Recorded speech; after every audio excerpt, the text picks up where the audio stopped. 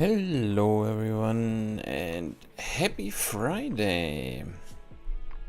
I hope you all had a great week, and even if not, the weekend is standing around the corner, so it can only get better, right? So yeah, how are you doing today?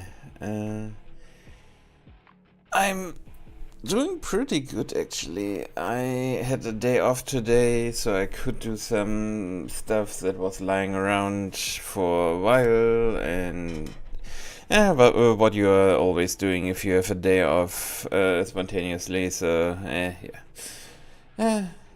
But I also was able to implement some stuff. For example, now we have something that will show up when we have ads rolling. So you will notice it later on in the stream. But yeah. Today we are playing Ace Attorney for the first time. At least I played for the first time. But yeah. I mean, of course, I know about the game series because who doesn't? I mean, it is. There's many memes about the game and stuff, so yeah. But yeah, I never played it before, so I was thinking that could be a nice game to play today. Or multiple games. I don't know. I have no idea how. I mean, it's the first 3 games. I have no idea how long they are exactly. And so, yeah, it will be kind of surprise for me. So we will see. But yeah.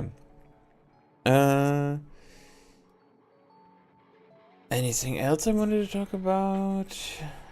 Maybe, but I can't remember. So let's start with the game, shall we?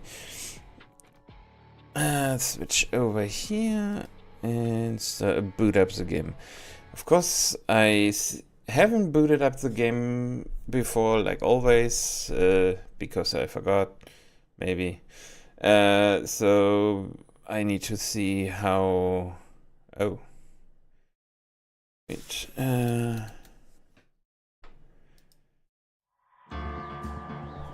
Okay, it's not playing in full screen mode, so that's the thing.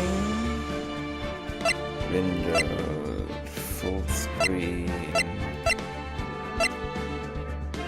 correct resolution. Is it now capturing as well?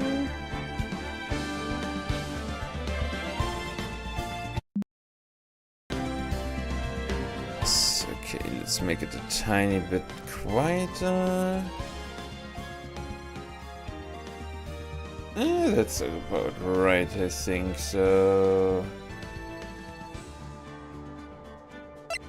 The rest should be text skip off. Because I have no idea. I need to read that stuff, so normally it is way too fast. Text box. What's that? Just text box transparency. Okay. Yeah, let's that off. Vibration? I mean, I don't have. I could play it with a controller, but I think I will use mouse and keyboard, so that's fine. Is it still a bit too loud? I'm not entirely sure. Maybe a tiny bit quieter. Yeah, that sounds about right. Okay. Anything over here? Confirmation is enter. Cancel is. What's BS? Is that escape? No, that's options escape. What's BS? I have no idea. I mean, BS is normally bullshit, but I don't see a bullshit button on my keyboard, so what's the frick is BS? Present E. Chord, record, tab. Okay, I think. Okay, Oh, is it back? Oh, it's backspace. Okay, that makes sense, I guess. Still, I want a bullshit button just now. Yeah. Okay, so that's the first game, that's the second, that's the third, I guess? Yeah, looks like it. Yeah, I mean, starting at the first is normally what you do, right? Episode 1, the first turnabout. Yes, I mean... Ooh.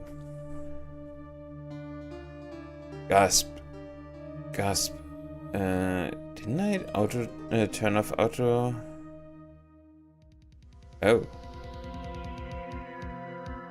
Damn it, why me? I can't get caught. Not like this.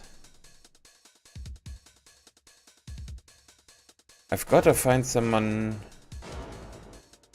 like him. I will make it look like he did it. Wait.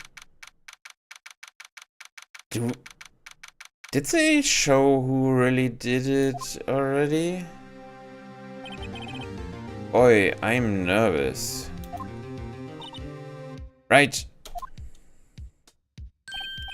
Oh, hey, Chief. You, I'm glad I made it on time. Well, I have to say, Phoenix, I'm impressed.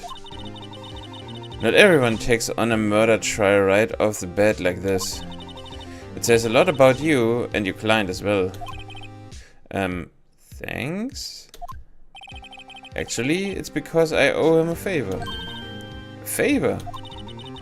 You mean you knew the defendant before this case? Yes. Actually, I kind of owe my current job to him. He's one of the reasons I became an attorney. Well, that's news to me. I want to help him out any way I can. I just really want to help him. I owe him that much. It's over. My life, everything, it's all over. Is that your client screaming over there? Yeah, it's him. There's despair. Oh! I'm gonna do it. I'm gonna die. It sounds like he wants to die. Yeah, sigh. Oh my god! Nick! Hey. Hey there, Larry. Dude, I'm so guilty. Tell him I'm guilty. Give me the death sentence. I ain't afraid to die. What? What's wrong, Larry? Oh, it's all over. I'm finished. Finished! I can't live in a world without her. I can't. Who took her away from me, Nick? Who did this? Oh, Nick, you gotta tell me. Who took my baby away? The person responsible for your girlfriend's death? The newspapers say it was you.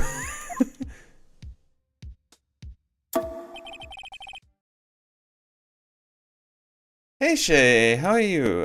I'm fine. Hope you are good too. I'm in a fancy tuxedo today. Because I am an attorney. Or something like that. My name is Phoenix Wright. Here's the story. My first case is a fairly simple one. A young woman was killed in her apartment. The guy they arrested was unlucky sap dating her. Larry Buzz, my best friend since grad school.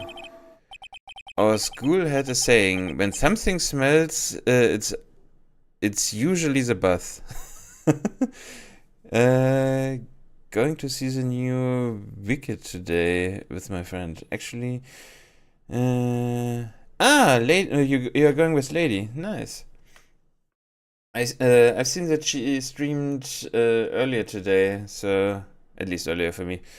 Uh, was lurking a little bit in the chat, but had something to do, so couldn't say hi. Nice. I think I saw a trailer the last time I was in cinema for the new Wicked, but it looked a bit strange. I don't know. But yeah, hope you enjoy the film. It's usually the bus. In the 23 years I've known him, it's usually been true. He has a knack for getting himself in trouble. One thing I can say though, it's usually not his fault, he just has terrible luck. Uh, uh, sure it will be strange. Jack saw it on Wednesday and said it was good though. Oh, nice.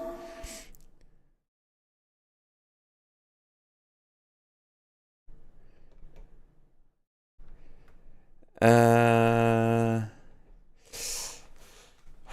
was thinking about a question. I was thinking about doing a question of the day, but I don't know. I couldn't come up with it on time today. I was just had lots of stuff to do because I had a day off. So, have you ever played an Ace Attorney game? How about that? And if so, if you do you like them? It's more of a direct question, but today I just hadn't couldn't come up with it.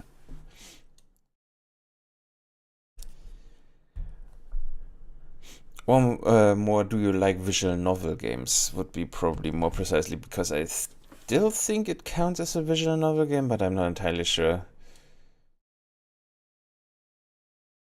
He just has terrible luck. Oh.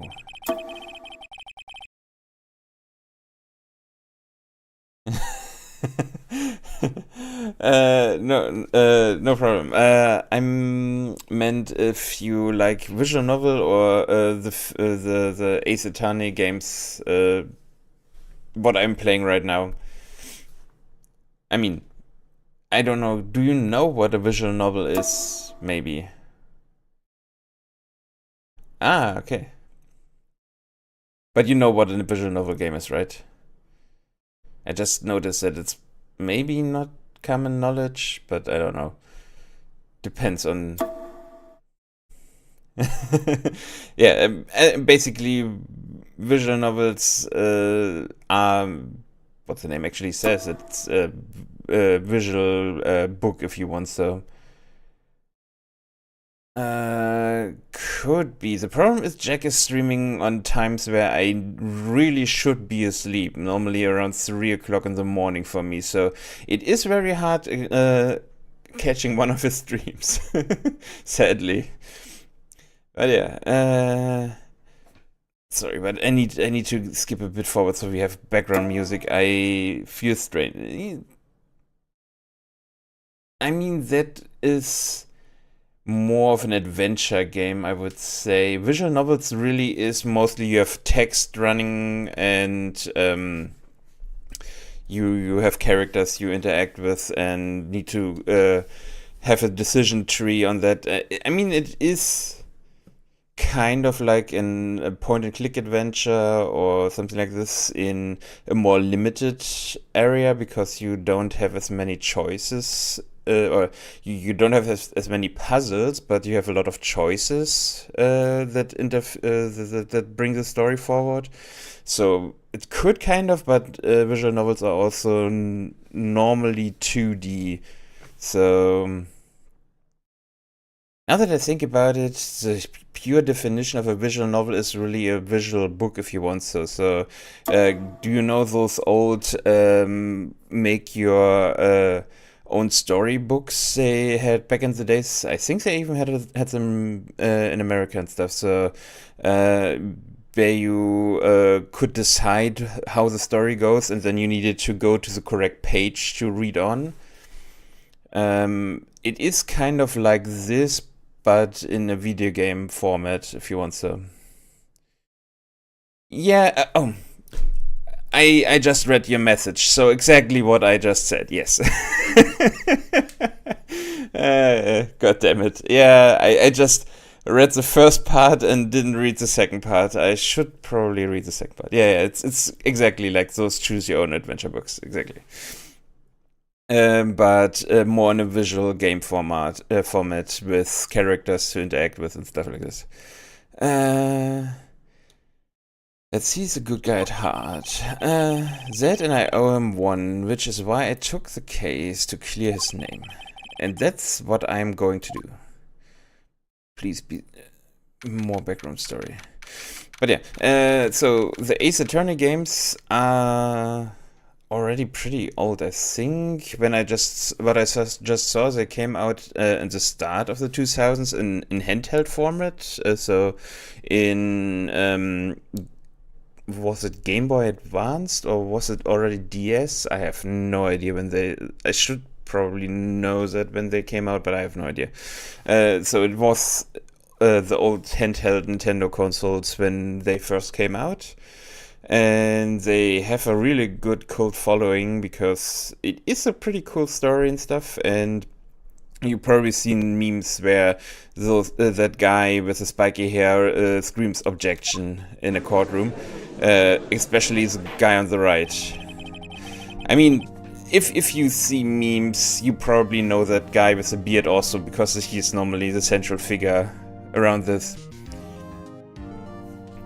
It is a pretty memed game, but I have never played it, and yeah. But yeah.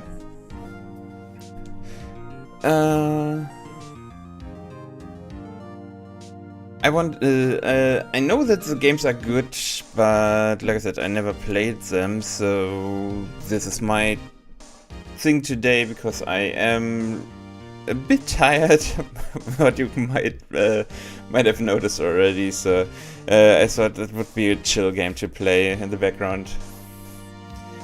Court is now in session for the trial of Mr. Larry Butts.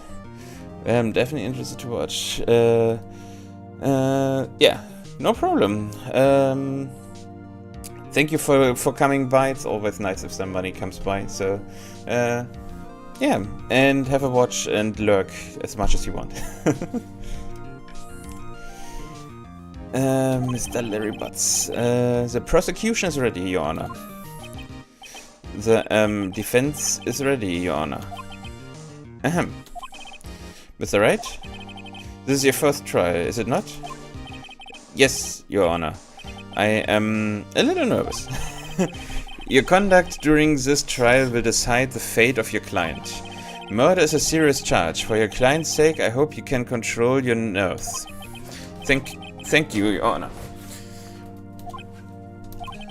Mr. Wright, given the circumstances, I think we should have a test to ascertain your readiness. Yes, Your Honor. Hands shaking, eyesight fading. The test will consist of a few simple questions. Answer them clearly and concisely. I think so. Please state the name of the defendant in this case. Defendant. That's me. Wait. Is the defendant the one that is defending the guy, or is the defendant the one that needs to be defended? I frick.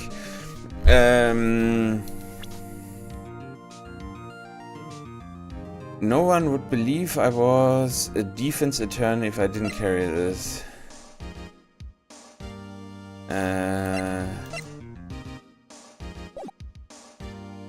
I think it's me. Didn't he say I'm the defendant? Nee, defense. So the defendant should be Larry Butts, right? Defendant, well, that's Larry Butts, Your Honor. Correct. Just keep your wits about you, and you will do fine. Next question. This is a murder trial. Tell me, what's the victim's name? Phew, I know this one. Glad I read the case report cover so many times. It's... wait. No, no way, I forgot. I'm drawing a total blank here. Phoenix, I am absolutely sure you're up to this. You didn't even know the victim's name. Oh, the victim, of course. I know the victim's name. I just forgot temporarily. I think I feel a migraine coming on. Look, the victim's name is listed in the court's report. Just press tab to check it at any time, okay? Remember to check it often. Do it for me, please. I beg you. I'm begging you. Mr. Wright, who is the victim in this case?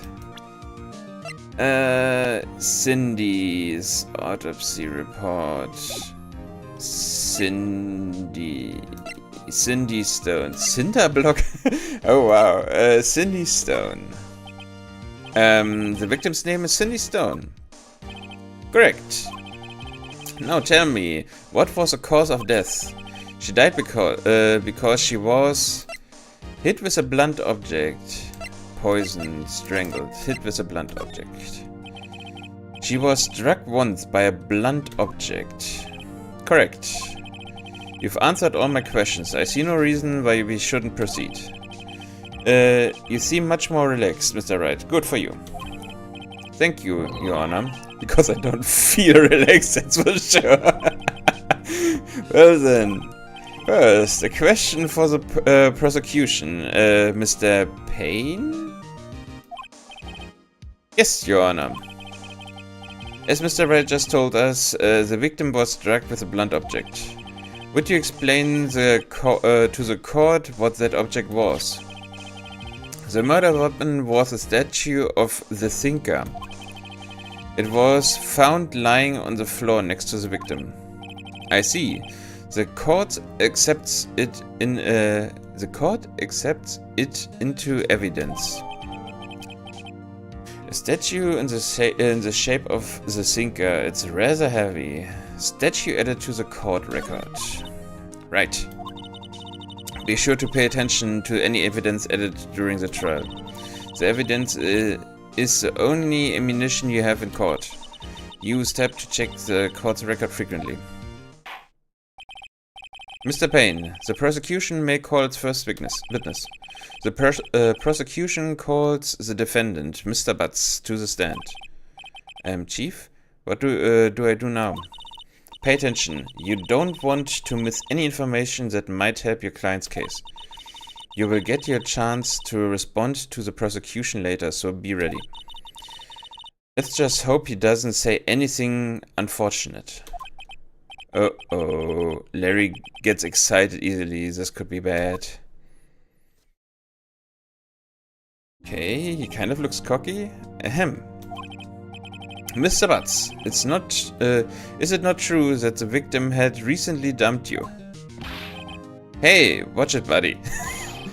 We were great together. We were Romeo and Juliet, Cleopatra and Mark Anthony? Really? Didn't they all die?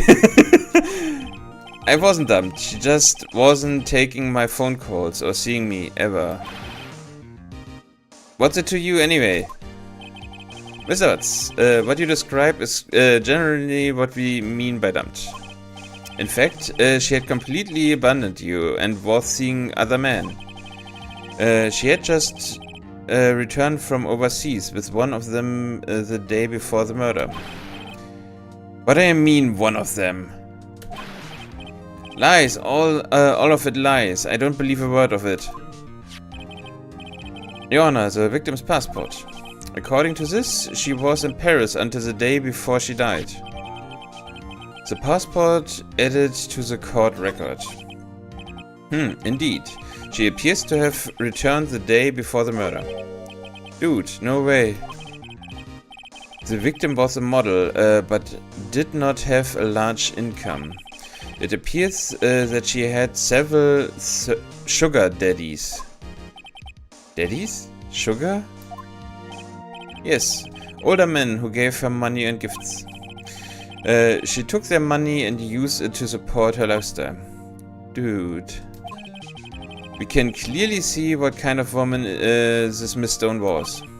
Tell me, Mr. Butts, what do you think of her now? Right. I don't think you want him to answer that question. Yeah, Larry has a way of running his mouth in all the wrong directions. Should I wait and see what happens? Stop him from answering. Stop him from...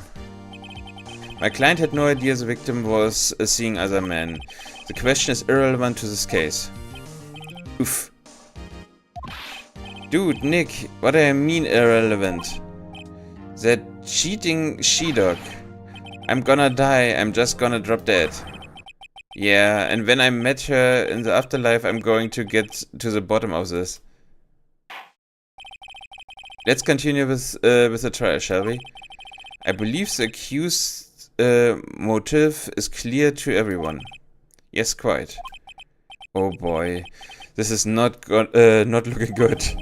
Next question. You went to the victim's apartment on the day of the murder, did you not? Well, did you or did you not? Well, maybe I did, maybe I didn't. Uh-oh, he went. What do I do? Have him answer honestly. I know, I will send him a signal. Tell the truth. Yeah. I was there, I went. Order. Well, Mr. Butts. Dude, chill. She wasn't home, man. So, like, I didn't see her. Your Honor, the defendant is lying. Lying? The prosecution would like to call a witness who can prove Mr. Butts is lying.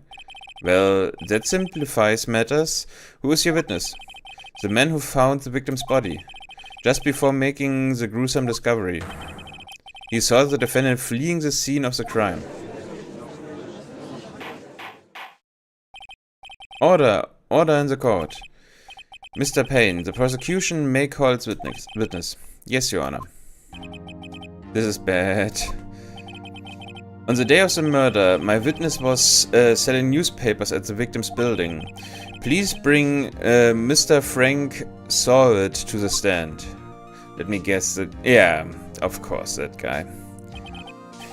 Mr. Sorvett, you sell newspaper subscription, is this correct? Oh yes, newspapers, yes. Mr. Sorvett, you may proceed with your testimony. Please tell the court what you saw on the day of the murder. Witness testimony. I was going door to door selling subscriptions when I saw a man fleeing an apartment. I thought he must be in a hurry because he left the door half open behind him. Thinking it strange, I looked inside the apartment. Then I saw her lying there, a woman, not moving, dead. I quailed in fright and found myself unable to go inside. I thought to call the police immediately. However, the phone in her apartment wasn't working. Wait, then he did go inside. I went to a nearby park and found a public phone. I remember the time exactly, it was 1 p.m. The man who ran was without a doubt the defendant, sitting right over there.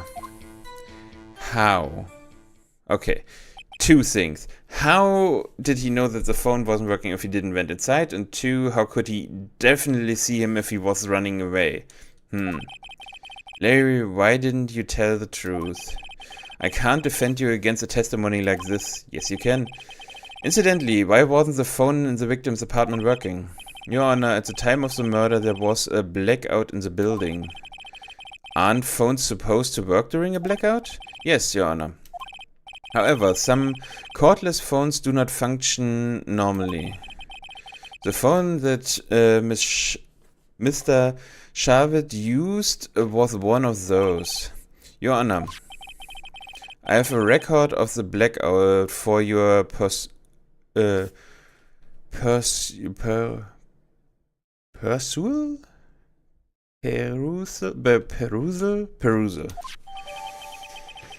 Blackout record added to the court's record. Now, Mr. Wright. Yes, yes, Your Honor. You may begin your cross-examination. Cross-examination, Your Honor? Alright, right, this is it. The real deal. What exactly am I supposed to do? Why, you expose the lies in the testimony the witness just gave. Lies, what? He was lying? Your client is innocent, right? Then that witness must have lied in his testimony. Or is your client really guilty? How do I prove he is not? You hold the key, it's in the evidence. Compare the witness testimony to the evidence at hand. There's bound to be a contradiction in there. First, find the contradictions between the court record and the witness testimony. Then, once you've found the contradicting evidence, present it and rub it in the witness face. Okay. Open the court's record with that, then point out contradictions in the testimony. Okay. Cross-examination. Witness account. I was going door to door selling subscription when I saw a man fleeing an apartment.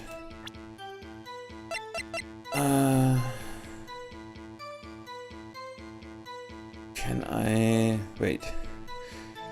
Building was out from noon to 6 p.m. on the day of the crime. The victim apparently arrived home from Paris on the 30th of July, the day before the murder. Time of death 4 to 5 p.m. Cause of death, loss of blood due to blunt trauma. Okay.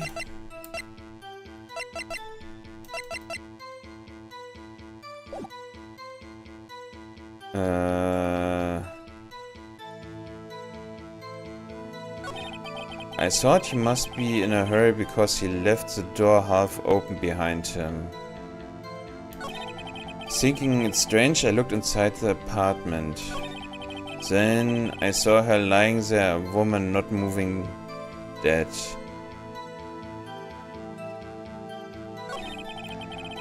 I quailed in fright and found myself unable to go inside.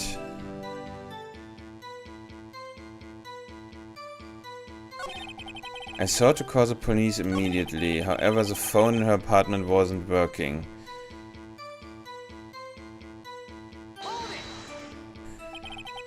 The phone in her apartment wasn't working. Yes, I mean, no, it wasn't. Right. But you said you didn't go into the apartment, or did you? Oh, that. I can explain that. There was a cordless phone on a shelf in the entranceway. I reached inside and tried using that to call, and that phone wasn't working, correct? What happened next? I went to a nearby park and found a public phone. I remember the time exactly, it was 1 p.m.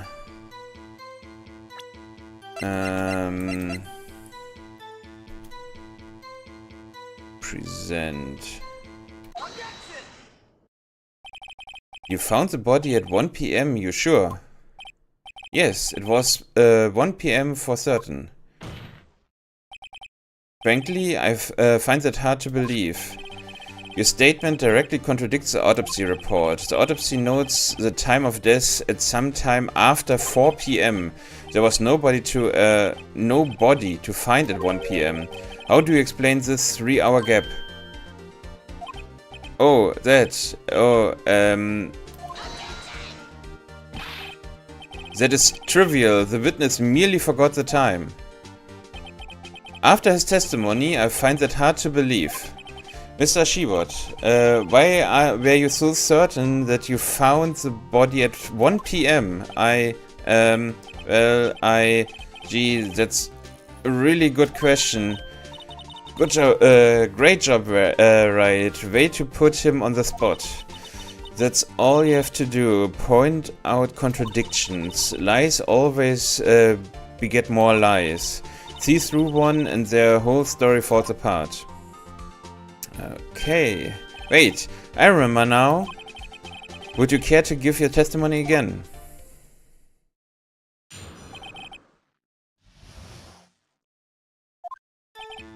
You see, when I found the body, I heard the time. There was a voice saying the time. It was probably coming from the television. Oh, but it was 3 hours off, wasn't it?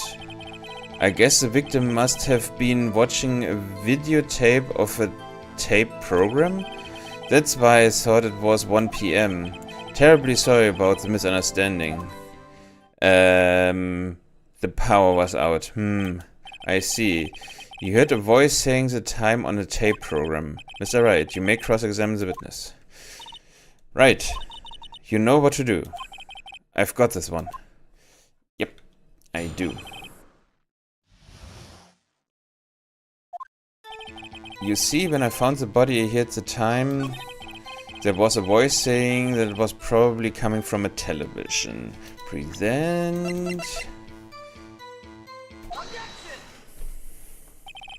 Hold it right there. The prosecution had said there was a blackout at the time of the discovery. And this record proves it. You couldn't have heard a television or a video. The defense has a point. Do you have an explanation for this, Mr. Shavit? No, I find it quite puzzling myself, quite. Wait, I remember now. Mr. Shavit? The court would prefer to hear an accurate testimony from the very beginning. Though these constant corrections are harming your credibility. And you seem rather distraught. My apologies, Your Honor. It must have been the shock of finding the body. Very well, Mr. Shavit. Let's hear your testimony once more, please.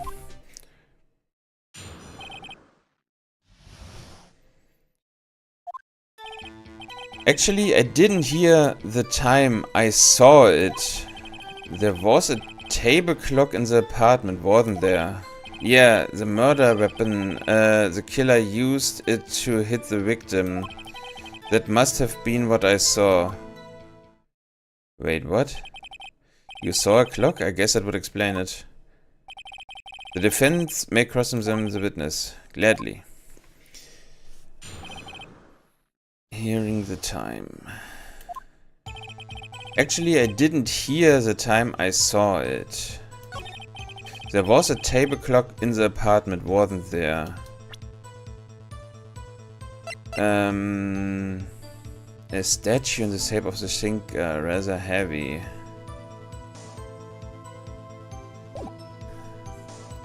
Press.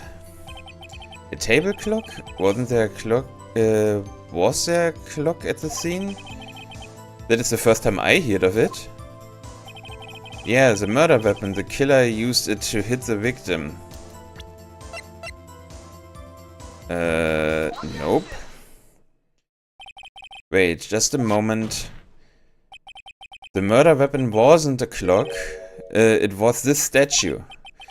Now, how is this supposed to be a clock? Well, with your objections and your evidence, just what do you think you are? Just answer the question, Mr. Shavit. Hey, I saw it there, okay? That's a clock. Your Honor, if I may. Yes, Mr. Payne. As the witness stated, the statue is indeed a clock. The neck is a switch. You just tilt it and it says the time out loud. As it doesn't look like a clock, I submitted it as a statue. My apologies. I see. So the murder weapon was a table clock after all. Well, Mr. Wright, it appears that the witness testimony was correct. This is a clock. How did he know that? Do you have any problems with his testimony? Yes? Your Honor, There is a gaping hole in the witness testimony. The only way he could have known the weapon was a clock is to hold it in his hands. Yet the witness testified that he never entered the apartment. Clearly a contradiction. Indeed. The witness knew it was a clock because he went into the apartment. Or knew the victim.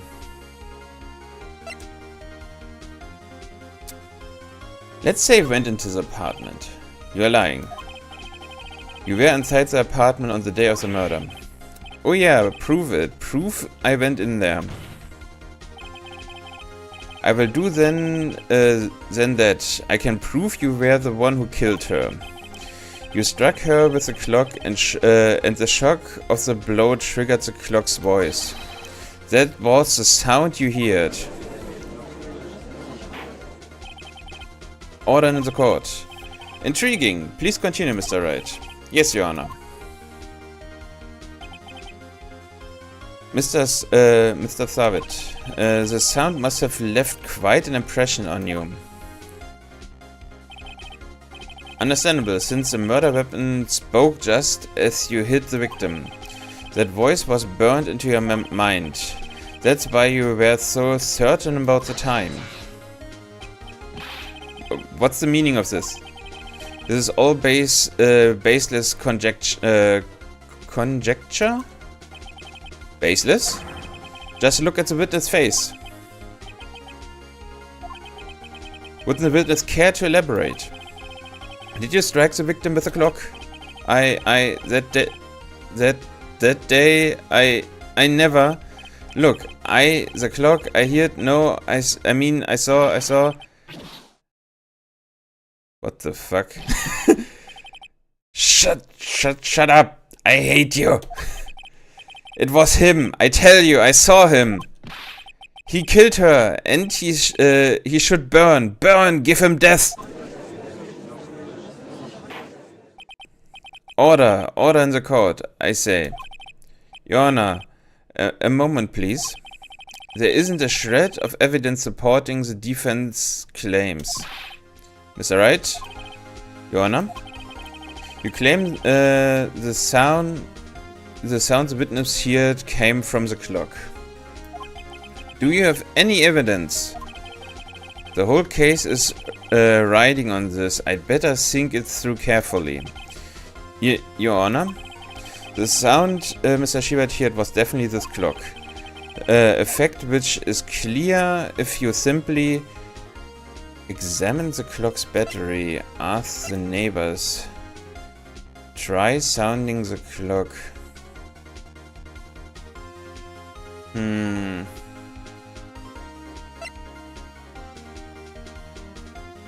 Ask the neighbors,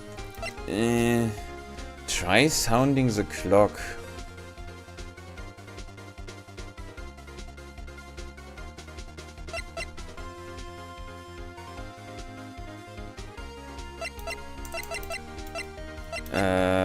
I mean, we could try sounding the clock. That could be that the trigger is not working anymore, so that could work, I guess. Examine the clock's batteries. Could also work if the batteries are empty now. Try sounding the clock. Let's sound the clock now, here in this court. Your Honor, may I have the clock? Ask court to listen very carefully. I think it certainly is a strange way to announce the time. Well, he is the thinker after all. So, we've heard the clock. What are your conclusions, Mr. Wright? Mr. Payne, can you tell me what time it is now? It's 11:25. As you can see, this clock is exactly 3 hours low. Precisely the discrepancy between Mr. Shavit's heard and the actual time of death. So, Mr. Shavit, Try to talk your way out of this one.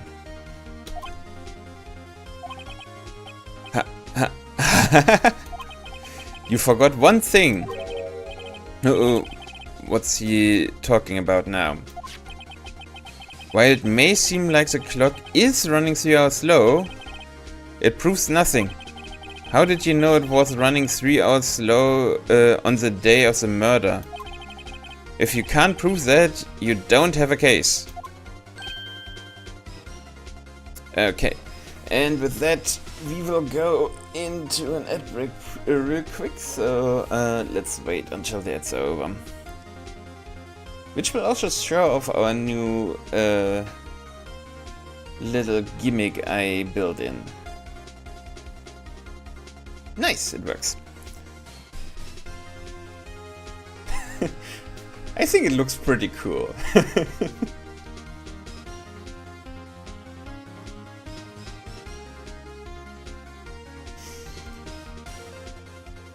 I mean, I could... Let me just write down, I could also change that.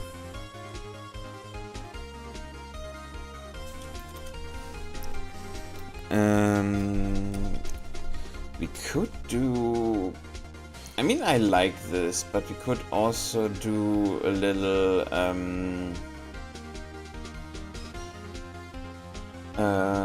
screen, or maybe, I don't know. I mean, that for sure shows you that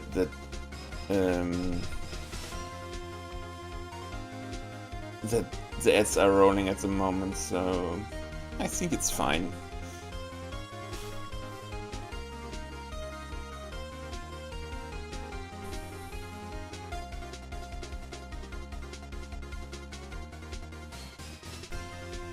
Oh yeah, I can totally see why the game went really well.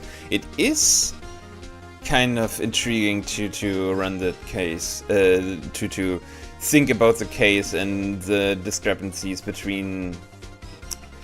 I don't think I have the makings of a lawyer, for sure. For example, I could never wear anything like a tuxedo or...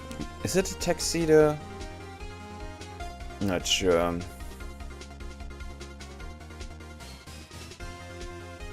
I don't know. Yeah, I could never wear that. I hate long sleeve clothing if it's not really cold, so... That's my biggest problem. I am always way too... it's always too warm for me, so yeah. But yeah, welcome back, and go away. Nice works. Nice. Okay, we are still trying to nail the murder to the guy we already knew that he is the victim, that he did it. He's right. How am I going to prove that? Damn it! I was so close, Mr. Wright.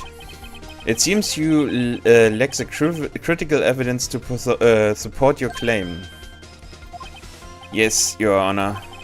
This means I cannot let you indict the witness, unfortunately. This ends the cross-examination for Mr. Frank Savit. I came all the way down here to testify, and look what happens. You treat me like a criminal. A criminal! You lawyers are all slime. I almost had him. Sorry, Larry. I failed you. There's nothing I can do about it now. Wait, really? Not so fast. Mia? I mean, Chief? Listen up, Wright. Don't throw this one away. Not like this. Think! But Chief, it's over. I can't prove the clock was slow the day of the murder. Nobody can prove that.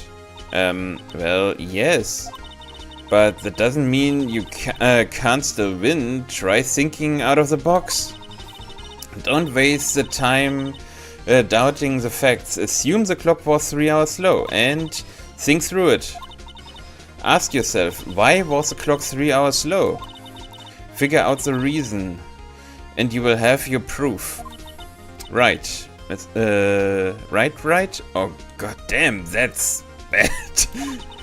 Can you think of a reason as to why the clock would be 3 hours slow? Yes. Wait. Maybe I can prove it. You must have evidence somewhere that can prove it right. Find it and let them have it. Well, Mr. Wright? You say the clock was already running slow on the day of the murder. Have you found evidence to support this claim? Of course. There's a piece of evidence in the court record that can prove my claim beyond any doubt. Ha! Through words, let's see you pull this one off. Let's see the evidence that proves why the clock was running slow.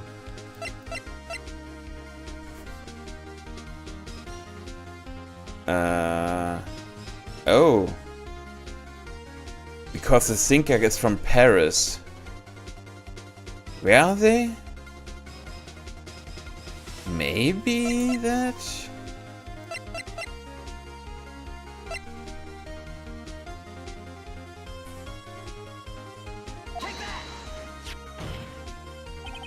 The victim had just returned home from abroad the day before the murder. As well known, the time difference between here and Paris is 9 hours. When it's 4 PM here, it's 1 AM the next day there. The clock wasn't 3 hours slow, it was 9 hours fast. The victim hadn't reset her clock since returning home. That's why the time you heard when you struck her head in her apartment was wrong. Proof enough for you, Mr. Savage, or should I say, Mr. Did It? Oh, god damn it.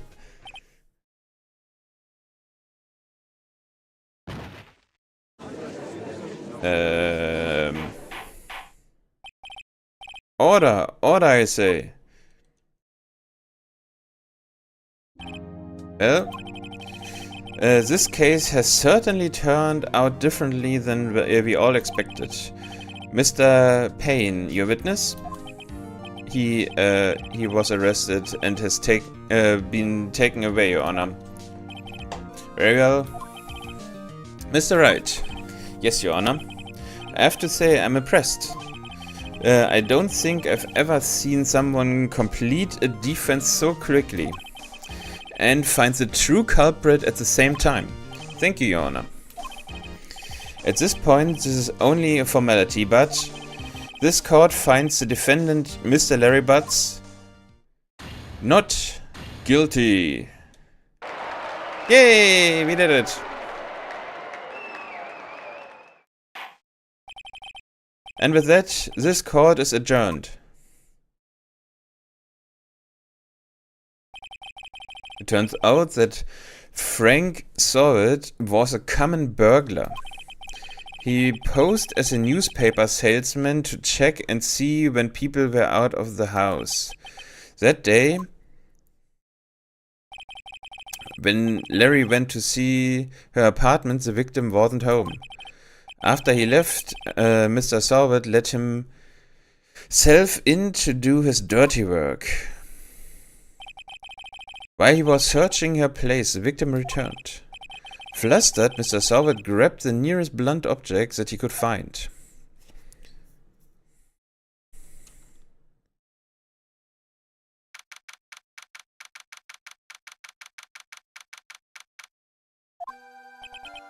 Phew, I still can't believe we won.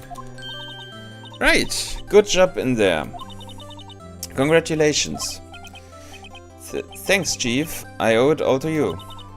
Not at all, not at all. You fought your own battles in there. It's been a while since I've seen a trial end on such a satisfying note. I've never seen the Chief looking this happy. If she's this glad, imagine how Larry must feel. My life is over. Larry, you're supposed to be happy. What's wrong now?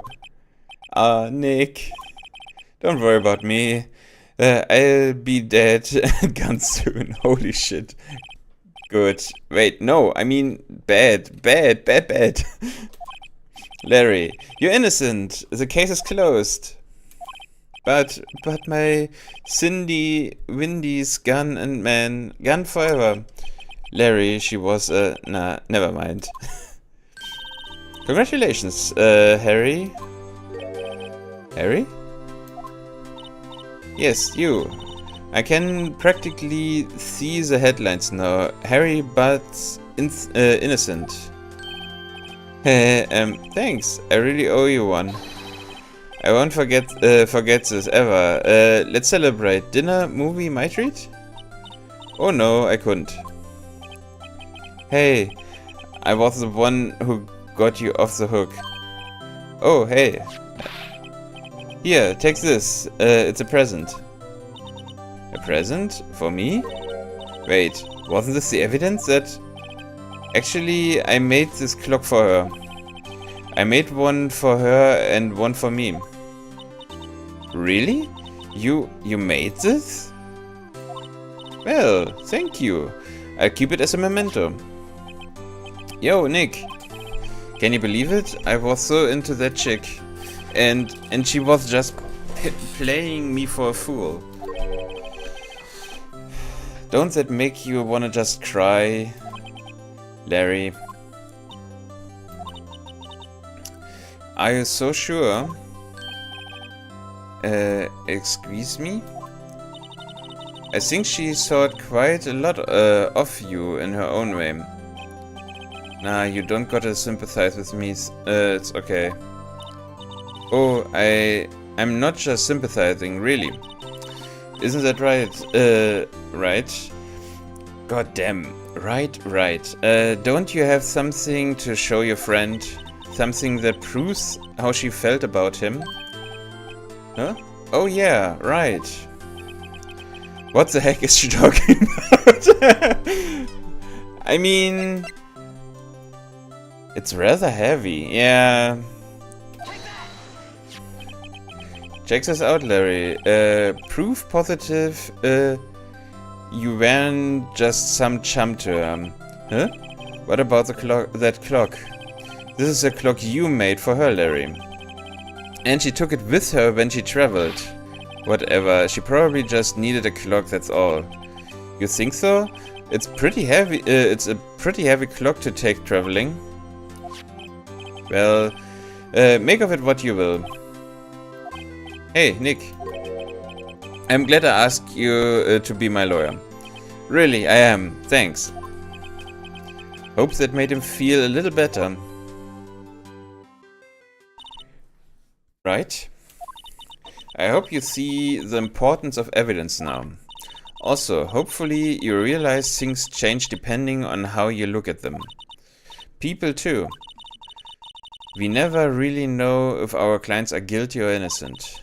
Well, all we can do is believe in them. And in order to believe in them, you have to believe in yourself. Right. Listen. Learn, grow strong. Never let go of what you believe in. Never.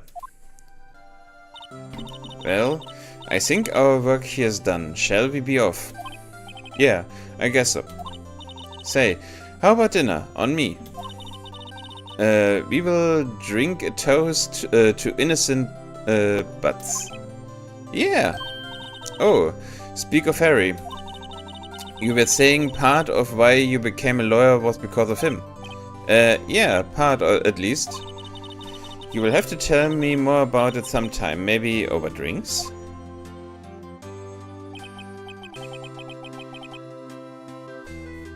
And so my first trial came to a close. Larry slapped me on the back and said, "Gee, Nick, it's good to have friends. But I'm pretty sure he's not going to pay us, unless you count the clock he gave me here." I didn't know it then, but that clock was soon going to be at the center of another incident. And my promise to tell the chief about me and Larry would be one promise that I wouldn't be able to keep. Oh. The end. Man, that was a fast game. A brand new episode has been added.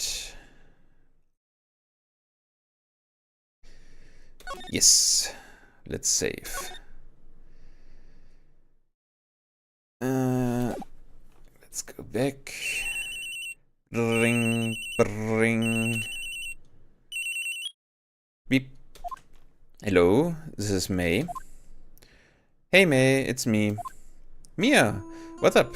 You haven't called in a while. Sorry. I've been so busy. How have you been?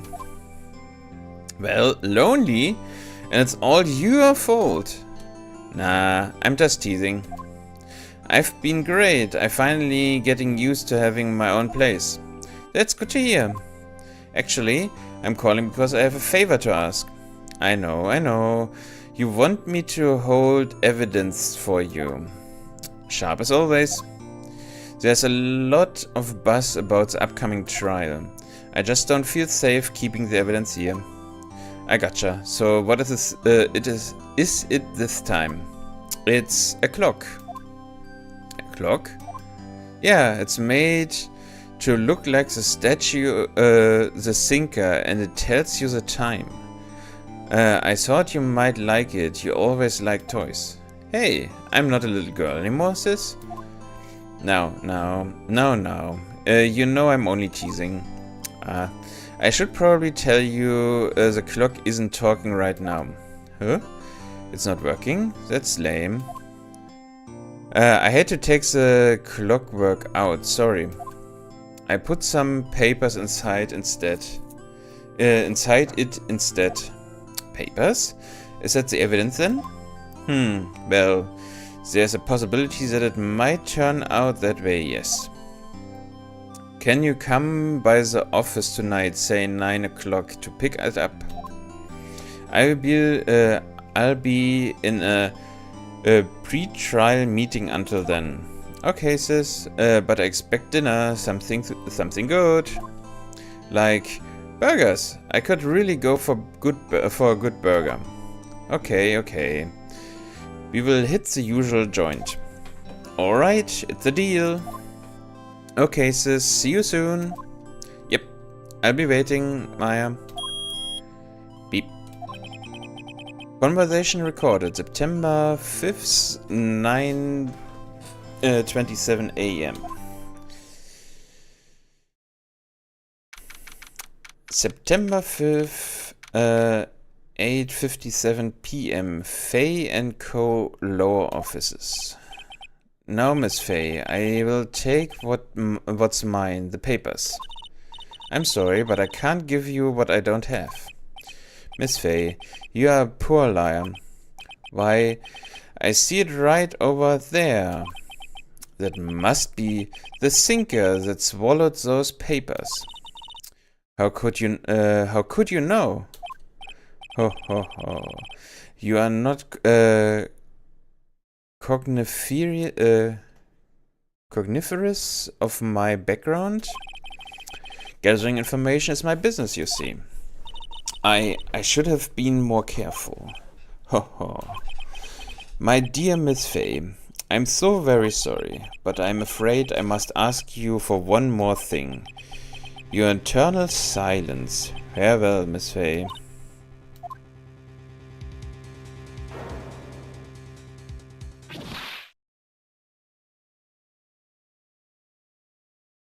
Okay. Red, white, blue.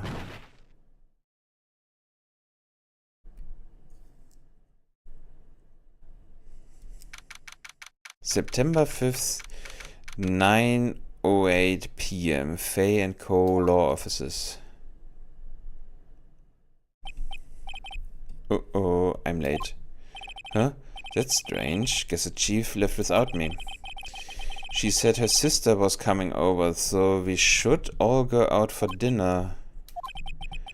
What's that smell? Blood? Mia! Maybe she's in her office. Examine?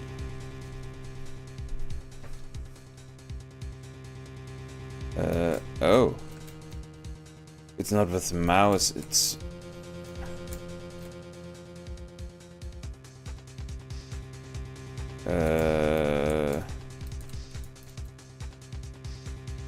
Options, court record. Oh, wait, back. Move? Office. Oh, wow. That smell, blood. Sup. Sis. Someone's there.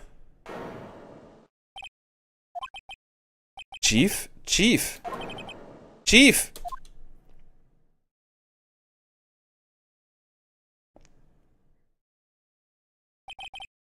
Who are you?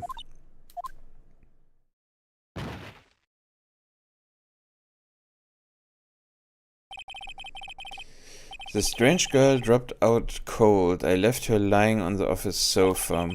I went back to the chief, where she lay under the window. Her body was still warm. I could feel it when I held her shoulder. Then, all too quiet, it began to fade. Until finally she was cold. Ow. Chief. Examine. Slide.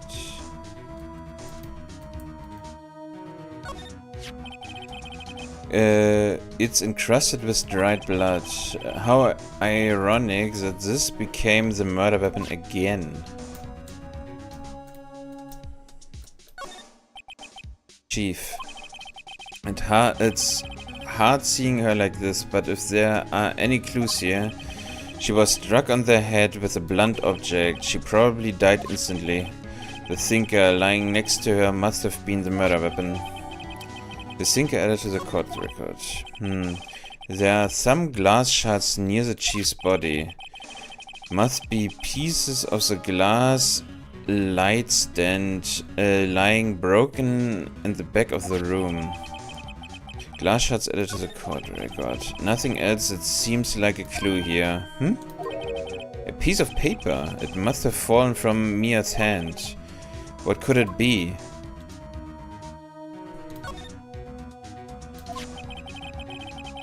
A word written in blood on the scrap of paper.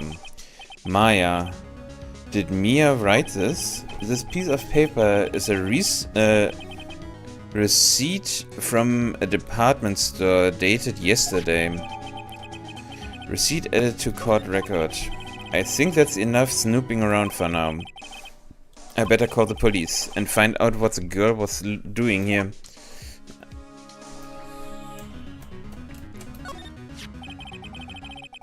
Some shards of glass are shattered on the floor. They seem to be the remains of glass light of the glass light stand. Okay, that's that.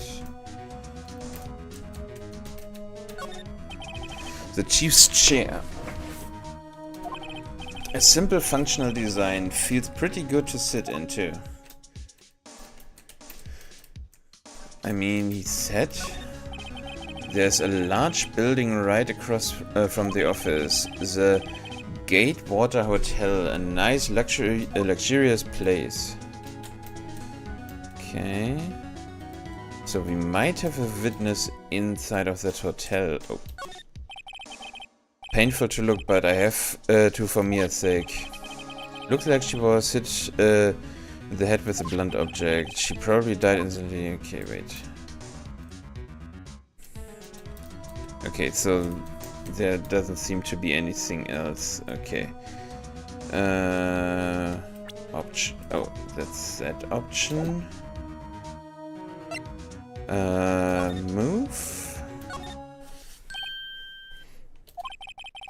The girl just now. Where did she go? I put her right there on at that sofa. Oh, I hope she didn't run on me. Yeeps.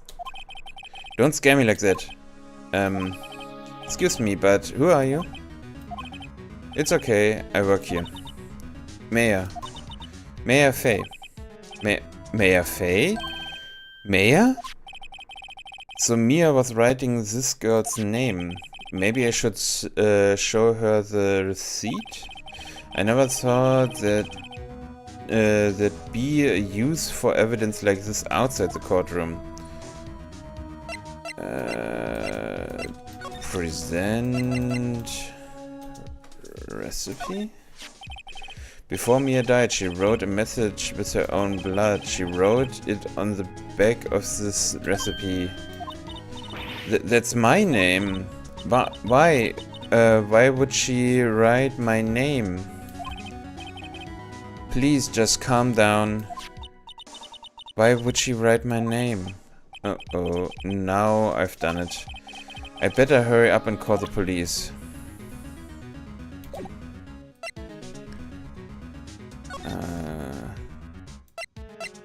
What happened? She seems to be in shock. I don't want to disturb her, but I have to now. Excuse me. Can you tell me what happened? I came in, the room was dark, and sis, she was already dead. So you're the chief's sister. I'm here. I'm her younger sister. So you were here. And you were here visiting? This late at night? Yes, she said she wanted me to keep some evidence for her. Evidence? Yes, it was that clock. It was the thinker.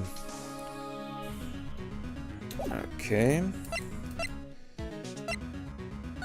What is move? No. Back. Examine. A large painting, I guess you'd call this modern art. I, on the other hand, call it a mistake. The door to the chief's office is slightly open. I better not touch the doorknob. You can't cram more legal books in here even if you wanted to. Faye can gaze upon the shelves without feeling insignificant. A small writing desk cluttered with office supplies. The reception desk. I usually sit here. Where's the phone? Didn't he say he wanted to... didn't he say he should call the police? There should be a phone here, right? This sofa is for clients. It's leather, a real luxury model.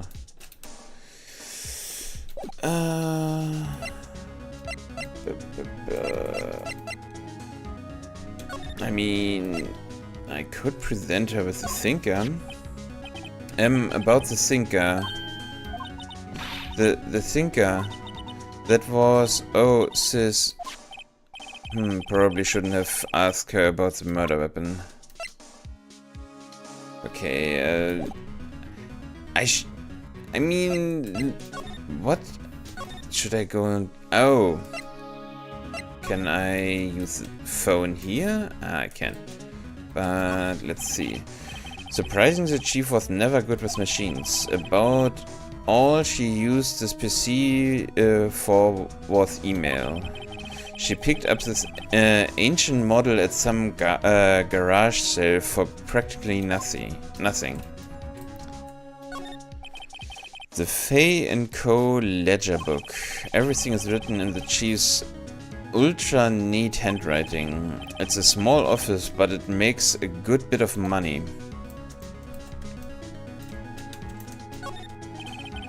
A perfectly normal office desk.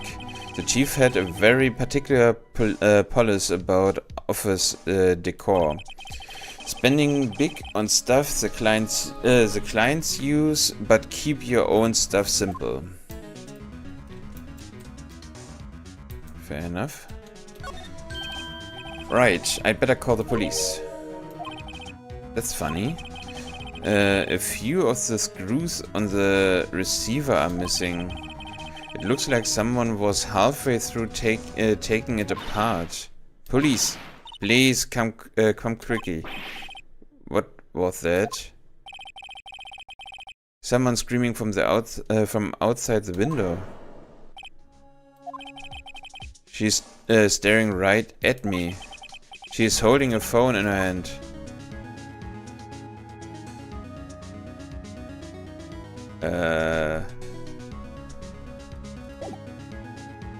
Move. What the heck? Examine. The phone receiver is missing screws. I'd better not use it.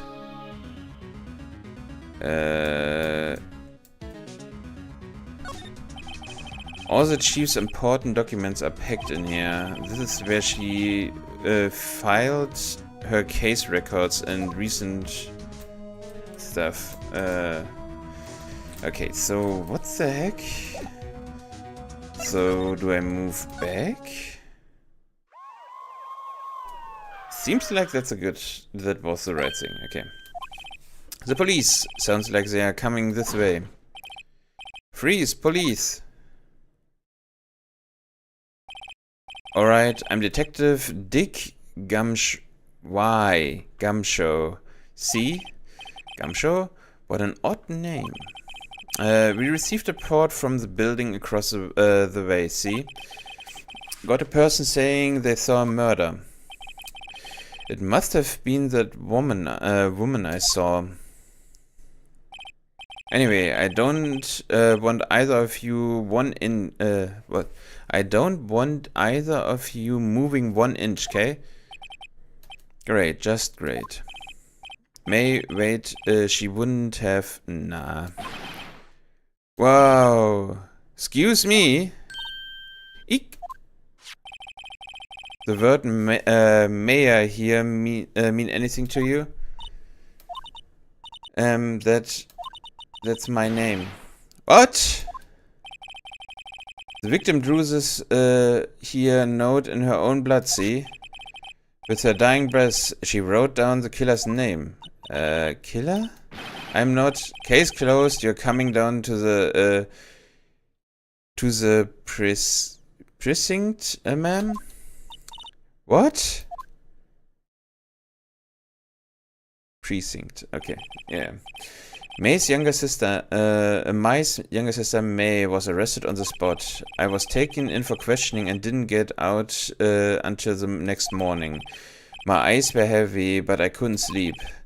I sat around waiting for visiting hours to begin at the detention center. I had to talk to May as soon as possible. September 6, 9:07 a.m. Detention center visitors room. Wow, they have poor May locked up like a criminal. Oh, it's you, the lawyer. Good morning. Good morning. She looks so tired. Are you going to be my attorney? Well, that's what I want to talk to you about. It's up to you. It's up to you, for sure. I better give it to her straight. It's up to you. Up to me? Yes, I don't think this is something I should decide. After all, you're the one in trouble here. They are never going to believe me, are they? Even you, when you found me in the office, you looked at me like I had done it. Did I look at her like that? No, I never thought. It's okay, I understand. And I also heard about you. Heard? Heard what about me? I was talking to my sister on the phone the other day.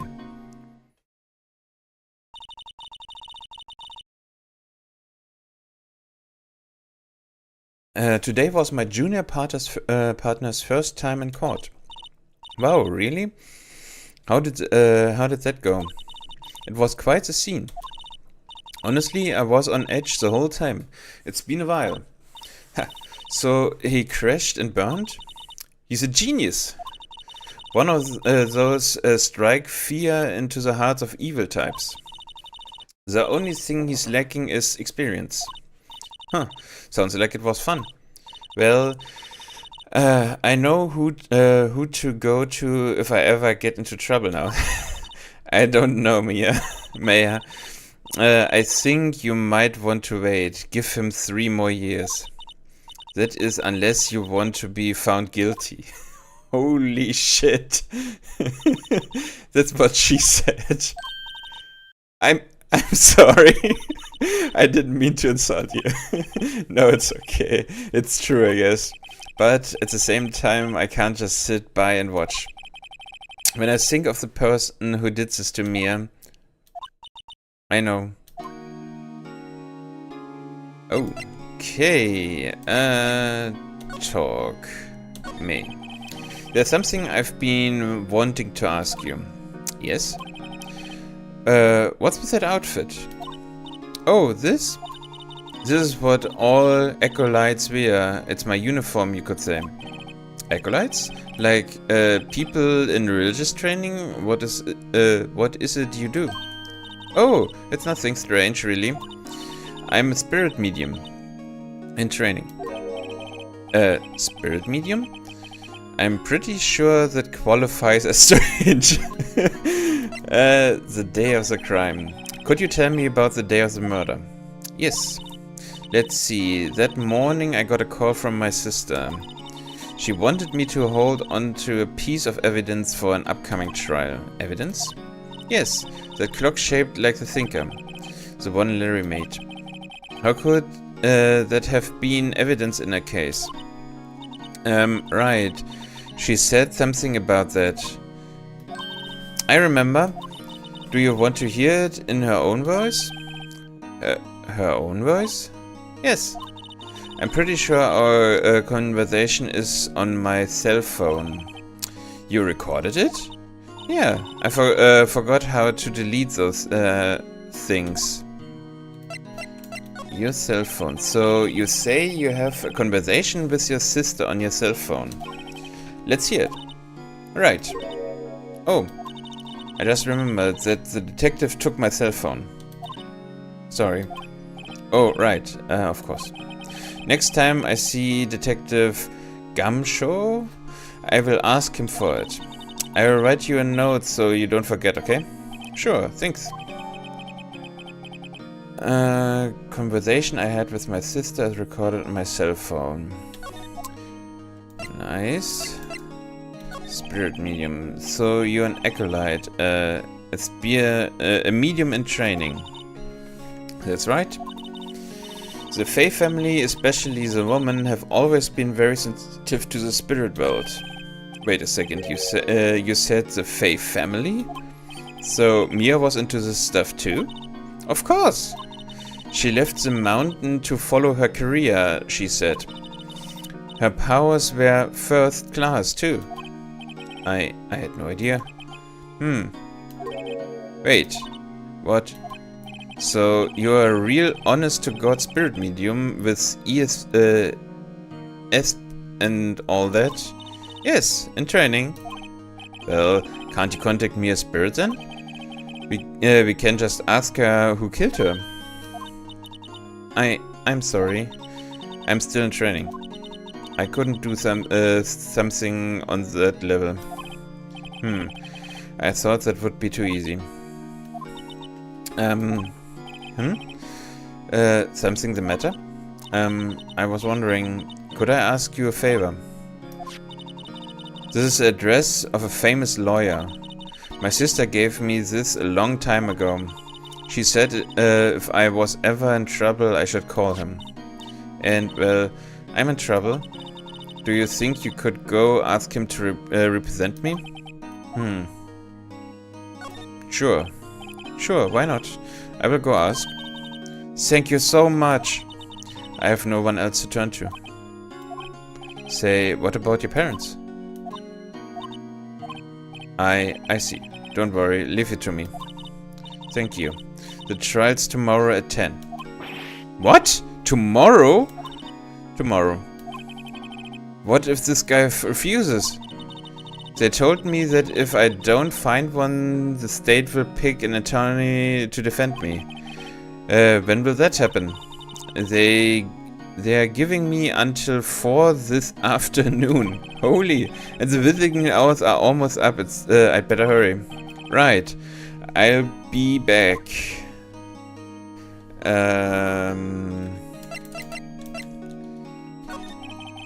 Could you tell me about the day of the murder? Sorry, I know it must be hard. No, it's okay. All I've been doing the last few hours is talking about it. I've kind of gotten used to it. Let's see, the morning I got a call from my sister. She wanted me to hold on to a piece of evidence for an upcoming trial with the thinker clock that Larry made. It's practically qualifies as a serial murder by now. So then, when did you arrive at the office? It was right around 9.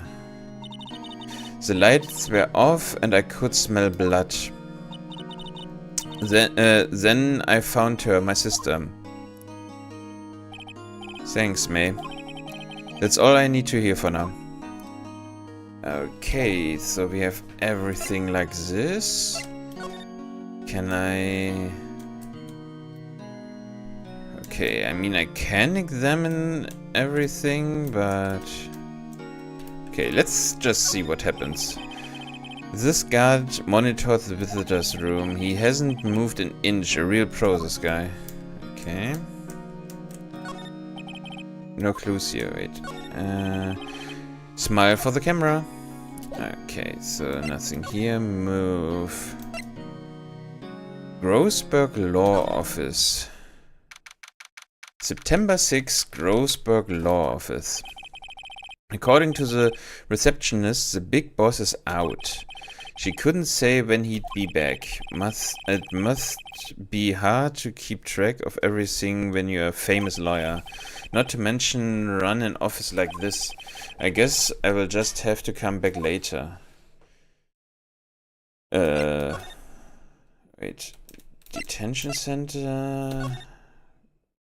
Our own office? September 6th, Fay & Co. Law Offices. The office is filled with police officers. They are all busy searching for clues. Hey, you there! This is a crime scene, pal. No trespassing. Sorry. Don't I know you from somewhere? Wait, you're the Butts guy, aren't you? No. Phoenix Wright. How could anyone mistake me for Larry? Ah, I guess I got the wrong name, Mr. Wright. Sorry about that. That Butts guy, he was a killer, and you are no killer, right? He was proven innocent! Right. And you were Detective Gumshoe. Gumshoe, wasn't it? Dick Gumshoe. Right. At your service. Hang on. That's Detective Gumshoe to you, pal. Anyway, get the name right. And don't go call me Dick. Hey, Dick. Get over here. Yeah, yes, sir. Be right there. You're her lawyer, right, pal? If you got business here, you better do it quick. Phew, he thinks I'm May's lawyer. Okay, let's talk. Mia. About Miss Fay, did you do an autopsy? You want to know the results, eh? Now, don't you look at me like that, pal. It's no use. She might have been your boss, but that doesn't mean you get any special treatment. Alright, you can see the report, but that's all. Single blunt force trauma, death was instantaneous. Time of death, 9 PM. Oh. It really was just before May came in.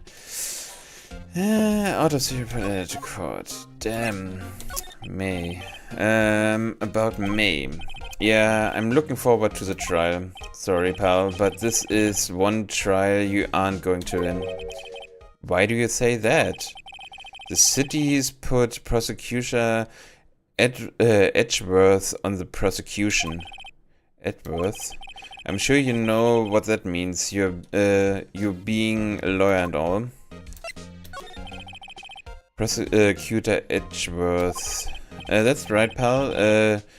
Mr. Miles Edgeworth himself. Wait, you don't know him, don't you?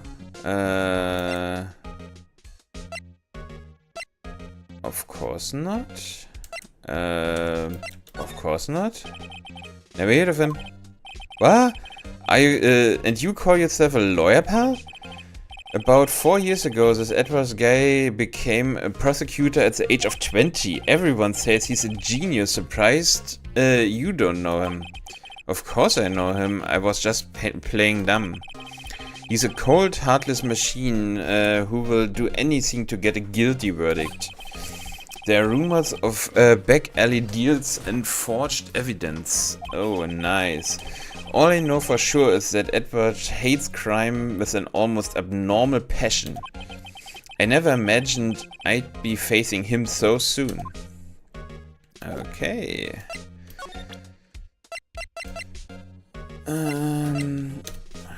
Let's present him with that. I was wondering, did you see May's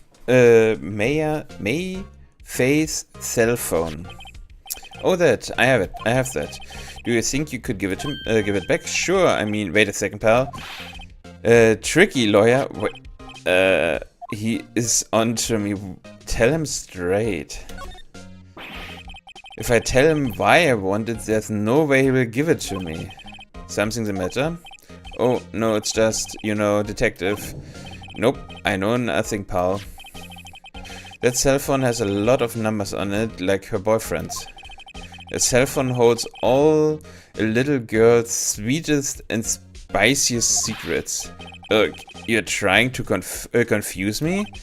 Sorry, pal, I already checked all the numbers in memory. Impressive. You're quite a detective. Oh, here, you can have the phone back. There weren't any suspicious call records in there after all. Seems you didn't notice a recorded conversation. May's cell phone received from Detective Gumho. Check the court records to hear the recorded conversation. I guess I've asked all the questions I need to. You all done, pal? Yes, thank you. I'll be heading out now. Oh, wait. One more thing I wanted to mention to you. I don't suppose you're planning on talking to that witness. Anyway, you'd better not. No influencing the witness with your lawyerly ways, pal. Oh, right. Come to think of it, I had completely forgotten about it. Me too, me too. The witness? Yeah, Miss April May. I'm sorry about this, but I can't tell you anything about her. Well, you just told me her name, Miss May, huh? Okay, let me take a sip real quick.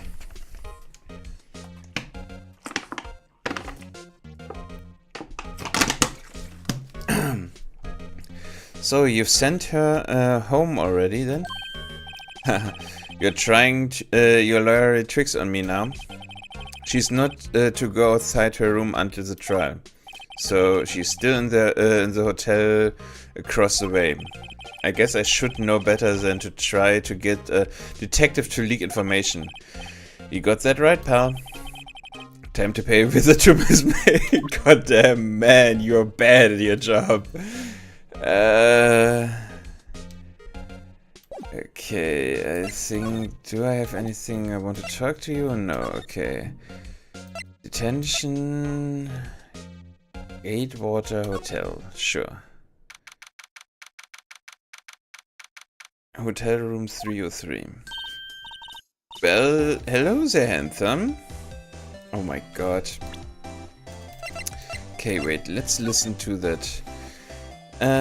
Mia, what's up? You haven't called in a while. Well, actually, there's something I want you to do again. Isn't talking right now, huh? Is it working? Blah, blah, blah. Okay, so the same that we already knew. Hello there, handsome. Hi. Smooth, right? Real smooth. You're the lawyer, aren't you? The detective told me. He said, don't say nothing to that lawyer, pal. Teehee. Memo to self. Thank Detective Gumshoe for making my job harder. Gee, this is all like something out of a movie. It's also exciting and I can hardly contain myself. Oh, let me go fresh up so I can look the part of the beautiful eyewitness. I pity the lawyer that has to cross-examine this one. Aren't you the one that needs to cross-examine them? Examine. There's a screwdriver stuck in this drawer. I wonder what's inside. Let's take a look. Hey, hey! What are you doing? No touching. Oh, bad boy. You really shouldn't pry around in other people's rooms now. You wouldn't want to make me upset, would you? Upset? I thought she was going to explode for a second there. I wonder what could be inside the drawer. But we have an ad upcoming, so we will stop here right now and wait for the ad to conclude. Or not. Hello, ads, are you coming or not?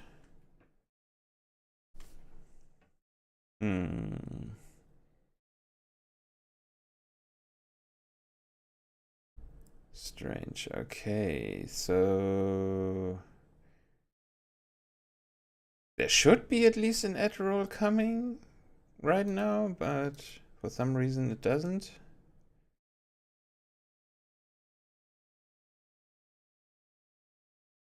Interesting. But I need to go to the toilet real quick in any case, so I was hoping I could combine this with an ad break, but yeah. Let's just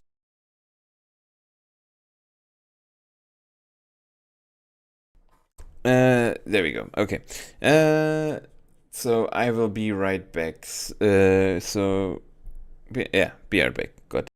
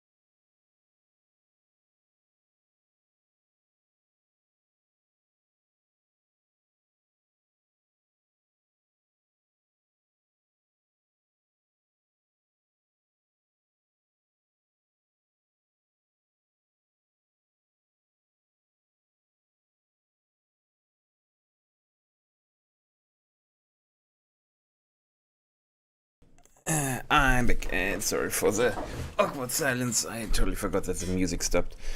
I wonder what could be inside that drawer. Talk. What you witnessed? Do you think you could tell me something? I need you to describe what you observed at the time of the incident. Oh, observed incident. You sound just like a lawyer in the movies. I like a man with a big vocabulary. Better not encourage her. You know what that thing that happened the other day, the bad thing? What did you see when it happened? I don't suppose you could tell me about it pretty please? Let me see, well, dream on. If you want to know, you will just have to come to court tomorrow, Mr. Lawyer. Oh boy. Miss May, could you just, who exactly are you? Oh, Mr. Lawyer, are you hitting on me? No. Hey, I'm just doing my job here. Teehee, you know, you're cute when you blush. Believe me, this is the first time in my life I've blushed this much. Right, can you just tell me what it is you do? Well, no, teehee. And you had your little hopes up, didn't you? Oh boy. This room. I see there are 2 glasses on the table. Is someone staying here with you? Oh, what amazing powers of observation. You must be one of those famous detectives like on television. Oh no, not me. I'm just a lawyer. Say, Mr. Big Detective, why don't you go look for clues in the garbage, Miss May doesn't like nosy little lawyers, Oh boy.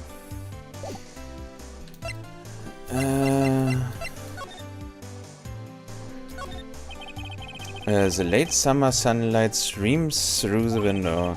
There's the Fay & Co. lawyer office building, of course. You can see the inside of the room pretty clearly from here. I think it would be a little difficult to recognize a face from this distance, though. Okay. Ah, a still scene painting. Wait, should that be still life? Whatever. One of those is hanging on the wall. The flowers are fake, as expected. I know sunflowers are and tulips, but that's about the extent of my floral knowledge.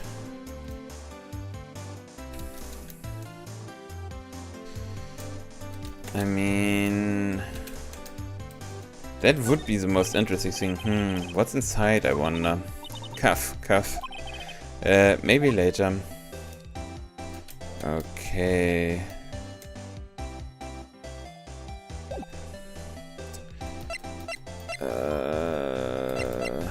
Move. I mean, we could try. Seems like Mr. Grossberg is out. Well, maybe I should just wait here for him to come back. Ahem. If that wasn't the most over-the-top clearing of the throat I ever heard. Ah, so you're the one that they say has been looking for me. Yes, that's me. He looks even grander than I imagined. That badge on your collar. Ah, so you're a lawyer, are you now? Yes, well, yes. And what do you want? I'm not particularly busy these days. Please proceed. Not busy? Then how come no one could get in touch with you? Something's the matter? You come to see the one and only Marvin Grossberg, did you not? Well, here I am, boy. What do you want? Out with it. Well, sir, actually, it's about May Fay.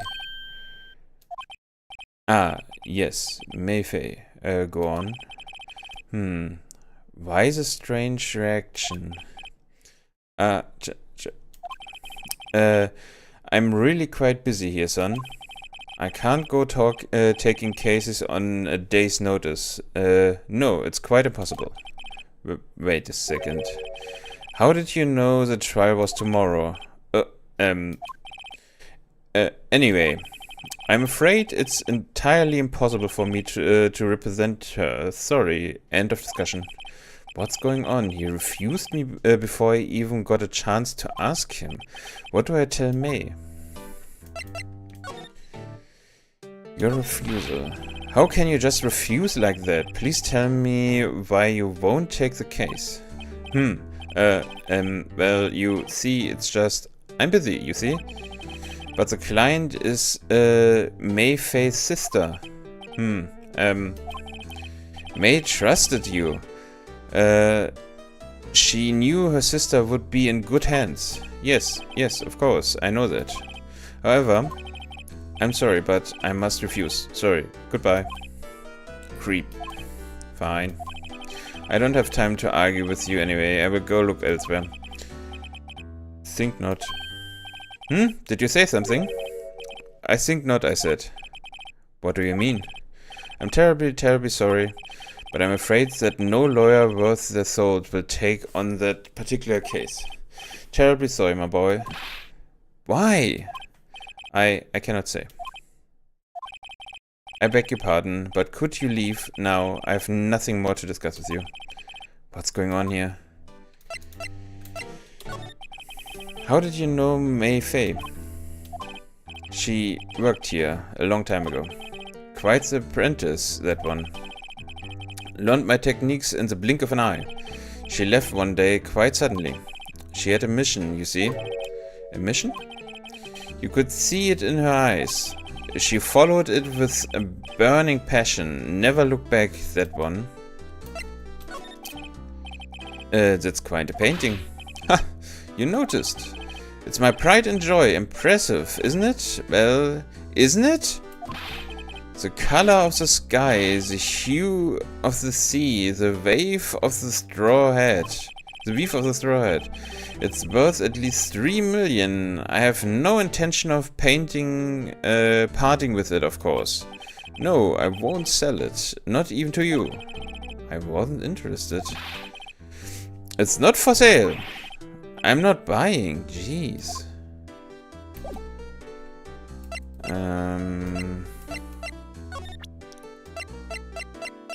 Okay, so we have nothing. So detention center, I guess.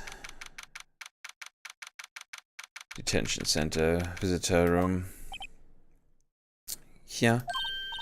Oh, you're back. Did you find the lawyer? Well, what do I tell him? Well, you see, just be honest. I really don't think you should use that guy. He didn't seem healthy. He was all skin and... Why? What really happened? You don't mean he refused to help? I see. I've been abandoned then.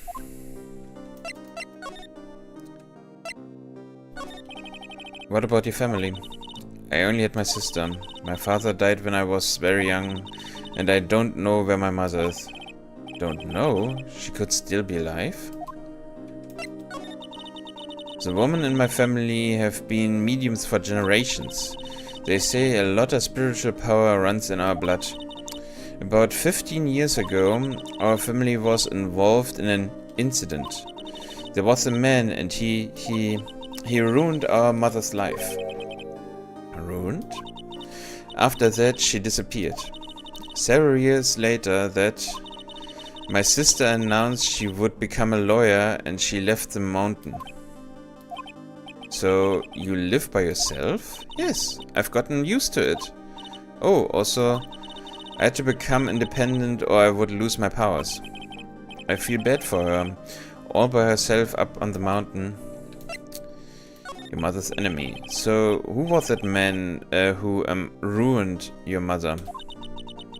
About 15 years ago, there was an unusual murder case. It made quite a stir. Everyone was talking about it, apparently. The police were running out of leads and they were getting desperate. Wait, they didn't use a spirit medium, did they? The police convinced my mother to try to contact the victim. Wow, so what happened? The case was solved. Who saw it? We saw it. You saw it? The man my mother helped the police capture was innocent. The police consultation with a medium had all been carried out in secret, of course. But a man found out about it and leaked it to the press. He told the papers that my mother was a fraud and that the media jumped on it big time. She, my mother, became a laughingstock of the nation. I see. White. Excuse me? White? That was his name. My sister told me. White? Just a little longer now before the state-appointed lawyer comes, I guess. Time's up. What should I do now? Do I just leave her and go home? We defend her, of course. I have made up my mind. I am going to defend you, whether you want me to or not. Why? Why? Well... someone else is a culprit. I don't know why. I can't abandon you. I mean, definitely someone else is a culprit. Someone else is a culprit. You aren't the culprit. Someone else is. How do you know? I have a hunch. Given the evidence, it would be easy to assume that May was the killer. But there's something about this whole thing that smells fishy. That Mrs. Witness's strange behavior, was that all an act? And the way the lawyer refused to help out May. But more than all that, she has no one left to help her. Nothing is more sad or more lonely than that. I know, I've been there a long time ago. Why did I become a lawyer in the first place? Because someone has to look out for the people who have no one on their side. May, I won't abandon you. You can count on me. That's so kind of you.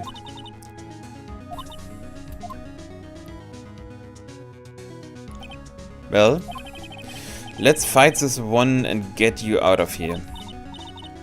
Right, thank you. Phew. She smiled at last. She looks like an entirely different person. One last question. You are innocent, right? Yes. And I trust you.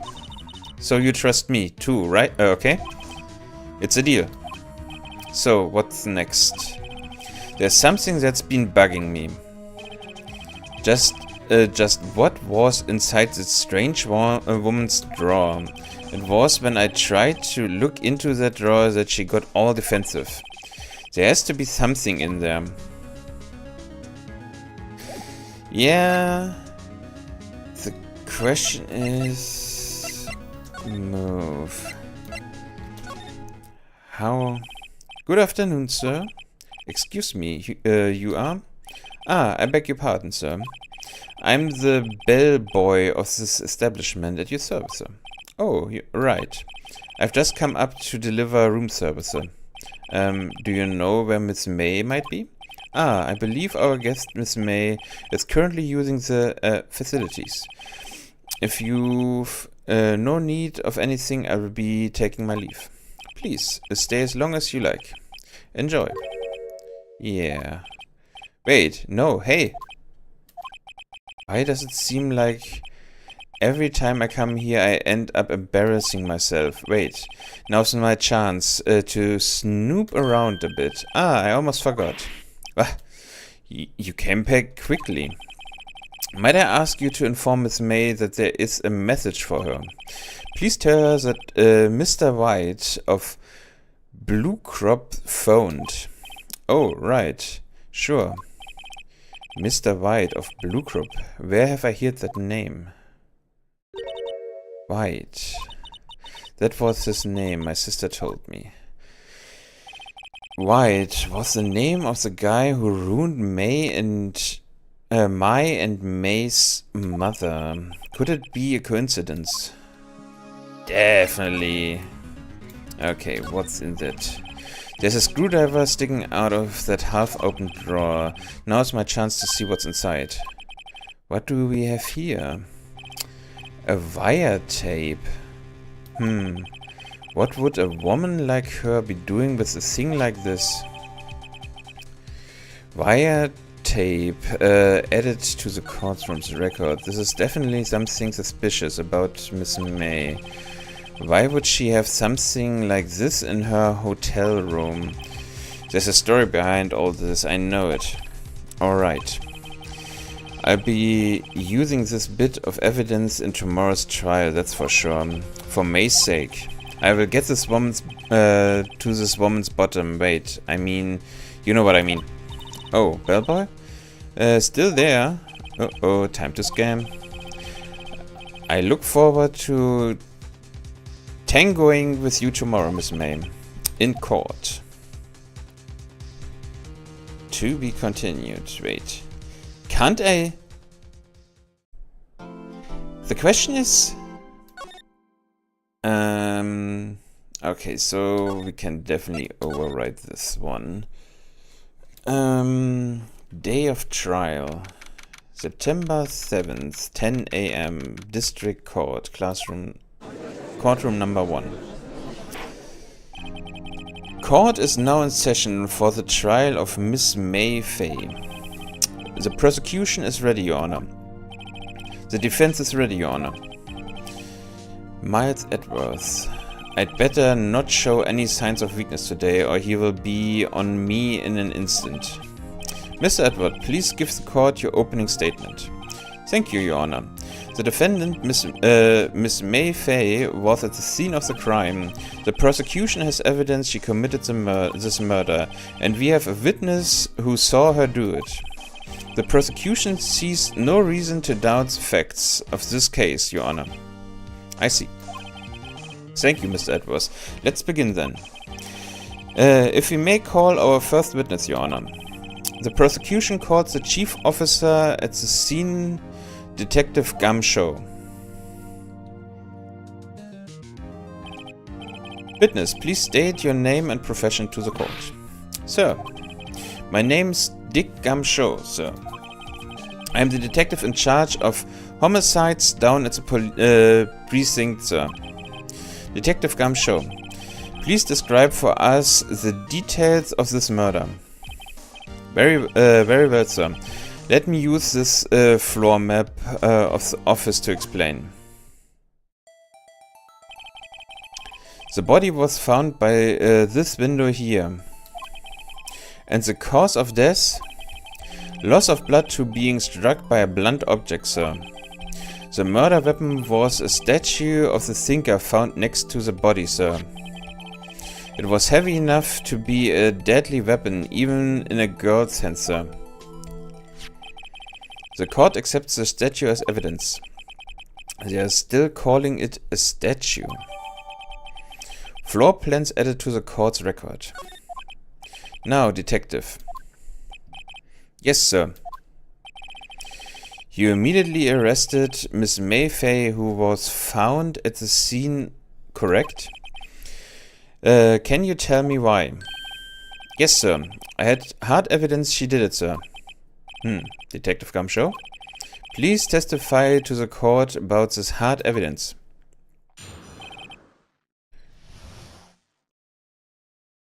Okay. As soon as the phone call came in, I rushed to the scene. There were 2 people there already. The defendant, Miss May Fay, and the lawyer, Miss Phoenix Wright. Immediately arrested Miss May Fay. Why? We had a witness account describing her. The witness saw Miss May Fay at the very moment of the murder. The very moment, you say? Very well, Mr. Wright, you may begin your cross-examination. Yes, Your Honor.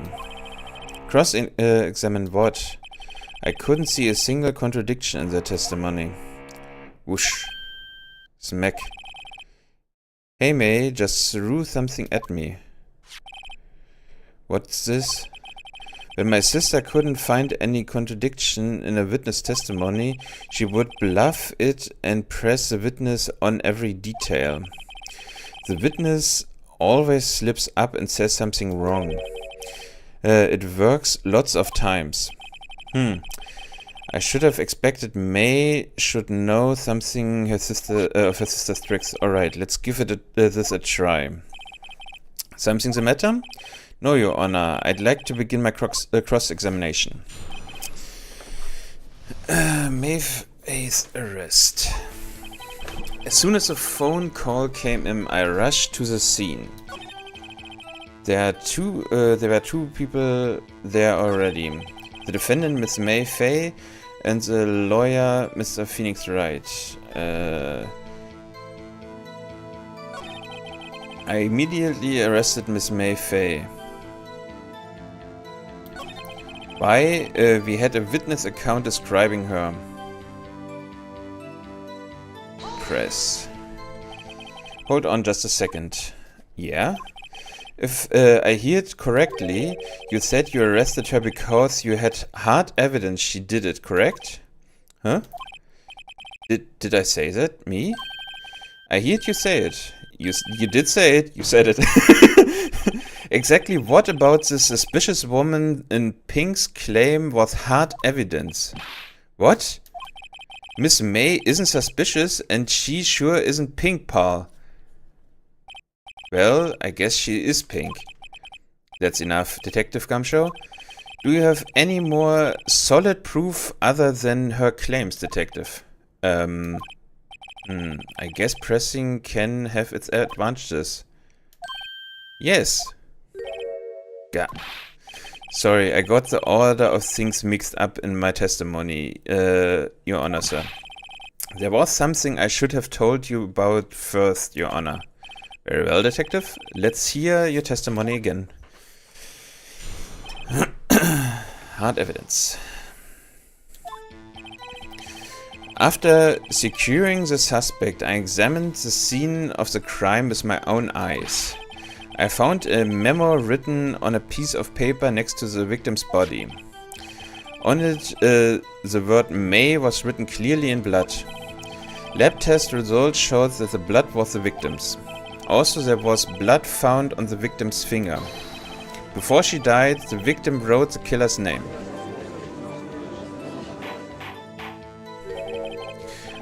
How you like that? That's my hard evidence.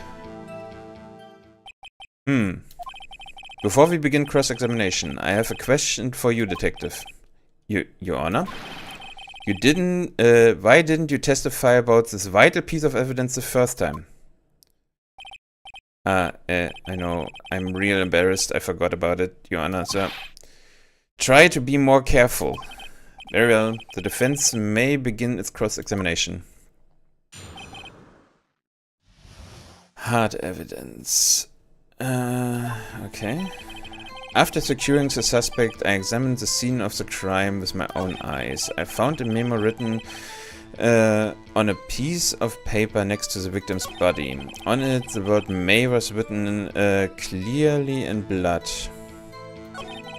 Lab tests results show that the blood was the victim's. Also, there was blood found on the victim's finger.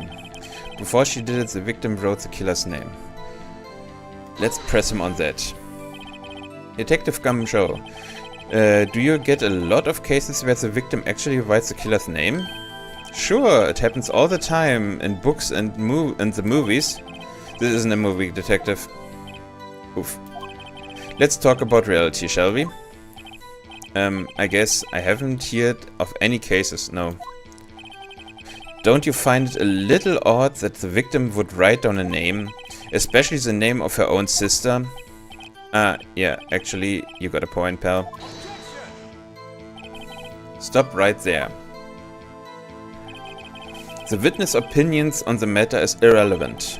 The facts are clear. The victim wrote down the name of the accused. The victim told us the name of her killer.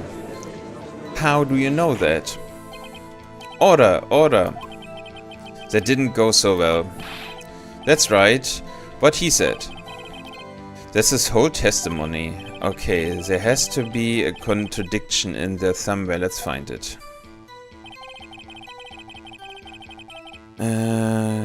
With my own eyes. I found a memo written on a piece of paper next to the victim's body. On it the word May was written clearly in blood. Clearly?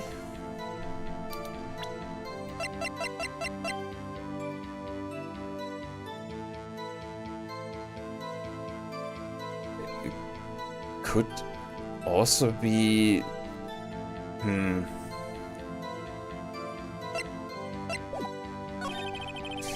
Lab tests showed that the blood was the victim's. Also, there was blood found on the victim's finger. Before she died, the victim wrote the killer's name. Contradiction.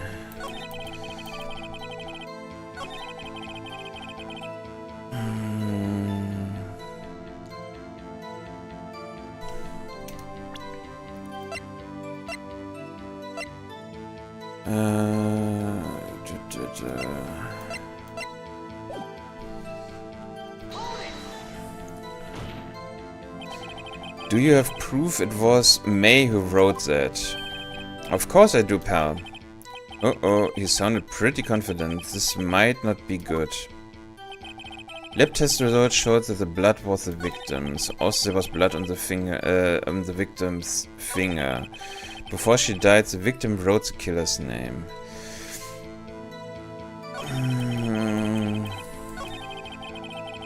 Oh, wait. It was dark in there, wasn't it? After securing the... Wait. And did you find any evidence? No, don't jump to the gun on me, my pal. Just listen, I'm getting to the good part. Okay, wait.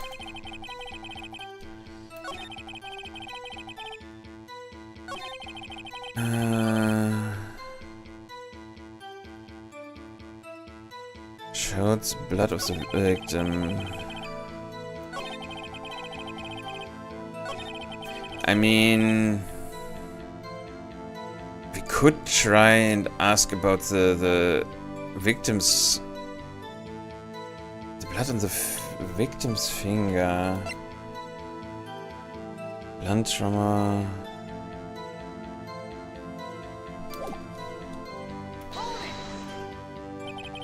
And which hand was the bloody finger, detective?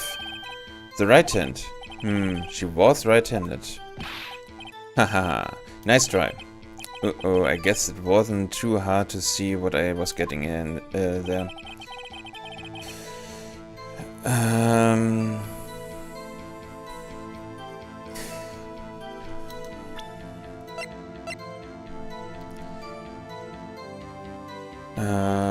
Receipt with letters written in blood.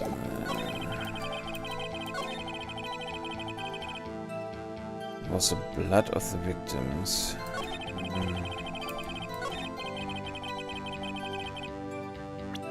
Wait, that's not a memo, that's a receipt. Objection! The evidence clearly reveals the contradiction in that statement, Your Honor. How exactly are the evidence and the statement just now related? They aren't, are they? Not at all. So right, please, the facts... okay. I don't think that won me any points with the judge. Okay.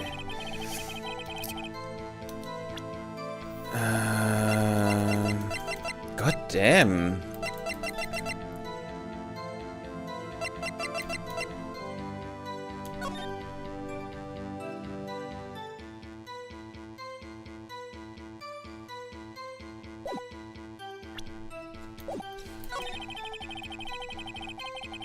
I examined the scene of the crime with my own eyes. Okay. I found a memo written on a piece of paper next to the victim's body.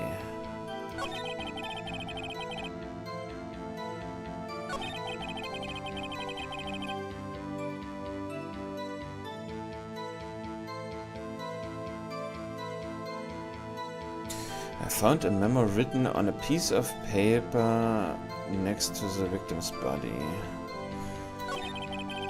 On it, the word May was written clearly in blood. Lab results showed that the blood was the victim's. Also, there was blood found on the victim's finger. Before she died, the victim wrote the killer's name.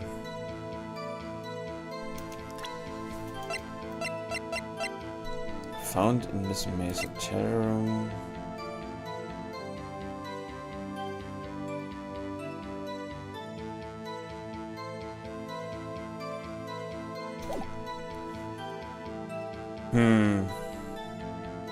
I mean, I did already ask about this.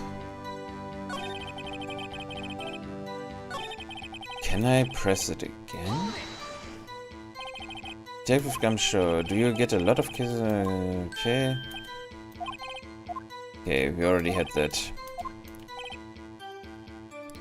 Cases now.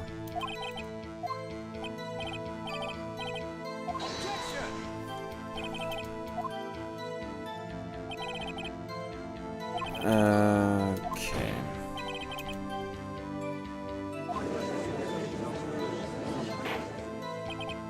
Order. That didn't go so well. There has to be a contradiction in there somewhere. Let's find it.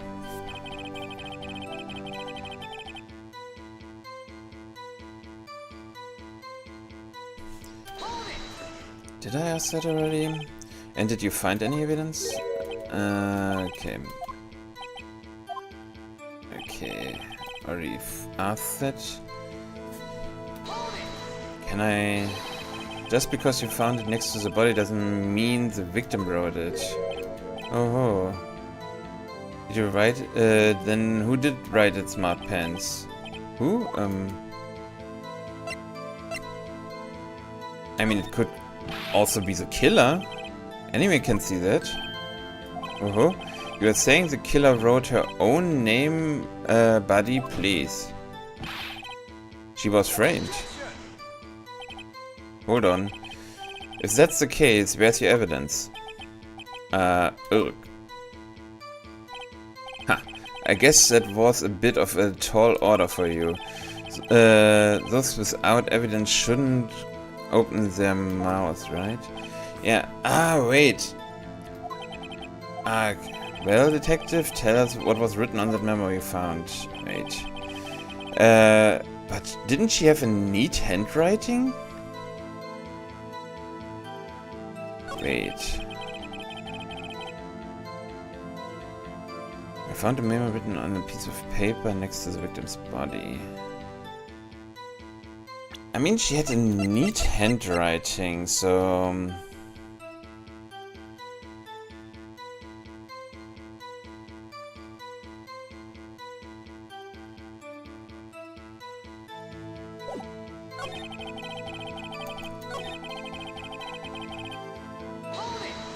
We haven't asked about the... what kind of tests were those again? Huh? What kind? Well... I hear they take some, little bits in the blood, goblins? I refuse to testify on this matter, pal. I am no expert on blood tests. Yes, that was quite clear. You may continue with the testimony. Thanks, pal. I mean, Your Honor. Detective Gumshoe. Yeah? I look forward to your next evaluation, as, should you. Oh. That was a mess. Right. Where was I? Also, there was blood found on the victim's finger. Before she died, the victim...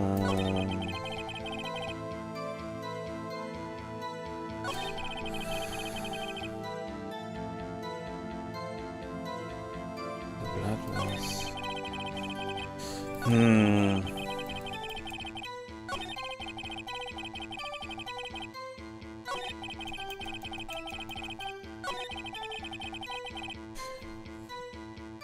mean, I did ask everything, yeah?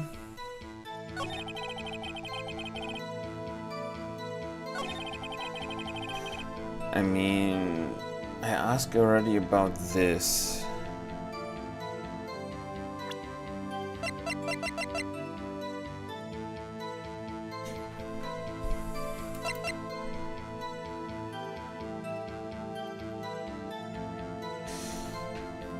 Good question. How can we...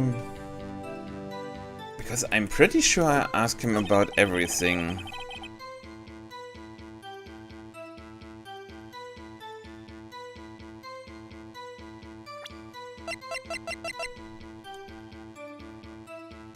I mean, I can try and show that, but I don't know.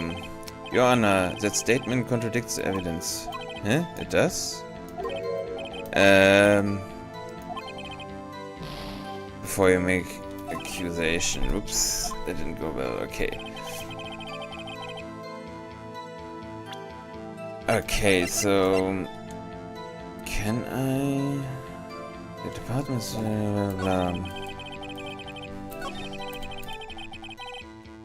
The thing is, but it's not clearly written in blood, in my opinion at least. But I don't know. Piece of paper next to the victim's body. After the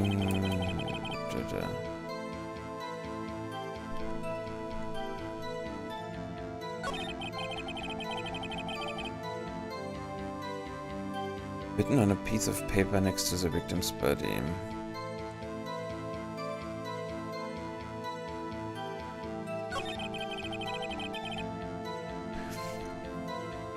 I think we already pressed it, right?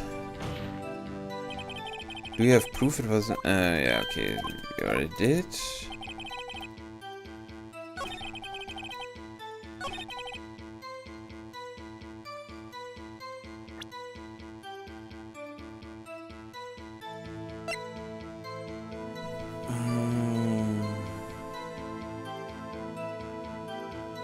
Wait. The death was instantaneous. Before she died, she wrote... Oh! Detective Gumshoe. There's one thing I want you to clarify for me here. You say that the victim Mayfei wrote this note. That she was accusing the defendant Mayfei. That's really what you are saying. What? This isn't one of those lawyer tricks now, is it? Of course she wrote it. Who else could have? You have it backwards, detective. Backwards. The victim is the only person who absolutely could not have written it. This is a report from your department, detective. Immediate death due to a blow from a blunt object. She died immediately. But... Not but. No butting your way out of this one, detective. Order. The defense has a point.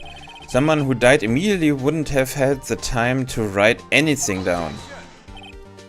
Mr. Wright, I beg your pardon, but where exactly did you obtain that autopsy report? When? The day after the murder. It was the day after the murder.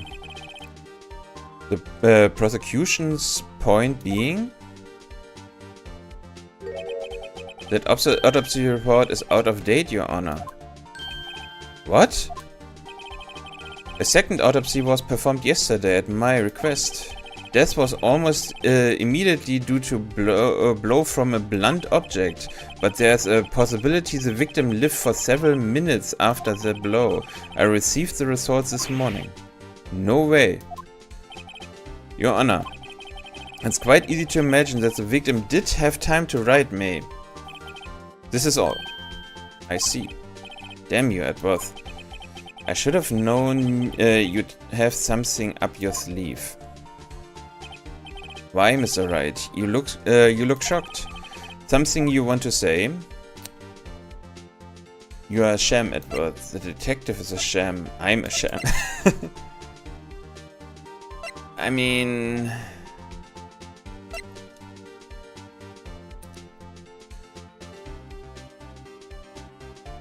Definitely not I'm a sham. The detective is a sham? I mean, he is, to be fair. That guy is more into movies than he is in detective work himself, so...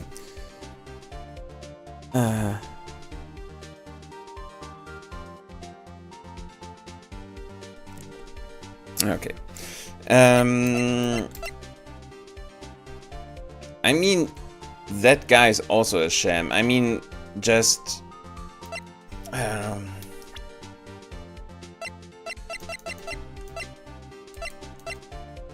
It's a murder scene. Glass lights and broken beyond all recognition.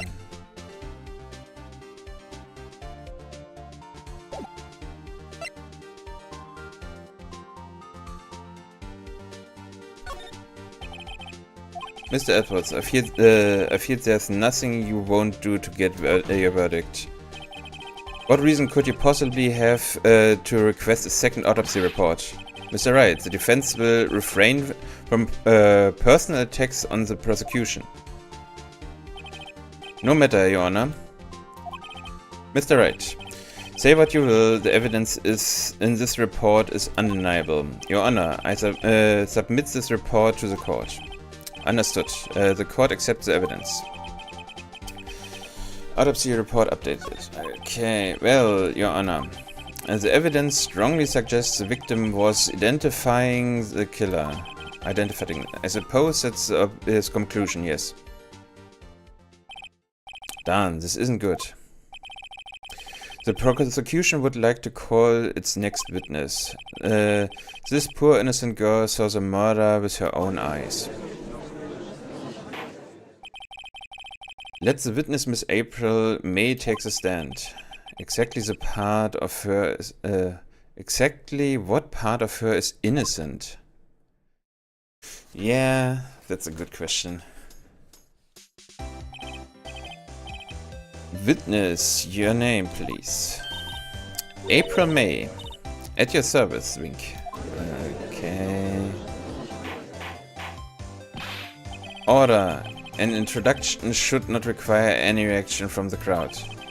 The witness will refrain from wanton winking. Oh, yes, Your Honor. This is not good.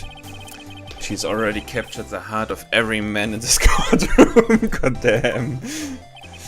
Tell us, where were you on the night of September 5th when the murder occurred? Gee, I was like in my hotel room, T. I checked in right after lunch. And this hotel is directly across from Fay & Co. law offices. That's right, big boy. Please testify to the court about what you saw. Witness account. It was like 9 at night. I looked out the window, you know. And then, oh, I saw a woman with long hair being attacked. The one attacking her was the mousy girl sitting in the defendant's chair. Then the woman, like, dodged to one side and ran away. But that girl, she caught up to her and she hit her. And the woman with long hair, she kinda slumped. The end, that's all I saw. Every little bitsy bitsy. Wink. Okay. Well, Your Honor, I see. It's a remarkably solid testimony. Really? I don't see any need to trouble the witness any... Wait, Your Honor. Yes, Mr. Wright? What about my cross-examination? I thought the witness testimony just now was quite firm, didn't you? Mr. Wright, I understand you were Miss Mayfay's understudy, were you not? You must know her techniques well. Her cowardly way of finding tiny faults in perfectly good testimonies. Hey, how dare you! Well, Mr. Wright, will you cross-examine the witness? Yes, I'm doing it. I will gladly proceed with the cross-examination. If only because I have a feeling Edward doesn't want me to. She has to have some weaknesses. Very well, you may begin your cross-examination. But we are in a ad break, so let me make up some music so we don't sit in silence while we wait. Okay, the second one is definitely more challenging than the first one was. I mean, the first one was a tutorial, so it kind of makes sense, but yeah, I should have... I need to more carefully examine my clues that I have. Okay. While we are waiting for the ads to be over, let me just grab a drink real quick because my throat is really dry because of all the talking. Beer.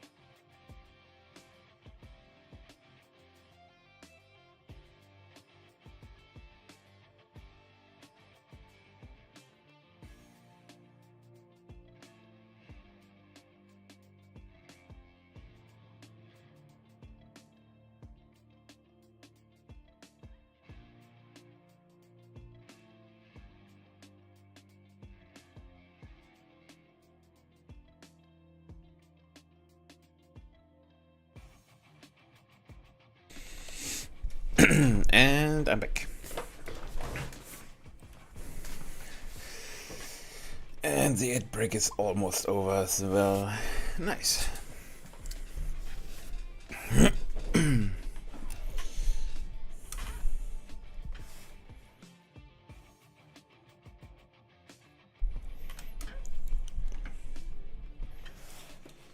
And we are back from the ad break. So let me just end my music and let's see what the witness account, what holes we can find in the witness account. It was like 9 at night. I looked out of the window, you know? And then, oh, I saw a woman with long hair being attacked. Then, the one attacking her was the mousy girl sitting in the defendant's chair. Then the woman dodged to one side and ran away. But that girl, she caught up to her and she hit her. Wait. And ran away. She dodged? Dodged what? Well, the attack. Please continue your testimony. Caught up to her and she hit her. Okay. How did you know it was my client? Huh? Well, gee. First of all, she had a girl's physique. And secondly, she was small. Who else could it be but her? She has a point. I question your testimony. Hold a minute. The testimony stinks. What? Miss May, I'm willing to bet that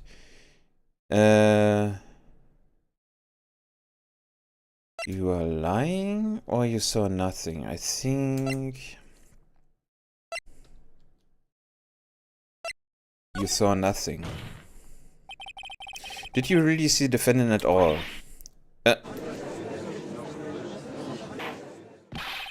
Mr. Wright, what's the meaning of this? Yes, what's the meaning? Somebody tell me because I'm clueless about this, I mean. Okay. If you really witnessed my client, Mei Fei, you would have noticed her clothes before noticing her physique. No one wears clothes like this on a daily basis except her. And no one except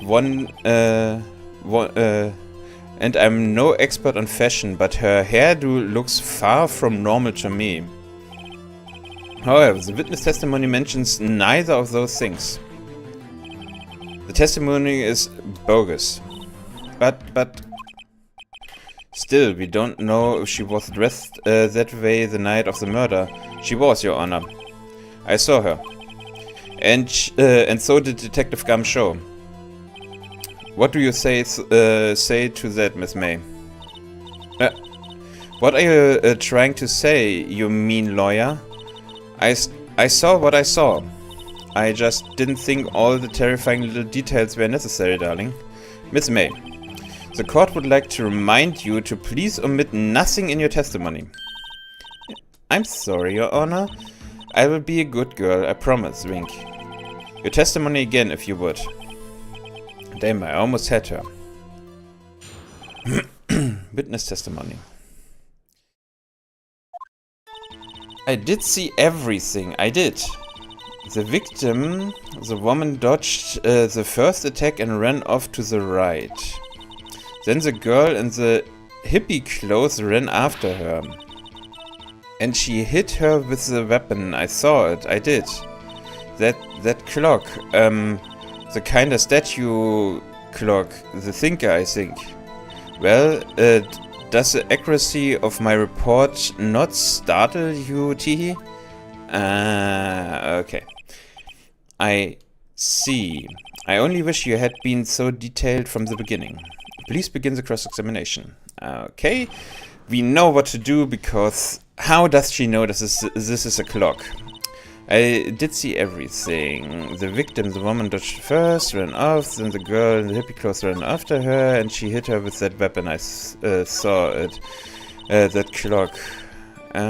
Present.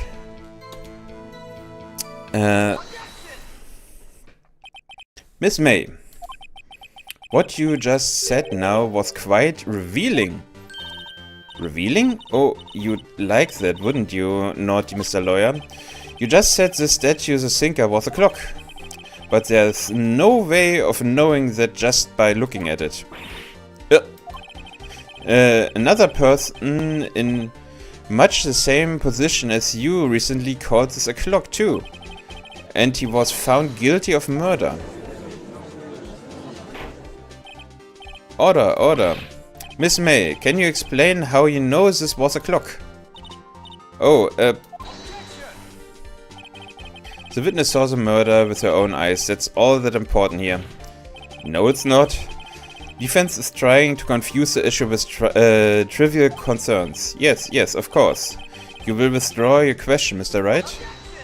No, I will not. But questions are all I have, Your Honor. And you may recall I caught murders with these questions before. Well, only once. Objection sustained. You may continue to question the witness. Phew, that was close. If he stopped me there, the trial would be over. Huh? What? So, what happens now? What happens now is answering my question. How did you know it was a clock? What? That's... because I heard it. Yes, I heard it say the time. So, you've been to the law office of Fei & Co.?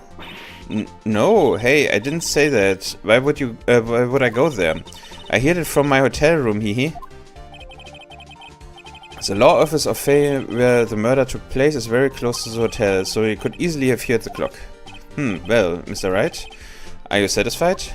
Nope. No, Your Honor. I can't give up now. I'm not satisfied because... I couldn't have rung. It couldn't have rung. Your Honor, members of the court, it is inconceivable that the clock in question rung. It's empty. That clock is missing the clockwork. How could you possibly? Just take a look right now. Oh, see anything interesting, Your Honor? It is as the defense says. The clock is missing its clockwork. It's quite empty. Mr. Wright, would you care to explain to the court the meaning of this? It is as you can see. The clock was empty. It couldn't have rung. Therefore, this witness is a big fat liar. Fat? Well, Miss May?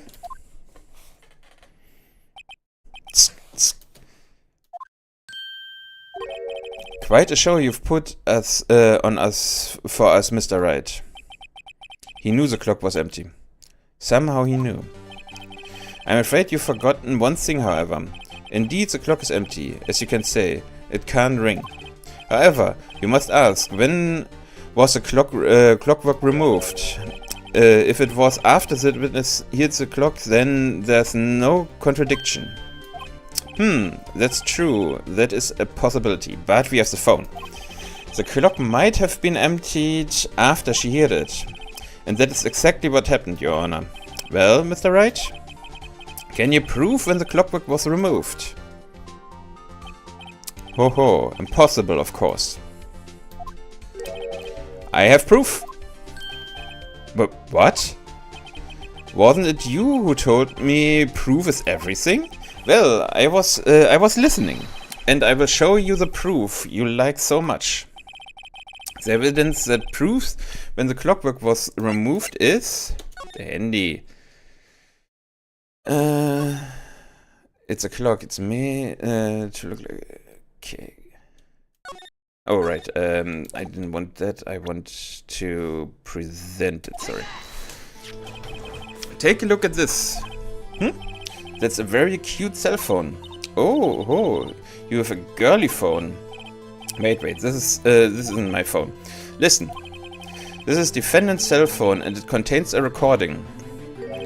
A recording of a conversation she had with the victim on the day of the murder. Order. The defendant's cell phone? This wasn't brought to my attention. Perhaps Detective Gumshoe overlooked it. Grumble. The good detective better remember he's up for evaluation soon. I gotta say, I'm starting to feel bad for the big fella. Let's hear the conversation. So you just want me to hold on to that thinker for you then, if you could. I should probably tell you the clock isn't talking right now. Huh? It's not working? That's lame. I had to take the clockwork out, sorry. Your Honor, I think this makes it clear the clockwork was already gone by the time this was recorded. Which was well before the witness even arrived at her hotel. Well, Miss May, would you care to explain this to the court? Just how did you know that the weapon was a clock? Well, isn't it obvious? I saw the clock before. What store was that again? I go to so many. Oopsie, I forgot. Wink. So witness had seen it before. That would make sense. Does the defense have any objections, Mr. Wright? Yes. The witness claims she had seen it before, but this directly contradicts a piece of evidence already submitted to this court. Well then, let's see it. Please produce this evidence that will prove the witness had not seen the clock before.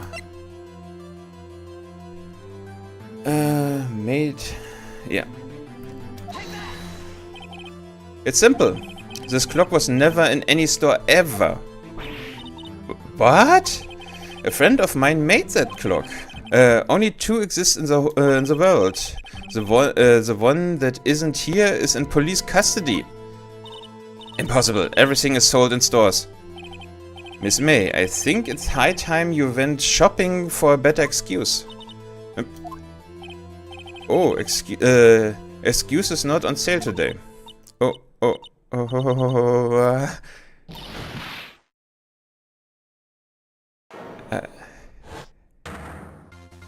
Okay, what is it to you, prosecution head? That stupid clock doesn't matter, okay? She did it and she should die for it. Die! Well, let's not get ahead of ourselves. This is a court of law and the witness will remain calm. Ha! Hehe. Oh. Silly me, grunt. Did I, lose it? I guess I did. Wink. Scary. Miss May, let me ask. Tell me, how did you know the weapon was a clock? Oh dear. Does the defense have any opinion on this behavior? Okay, this is it. Yes, Your Honor. Allow me to explain how I see the truth of the matter. Miss April May, you knew the weapon was a clock because you held it. You heard about it.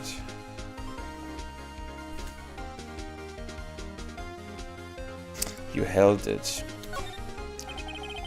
This is familiar territory. I just used the same approach as with Larry. Held that very clock in her hands. Mr. Wright, when was this? When she used it to strike the victim, when else? Order. Mr. Wright, what is the meaning of this? April May, you killed Miss May Fay, I say. When you struck the force of the impact made the thinker.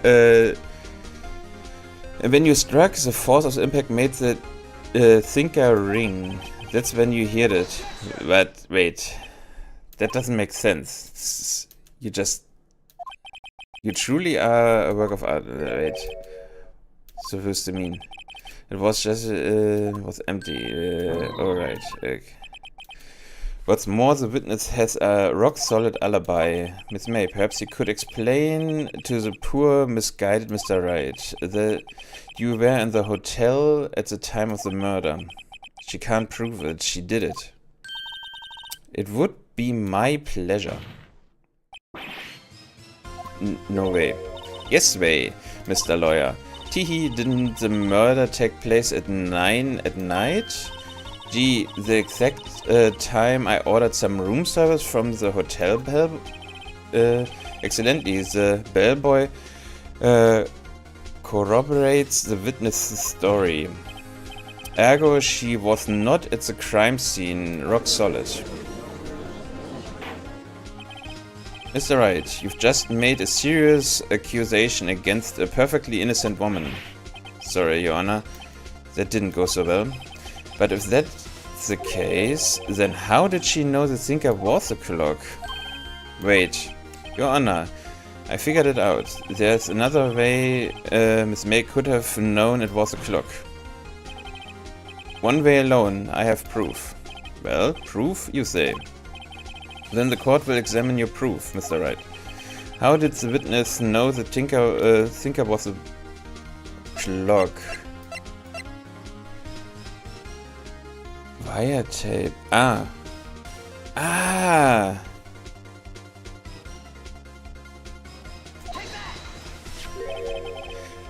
Have a look at this.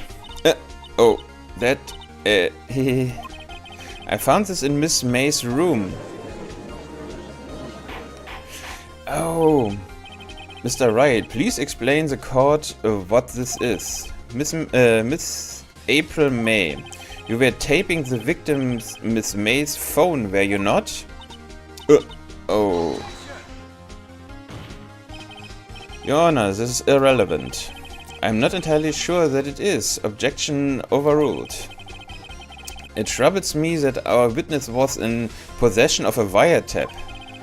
This is outrageous. Does the defense truly claim that the witness was tapping her phone? Absolutely. Even if that was the case, which is not, you still have to prove one thing. Did the victim ever say that the weapon was a clock on the phone? Yes. Can you prove that? I think not. Oh yeah, I think I can. It's simple. What? Here's my proof.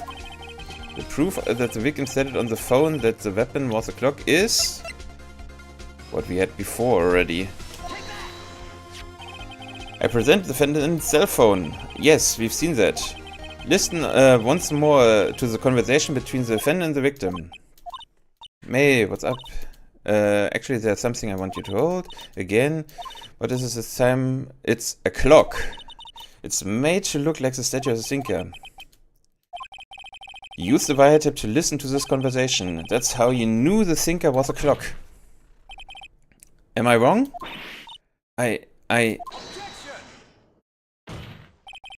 Your Honor, this is ridiculous.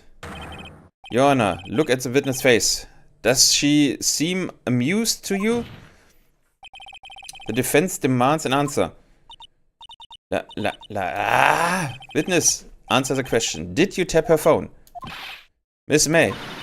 Shut up, all of you! What gives you the right to talk to me like this? You lawyer!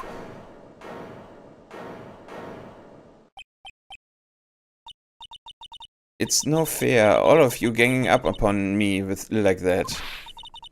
Oh, so I'm the bad girl, is that it? Is that it? Really? That did it. The court's seen the real Miss April May now.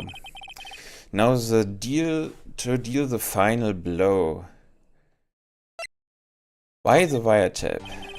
Miss May, why did you tap her phone? Answer the question.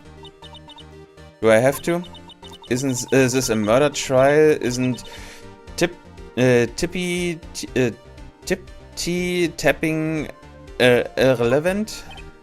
Yeah, she's saying exactly what Edwards wants her to say. Miss May, you were tapping the victim's phone. I hardly call that irrelevant. While this court does not condone the defense's tone of voice, he has a point. Well, Miss May, do you have an explanation for the court? At the time of the murder, I was in my hotel room getting room service. How could I have killed her? If you don't believe me, just ask a bellboy. Well, does the defense have anything to say? Well, come on, think of something.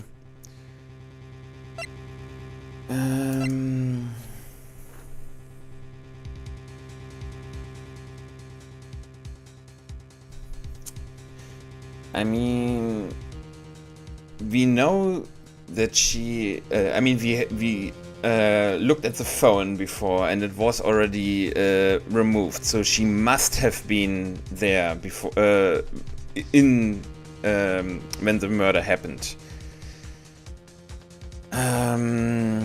Let's call the bellboy as a witness. Yeah, would like to call the hotel bellboy as a witness. There's something suspicious here, and I'm going to get to the bottom of it. I think you've sunken quite low enough already. I object to calling the bellboy. Why? What's your reason? Because I hold that the wiretapping had nothing to do with the killing. However, if you agree to one condition, I will consent to calling the witness. Condition? If Miss April May's alibi is not called into question after you examine the bellboy.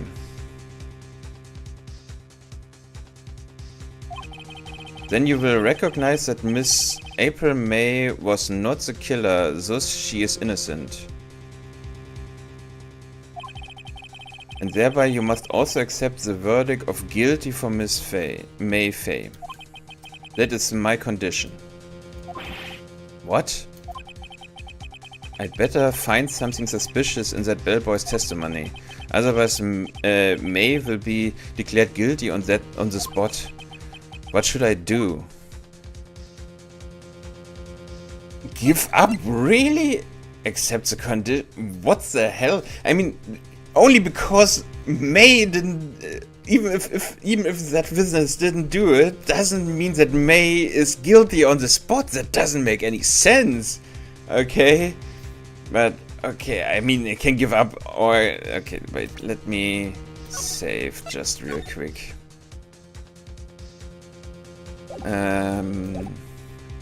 Okay, let's accept the condition. Alright, I've got nothing to lose, except for, well, everything. Understood, I accept your condition. Fool. You fell right into my trap. Uh-oh. Wait. Very well. The court calls the hotel bellboy to the stand. I believe we are ready for the witness to testify. He certainly does look like a bellboy. Really?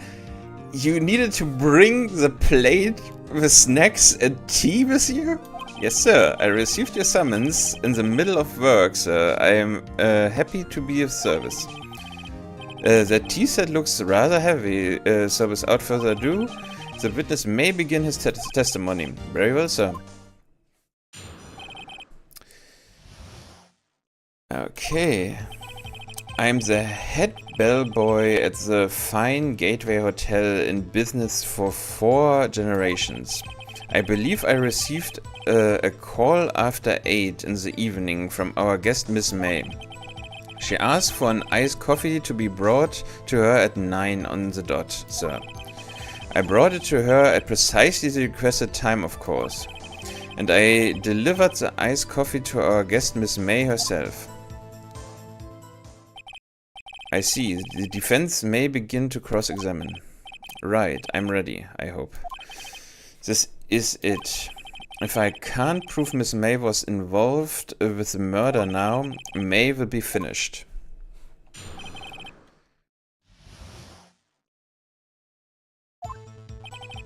I'm the head bellboy at the fine Gatewater Hotel in business for 4 generations. I believe I received a call after 8 in the evening from our guest Miss May. She asked for an iced coffee to be brought to her at 9 on the dot. Let's question him again. 9 on the dot, you say? Yes, I confirmed that detail several times. She was watching a program on the TV and wished to drink after she finished, sir. 9, the time of the murder. I brought it to her at precisely the requested time, of course. Precisely 9 then? Precisely, exactly, and most definitely, sir, 9 PM. How can you be so sure? Miss May was quite insistent that it be brought then. Oh, bellboy, teehee. I'd like iced coffee, exactly 9. Something like that, sir. Therefore, I knocked on her door at the crack of 9. Why would she be so particular about the time? And I delivered the iced coffee to our guest Miss May herself. You're sure it was Miss April May herself? Absolutely, sir. Absolutely? Yes, sir. As in, so very absolute, sir. It's an endearing mannerism of mine. How come you're so very certain? Well, when I brought the room service, sir, the guest, sir, favored me with an embarrassment. An embarrasser, sir? Embarrasser? Is that French for embarrassed? Embarrass? It's French for kiss, sir, but not a French kiss, sir. More of a peck on the cheek. Why would she have done that? I believe perhaps she was momentarily swayed by my prim demeanor, sir. I was a moment I shall never ever forget, sir. Sounds pretty fishy to me. I think our Miss May was up to something and wanted the bellboy to remember her. It's no good. There's nothing there. Is that it? Finally, you understand. This bellboy has absolutely no reason to lie. Now, if you have any decency, you will end this rather tedious cross-examination here. It was a bit tedious. The witness may leave the stand. I can't let this happen, can I? Protest. Wait. Please wait. Yes, does the defense have something to add? One last question. Let me ask one last question. Your Honor, I must object. This charade of justice has gone on long enough. Now, Mr. Edworth. Alright, Mr. Wright, I will give you one more question, that's all. Okay. This is really it now. This is my last chance. What do I ask him about?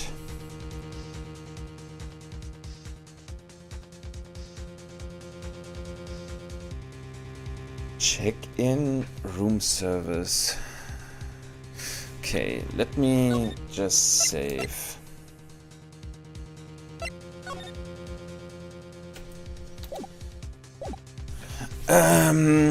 Okay, what could we ask him about the check-in?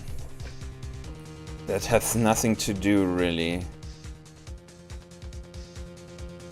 Room service. Room service would be the obvious one, but I don't know. Bed making. Has he ever said anything about bed making? No.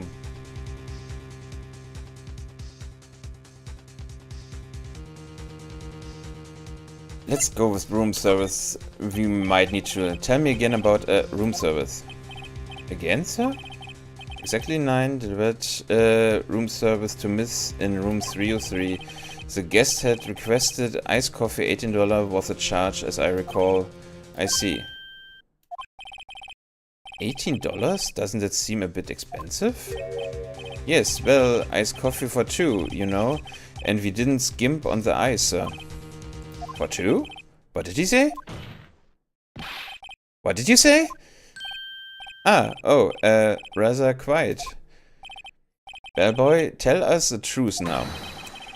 Was someone else staying in Miss May's room? I object. That was objectionable. Objection overruled. This witness will answer the question. Yes, I see. Why did you not mention this in your testimony? Well, sir, you didn't ask. Nice try. That's the sort of thing you're normally supposed to mention. Yes, quite, indeed. It was the good barrister there, Mr. Edwards, who... He asked me not to mention it if I wasn't specifically asked, sir. Oof. You fool! Okay. I've done it. I've won.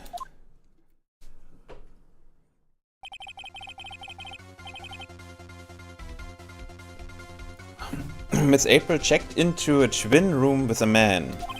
Correct? Yes, sir. Then, when you brought them room service, you didn't see that man in the room. That's right, sir. Your Honor, we have just learned of another person involved who may have been the murderer. In light of this new fact, I hold that this is impossible to judge. That it's impossible to judge the defendant. Wouldn't you agree, Mr. Edwards? And who, Mr. Wright? Who is this other person? Simply, it was...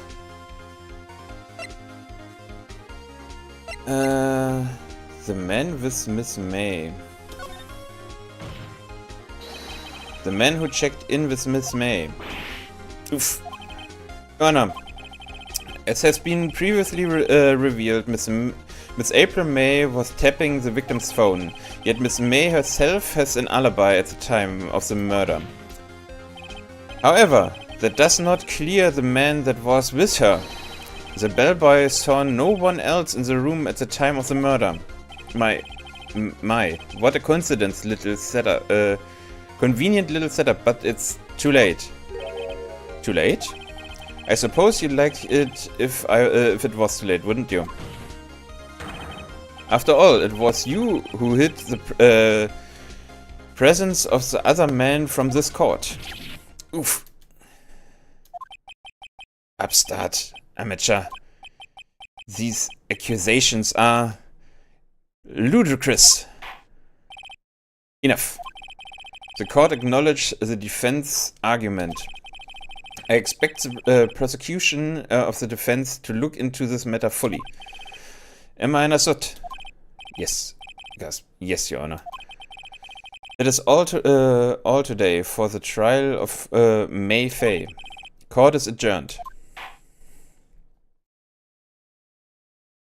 Whew. September 7th, 2:24 p.m.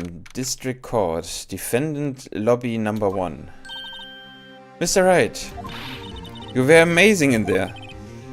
Really? I think I might be your news fan. Oh, I was just doing my job, you know. Then again, that other attorney was pretty cool too. Huh? The face of his, with his eyes wide and trembling lips. It sent shivers up my spine. If you say so. So, what happens with me? Do I get to go home now? Well... No, I don't think so. Not yet. Oh, I see.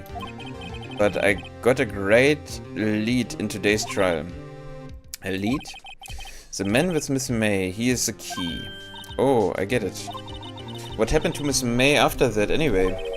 I hear they arrested her. I guess she's learning her charms won't work everywhere. She's probably at the detention center now. I may have to go down there later. Anyway, this case is far from closed. Yes, sir. I'm going to find out more about this man. Do you think he was the one who... Maybe so, sis.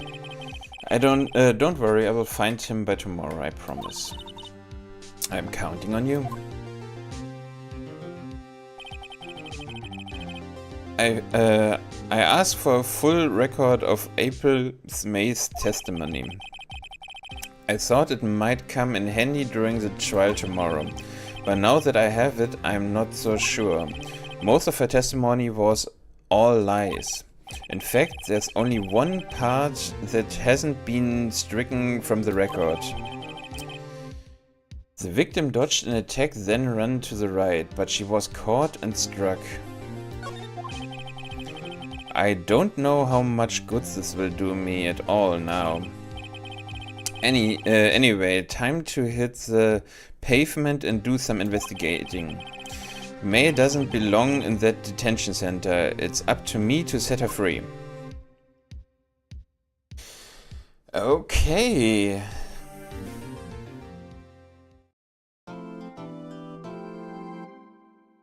Save your progress? Yes, please.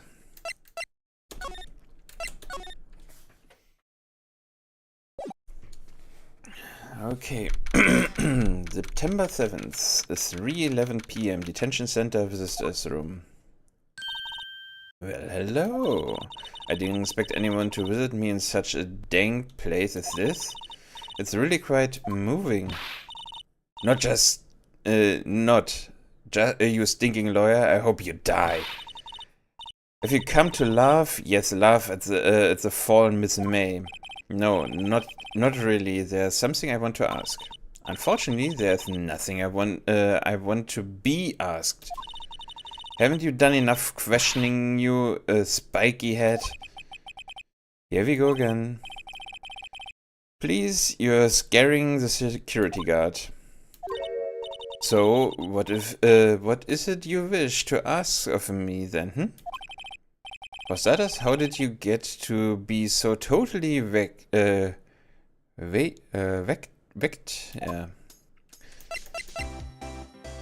Talk. That man. About the man who stayed with you in the hotel room.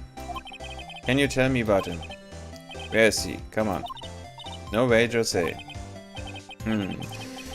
Maybe if I had something to get her to talk. The wiretap. Why did you place a wiretap on mid-mail phone? When you say it like that, it sounds so cold, so criminal. Tapping people's phone is a crime, Miss May. Oh, and I suppose you learned that in lawyer school, Reap. This woman is impossible to talk to. Your attitude, say. Why are you so angry? I mean, you don't look like a bad person. Oh, that does it. Bottom-feeding, scum-sucking lawyer. Bottom? I can't tell, does she have a thing against lawyers or just against me? Okay.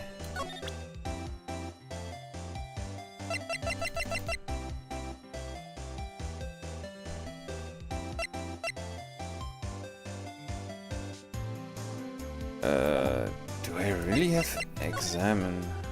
Wait. Why for the camera? Don't think we have anything else. But monitors will, that's why he hasn't moved an inch, okay. Or maybe he just doesn't get to see a lot of women like Miss May in here. Okay. I'm not entirely sure. I mean, I can't talk to her with anything. Wait. Okay, so she does change.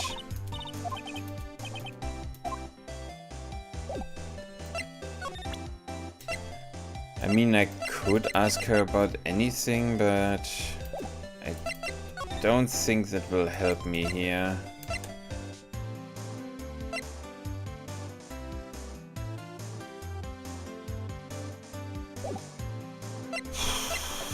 Will it? I have no idea.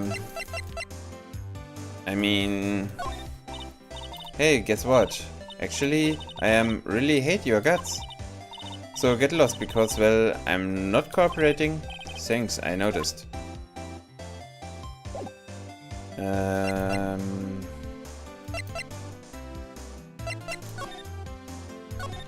Let's go to the lawyer's office. Looks like forensics is taking the day off today. Detective Gamshaw nowhere inside. The police really gave this place a working over. I doubt there are any valuable clues left. Suppose it can't hurt to take a look around, though. Examine. Miss Faye's favorite potted plant. I guess I will have to water it now. The sky is so blue and so am I. There's that hotel right across the way. Okay.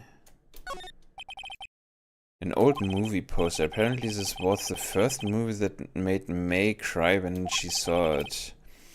I will have to check it out one of these days. No clues here. Perfectly clean as always. The only thing it's missing is May.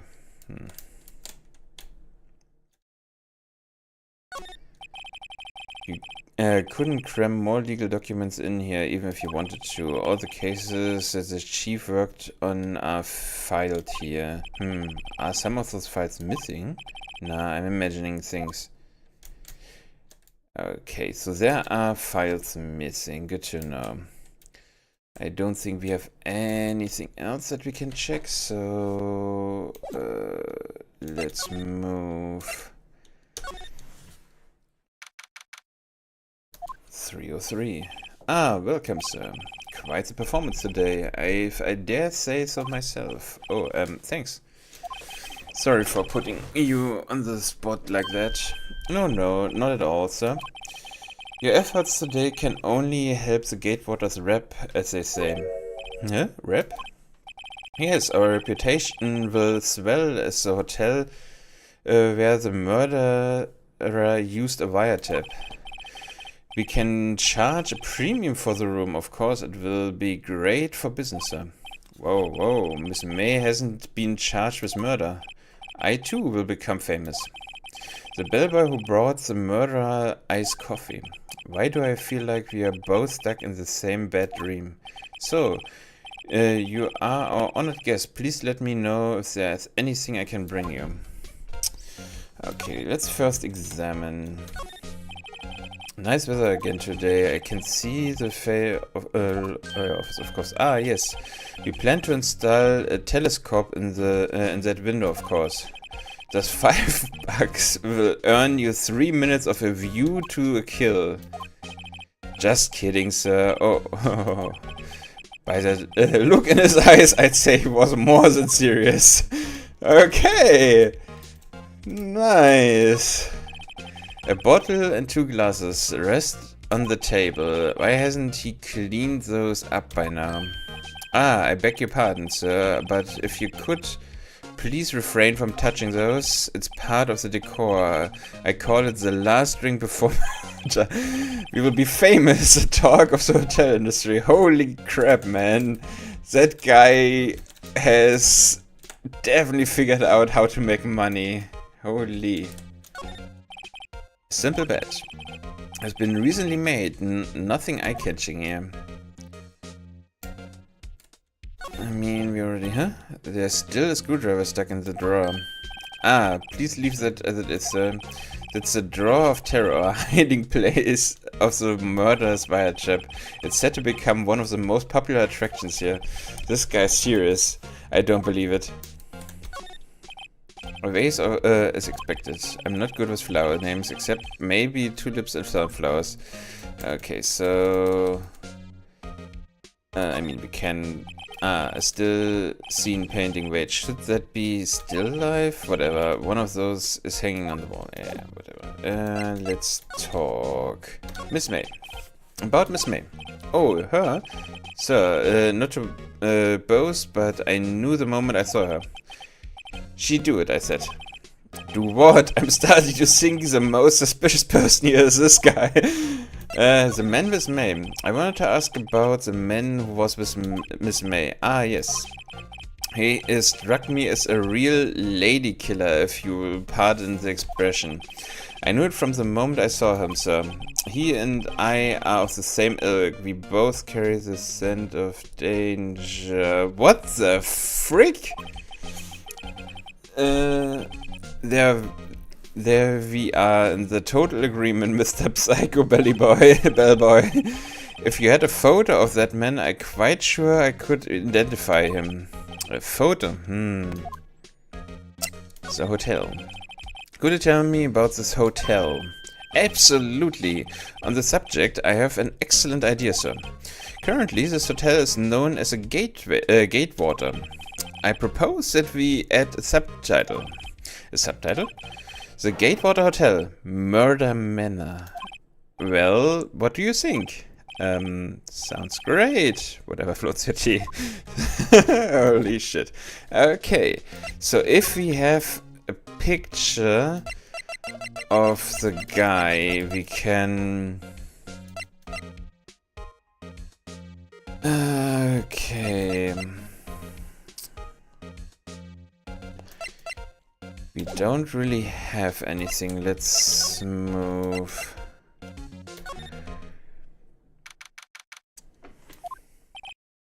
Ooh, looks like Roseberg is out to... Wait, why is the picture? Maybe he's avoiding me for some reason. Wait a second. Wasn't there a great painting hanging on the wall? Yeah. It was a painting of... Fisherman. Wasn't it? It was a very memorable painting anyhow. Oh, ah. What's this? Old photos. There are 2 laying here. Something been written on in pencil on the backs. DL6 incident exhibit A, DL6 incident exhibit B. Let's take a look in this. Exhibit A. Oh, that's the mother. Okay. I'm sure I've seen this person somewhere. Perhaps I will borrow this photo. I'm sure no one will miss just one little photo. And it might be a valuable clue. I will take it for now. Quietly added to court's record. A photo lies on the desk. Maybe I should switch it with one I took. Swap photos. I think I'll swap it. Court's record, okay. We can now, because we... I mean, it is... That's the only grievance I have at the moment. It is a bit sad that we already know who did it, so... But yeah. Okay, we can... After the ad break, because there's an ad break coming up, we can ask the bellboy about the photo of him. And I'm pretty sure the other photo is the mother. But yeah, like I said, it's rolling at the moment, so...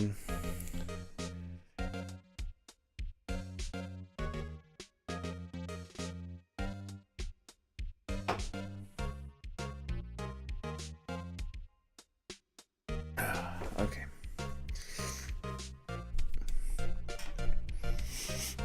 I mean, the game is really good. The only problem, like I said, the only problem I have at the moment is that we already know who did it, so we just figure out how they did it, probably, or the X stones. But yeah, it's fine.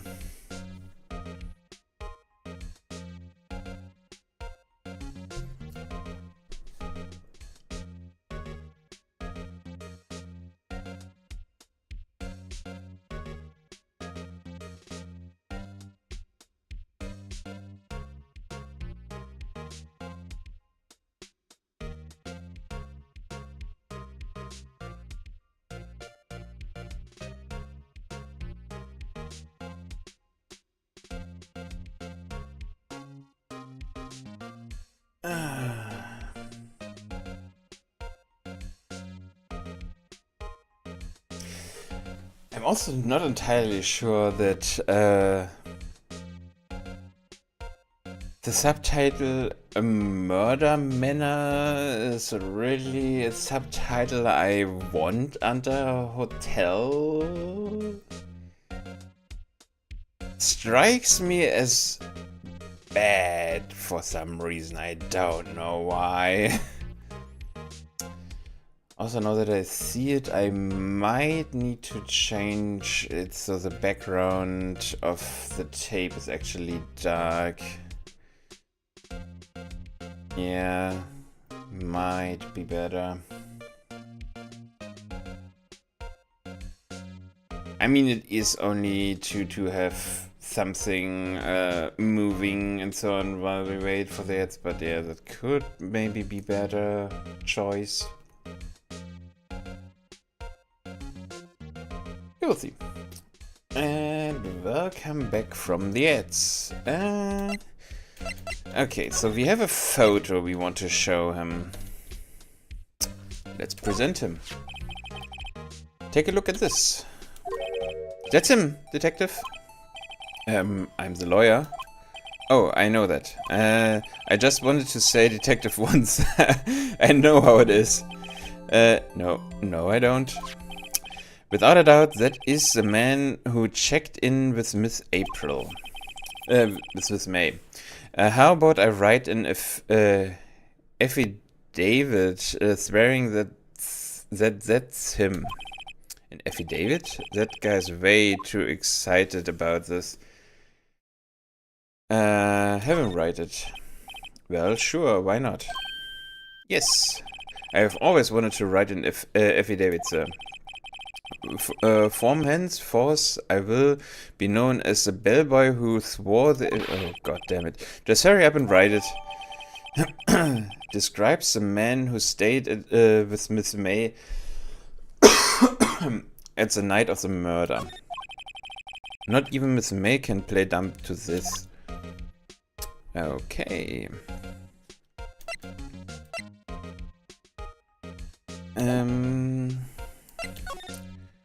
Have you anything to talk to now? Sai, he's out again. Huh? No more photos on the desk? Okay.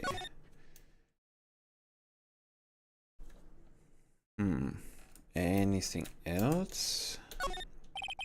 A table for clients. An elegant ebony case, and if I'm not mistaken, that lighter's made of solid gold. Even I can tell someone's here got money to burn. Holy man. A solid mahogany desk. The wood's been polished to a deep luster. Expensive looking mahogany bookshelf filled with expensive looking books. Funny, they don't look like they've ever been read. Wow. So a lot of money, but nothing out of it. An expensive potted plant. No idea what kind of plant it is, but it's probably the most expensive one available. Yeah, feels like he's just having shown a lot of money around. Okay. Let's see. You again. Can't you take a hint and stay gone? Hey, the only reason I'm back here is because you won't talk to me. Oh, so it's my fault now. You don't just have spiky hair, you have also a spiky heart. That does it. When this case is done, I'm shaving my head. Holy hell. Present. Could you have a look at this? What's that? The bellboy's affidavit. It tells us everything he saw. Just as a man you checked in with, who was most definitely this guy. Now I'm getting somewhere. Push her hard.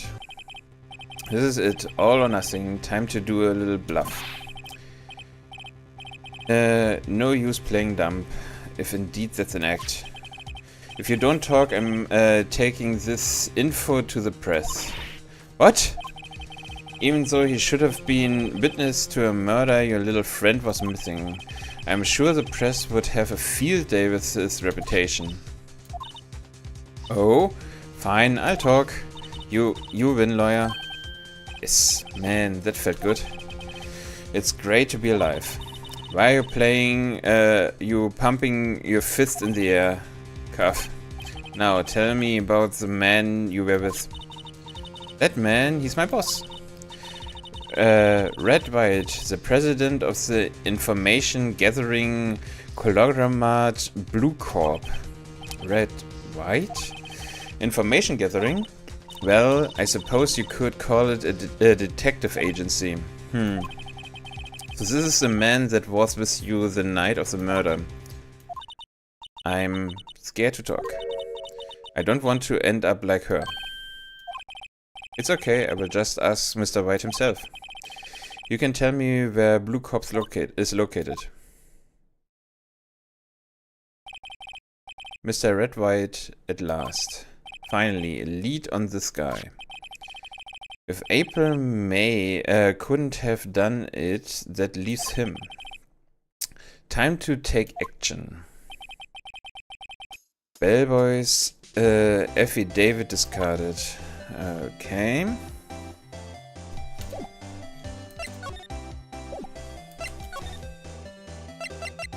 Blue Corp, let's go. Oh, quite interesting. I've seen that picture before.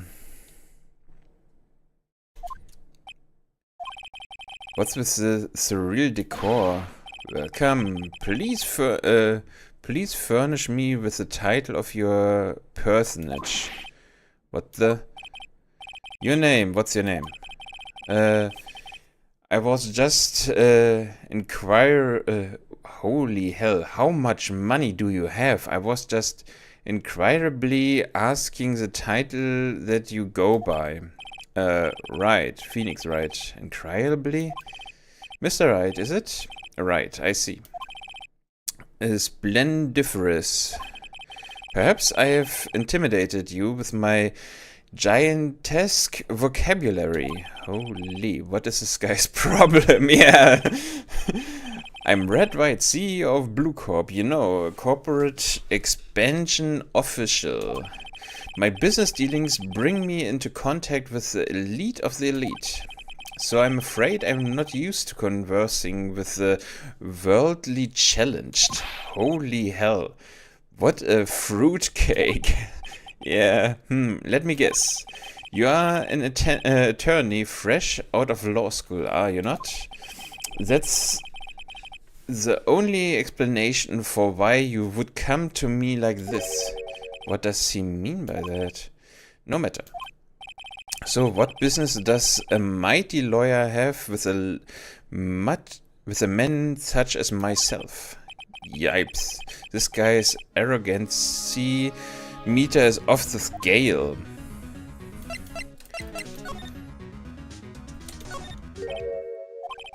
Haven't I seen this somewhere? Is this a replica? Ridiculous. I have no interest in anything but originals. That right here is a bona fide original, worth 5 million for sure. Now presses a lineup of trophies. Judges, a special runner-up, best participation, Judges Corporation Award, special good try. Holy hell, does he really only have participation awards? The word judges and special kind of stand out. Yeah. A statue of a man holding up the world. The Blue Corp sign certainly stands out enough. The model for the man is of course Mr. White. Truly a work of art, but probably too beauticious for you to appreciate, correct? I think it's a little too beauticious, whatever, for just about anyone to appreciate. Holy hell, the desk looks. I'm guessing this is supposed to be a desk. My. This is quite the thing. It is modeled on my body, see? Well, does it seek roundacia not inspire you? No, it does not. Definitely not. What's the view? This is the top floor of a 20-story building. The view is quite presidential. Anything we are missing? Nope. Okay. Miss May. Miss May is an employee of Blue Corp, is she not? Correct. She was my secretary. What a shock it was to hear what she has done. You mean the wiretap? Indeed, she's paid to answer phones. Tapping them is not in her job description. She does gather information for us as part of her duties. But I assure you, we do not condone illegal methods. It is ineffable that she would do this. It sounds like he's trying to turn Miss May into a scapegoat. Night of the murder. On the night of the murder, were you in April May's hotel room? Who can say? I seldom pay attention to mundane details such as time and place. My motto is don't worry, be happy. Oh god. Still, Mr. White, the hotel boy has stated on the records that he does remember you very clearly. No matter, the bellboy can say what he pleases, I still won't talk to you. If you want me to speak, put me on the witness stand. Also, I doubt you'd be capable of doing that. He raises a good question, actually. Why didn't the prosecution call him as a witness? He should have seen the same thing as Miss April. Oh, the police, the courts. To me, they are mere toys, playthings for my amusement. Okay. What kind of company is Blue Corp anyway? Ah, excellent question. Well, we buy and sell various kinds of information. We are a company of the future, you might say. We are the future. Sell information? In just 10 years, I've built this business up into the grand office you see now. Ah, in case you were wondering, Blue Corp was named after the color blue. I read white of Blue Corp. Red, white, and blue. God damn it! As founder of and CEO named it so. And why, you ask? Because I like the color blue, of course. Fantabulistic? Is it not? That painting. There's something that's been bothering me. Yes, what might that be? That big painting on the wall over there. I've seen it before. You know, I've actually seen that painting before. Oh? Just yesterday, actually. Your point being? My point is simple. Rather, my question is simple. Why is that painting hanging on your wall? Mr. Wrong, was it? Right. It appears you do not fully grasp your position here. I ask again, who are you? A lawyer? No, my feeble friend. A mere lawyer. Worth nothing. Zilch, Zippo, nada. Just like that, sorry excuse for an attorney Grootberger. What? Oof. He punched me. Well, Mr. Lawyer, what will you do, huh? Charge me with assault? Charge away, I welcome it. For it is you who will be found guilty. What? Heed my exposition. The police, the courts, they all do my bidding. So you say. But I wonder, is that kind of control really possible? I don't expect you to understand. It is a world beyond your compensation. You came here for Goodiebergs, I presume. Mr. Grossbergs? Yes. Then you must ask him, why is that this painting of his hangs here? Perhaps then he will tell you. Perhaps he will explain how a man can live life purely for personal profit. Go now, skedaddle. There's nothing more to discuss. Okay. Nope, that was the wrong one. The bellboy seems to be out. Who? The sound of water coming from the shower. La-di-da. Money making. I got the money making blues. Someone seems to enjoy washing the shower. Okay.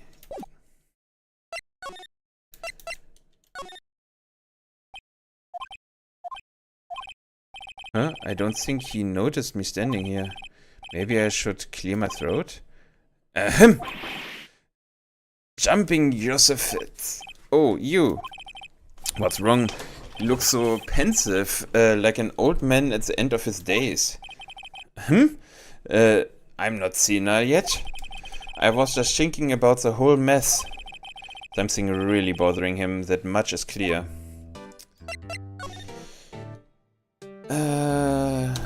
Today's trial. So you came to see the trial?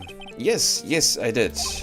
Something was bothering me all last night, you see. Couldn't get a wink of sleep. Really? What was that? Well, you see, it's just... May's sister, that poor girl, my boy, I owe you my thanks, truly. I don't know what I would have done if things had gone poorly for the girl.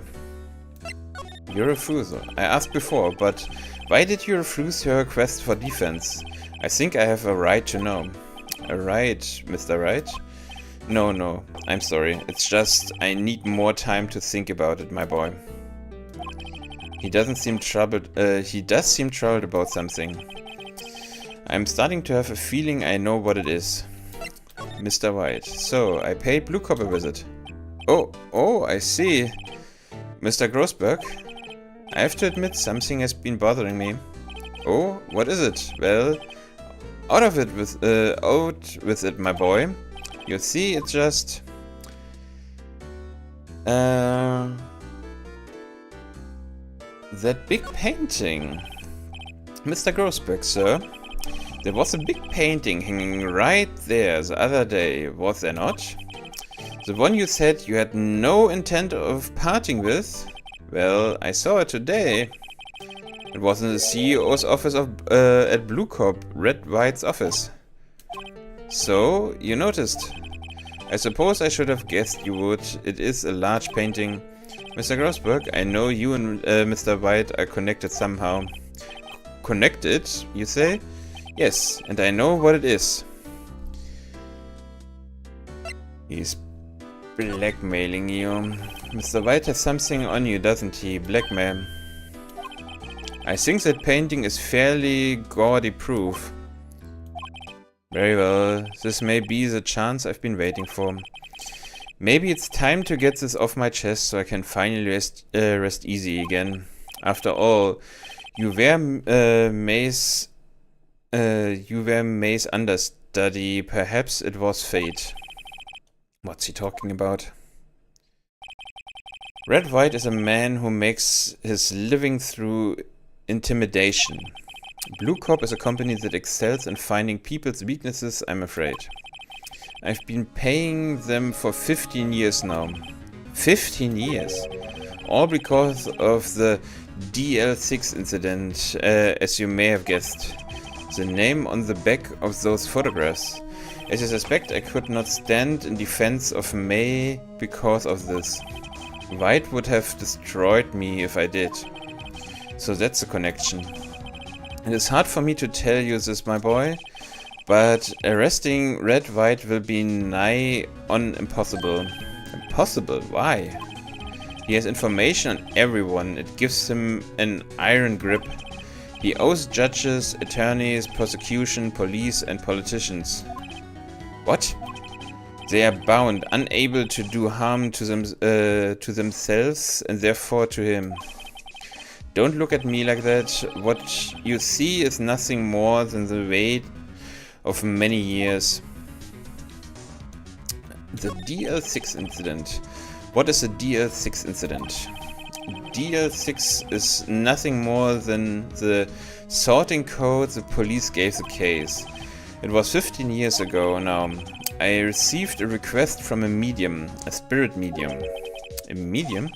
Her name was Misty Faye. Faye? Indeed. She was May's mother. She had been investigating a murder at the bequest of the police, and she failed. As a result, the police called her fraud. This is what May was talking about the other day. I did all I could for her, and in the end, cleared her of wrongdoing. That murder case, however, remains unsolved to this day. That case is a DL6 incident. Reason for the blackmail. But why were you blackmailed over this, Mr. Grossberg? The DL6 incident was top secret at the time. It made sense. The police didn't want people to know they were using a medium. They couldn't let people know. But one person found out. I told him. You told White? He offered me riches. It's an embarrassment to me now. Because I talked, the police were mocked far and wide. In secret, they began looking for the one who sold them out. Of course, White heard about it and he came to me. Only this time the offer was blackmail. I see. White controls the law of this country, as he sees fit. Yet if you would still challenge him, have a close look at May's office. May's office? She followed his every movement. She followed his every move for years. She may have recorded something of what she's found. Oh. Okay. We are going for the office. It's funny looking at this room. It seems so normal. Hard to imagine a murder took place here. Mr. Grossberg said there would be clues. Maybe I should have another look. Examine. All the cases the chief ever worked on are filed here. They are in alphabetic order. Let's take a look. Which file should I look at? What was the name? Whatever, let's start from the start. Let's see if there's a record in this file that catches my eye. Oh, god damn it. A, B, F, wait. Misty Faye, that's May and... My and May's mother. Should I take a look? Read it. I have tarnished the Faye name, leaving only these words, my mother vanished. I was determined to find the ones who had made my mother blame herself in this way. Using the power that runs in my family, I held an audience with the dead. Finally, the names of two men surfaced. One was Marvin Grossberg, a lawyer who sold my mother's information for riches. The other was the man who sold the information to the press. This parasite who makes his fortune on threats and coercion. His name is... the record stops here. So May knew Grossberg. All the cases, blah, blah, blah, the alphabetic order. I need to take a short toilet break. Be right back.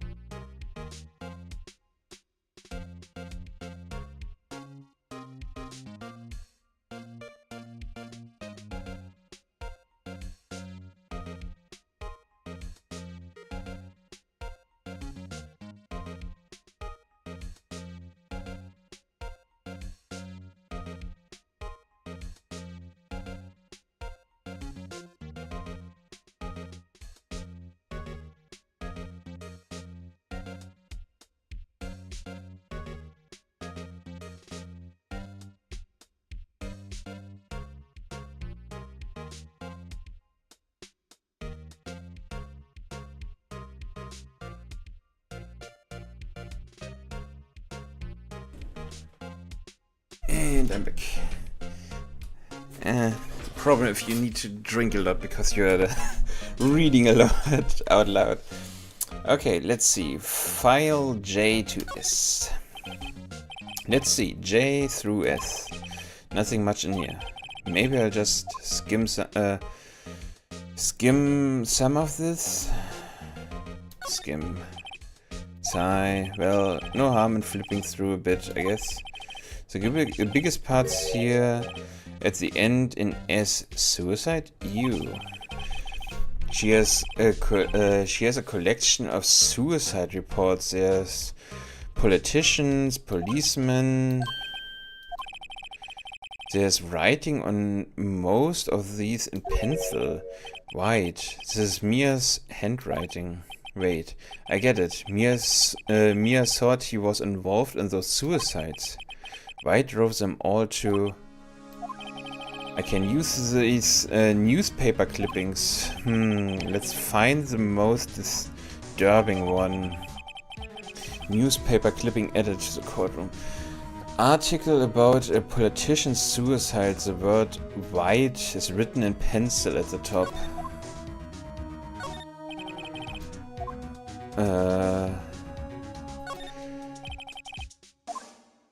T to Z, we haven't checked. TU, I know why. White.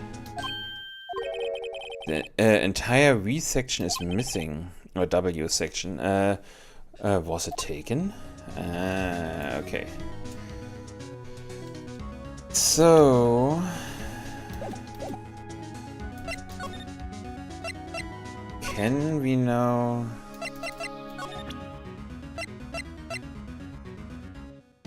can I present that to him? I found this in May's files. So she was investigating Red White as I expected. Well, if you want to challenge him, you could present this in court. Not a bad idea. Okay. Do we have anything else? No.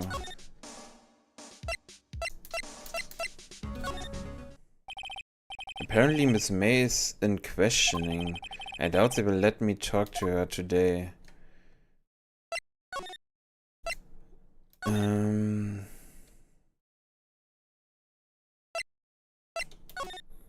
Okay, wait, move. Is there anything else we can examine? You already checked the blend. Yeah, I think I got everything.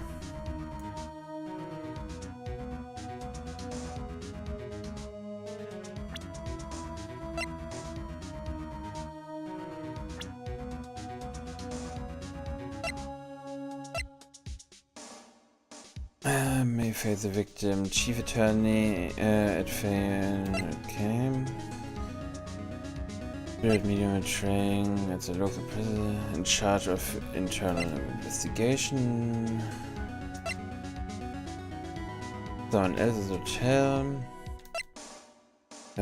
Gifted prosecutor and a ruthless man who'd do anything to get a guilty verdict.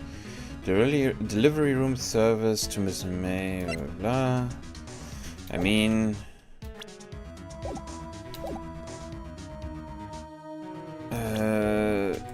we could go back... or could try to go back to Blue Cop? Well, aren't you persistent? Sorry, but there's something I have to ask you, Mr. Lawyer. I really hate having to repeat myself. But it seems the message has not yet penetrated your thick skull. Stop bothering me. If you try my patience further, I fear a nasty accident may occur. Why not?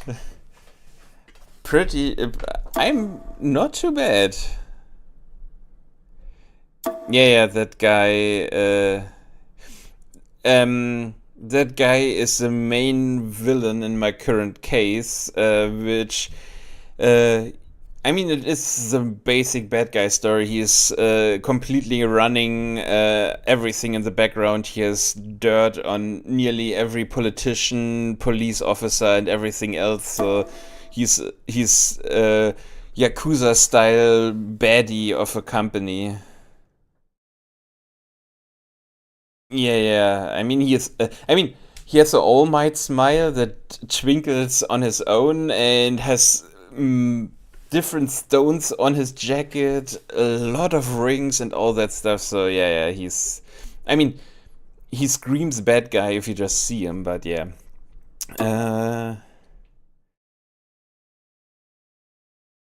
I would have more said he looks like a JoJo villain, but. Sure. Do I make myself clear? Transparent. Wait, I can still talk to him? There's no point asking someone this crooked a straight question. I need some evidence I can use as ammo. What's wrong? Is something stuck in my face? Why yes.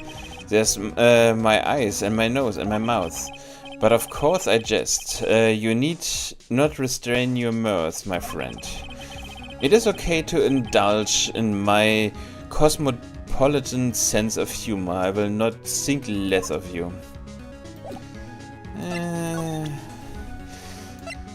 Okay, the problem is... wait, let's save just to be sure. I don't want him to wiggle out because I presented my only clue to him and he ripped it out of my hands. This is the only clue that May left me. I better make this one count. Mr. White, see this? It's an article describing the suicide of a politician. He was embezzling secret government funds. Then one day, word got leaked to the press. The very next day, he took his own life, and this concerns me how. I found this article in May's office. Miss May. She had a file filled with articles like this. Every one of them was labeled with a single word, White. Mr. White, I know what you did to this politician. You blackmailed him. You were blackmailing him. Blackmail. Not just him either. You were threatening and coercing hundreds of others. You were involved in all of those suicide cases that May investigated. This company is built on blackmail. I'm right, aren't I? What a bizarre accusation, Mr. Wrong. What is that you should be doing now? Investigating me? No, I think not. You should be searching for the one who killed Miss May. Secretary Office, hello. Mr. Wrong will be leaving now. Yes, sir. I will send someone right away. Wait a second, Mr. White.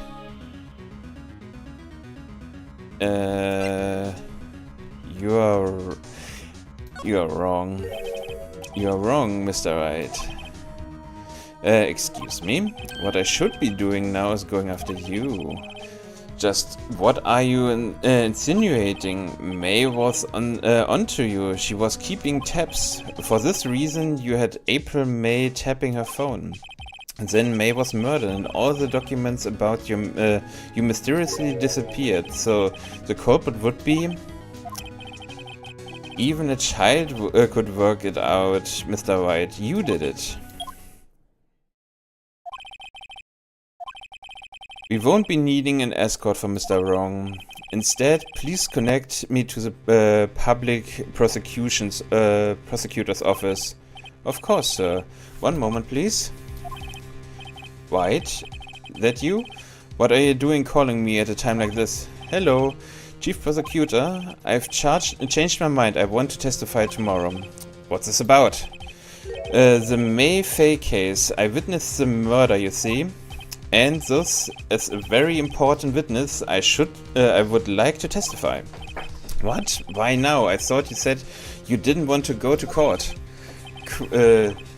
Quite a dude. I told you I changed my mind, didn't I? Oh, and one other thing. Send the police over here right away.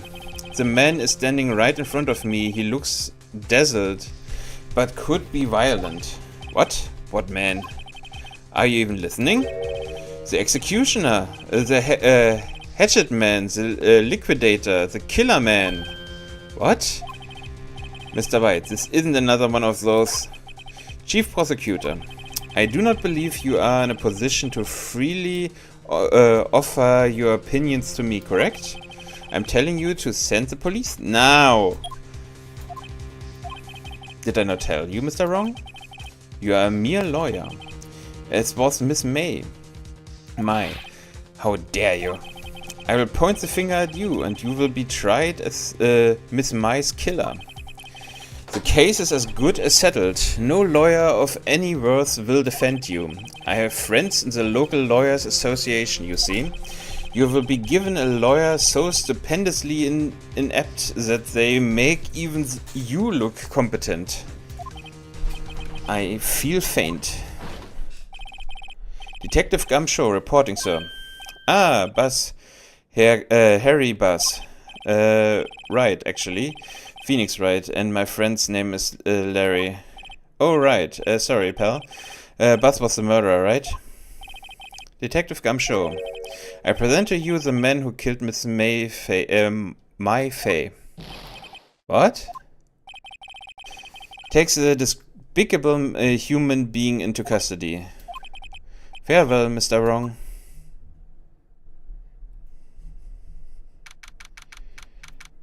September 8th, 3:37 p.m. Detention Center Visitors Room. I can't believe it's only been a day since the first trial. My trial begins tomorrow. White's going to set a trap for me. And the prosecution will be in on it, of course. Edwards included. An attorney was assigned to me by the state yesterday. I refused. I had an idea. Right. Mr. Wright. Oh, May. Great, they let you out of detention. Just now, yes. It's all thanks to you. Ah. Now I'm afraid we've switched places. What? You mean you... I explained what had happened to May. I didn't believe it. How many people does that man need to destroy before he's satisfied? My mother, my sister, and now you. This has gone too far. Mr. Wright, please tell me, is there anything I can do? Well... Defend me in court, cheer me on in court, help me break out of here. Defend me in court? Alright, you can be my defense lawyer tomorrow. Alright? Huh? Leave it to me! I am May's sister after all. Lawyership runs in our blood. Wasn't it ghost powers that run in your blood? I better run to the bookstore and pick up a copy of Law for Rookies. Oh god damn. Wait. What? I'm kidding, it was a joke. No way. No real. I was kidding. But thanks. It's good to know you're on my side. And there really isn't really anything you can do for me anyway. But I can't just sit here and do nothing. I've got to give that man a piece of my mind. Just a piece? Okay. Then come to the trial tomorrow. Oh, okay. I will be there. I will show them a thing or two. Okay. Times may change, yet with crime it's the same old story. In fact, it's gotten worse. Lengthy court proceedings are no longer realistic. Beginning a few years ago, a limit of 3 days was put on internal court trials. Almost all finish in a day, most with a guilty verdict. I never thought I would end up in the defendant's chair myself for this case. With the true culprit appearing as the star witness, this is it. Tomorrow it's me or him. Okay.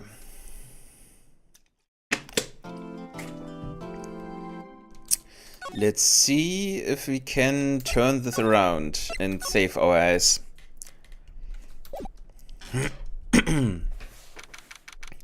September 9th, 9:52 AM. District Court, Defendant Lobby number 1. Well, I guess this is it. Yeah. One way or another, this case gets decided today. Ah, Phoenix, look! Prosecutor Edward Worth. I received a call from the Chief Prosecutor's office yesterday. I was told that whatever Mr. White says today, it will be the absolute truth. No matter how you try to attack his testimony. If I raise an objection, I have it on good faith that the judge will listen to me. What does White have, the judge, in his pocket too? So you're saying I'm going to be guilty, end of story? I will do anything to get my verdict, Mr. Wright. Anything. Why? Why? How can you torment an innocent person like this? Innocent. How can we know that?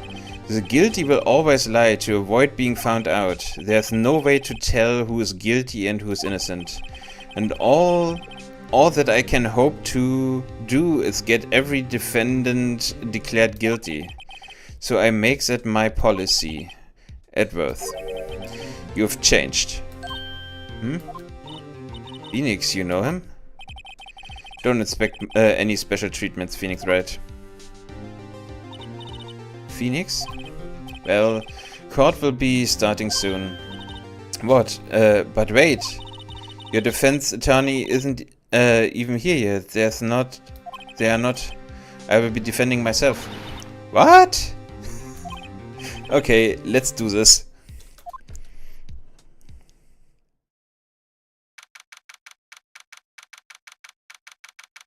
September 9th, 10 a.m. District Court, courtroom number 1. Okay, let's do this. Court is now in session for this trial of Mr. Phoenix Wright. The prosecution is ready, Your Honor. The defense is ready, Your Honor. Mr. Wright, are you sure you are up to this? Yes, Your Honor. I will be defending myself. Understood. Very well, Mr. Edwards. Your opening statement, please. As the details of the event are already quite clear to the court, today we will hear the testimony of a witness to the defendant's crime. I see. The prosecution may call its witness. That went far too smoothly. Why didn't the judge ask Edwards why his witness didn't testify before? It's like he already knows why. If anyone's going to raise an objection about this, I suppose it's me. Raise an objection. Mr. Edwards, you owe an explanation to the court. Why didn't the witness testify in the trial against Miss May Fay? I'm ever so sorry. Mr. White is a busy man, and besides, at the time I thought that Miss May's opinion was all that would be needed. Again, my sincerest apology to the court. Excellent, Mr. Edwards. I appreciate your demeanor. Great, he gets to show off and I get nowhere. I would like to call Mr. Red White to the stand. Oh, I hate his guts. Please state your full name. You wish to know the title of my personage. Holy shit. Your name? Yes, that is what I said. Oh dear, do my locations confuse? Name! These two are great together. My name is Red White, but my friends call me Blanco Nino? Blanco Nino. Really? Is Blanco Nino not nothing and guy? I'm the CEO, or to use a more common term, the president of Blue Corp. Did you know the victim, Miss May Fay? May Fay. That would be a negatory. No, I did not. You were at the Gatewater Hotel the night of the murder. Correct. And you witnessed the murder from there. Why tell you what you already know? Very well, Mr. White. You may begin your testimony. If I can't rip this guy's testimony apart, I'm done for. Why do I always feel like it's the end of the world and I'm the last man standing? Ho ho ho. God damn it. I hope you have made your peace with God, Mr. Lawyer. Let him have it, Phoenix. Witness account. Let's see, it was about 9, I believe. I was quite persifying that's reading to you some papers by the window. Then I heard a bedlam coming from outside. Surprised, I turned to look at the building across the way. It was then I saw him, a spiky-haired man attacking a woman with long hair. Needless to say, that man was none other than you, Mr. Lawyer. I call Miss May over at once. She too was flabbergasted, of course. The victim, she ran away, but you gave chase. Finally, there was a terrible impaction. Then it was all over. If things occur as you testify, then I'm afraid the defendant is guilty. Very well, defendant. I mean, Mr. Wright. Your cross-examination. Yes, Your Honor.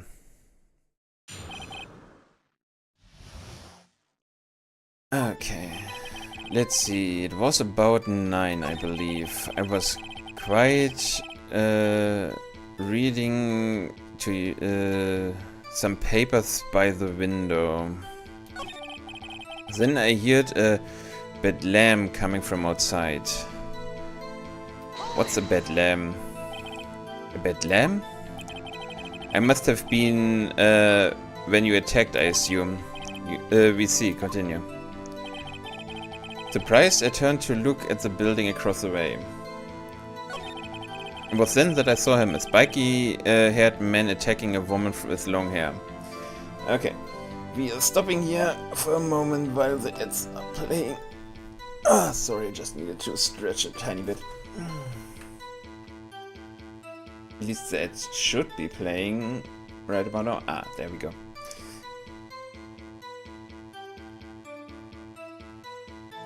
Okay.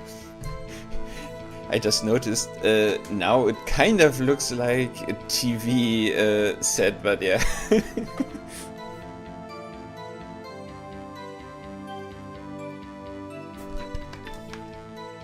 Okay.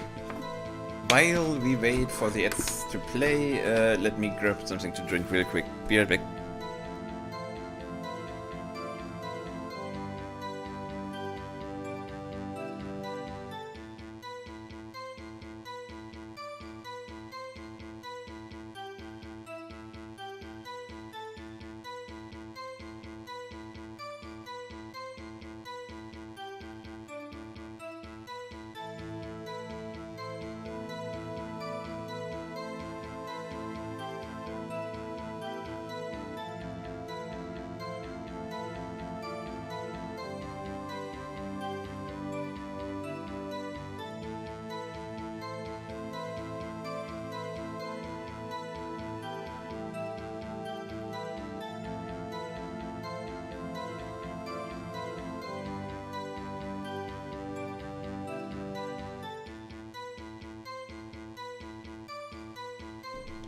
And I'm back. So, I mean, what I know for sure is that we need to ask about the statement that the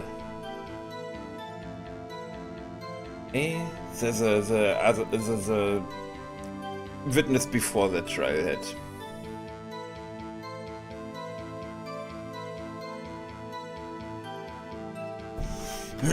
But before we go on, we just have a few more seconds to go.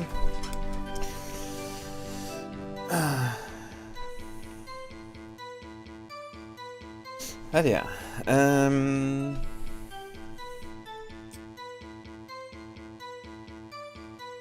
let's hope we can nail that guy. I mean, we definitely can, but yeah.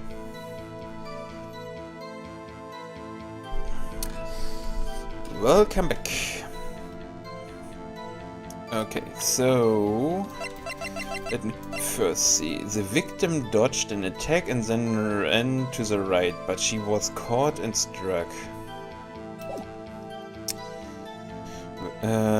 Attacking a woman with long hair.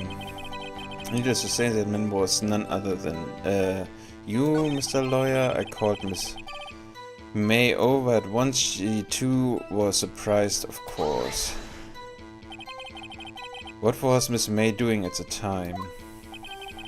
She had just finished watching a soap opera on the TV and was weeping openly. Did you know she had been tapping the Fae office phone? Irrelevant, that has nothing to do with the case at hand. I care not. I will answer the lawyer's bold inquiry. Miss May was acting alone when she tapped the phone on of this Fae woman. You'd make a good politician, Mr. Wright. Oh, I know. After all, I'm El Presidente. Oh, god damn it. Please continue. It's the victim. She ran. She ran away, but you gave chase. What was it? The victim dodged an attack, then ran away. Okay, let's... Your Honor, the statement contradicts this evidence. It does? I don't see anything... okay. But, okay, whatever. Oops, that didn't go as planned. Finally, there was a terrible impact, then it was all over. Let's press him over this. Impaction? Did you mean just impact? Ridiculosity. I think you need to brush up on your language skills. On second thought, perhaps I'd better leave the whole language thing alone. Did Edwards prep this guy too, I wonder? Anyway, I better find a weakness in them.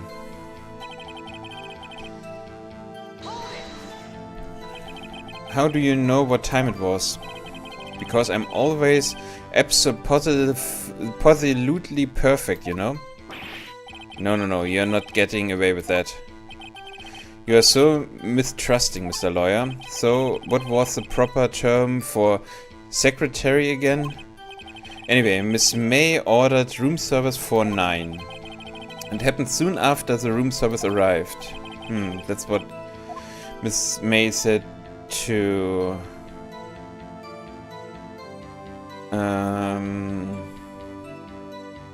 let's press further. True, the bellboy who brought the coffee saw Miss May. But he testified that he did not see you at the time. This is your concern? Silly lawyer, Miss May received the coffee outside the room. Of course he could not see me. He would need X-ray vision to pull off something like that. Tell us, what were you doing at the time? I was quietly pursuing that's reading some papers by the window. By window, do you mean the one directly across from Fay and Co. Law Office? Correct. That's the only window you see. And there you were reading papers. Correct. The Gateway is a businessman's hotel, and I'm a businessman who had business to do. Then I heard a bedlam coming from outside. It's a building across the way. So you were reading your papers until you heard the sound. But of course, I am no snoop peeping out of the windows at night. No snoop, yeah, right. You've made a career out of snooping. It was then I saw him, a spiky-haired man attacking a woman with long hair. Spiky-haired? Needless to say, that man was none other than you, Mr. Lawyer. What you just said directly conflicts with Miss May's testimony. Miss May clearly stated that the assailant looked like a girl. I have always been proud of my eyesight, Mr. Lawyer. Just what is your eyesight? Counting both eyes, 40. 40? Don't add them together. I think the witness is trying to say his eyesight is good. Hey, whose side is the judge on anyway? And what did you do then? I called Miss May over at once. She too was surprised, of course. What was Miss May doing at the time? She said she had just finished watching a soap opera. Did you know she had been... okay, we already had that.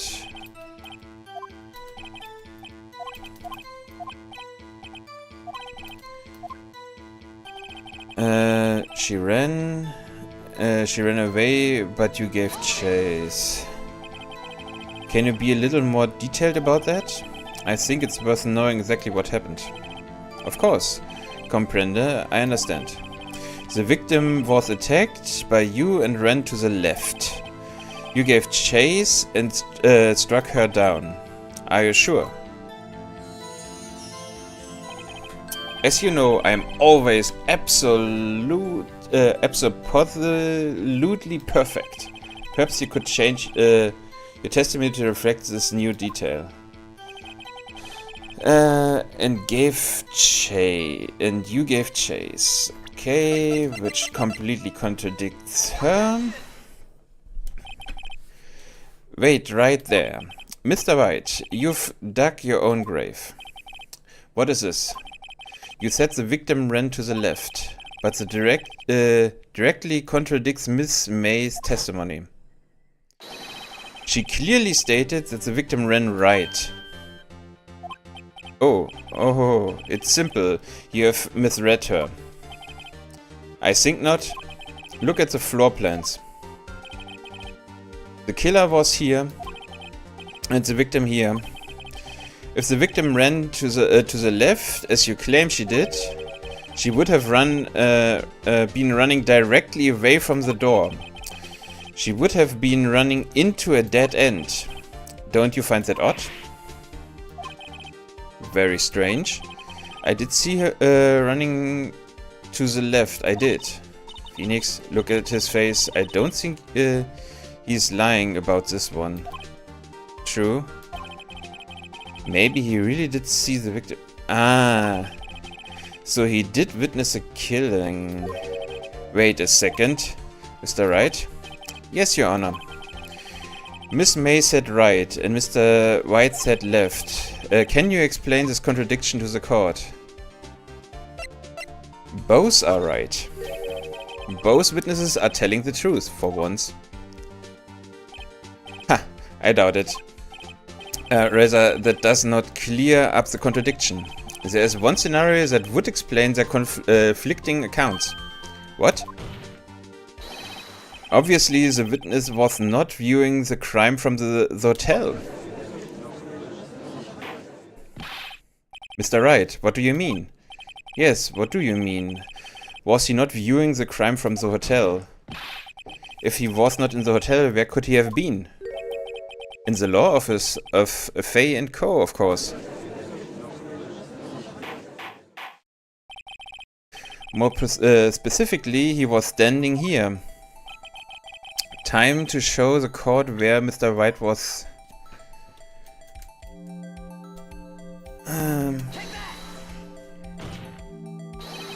This is where he was. Look. When the victim ran for the door, if he was watching from this point to him, it would appear that she was running to the left. Please, this is not time for joking in all taste. This is where the killer was standing. Order, I will have order. Anyone disturbing the order of this court will held in contempt. Mr. Wright, what are you suggesting? Reconciliation. The postulation of the defense are a distortion of the truth, Your Honor. Indeed, they do seem a bit far-fetched. Ho ho ho. You provide us with so much entertainment, Mr. Lawyer. What now? He's laughing. The hilarity of the moment made me remember something. It appears I've been unclear, and for this I apologize. Mr. Your Honor, might I be allowed to testify once more?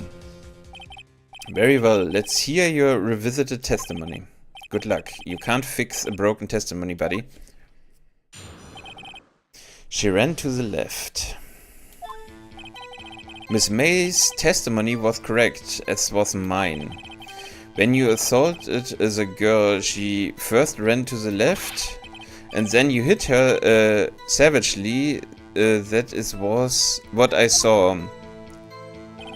Next, with the last of her strength, she ran to the right. You chased her and delivered the final blow. No, that doesn't work because she was only hit once. This is what Miss May saw. You see, you hit her twice. Don't you remember, Mr. Lawyer? That does seem to make sense. Will you cross-examine the witness testimony? You bet I will. I mean, yes, Your Honor.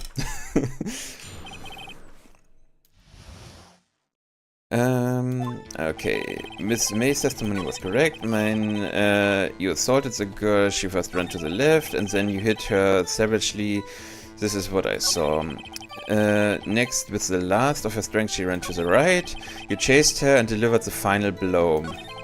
That is what Miss May saw. You see, you hit her twice. Present. Died from a blow by a blunt object. Okay. But I think it only was one blow, so... That's alright. The victim died from a single blow. What do you have to say to that? Now is my chance to hit him where it counts. Mr. White, wasn't it you who told this court you were positively perfect? I refrain from using this phrase from now on. Your Honor, if you could ask the witness for a new testimony. The witness is obviously confused, Your Honor. I would like to request a 10-minute break. Yes, quite. The witness is confused because he's lying. I emphatically request that there be no break, Your Honor.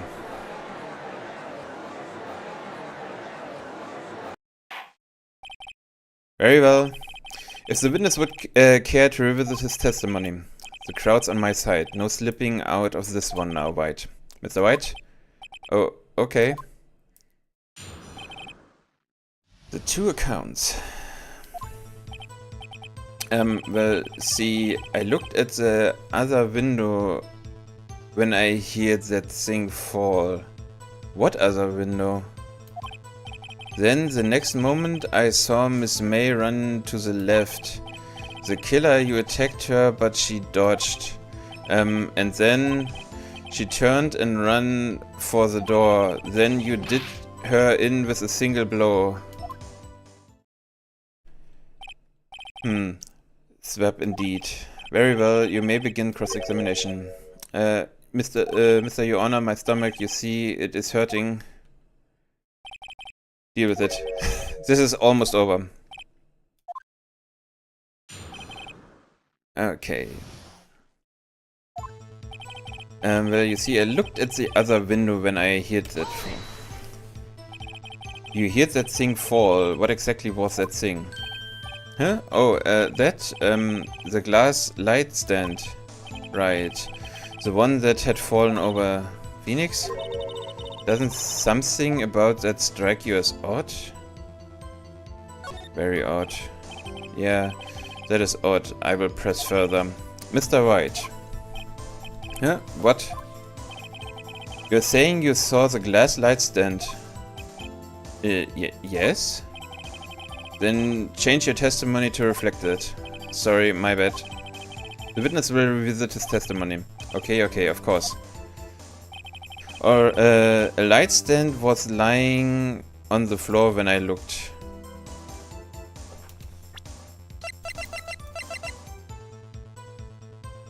How? Check.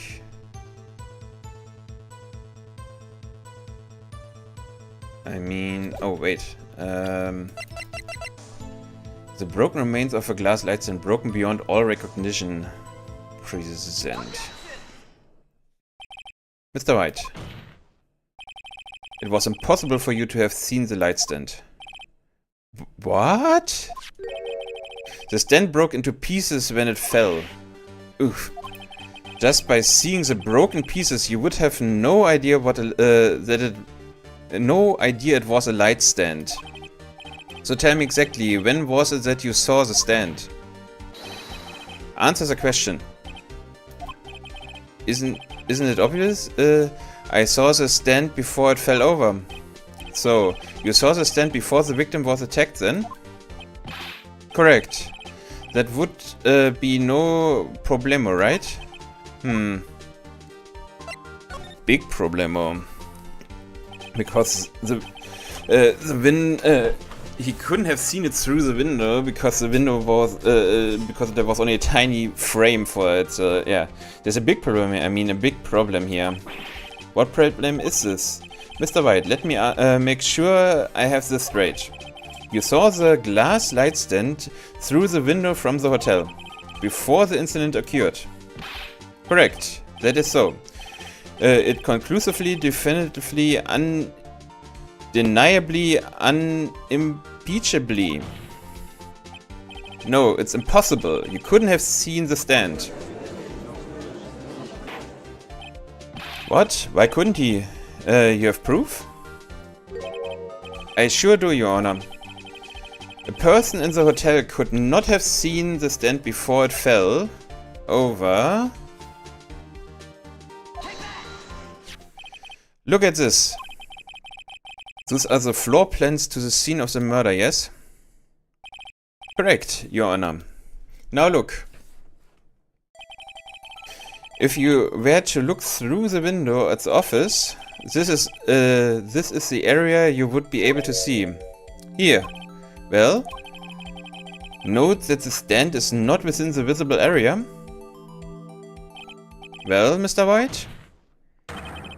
What do you have to say to that? Ridiculosity. Mr. White, if you were in the Water Hotel, as you claim, you could not have seen the stand before it fell over. In fact, you wouldn't have been able to see it after it fell over either. There's no way you could have recognized the broken shards of glass as a glass light stand. So when did you see the stand, Mr. Wright? It must have been the moment that it fell. And the only place you could have seen that from is inside the Fay Law office. In other words, you were at the scene of the crime when the murder took place. Ah!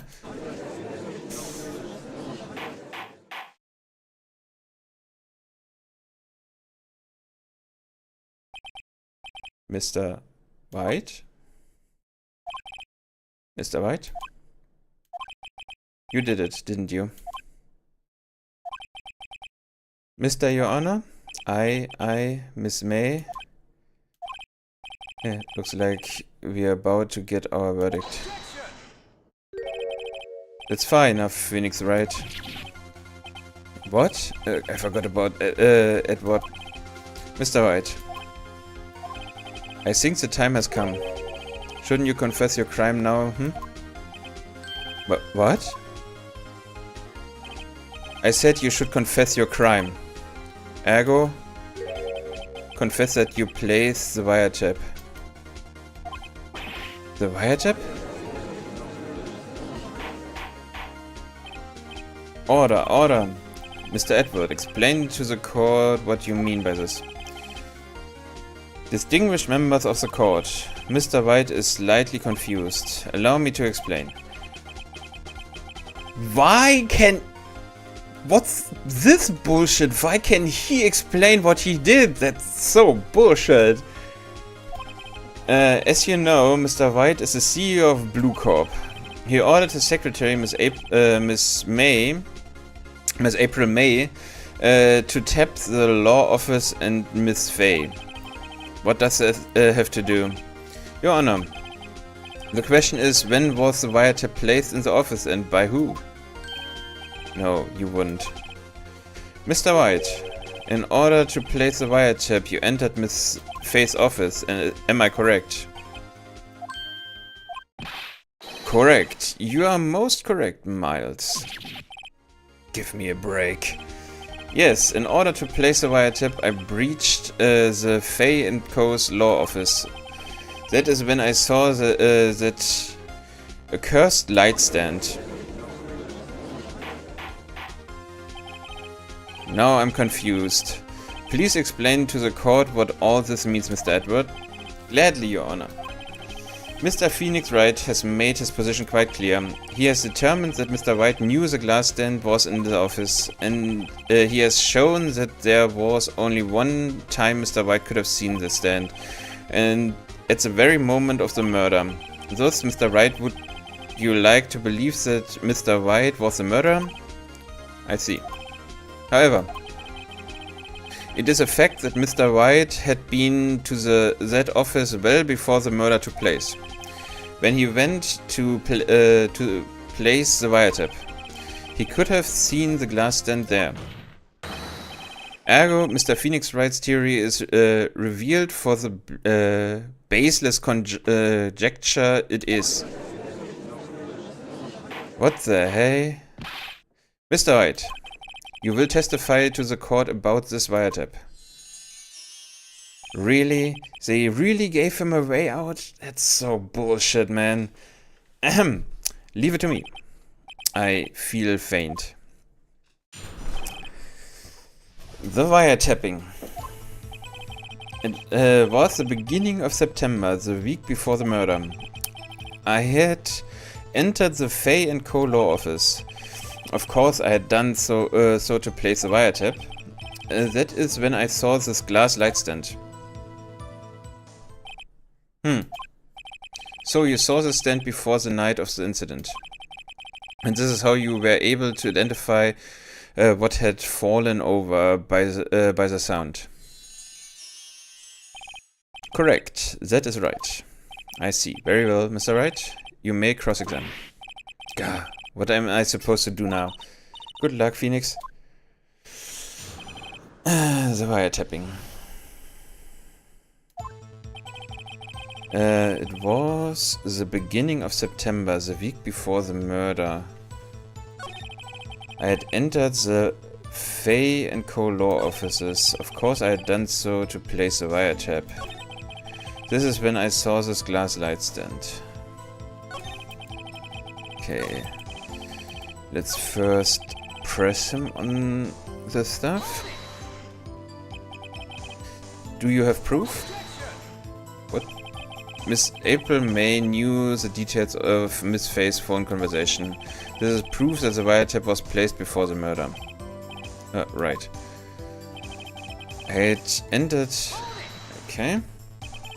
Was it really you that went into the office? Or was it Miss May? Unidentified fingerprints several days old were found in the Fay & Co. law office. Those were obviously Mr. White's. And if I know Edward, he's already run a check on those prints. Now, Mr. White, tell us why you went to the law office. Of course, I had done so to place a wiretap. Why do you tap Miss May's phone?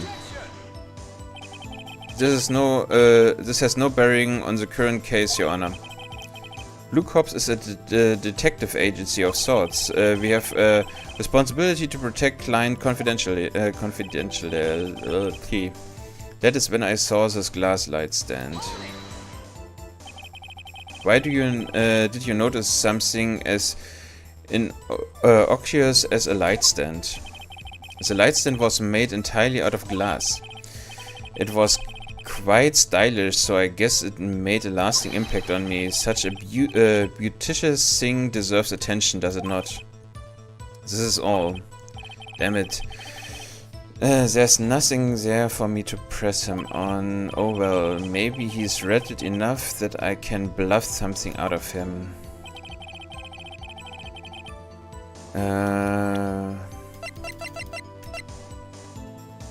Recipe with lettuce.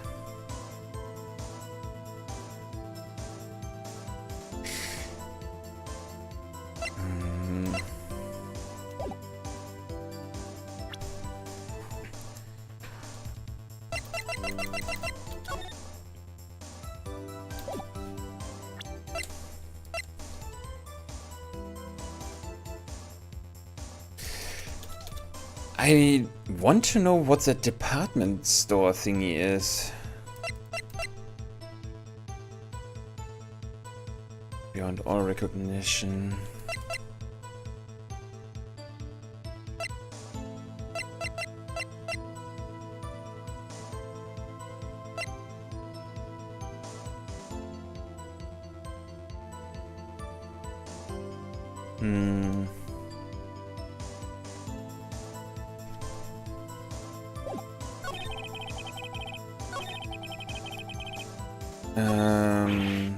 Oh, don't tell me he ran out of... Don't tell me I've run out of ammo. I'm afraid that's as far as you go, Mr. Wright. The time has come for you to admit your defeat. You fought honorably. No more. I can't take this anymore. Mr. Wright? Are you giving up? Wait, what? Phoenix? Phoenix? Over here. I know that voice. May? Never give up, Phoenix. May?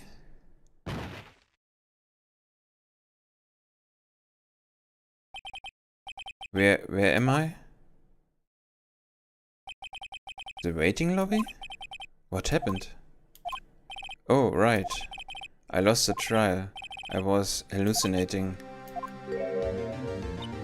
Ah, you're finally awake. Ugh?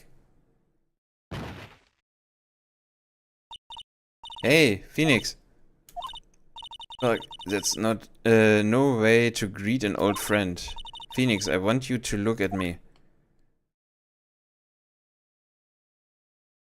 Oh. You are... May? Did you know the Fey women have strong psychic powers?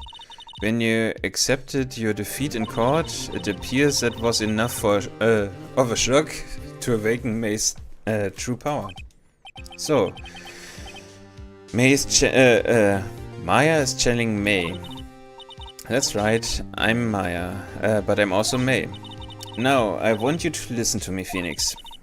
Maya never gave up. I can't either.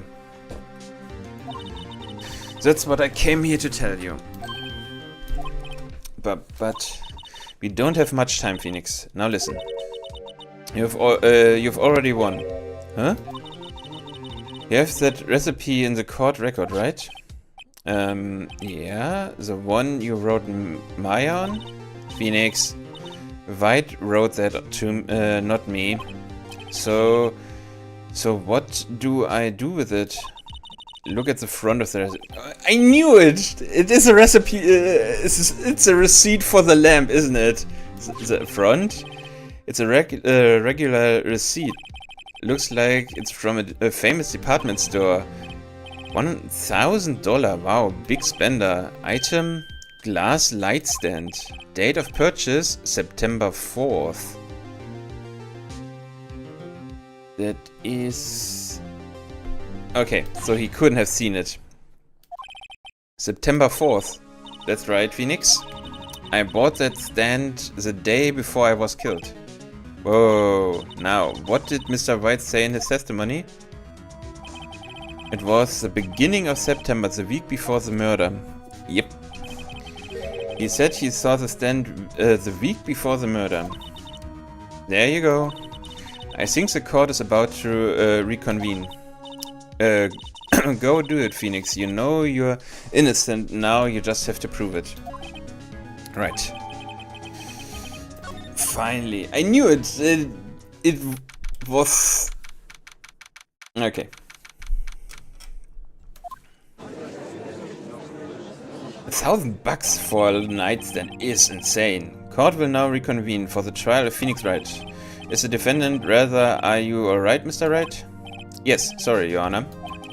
I'm fine now. Then let's start where we left off.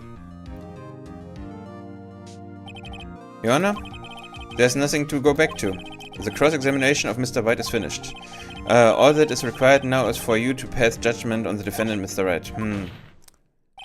Your Honor, please give me one more chance. I promise you this is the last time I will ask you. But, as Mr. Edwards has noted, the trial is more or less finished. Mr. Edwards, do you have an opinion in this matter? I say, let us give Mr. Phoenix Wright his last chance. Very well. You may begin your cross-examination.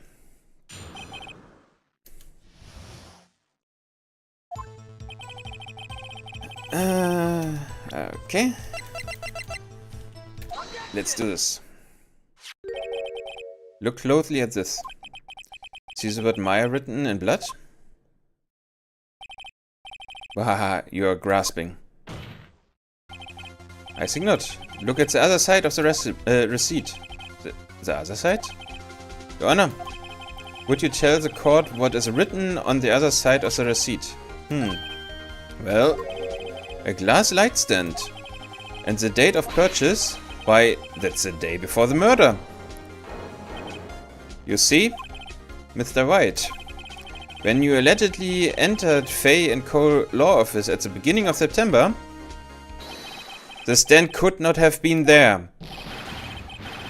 Well, Mr. White? Can't get out of this one, can you? No. It's impossible? Oh, he's losing it. Well, Your Honor, I understand there must be quite a bit of pressure on you. But I think you will agree you can't judge me guilty under those circumstances. Very well. Then that is all for the trial of... Objection! Not so fast, Phoenix Wright. Eh? What? No way can he worm his way out of this one. Oh wait, I forgot. It's Edward. There's a certain thread of logic to the defendant's claims. However, there's no concrete proof that Phoenix Wright is innocent. Ergo, I would like to request one more day before Phoenix Wright is granted his freedom. I need time to make one more inquiry into this matter. Another inquiry. This isn't going to be another one of those update autopsy reports. This guy just makes up evidence as he pleases. This is bad.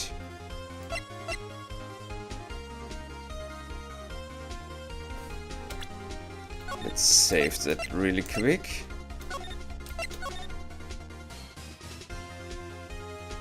Wait, didn't they say it only can go on for 3 days?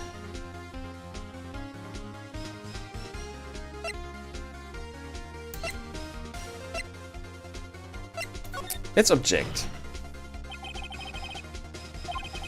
There's no need to prolong this trial any further. Well, Mr. Edworth? If anyone is going to call Mr. Wright to trial, it would be me, the prosecution. I need a day to ascertain whether those new claims have any basis in factual evidence. I see. Objection denied. What? The completion of the trial of Mr. Phoenix Wright will be postponed until tomorrow. No, there's no telling what will happen if I can't end this now. Edwards is sure to come up with or just make up something. And after Mia showed up to help me and all. Mr. Your Honor, may I go home? Of course, thank you for your time. Gah. The witness will stay. Mia? Phoenix. Read this note out loud. Mia, what's this? A list of people's name in Mia's handwriting. Your Honor, if I may, you are quite persistent today, Mr. Wright. You bet I am. My life is riding on this one. I have something I would like to read to the court.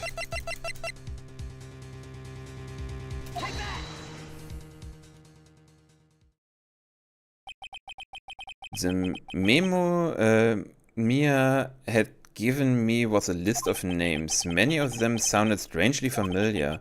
People in finance, famous celebrities. That's when it happened. Stop. Desist. Hold. Please stop. Make him stop. How did you get that list? Mr. White, admit your guilt right here, right now, or else this list will be released to the press. I confess. I confess. I did it. I hit her. I hit Miss Mia with... Case closed, Your Honor.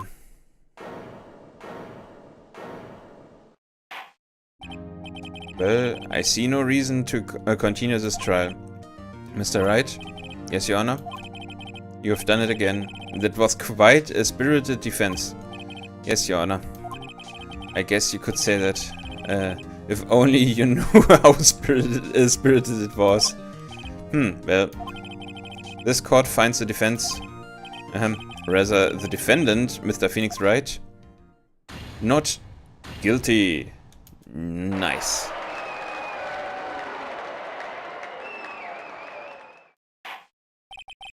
That is all. This court is adjourned.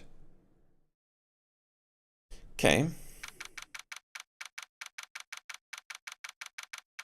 September 9th, 2:24 p.m. District Court, Defendant Lobby number 1.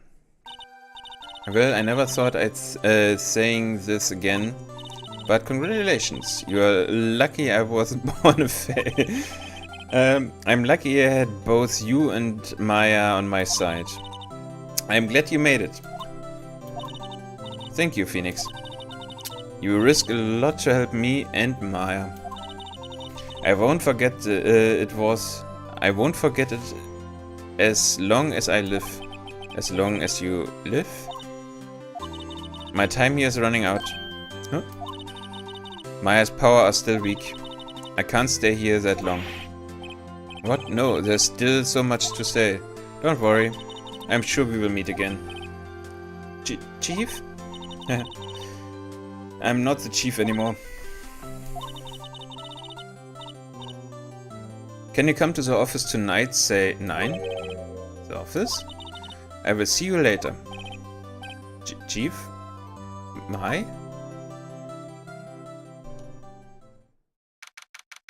September 2 p.m.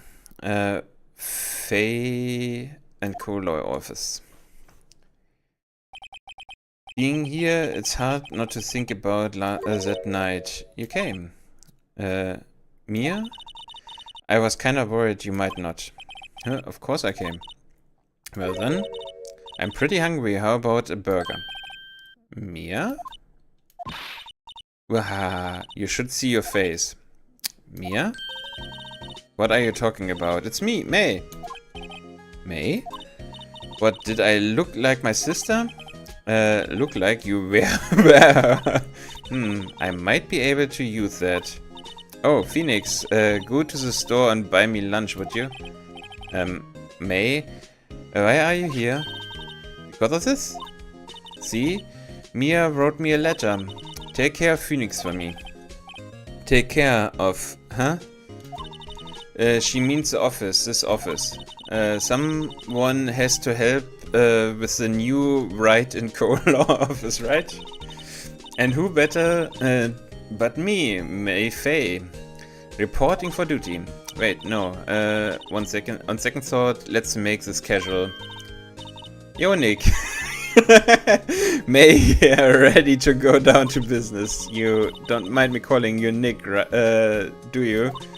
It's a great name. Mia said that's what your friend Larry calls you, Nick. You know what this means. We are partners. Oh man. You know, when I think about it, it is May's fault I'm here now. But if it wasn't for her, I'd probably be in jail. Wright and Co-Law offices. It's good. Got a good ring to it.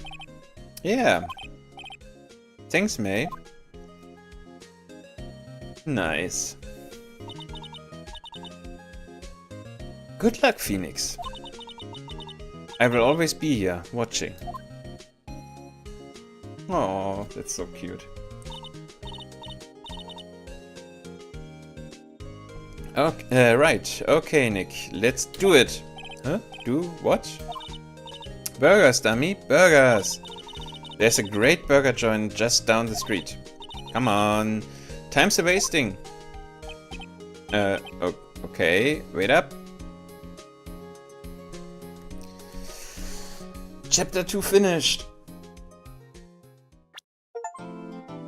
Nice. What the hell? A brand new episode has been added. Okay. Interesting cover art for that episode. Turnabout Samurai. Okay.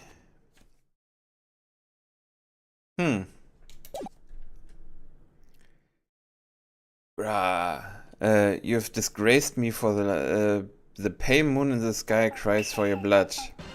Oh, cool. Okay, that's so cool. The moon. No, it's you who should gaze, for it will be the last moon you ever see. Can it be a bit slower, please? See you in hell, even... what?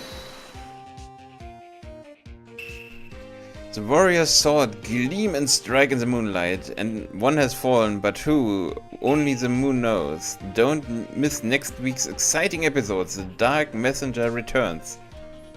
Wait.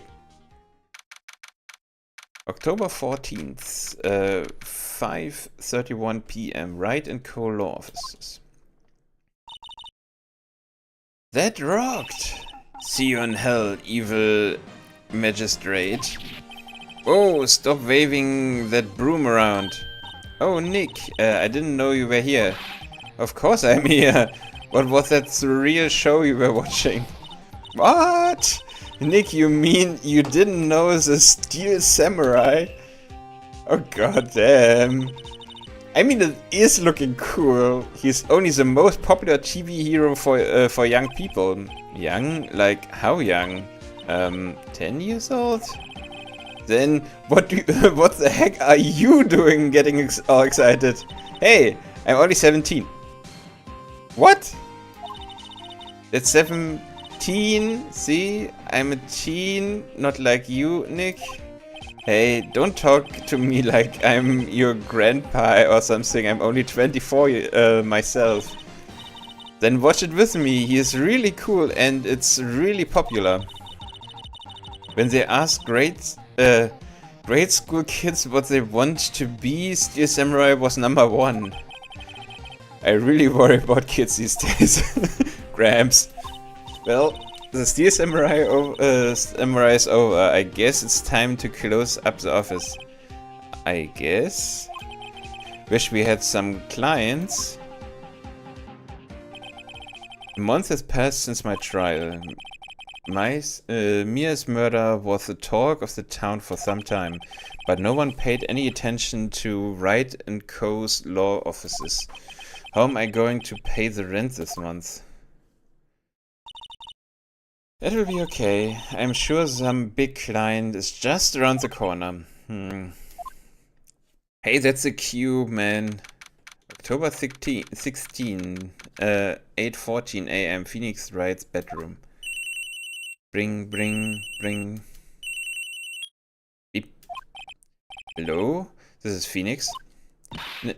Nick! May? What? It's still early. It's the Steel Samurai. The Steel Samurai got arrested. Huh? You mean the guy on the show? On that show? Yes. They're saying that the Steel Samurai killed a villain. Isn't that what he's supposed to do? Yeah, on TV. Yeah, on TV. No, I mean, he actually did it in real life.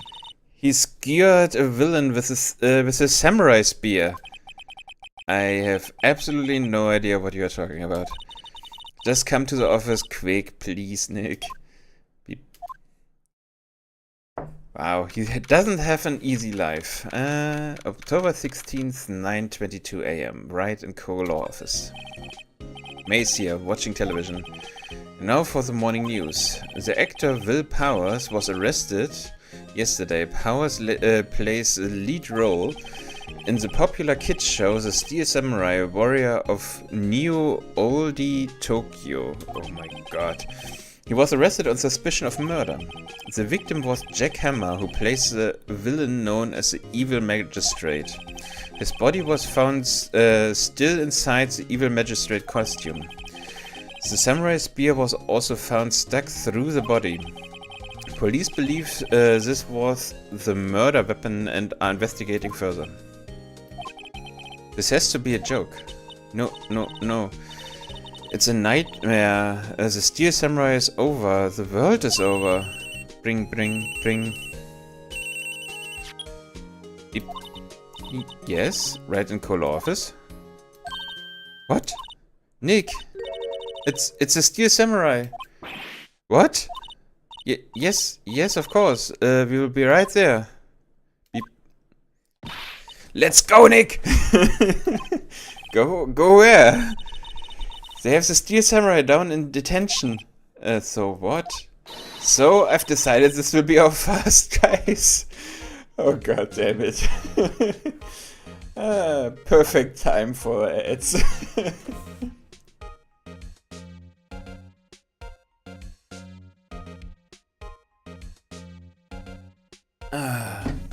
Okay.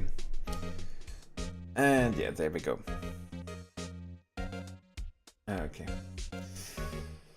Holy hell. I definitely won't do the whole chapter today anymore. I think that will take too long. But it is a lot of fun, actually.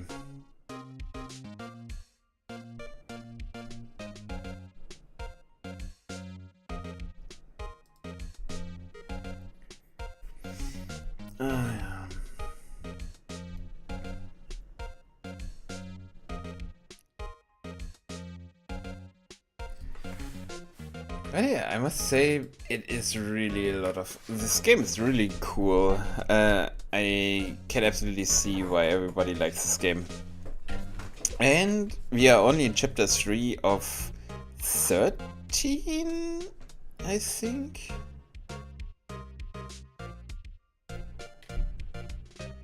Let me see that again. 14, okay.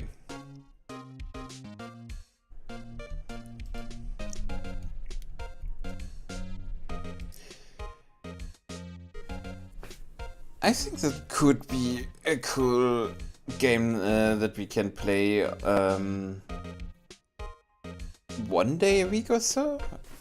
It is really cool. And actually, before we even go any further, I think I will maybe switch up a game to... sorry.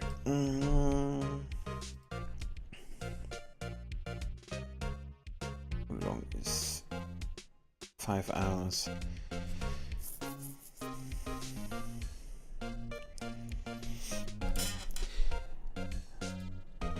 I mean, I don't need to to wake up early tomorrow, really. We could go for a few hours more. Why not? I mean, we can try and finish that.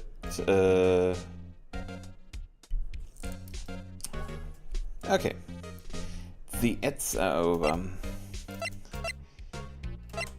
Let's talk to her. What to do? Well, what should we do? What should we do? How can you just sit there like that? We have to get down to the detention center and meet the Steel Samurai. Does she want to investigate this case or just do some sightseeing, I wonder? My money is on sightseeing. Any ideas?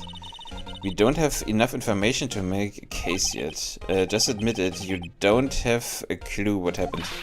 No, we just don't have enough information. Oh, wow. Okay, we really don't have anything. Fair enough. Let's go to the detention center. October 16th, Detention Center, Visitors Room.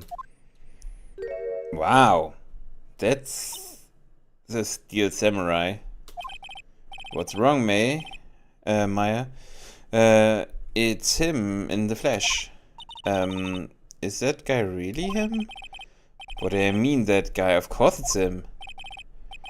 Will Powers, our client, that's him. Maybe I shouldn't be saying this, but he definitely did it. At least once, maybe twice. Whoa, whoa, whoa, whoa. What are you saying? Yes?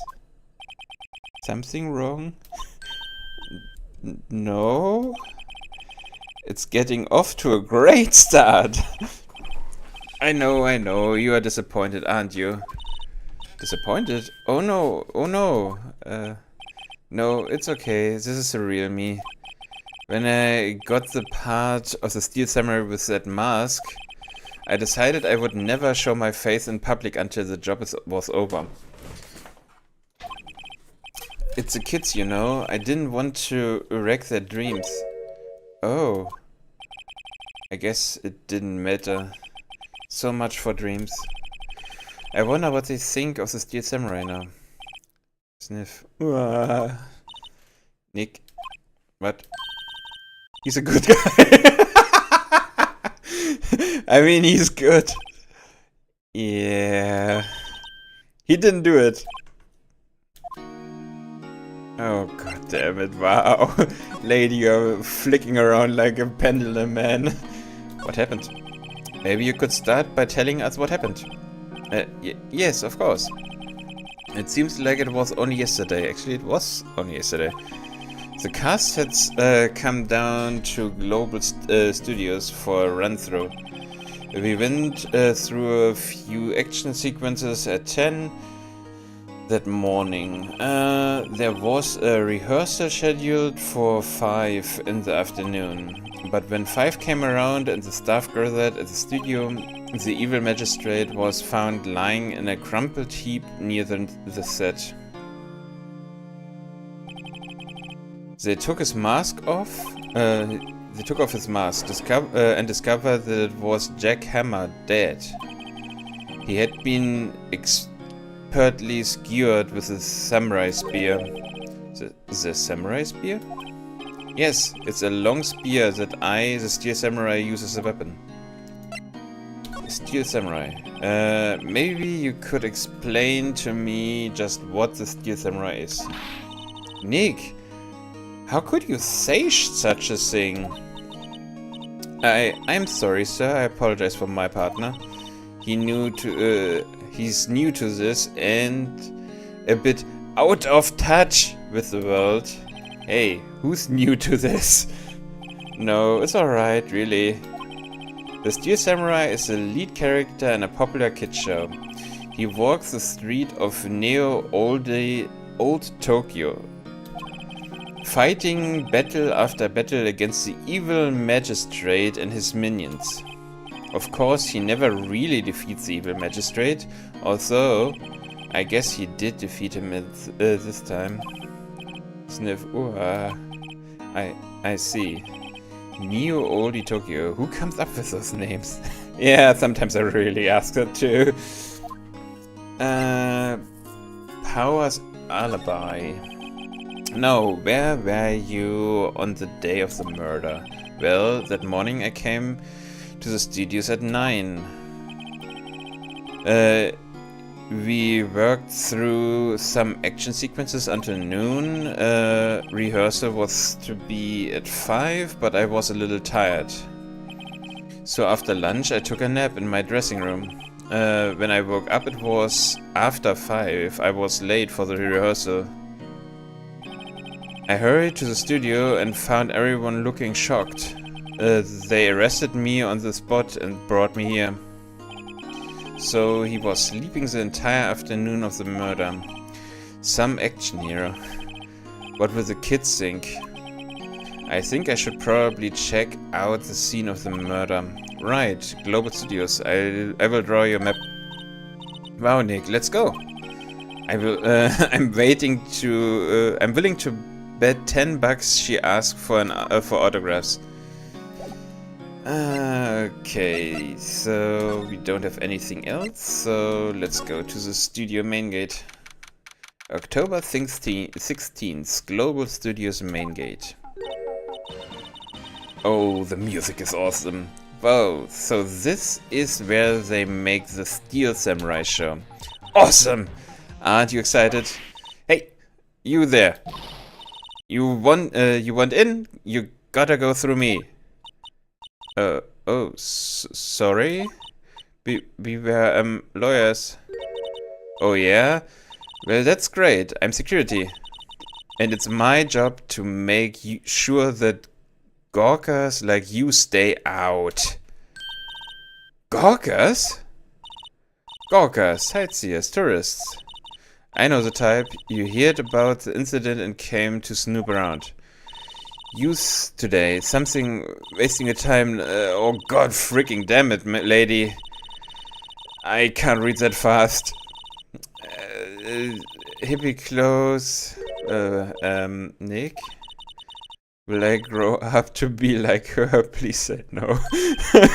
I don't know, it's possible. Hey. Listen when you are being spoken to. Use today. The studio. So, what do you do here at the studios? At Groovy Studios we make children's dreams come true. In fact, in my youth days... No. You were a star? Only a little twinkle between the stars here, I'm afraid, dearie. Whoa. This place has really gone downhill, you know. But 10 years ago, now that was a studio of dreams. Hammer was a big star back then, too. He was. Hammer? The victim, dummy. The evil magistrate. He's been reduced to playing villains now. And not exactly the best material to work with. Will Powers. Can you tell me about Mr. Will Powers? I think there's some what missing. What can you tell me about Mr. Will Powers? He's not a bad kid, but don't be fooled by his mask. You wouldn't want him on the silver screen without it, believe me. Little old ladies watching would lose their lunch. That's probably why he thought that the Steel Samurai was his big chance. No one thought he was capable of doing what he did to poor Jack Hammer. We don't know for certain that Will Powers is guilty. Powers? Of course he's guilty. How do I know? I know everything. That's my job. Oh god damn it. What kind of person was Jack Hammer? What kind of person? Oh, if you only knew. Jack Hammer will live on in many hearts as the ultimate action hero. He was simply dashing in the Dynamite Samurai series. Should I have heard about that?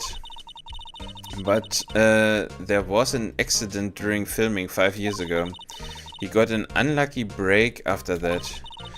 Reduced to playing the villain on a child's program. What's more, I heard they were paying him peanuts. It's enough to make you cry. Reason for suspicion. Why are you so certain Mr. Powers is a killer? Okay, let me have a sip.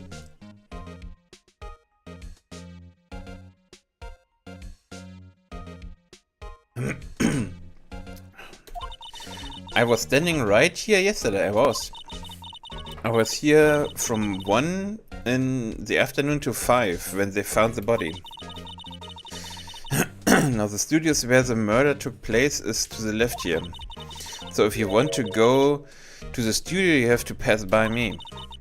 Only one person went by here between 1 and 2:30 when the murder took place. And that person was Mr. Powers? Yes, I saw him. But Mr. Powers says he was sleeping in his dressing room. Oh, I'm sure he would say that. He's no fool. Oh, but he was the only one that walked by. He's the killer, you can bet your biscuits on it. Isn't it about time for you to be heading home? There's nothing to see here. Move along. Actually, we are here at Mr. Power's request. I thought you were suspicious looking. Show me a letter of request, and maybe I will just let you in. This lady here thinks she owes the place, obviously. Okay. Hello, how was the studio? They all think I did it, do they? Not all, isn't that right, Nick? Right, not all. At worst, you're a suspect.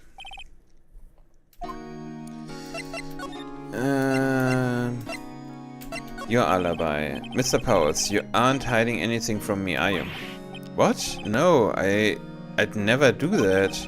Earlier you said that you were sleeping in your dressing room after lunch. Yes, like a baby. But the security lady says she saw you that day. She says she saw you heading towards the scene of the crime. What? That's not possible. I really don't know what to say. I was sleeping, I promise. Mr. Powers, if you want me to help you, you have to tell me the truth. I'm new to this lawyer business and I need every advantage I can get. I know, I'm sorry. But I swear to you on my mama's grave I was sleeping. Maybe the security lady only thought she saw me. What did she see? He doesn't seem to be lying. About the security guard at the main gate to the studio. Oh, the security lady? She's terrible. She called me suspicious looking. Yes, actually, she said the same thing to me before. Take off that mask, were her words, I believe. She sucks up to all the bigwigs at the studio. But let her see you stumble once and she will never let you up upon you. Grr, she got some nerve. Do you think you could write up a letter formally requesting my representation? Of course. Okay, I just hope this will get me past the security lady. Nice. But I need to turn. Okay, can't. Present. Ma'am, have a look at this. It's a letter of request from Mr. Powers. Yes, I recognize the bold, childish scrawl. Powers' request given to the security lady. To think he would entrust his fate to youth of such unreliable appearance. Really? Really? Anyway, you may pass, but only left from here towards the studios. No going to the right, that's the employee area. No one allowed inside, pal, were my instructions. The good detective told me himself. No. Hey, Nick. There were maps in the security guard station. Hey, not bad. Those are 50 cents a piece, thank you. Well, time to go, Nick. 50 cents! Guide map of global studios added to the courtroom record. Okay. Main gate. Another gate, okay.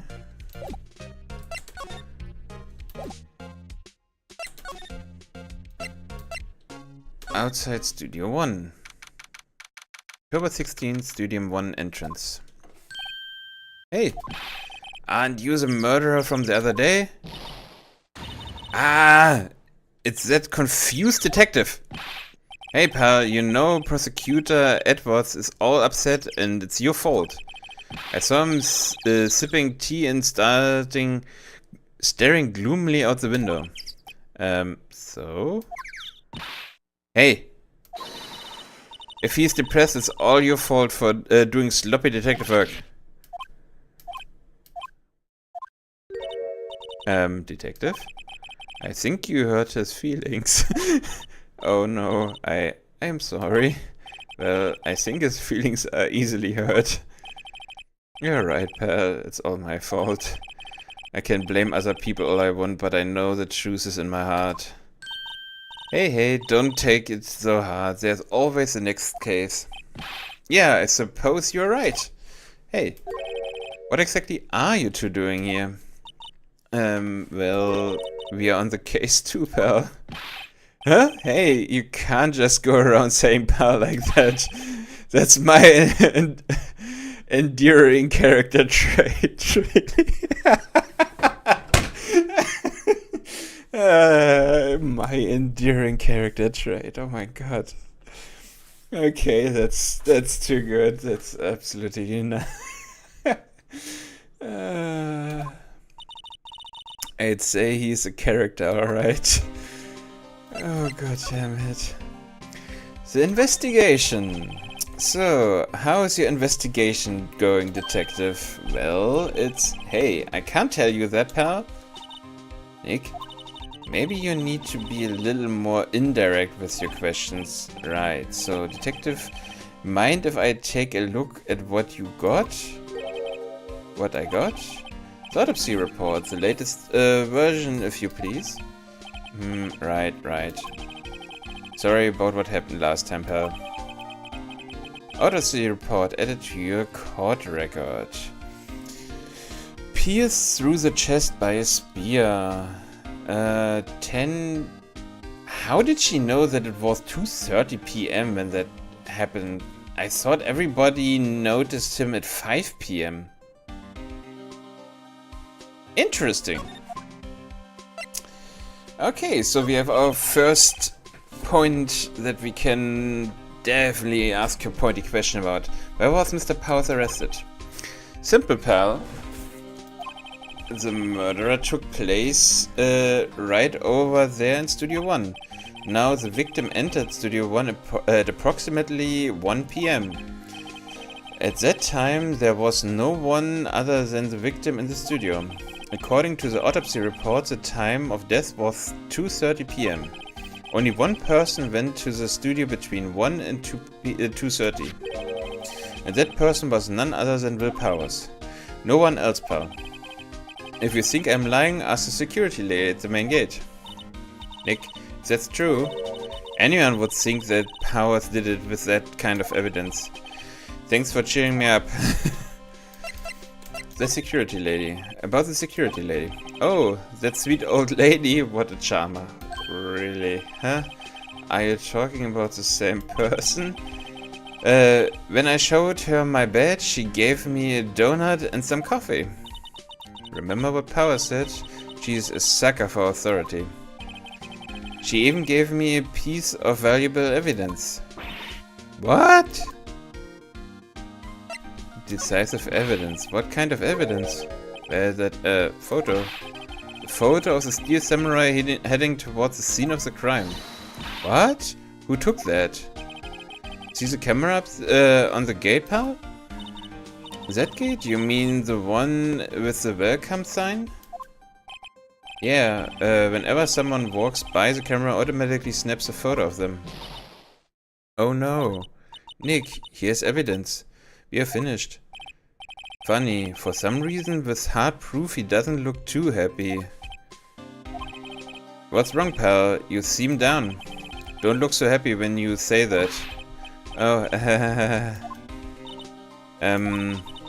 we'd like to ask the employees here some questions.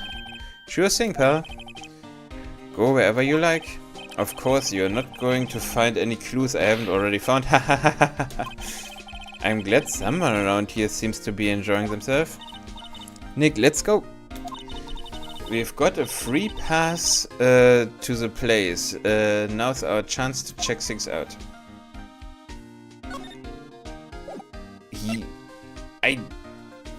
Show me the damn picture!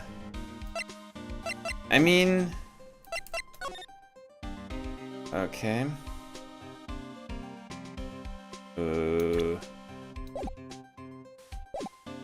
Oh right, examine.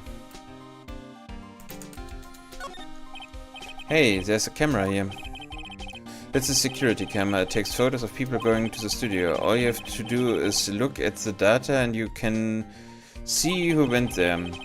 There's a number plate on this camera, ST1307. That must be the camera ID number. There's a big welcome sign above the path. Yeah, apparently the studio's fallen on tough times. They've started letting people in on days they aren't filming. They make a bit of extra money by charging for admission. Huh? You sure know a lot about this place, detective? You know, you could always quit being a detective and work here. Yeah, and what perfect timing with the studio mascot down for the count. Huh? Just what's that supposed to mean, pal? Oh, wow. The studio mascot. I guess it's a monkey of some kind? But what kind of monkey has a nose like that? He's holding a sign in his hand. Right, Studio 1, left, Studio 2. What's up with that thing? It looks kind of busted. Oh, the wind was pretty strong yesterday and the head broke off. It took that tree down with it. Okay, so maybe the camera also got that? The entrance to Studio 1. This is a studio where they found Jack Hammer's body. Let's go in and check it out, Nick. Hey, it's locked. Looks like you need a card key to get in. It makes sense they would want to keep the non-employees out. Okay. I'm a little bushed. Maybe I'll take a short rest here. Hey, good idea, pal. Detective, aren't you on the case? Well, yeah, but hey, us detectives get tired of standing around too, pal.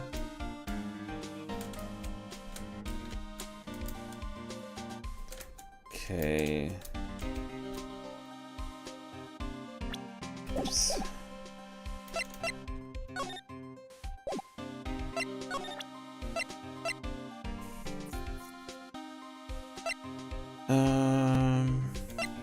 I mean, we can ask him about that, but detective, any ideas about this? Look, I don't got time to look at every little trinket you got, okay, pal? Okay, fair enough. Can I? Okay, I can only go to the main studio. Nick, look! The security lady is in the guard station stuffing her face with donuts. I guess all cops like their donuts. Yeah, and they're soft enough she doesn't need teeth to chew them. Hey you! Well, are you satisfied with power as guilty yet?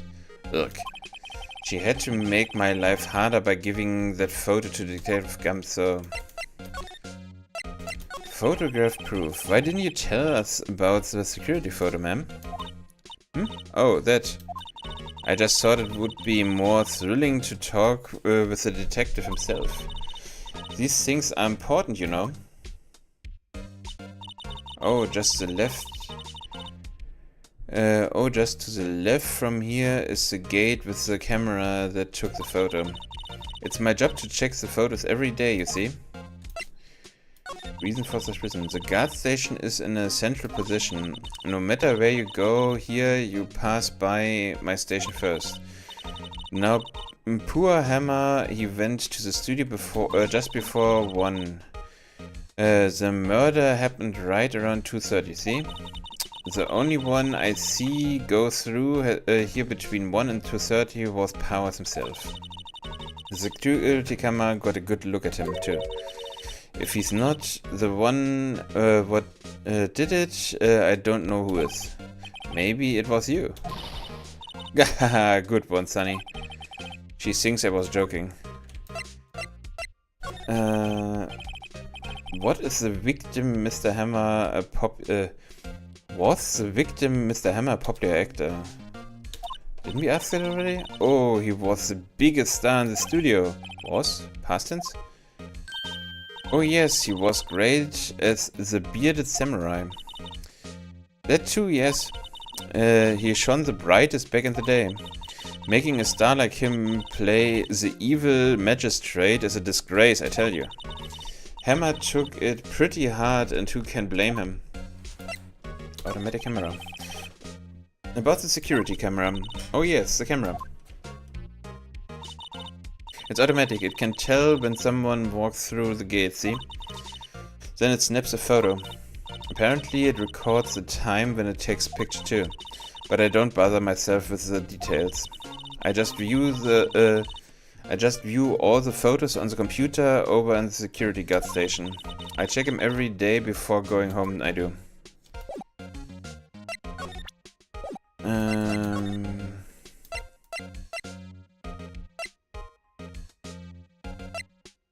Can I go to the employee area? Oh, I can. I thought I couldn't. Nick, this is where they do all the behind-the-scenes stuff. Hey, look, there's Power's dressing room. No one's here this soon after the murder, I guess. Let's take a look around.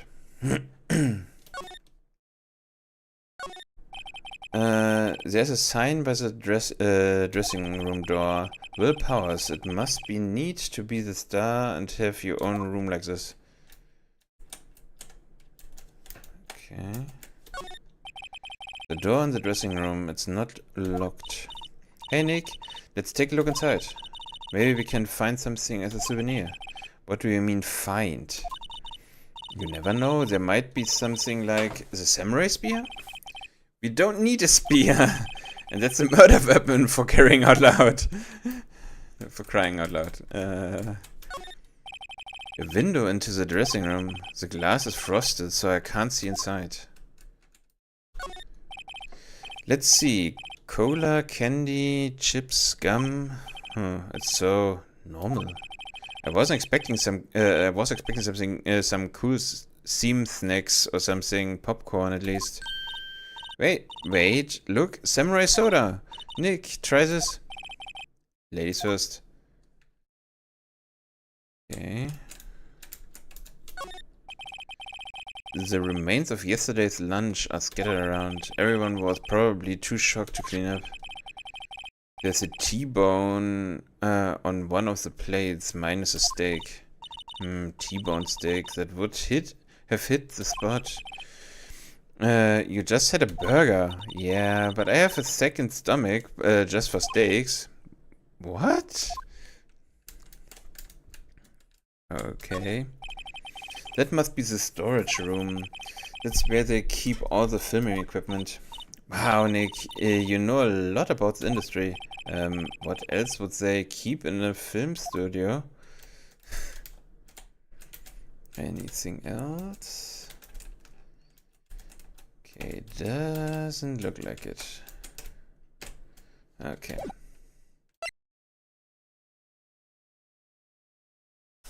What is... Oh! Oh. I didn't know I could slide. The metal gate on the drain here has been taken off. That's a pretty big drain. A kid could fit through there, I bet. Yeah, if you snuck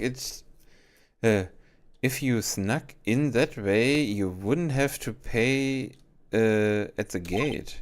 Well, if you want to leave that way, be my guest. Right. Huh? Hey, I'm not a kid. There's a half-finished backdrop for a stage here. Looks like a castle. Probably Neo-Oldie Tokyo castle. Looks like one of those electric-powered bicycles. I don't know about those, I mean, what's the point? It makes it a lot easier to go up hills. Don't people cycle to get exercise? Okay, I think... Oh, wait. The gate that used to cover the drain. It's a little bent. I don't think it would fit if I tried to put it back on.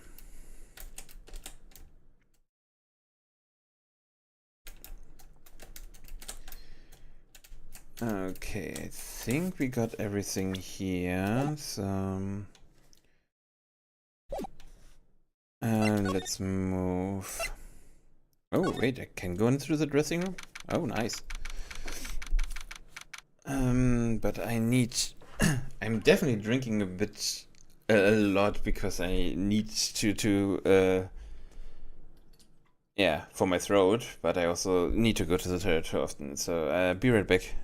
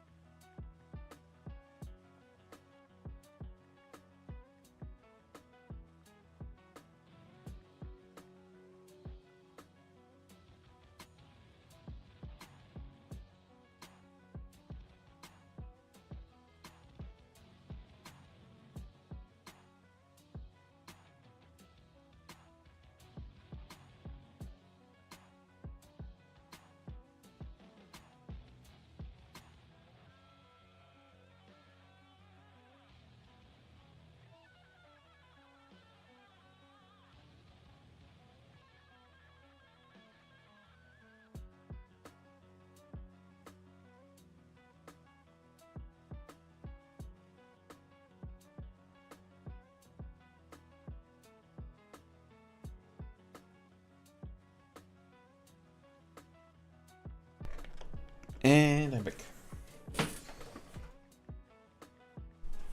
Okay, so let's see. Power's dressing room. So this is where he was sleeping. Or at least this is where he claims he was sleeping. No one actually saw him taking a nap here, did they? Right, and there's a picture of him near the crime scene.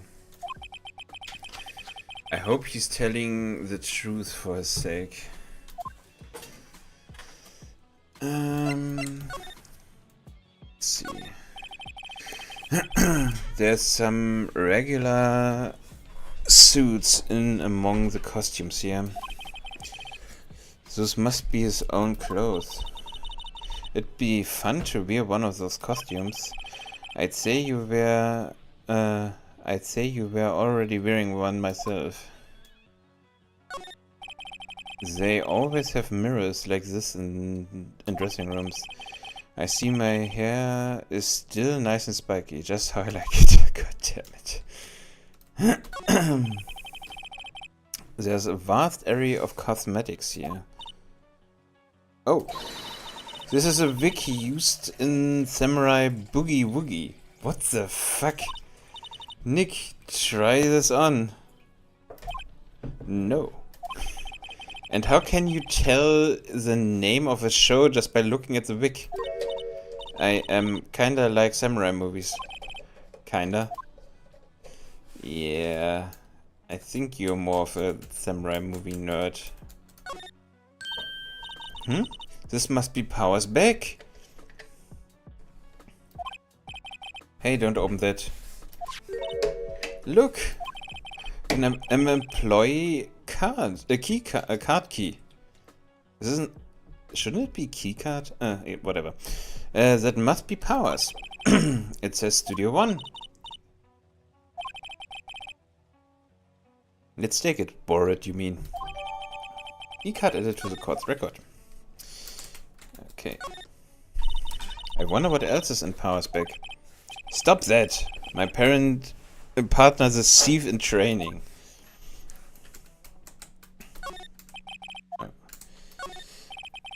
There's a bunch of snacks on the table. They must have given those to the employees. Some tea and cookies. Nick, I'm hungry. You just had a burger! Yeah, but I have a separate stomach for sweets. How many stomachs does this girl have? That's a pretty good question. Looks like someone was sleeping here. Maybe Powers did take a nap here yesterday. Okay, so here... Oh, wait. It's locked. It looks like it doesn't open... Looks like he doesn't open his window much. I guess it's kind of dusty outside. Okay.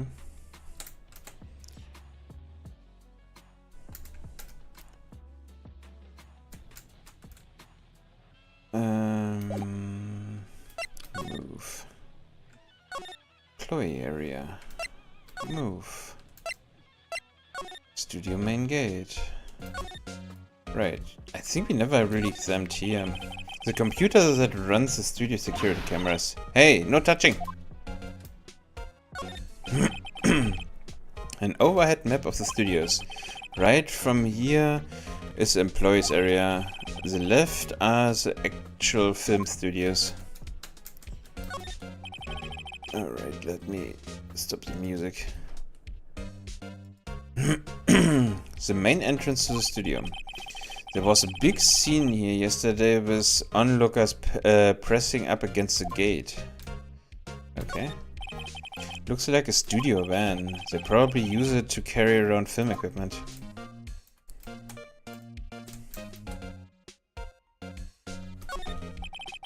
The security guard station. The security lady must like junk food. There's a mountain of it in the, on the desk in there. I can see the computer that runs the security cameras. Okay, so that we already had. Okay, nothing much I can do here. Nothing I can talk to her about. Could I? Okay, I couldn't sway over here. Wait. What's down the path to the left? Looks like a tree fell down over the path. Oh yeah, that was... that way is kind of dangerous. You should stay out, pal. There's nothing down there anyway. That's where Studio 2 used to be, they tell me. They don't use it now, though. Okay. The entrance to Studio 1. This is the studio where they found Jack Hammer's body. Let's go and check it out, Nick. I wonder if the keycard we borrowed from the dressing room will work. It opened. Alright, we in? She's way too happy for someone visiting a crime scene. Okay. Inside Studio 1. October 16th, Studio 1. What is it? You're real quiet all of a sudden. Doesn't it give you the shivers, Nick? That white tape, it's all so surreal. Well, the evil magistrate did die here. And the steel samurai killed him. The murder weapon was a samurai spear. Sounds pretty real to me.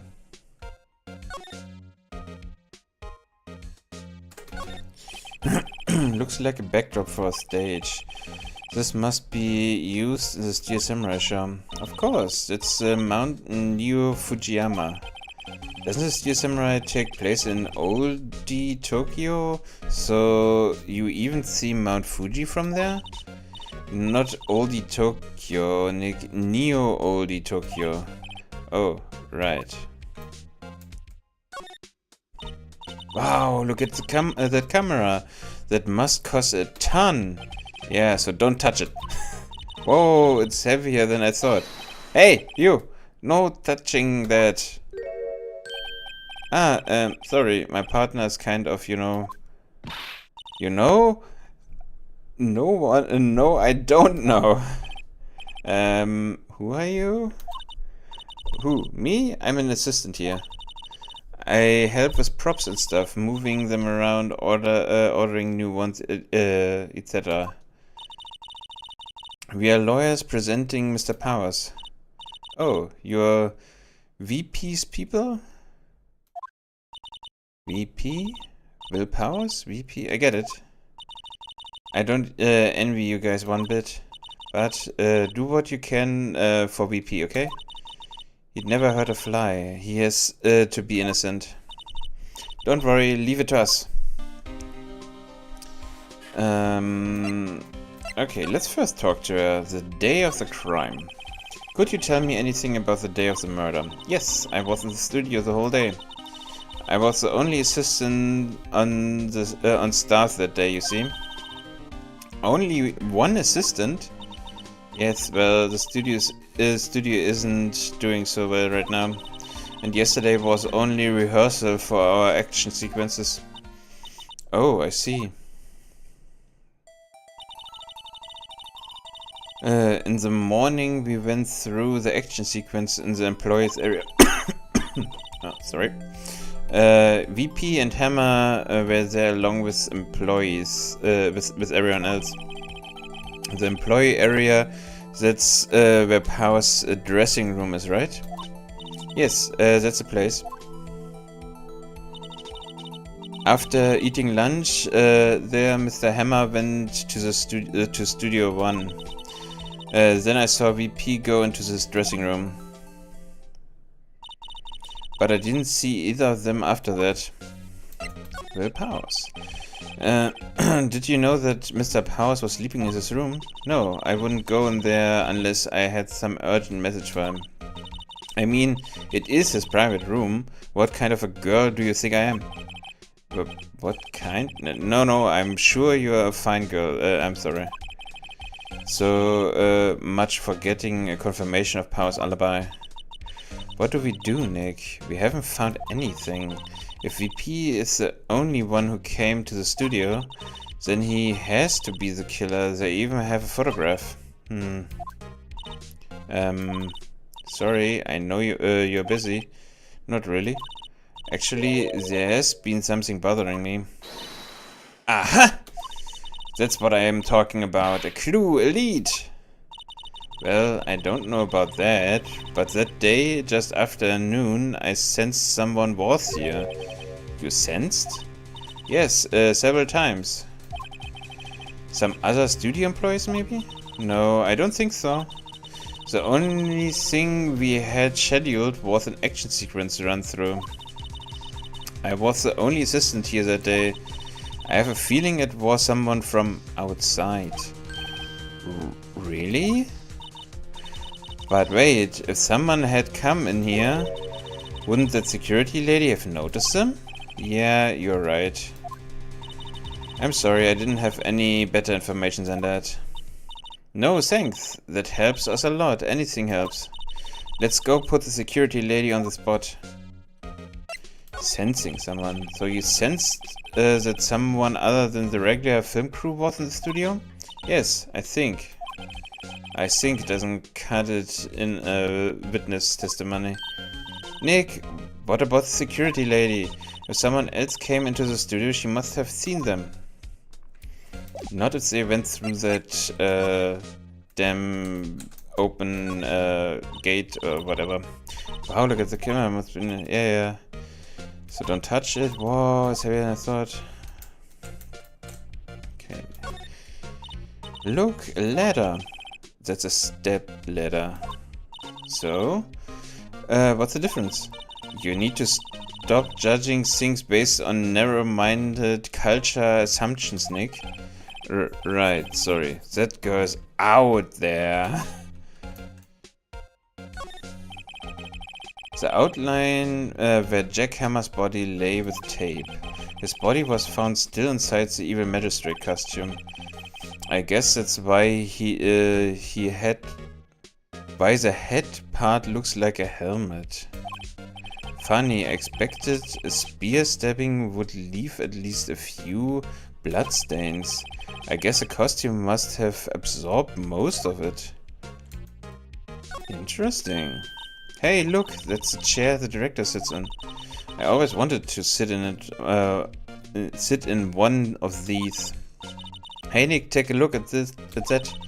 One of those black and white boards they clap at the start of filming. And look, a megaphone, a real life megaphone. Ready, Nick? Action! This girl is more trouble than I thought.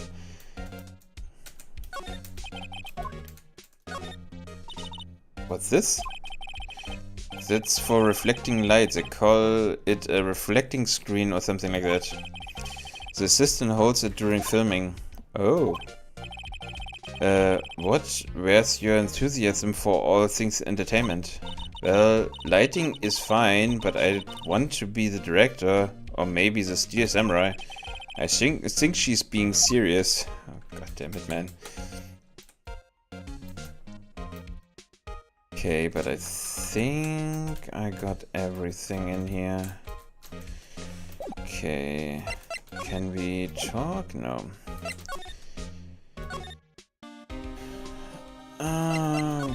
Something new? No. Okay, then let's go to the main gate. What, you're still here? Really? You look as though you've seen a ghost. Assistant's claim. What? I saw that suspicious look on your face. I wanted to ask you again about yesterday. You came here at 1 PM, correct? And the estimated time of Hammer's death was 2:30. And you sure, are you sure that Powers was the only one go through here between those times? Sure as can be. But we have a witness who thinks there was someone from outside here that day. What? On that cliffhanger, we have ads coming up, so we will continue after ads. Or after these messages.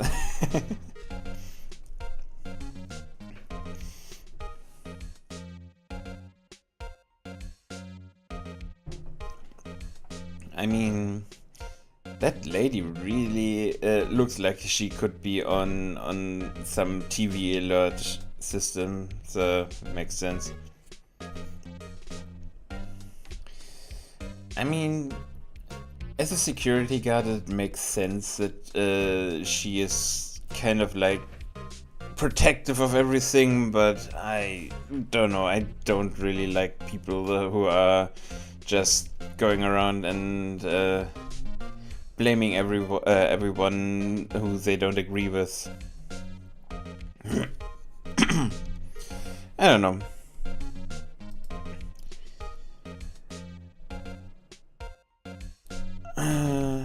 But at the moment, at least my guess. Now that I think about it, this time we really don't know who did it. Interesting, because they didn't show us. Neat. We actually need to figure out who did it. My guess is at the moment that he still didn't do it. I mean, there are several possibilities. Let's just wait for the people to come back from the ad break, and then I can get into my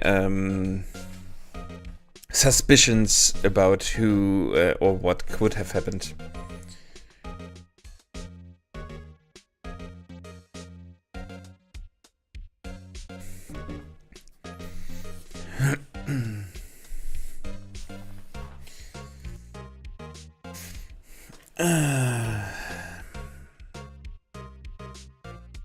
Yeah, I mean, this case does look a lot more interesting than the one before, for sure.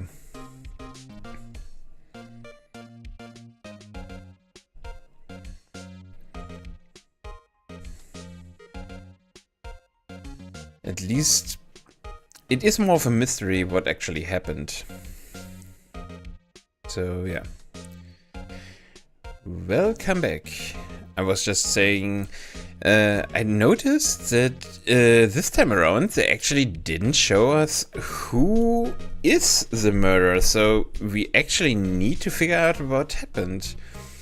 I have some suspicions. I mean, for example, the camera could be that it takes also a photo of the statue behind, and because the statue was blown over the day before, that the picture from him going past the camera was actually older than she claimed or than she thought, or because somebody else could actually have gotten on the venue through that drain thingy. That he was in costume on the photo, so somebody dressed up like him and then did it. I don't know. We will see. Let's question her. What? I'm absolutely sure you were here watching the whole time. Ma'am? Who was it?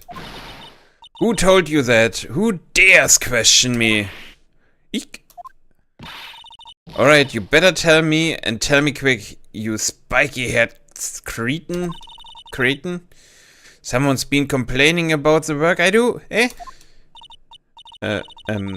We were just talking to the assistant in the Studio 1. Her?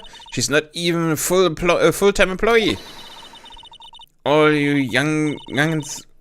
God freaking damn it, she's stalking fast again. Ah! Holy, she left.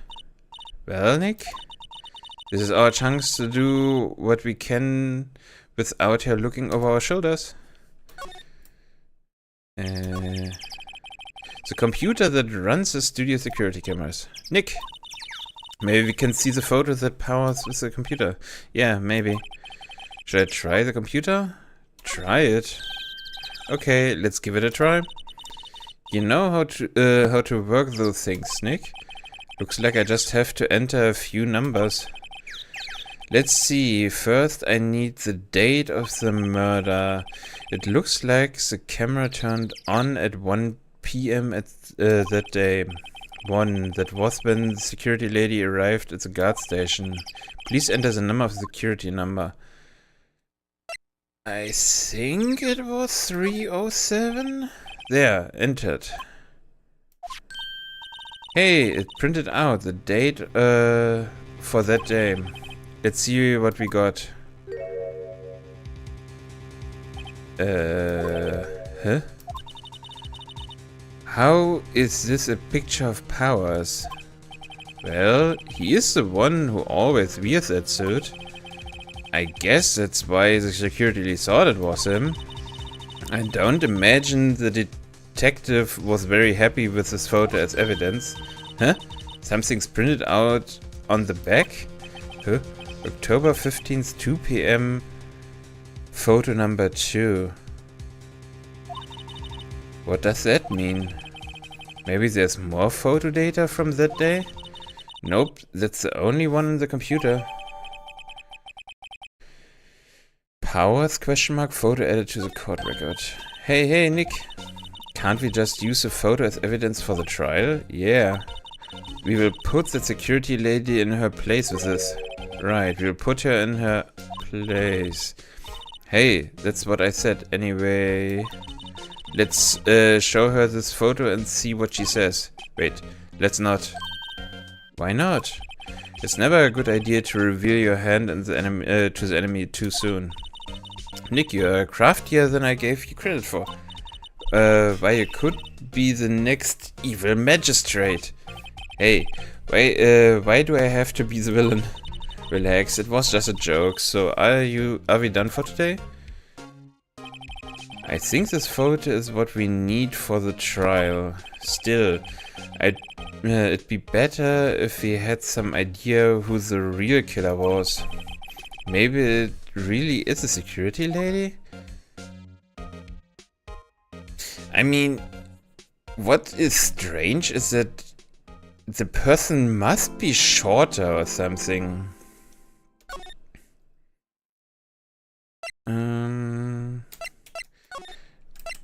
Let's save at the second trial. October 18th, 10 a.m. District Court. Courtroom number 4. Ooh, number 4. Oh, god damn it. Again against Edwards. Court is now in session for the trial of Mr. Will Powers. The prosecution is ready, Your Honor. The defense is ready, Your Honor. Very well, Mr. Edwards, your opening statement, please. The prosecution will show the court that at 2:30 p.m. on October 15th, the defendant, Mr. Will Powers, killed fellow actor jackhammer in Studio 1 of Global Studios. It is impossible for anyone else to have committed this heinous crime. The evidence presented during the trial will all point to this fact. I see. Very well. I would like to move on to some testimony. Mr. Edwards, the prosecution may call its first witness.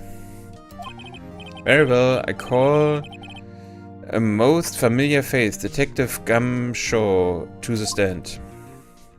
Oh, he again. Detective, if you would briefly describe this case to the court. Yes, sir. I will explain with a guide map here. To understand this case, it's important to grasp the layout of the studio. See? There here is the employee area. The actors did a run-through of their action scenes during the morning here. This is the main gate to the studio. The security lady that works at the studio was here at 1 PM on that day. Past the security station, there is a gate, see? Past there are the studios. And here it is Studio 1. This is the scene of the murder where the body was found. Now, on the day of the murder, October 15th, there were 3 people here. The victim, jackhammer, the defendant, Will Powers, and a young woman that the production assistant. All the production staff were in the employee area until noon. Then, after lunch, the victim, jackhammer, went to Studio 1. Right after that, at 1 PM, the security lady got to the guard station. Now jump ahead to later that day, 5 PM. The production staff came to Studio 1 to perform a rehearsal. Needless to say, the rehearsal was cancelled. The time of death was 2:30 PM. The samurai spear found lodged in the victim's chest was a murder weapon. That's the case in brief. Anyone like to hear that again? Should I listen to that whole thing again? No, skip it. Okay, I think I can probably remember that. So the murder weapon was a spear. How medieval. Samurai spear added as to the court record. Your Honor, this case is quite simple if you ask one question, and that question is, what did the security lady at the guard station see? Understood. Let's call the security officer to the stand.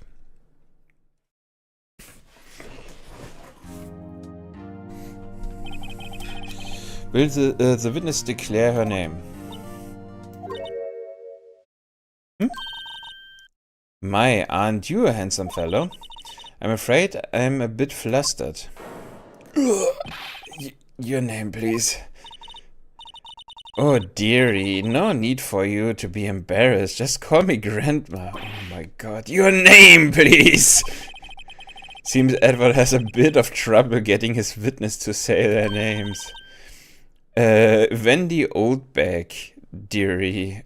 Oh god damn it, why is she called Oldback? So just call me... Oh god damn it.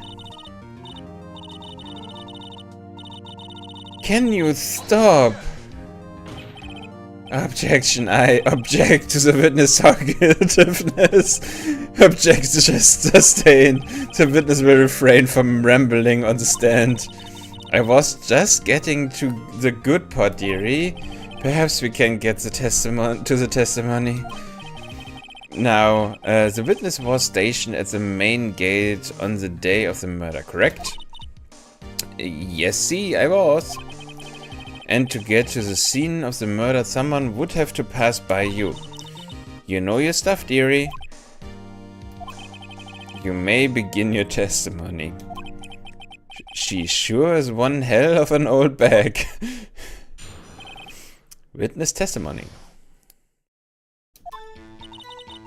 On the day of the murder, I arrived at the guard station at 1 p.m.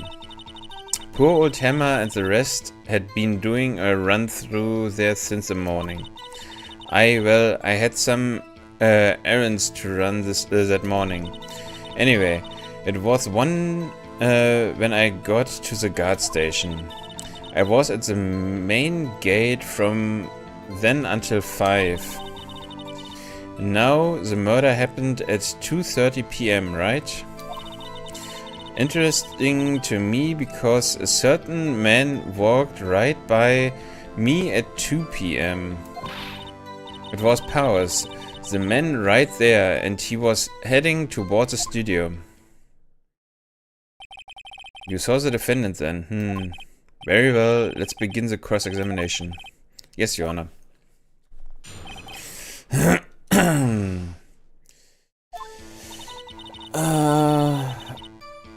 Okay, let's ask again. So, up until that time, anyone who wanted to could go into the studio. Well, there wasn't a security guard at the gate, no. But the main gate was locked, dearie. You need an employee card key to get in. Right, the card key that I have. So what she's saying is no one who wasn't supposed to be there could get in. Was there anyone at the studios when you arrived at the guard station? Poor old Hammer and the rest had been doing a run-through there since the morning. Run-through? They were working out a scene between the Steel Samurai and the Evil Magistrate. They got the basics figured out by noon and were to use the afternoon for practice. Rehearsal was supposed to start at 5. That's why poor old Hammer went to the studio in the afternoon. So Powers was in his dressing room sleeping, when he was supposed to be practicing. Talk about a laid-back hero. If there was a run-through in the morning, why did you only get the afternoon? Well, I had some errands to run that morning. What kind of errands? Oh, well, you know. Answers the question. Actually, I was watching poor Hammer and Powers observing, you know? Observing? Weren't you supposed to be at the gate station? Whippersnippers, I told you I locked the gate, didn't I? I did my job. I'm not sure your boss would see it that way. Anyway. I always watch Hammer's run-throughs, always. Never missed one in all my years. Wow, I want to see a Steel Samurai run-through too. You could quite being a spirit medium and take up guard duty. Not a bad idea. Anyways, it was 1 when I got to the guard station. Okay, let's question that too. Did you see the victim then? Did I see poor old Hammer? Nope. He'd already gone to the studio before I got back to the guard station. Tell us what happened next. I was at the main gate from then until 5. Okay. So you were watching there the whole time, no breaks, not even a second? Of course! I'm a professional, you know? Or are you criticizing how I do my job, Whippersnippers? No, it's just after seeing you eating those donuts in the guard station yesterday. I can't watch the gate and eat donuts at the same time. Snipperwepper? Snipperwepper? Old Windback is losing it, Nick. Why don't you raise an objection? So the witness was on duty through the afternoon the whole time. Very well. What did you see? Now the murder happened at 3 p.m., right?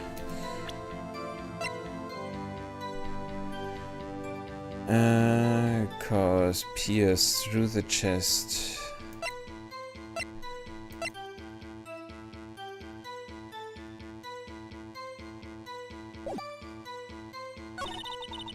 Interesting to me because a certain man walked right by at 2 p.m. 2? You're sure? Sure, spirit. Well, who was that man? Really, you should not, try not to get so excited at your age. You might strain you or something. No, don't get your skivvies all in a bunch. I tell you who it was. It was Powers. That man right there. He was heading toward the studios. I mean...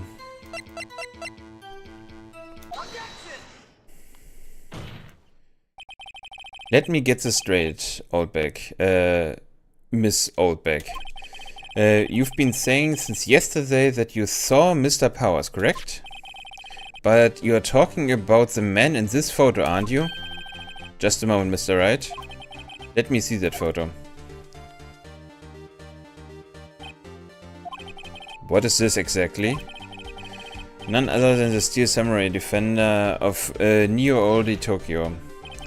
Miss Oldbeck. Is this Mr. Powers that you saw? Of course. Didn't your mama teach you any sense of Sonny? Anyone can plainly see that's Powers, right? No, they can't! Well, I mean, I wonder... True, Miss Powers. True. Mr. Powers does play the role of the Steel Samurai. But that doesn't mean Mr. Powers is the Steel Samurai. I know that. I wasn't born yesterday. No one in this court is accusing you of that, Miss Witness. He's having trouble calling her old back, apparently. However, you do not have proof that that person in this photo is Mr. Will Powers, do you? Humph, nosy old man. Of course I have proof. What? Huh? Even Edward is surprised. The prosecution would like to ask the witness. Please make known all the information in your possession ahead of time. How was I to know everyone would be so nosy? You should be ashamed, all of you. Anyway, I showed that photo to the young detective. He told me this isn't any good as evidence, pal. He didn't even give it a second look. Wow, old Windbeck has left even Edward speechless. She's good. Let's hear about your proof then. The man in the photo. I never say anything I don't mean, mind you. The morning during the run-through of the action scene, I saw Powers trip and fall. He broke one of the props. It was a big mess. Apparently, he sprained his ankle pretty bad. Now look at this picture. You can see he's dragging his legs, see? Clear as day. That's how I knew it was Powers. Happy? So he had sprained his ankle? Very well, Mr. Wright. You may cross-examine the witness. He's got to be hiding something. I will press her until she squeals. The man in the photo. I never say anything I don't mean, mind you. Wer war's denn was? Hey, I haven't said anything yet. I will have you know I'm not pointing fingers at anyone behind their backs. Everything I've said is on the straight and narrow. Oh, God damn it.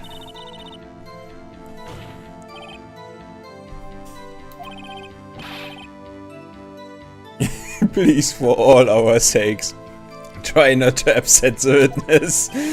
I think Edward has met his match. That morning during the run-through of the action scene, I saw Powers trip and fall.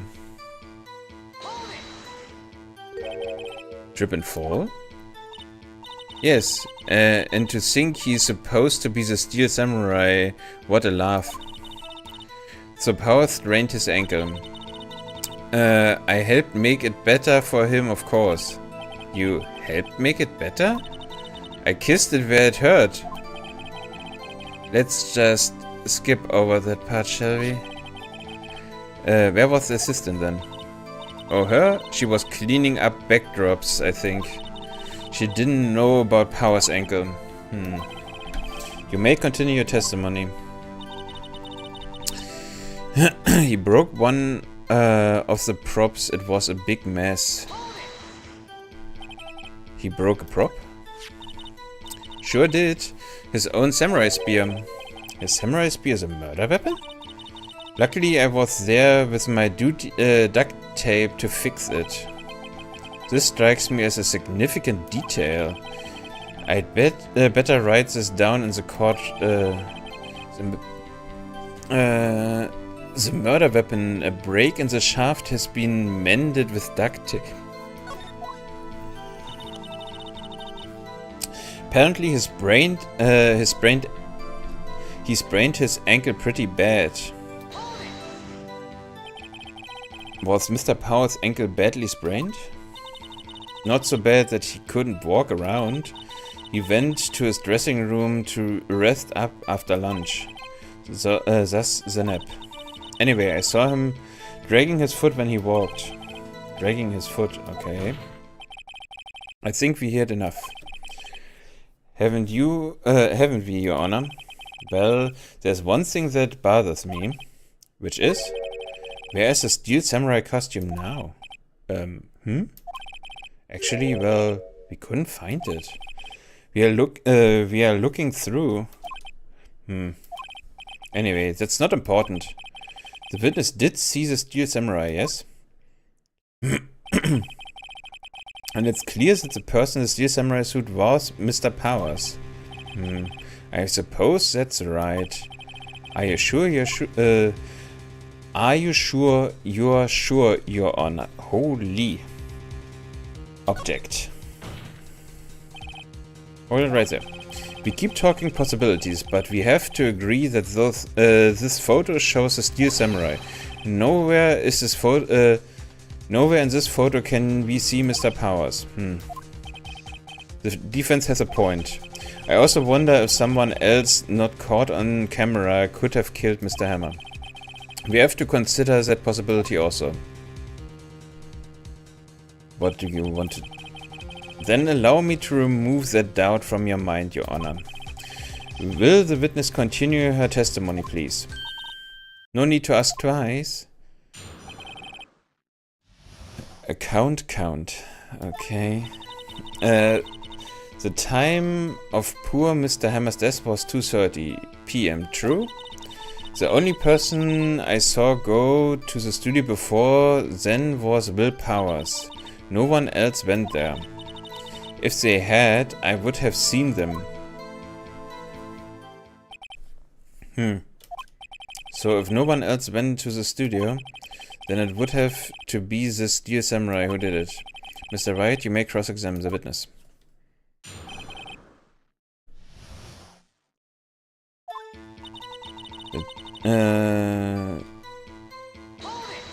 Okay, let's first... how do you know that? Didn't I just explain? I gave donuts to the young detective. And then, after some rubbish about being a secret pal, he told me everything. I see, Detective Gunshow shares his fellow officers' fondness for donuts. The only person I saw go to the studio before then was Will Powers. Are you absolutely sure? Oh, quite, Sonny. Nobody suspicious looking passed by at all. Nobody suspicious looking, right. No one else went there. What about before you got to the guard station? You mean before 1?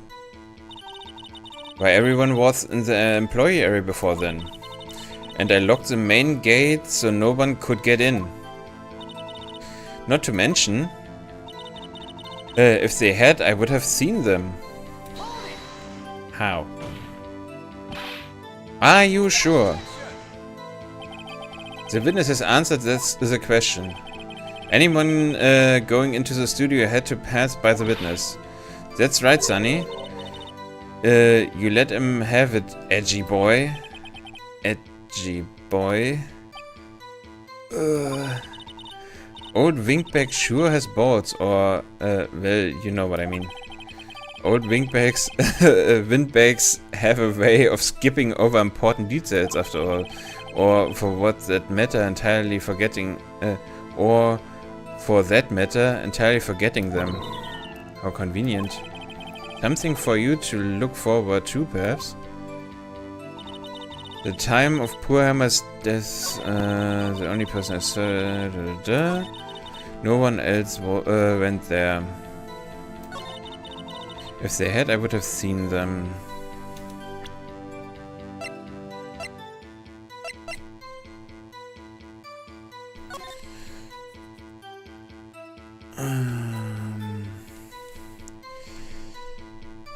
I mean...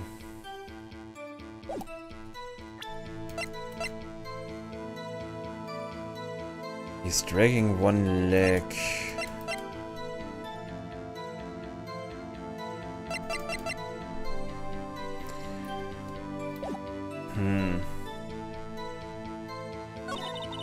No one else went there.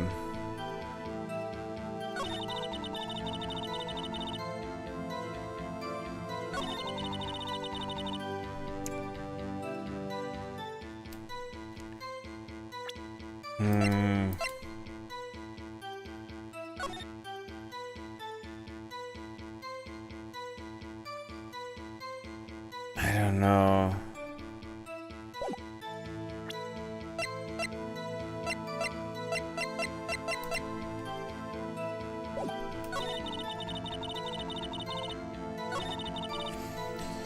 No one else went there. I mean...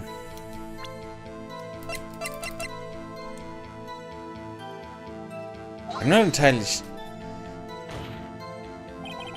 Your Honor, that statement contradicts this evidence. Huh? It does? I don't see any contradiction, huh? Really? Yeah. Okay, Whoops. Okay, so I was not sure.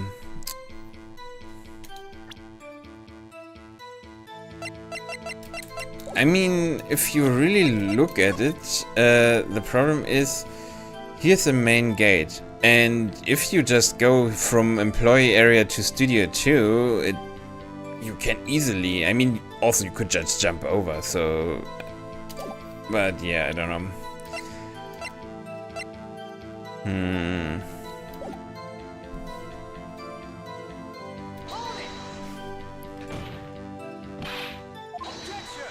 Yeah, I think we did that already.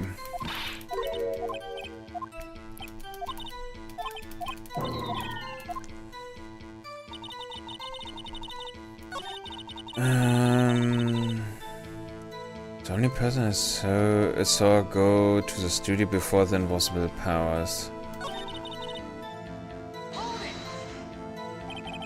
What about before you? Okay, we already did that.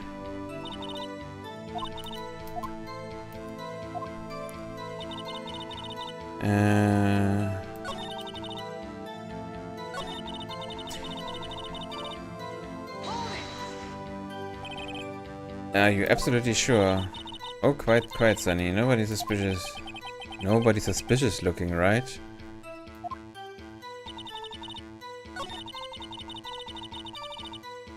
I mean, I could... but does it make sense to us again?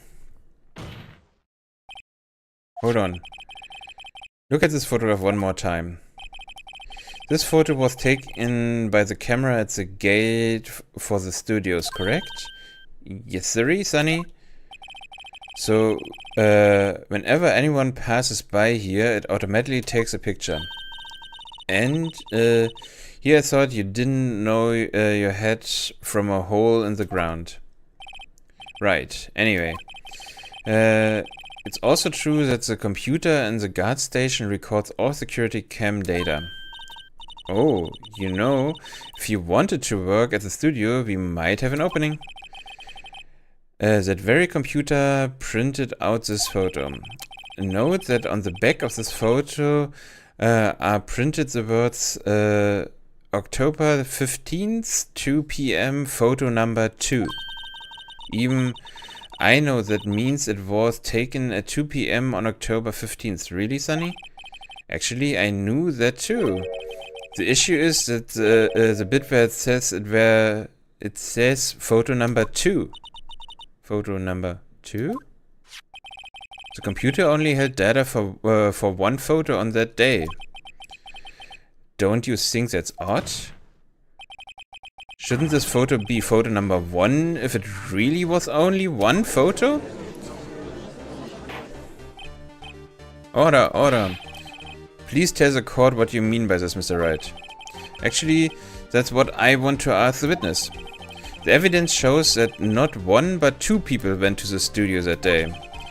Yet there's only data for one of those photos. Who could have erased the data for the other photo? Only someone with access to the security lady herself. Me? You watch your mouth, whippersnapper. The only person I saw that day was Will Powers. But the camera on the gate fired twice. That means 2 people went by. Well, yes, that's what it would seem to mean. Can the witness explain this to the court? I don't understand those new-fangled computer things. Edgy boy, help me. Believe me, I want to, but I don't know what this means either. Some help you are. You're a whippersnapper too. Whippersnapper? Something's the matter, old hack? Ah, that's right. I just remembered something. Let me guess. Someone else passed by the gate, someone other than the Steel Samurai. Well, yes, I suppose you could put it that way. Sigh, I see. Your testimony, please. The other person. Every day after I finish my guard duties, I have one other important job to do. I go through the photos recorded on the security computer and check them. I throw out any photos that aren't suspicious looking, you see? Come to think of it, now I remember throwing out one photo that day. Miss Oldbeck, this is the first I've heard of this. Well, of course, Sunny. I've only just remembered it. Right, anyway, Miss Wright, please begin this, the cross... Well, I'd say this was a turn for the unexpected, but I kind of expected this.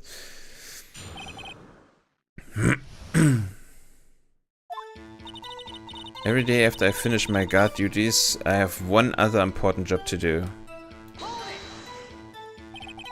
Other job? That's right. I check all the people that pass by the main gate that day. I look closely at every one of the photos that the security camera takes. Do you back up all of the security camera data? God damn it. Well, they keep telling me to, yes. But those computers are just so frustrating. I throw out any photos that aren't suspicious looking, you see? How exactly do you determine what isn't suspicious looking? Oh, you can tell by looking at their faces for the most part. For the most part. This is a murder trial, Miss Oldbeck. Well, I didn't touch that suspicious looking Will Powers photo, did I? I think she's missing the point. Come to think of it, now I remember throwing out one photo that day. Well, who in the heck was in that photo you erased?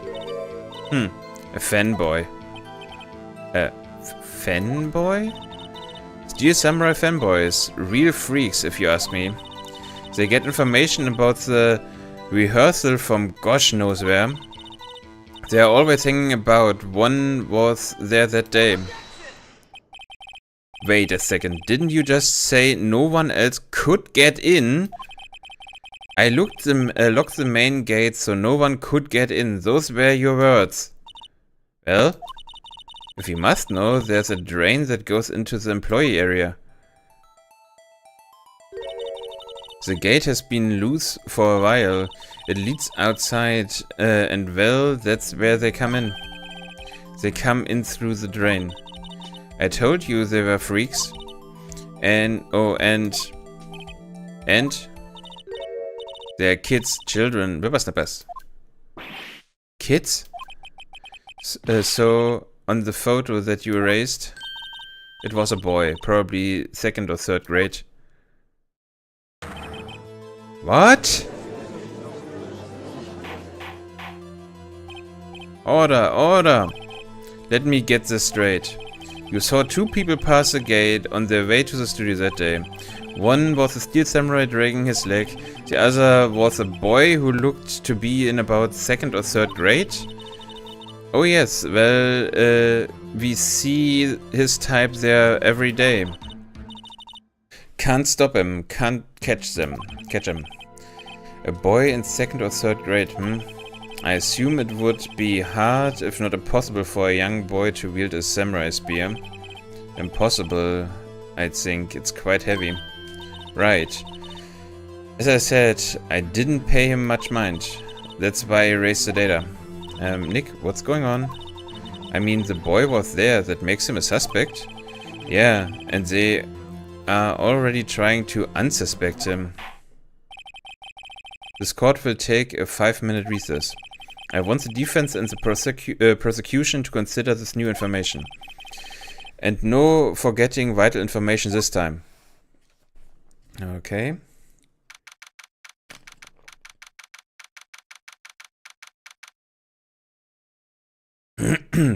October 18th, 11:08 AM.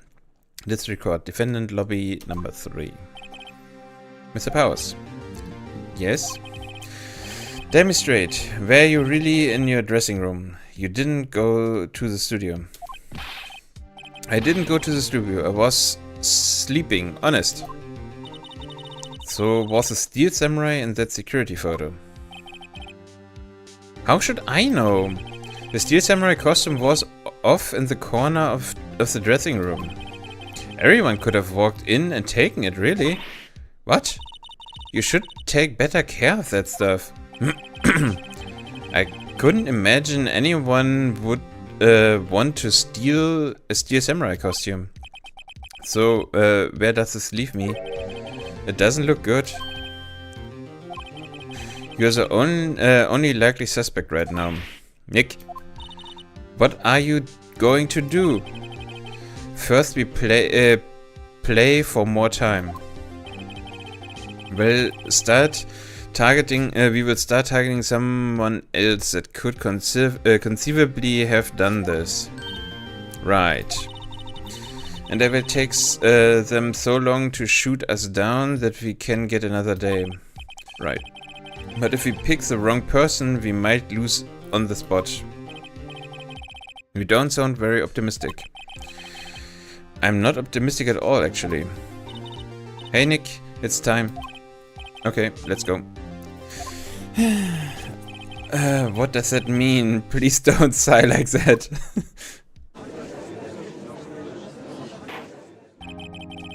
Court will now reconvene for the trial of Mr. Will Powers. Mr. Edward, will you present the prosecution's thoughts on this matter? The prosecution's thoughts are simple. Nothing has changed. The other person who went to the studio was a boy of roughly 10 years old, 10 years of age. The photo we do have may not be hard evidence, but there's still no one else that could have committed this crime. I call this a verdict of guilty for the defendant, Mr. Will Powers. Very well, Mr. Wright, your thoughts? The defense disagrees with the prosecution's claim. There is another person who could have committed this crime. Order. Interesting. Let us hear who you have in mind. However, be aware that this court does not look kindly on accusing the innocent. If you accuse someone who is obviously innocent, you will be penalized. Right, great. As if the stakes weren't high enough. So who was the person other than Mr. Powers that could have committed murder? The assistant girl, the grade school boy, the security lady. I mean, it could have been the security lady, actually.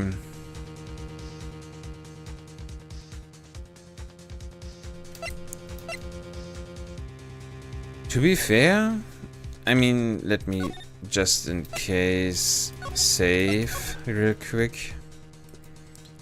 I mean, we don't lose directly if I say it, but at the moment, the security lady is actually the most suspicious person. It was a security lady, Wendy Oldbeck. Who? The steel samurai is dragging his leg in this picture.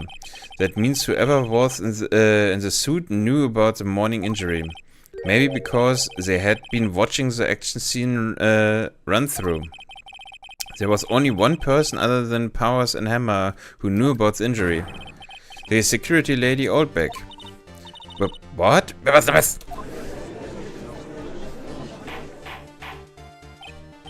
Order. Is this true, Oldbeck? Oldbeck? That's Miss Oldbeck to you. Miss Oldbeck was standing guard alone at the main gate. She was by herself. In other words, she has no alibi. She could have briefly left her post to steal the Steel Samurai costume. Then slipped into Studio 1, the scene of the murder. Why would she go through the trouble of wearing the Steel Samurai costume? Simply, Your Honor. She knew the camera at the gate would take her picture. If she was in the costume, she could point the finger at Mr. Powers. I see. Excellent deductive reasoning, Mr. Wright. Oh yeah. Right here. Sherlock Holmes number 2, baby. Objection. That's odd. Isn't this the part where Edward pounces? Doesn't he usually jump up with an objection and some new damning evidence? Well, Mr. Edwards, does the prosecution have an opinion on this matter? The prosecution has no meaningful objections at this time. What? What's that supposed to mean? Oh, so you all think I did it? Is that it? Edgy boy, don't just sit there, do something. What's my move? Maybe now's my chance to take this the whole way.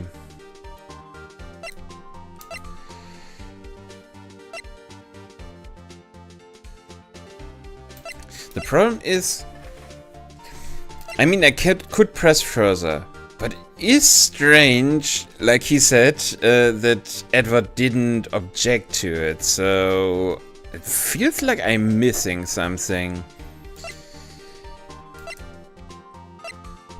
I mean, if we press further, we might end up with the wrong choice. God damn. Okay, let's save again.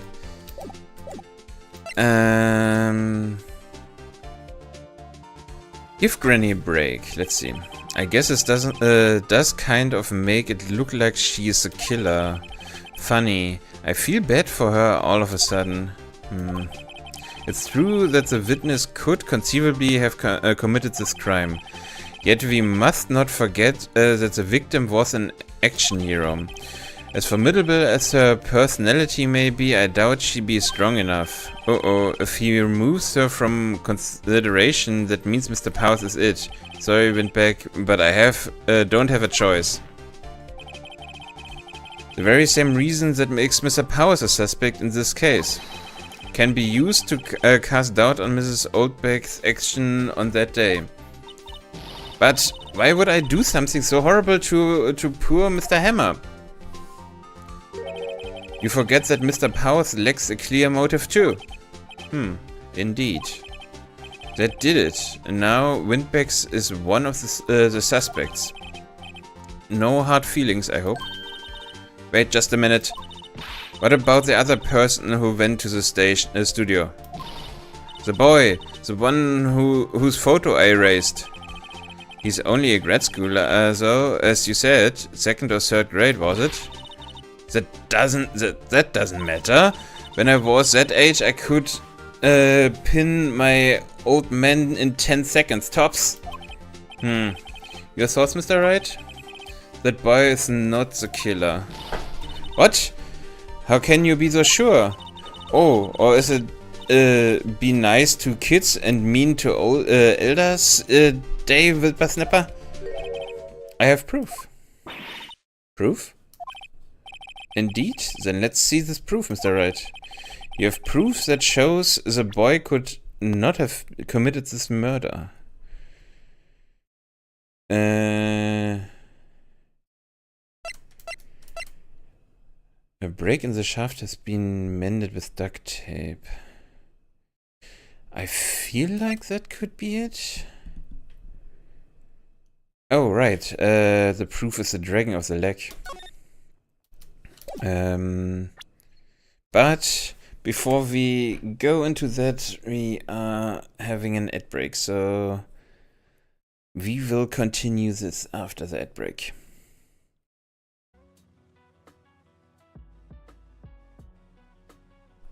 I don't know. I mean, we don't really know who. Like you said, we are missing evidence at the moment. Which is always interesting that we are starting to point fingers at people before we have real evidence. I don't know. I mean, that photo is absolutely no evidence at all. I don't know. It's funny and not funny at the same time. I don't know.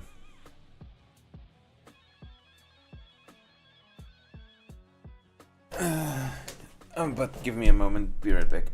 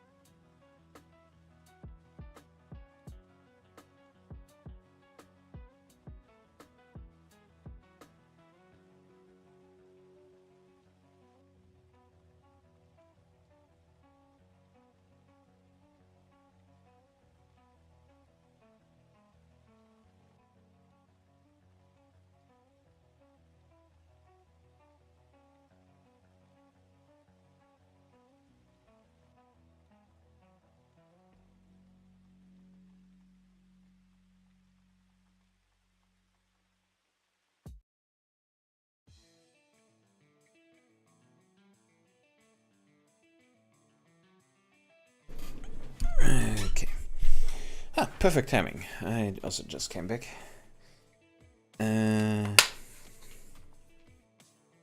Give me just a moment. I made myself a toast real quick.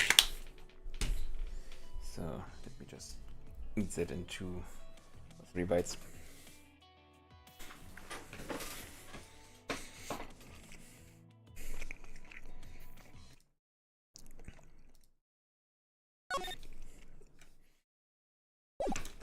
But I think Yeah, it's a photo again. Your honor. The murder weapon was a samurai spear. The very spear is shown here in this photo. How could the boy have taken the spear? It's impossible. I see. Well, would the witness care to comment on this? It's a windbag speechless. This has got to be a first. Very well.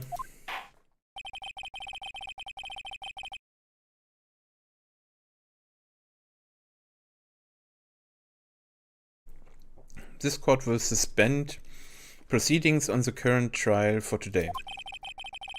Mr. Edwards, please find out more about the witness, Miss Windy? What was her name? Something Oldback, Your Honor. Holy shit. Then the prosecution will look further into this Oldback before we continue. This is all. The court is adjourned. Okay.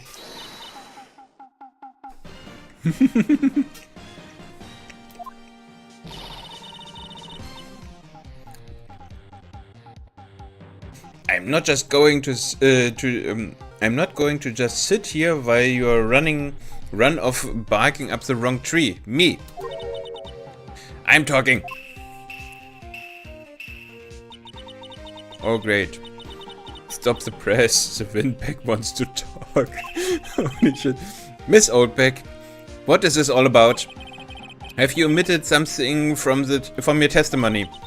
Actually, if you must know, there's something I was told not to talk about. Not to talk about? By whom? Huh? You mean it wasn't Edward who told her not to talk? Well, testify.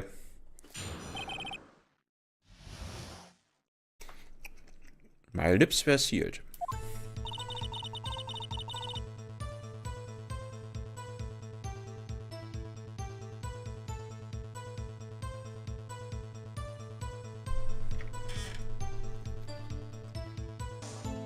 Okay, sorry. I just needed to eat the last bit of my sandwich. Global Studios wanted me to keep quiet about something. There were some other people at the studio on the day of the murder. They said they had nothing to do with it, see? So they told me to just pretend they hadn't been at the studio that day. But if you're going to accuse me, I'm not letting them get away with scot-free. Miss Oldback, this is crucial information. Why did you keep this from the court until now? Aren't you been listening? They told me to shut my trap, and I always do what I'm told. No, this isn't a bad dream, Your Honor. Witness the power of the Oldback. Mr. Wright, your cross-examination.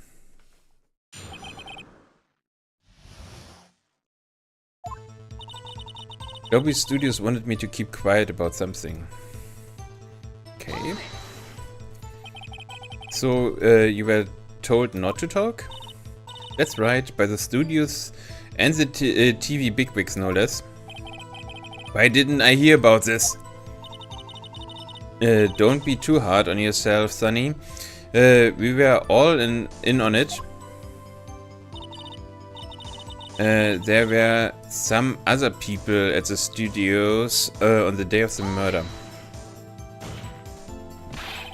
Who are those people? Well, the director, the producer, for starters. The director? We should have known something was fishy. How could they have done a run-through of the action scene without a director? Of course. Well, yes, I was surprised no one asked about it. So where were those people? The director was in the employee area all morning for the run-through. He joined the producer around lunchtime and they had a meeting after that. Where? Oh, in the Studio 2 trailer. Studio 2? Where was Studio 2? Well, if you look at the guide map, here it is. You go through the gate and all the way to the left.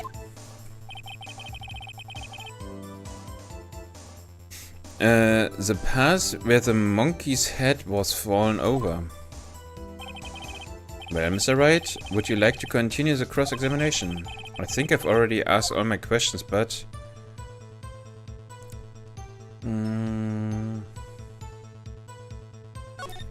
Let's continue the cross-examination. They said they had nothing to do with it, see?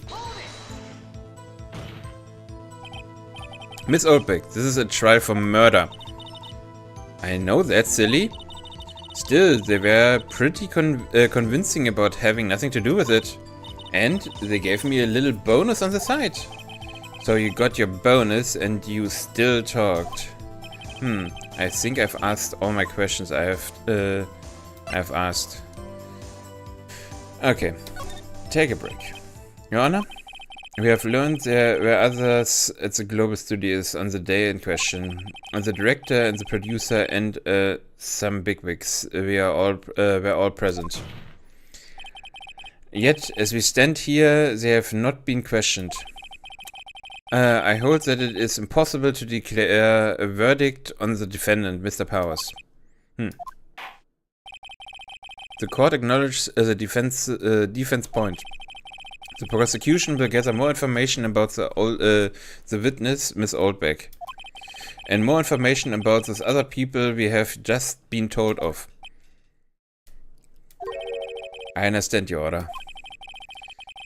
This ends the day's proceedings in the trial of Mr. Will Powers. This is all. The court is adjourned. Okay. This time we finally ended it. October 18th, 1:04 p.m. District Court, Defendant Lobby number 3. Thank you so much, Mr. Wright.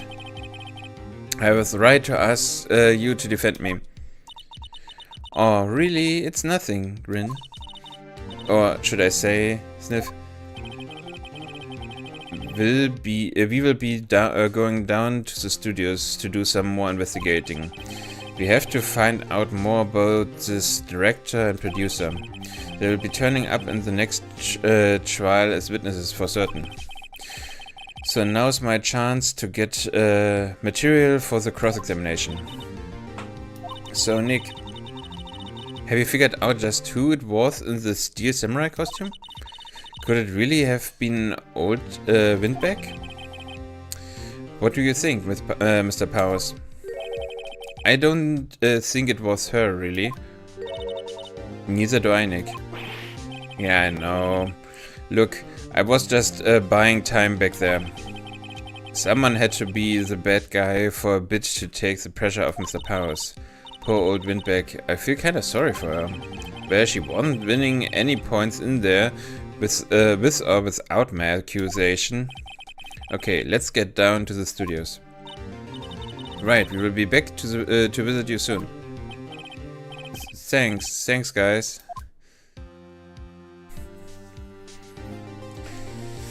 Okay. Good. That makes a lot more sense than... I mean, the Miss Oldbeck, whatever. The old lady didn't do it was obvious, but yeah. Phew, what a day. This is no time for relaxing, Nick. Say, you think VP's got a chance? I guess that really depends on the people we found out about in today's trial. The director and producer. Hear them. Well, what are we doing? What are we doing here then? Let's get to the studios. What to do? What do you think we should do? What do I? Why don't we do what you just said? We gotta get the scoop on the director and producer. Alright, then there's no point hanging out here. That was what I've been saying. Let's go to the studios pronto. Okay, so this is more of a pick-me-up where we last were. Okay, 2:16 p.m. Global Studios main gate. No one's here? Right, now that they have Miss Oldbeck in custody, I guess they don't have anyone else to replace her. Hey, in the guard station, look, she left her donuts. What? I wasn't going to eat them.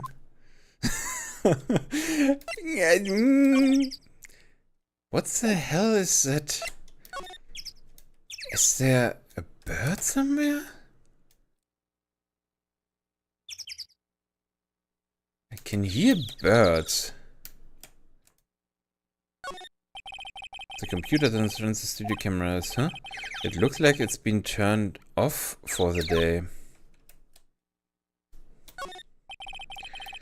The security guard station. Miss Oldbeck must like junk food. There's a mountain on the desk. Okay, I don't think we have anything here. Let's look for Studio 2. October 18th, Studio 1 entrance. Hey Nick, it looks like Detective Gumshoe isn't here today. You're right. He's probably up to his neck in paperwork after the commotion at today's trial. So Nick, remember that Studio 2 we heard about at the trial today? It was down that path with the fallen tree, right? Yeah, I think that's what they said. Maybe the director and the rest of them are there today. Now's our chance, Nick. Let's check it out. That was what I was thinking too. October 18th, Studio 2 entrance. This is Studio 2? I thought so. It doesn't really look much like a studio, does it? No, it does not. Hey, there's a trailer over there. It looks pretty sturdy for a movie set trailer. Are we sure this is a studio? Okay, let's switch over. A light van for moving stuff and equipment around. They have kept it. They've kept it in pretty good shape. Looks like it run fine. God damn it! I think I should stop at some point. Looks like it ran fine. Well, let's go for a drive. Sure, if I had a license. Nick, you don't have a driver's license? But look, I have this. Why are you showing me your attorney's badge, Nick? Yeah. An incinerator. Apparently they just put this one in. Why? It's already covered in soot. They must not clean it much. Or they just incinerated something.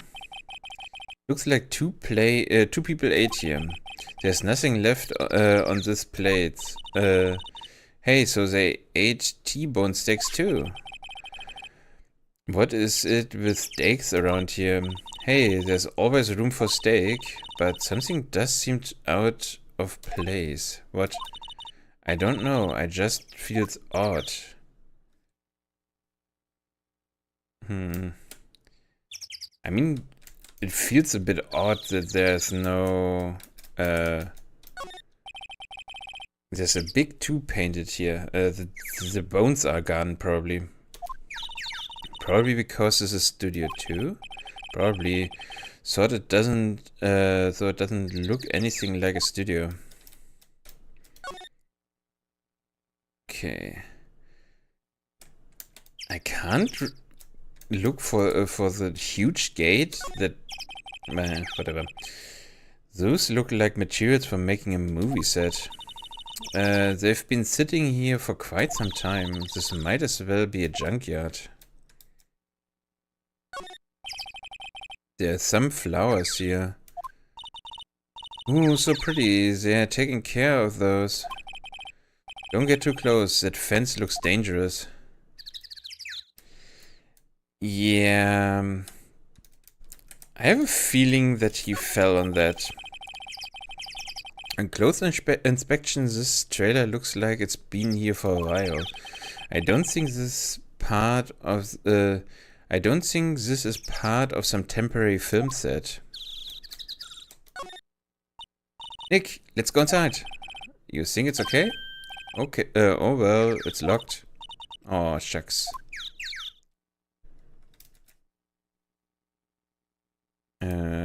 Okay. So nothing really I can do here.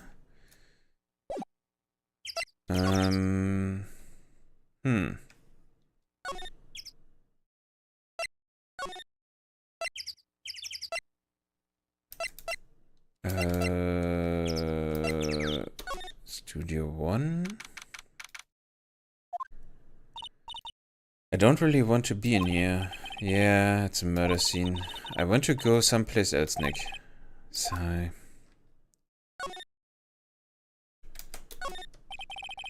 The outline where Jack Hammer's body lay with tape. His body was found still inside the evil magistrate costume. I guess that's why the head part looks like a helmet. Funny, expected. A spear stabbing, blah, blah. Okay, I guess his costume must have absorbed most of it. Okay. The problem is you guess, but I feel like that should be something we should investigate.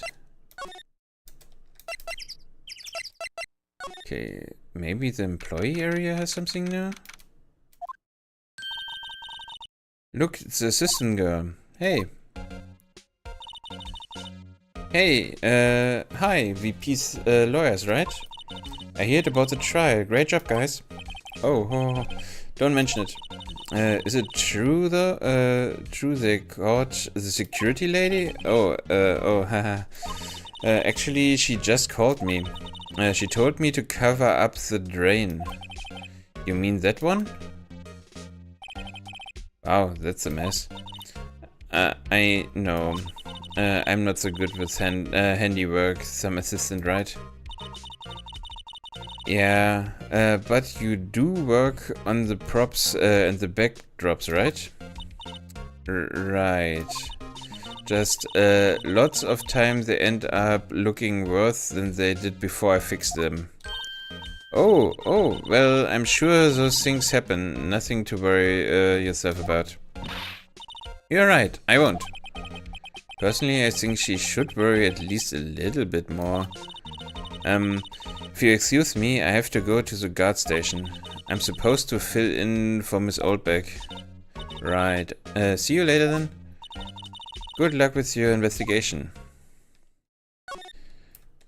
Okay. So the fanboy they were talking about in the trial today. He came in through the drain. So it seems, I guess they covered it up in a hurry. Hey, Nick. If the drain's covered, the boy won't be able to get in. Yeah, I think that was the idea. I feel kinda sorry for him though, don't you? What, you want to rip the grate off? Really, Nick? We can? Whoa, she's serious. Uh-oh. I mean, if we rip it open, we might catch the kid, right? Well, I guess some things are just made to be broken. Yay! You know, Nick, you're pretty swell sometimes. Sometimes? Yeah! There, that should make the kid happy. The things we do.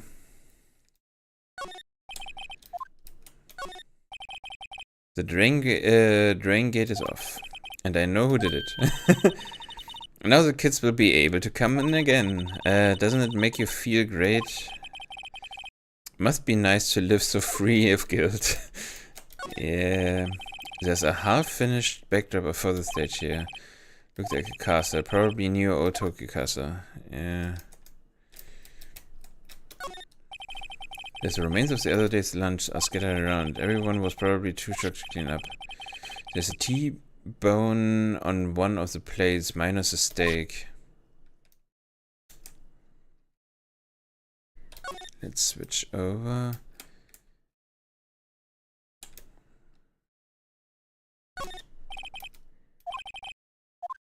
Okay, that's nothing new. Wait, can we move inside? This is where the Steel Samurai costume was on the day of the murder. That's what Mr. Power says, at least. I guess they snuck in and took it while he was sleeping. But Nick, what if Powers hadn't been sleeping?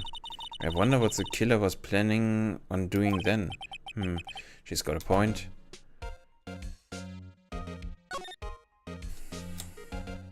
I mean... Mr. Powers back, I wonder what's inside. Hey! Supermarket tabloids, wow, I'm kind of shocked. May! Leaves us alone. Wolfman found on Mars. I will have to buy that issue. Okay. There's an area of cosmetics here. According to May, that wig was used in some old TV show. Samurai Boogie Boogie. Nick, get with the picture. Look, like explaining to me how you can identify a show just by seeing a wig. Okay.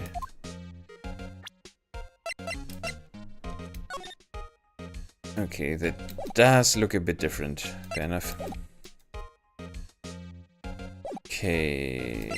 Move employee area. Move main gate. Oh, hello. Oh, oh, you look a little out of place. It's a close, isn't it? I thought my cameo with might do the trick. Kind of an alternative guard fashion thing. The studios. So how are the studios doing? There's police wandering around everywhere. It's terrible. They won't even let me clean up. Don't want me disturbing evidence. I haven't even cleaned up our lunch plates from the day of the murder. You mean those plates with the tea, with the steak bones left over on them in the employee area? Yeah, can you believe it? Fanboy. Do kids sneak in here a lot? Well, I don't think there's that many of them, but I do see one in particular, a bunch.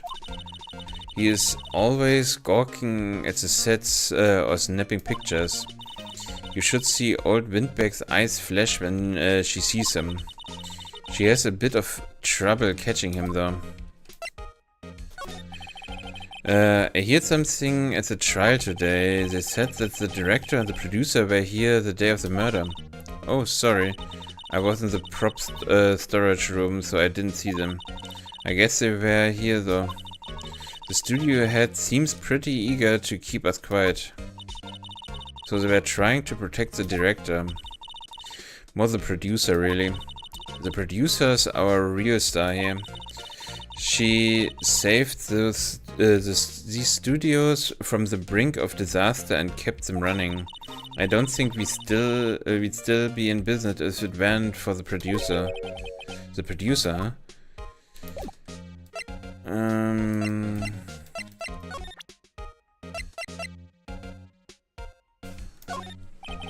Could you take a look at this? That's Mr. Powers. Why is he dragging his leg like that? What is this anyway? Looks like she didn't know about the photo or the injury that morning. Never mind. Say, you work with the props, right? About the murder weapon. You mean the samurai spear? Yeah, it's a prop, but it's still pretty heavy. I hate having to carry that thing around. So you'd have to be pretty strong to use that as a weapon, it sounds like. Why is Mr. Powers the only person I can think of? Okay. Let's see. I think we need to go to the detention.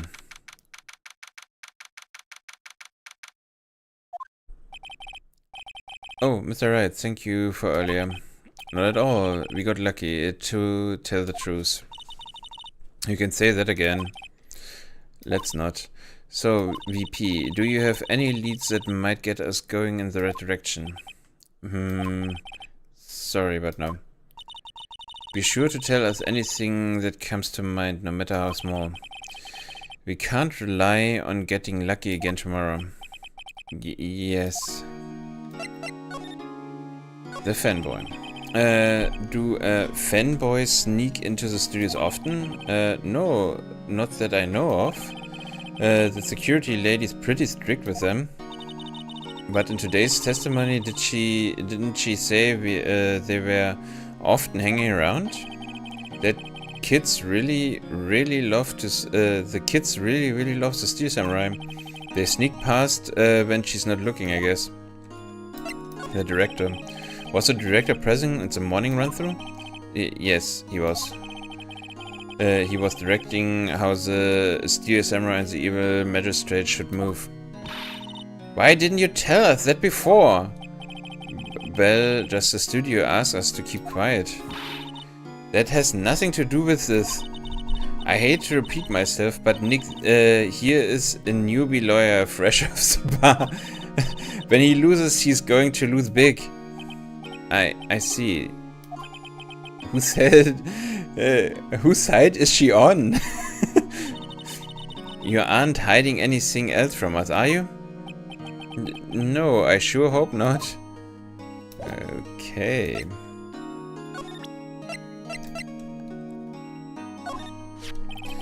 Regarding that photograph, yes? This really, truly, absolutely isn't you, right? Right. I was sleeping in my dressing room the whole time, honest. But who else could have worn it? Your costume was in your dressing room, right? Yes. I guess they snuck in and took it while I was sleeping. But who? Regarding the murder weapon. Yes. Is it heavy, that spear? It's pretty hefty, yeah? I don't think the average person would be able to swing it around effectively. And that's the spear that broke or something during the morning run-through? Oh yes, I goofed on around and kick.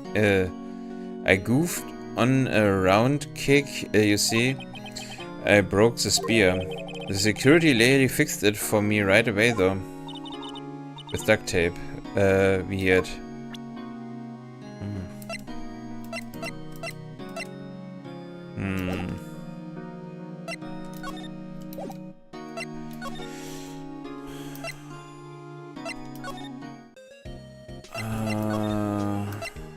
Any ideas? We don't have enough information to make a case yet. That's exactly the same thing you said yesterday. Just admit it, you don't have a clue what happened. There's not enough information. I know that.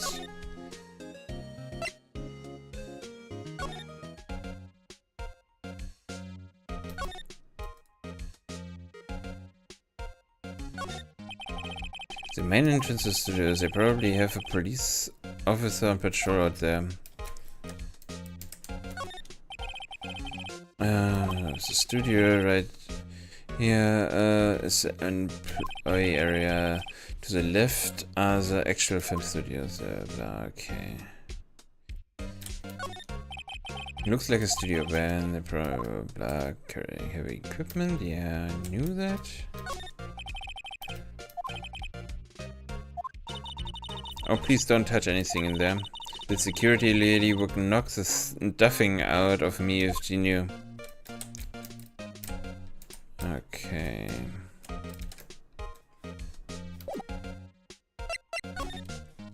Don't have anything new to talk to you with.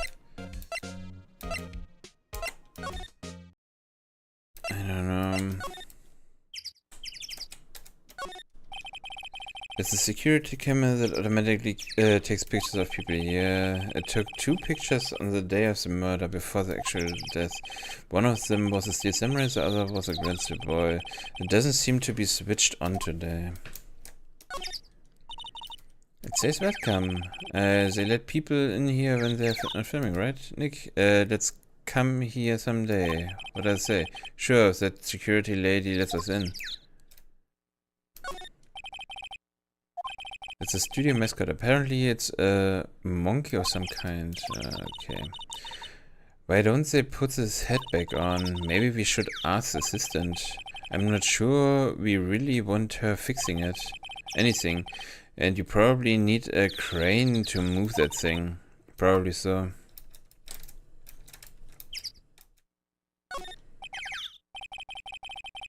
I'm bashed. Maybe I'll sit down here for a bit.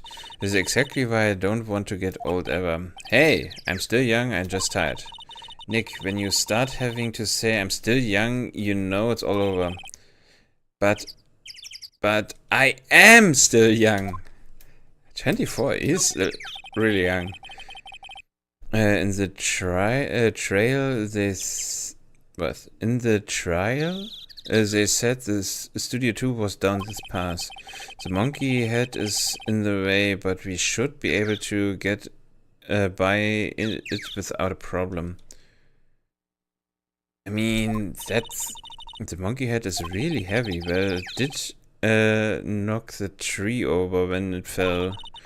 Both of the monkey head and the tree fell the day of the murder, didn't they? Yeah, that's what Detective Gumshoe said.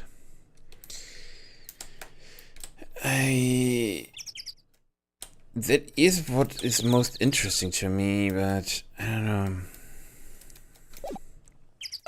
Move. Let's go to 2 again. This place is deserted. Nick, what is that noise? It sounded like it came from inside the trailer. Someone must be inside. Hello? No answer.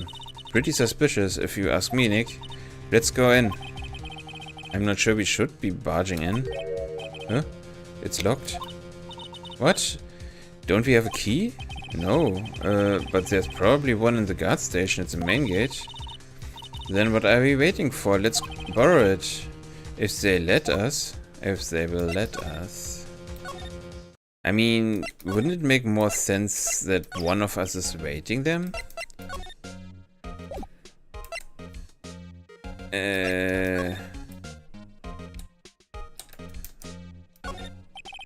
Security card station. I can see the computer, blah blah blah.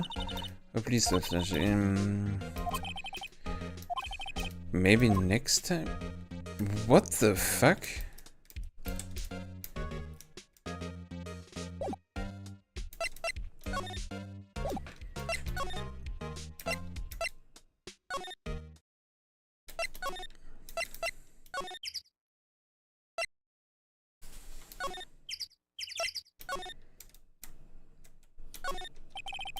The trailer door is locked. The key is probably in the security guard station. I doubt they will let us borrow it. Okay, that is still strange.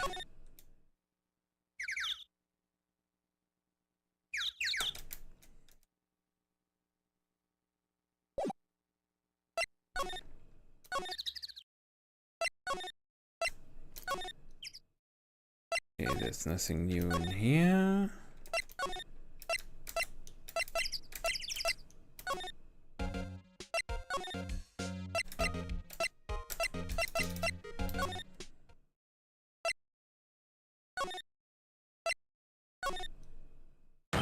Oh! What the? Who are you Huh? Wait. You first. Who are you? You look pretty suspicious to me. Whatever,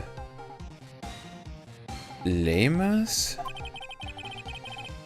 How can you not know the great Salmonella? I make the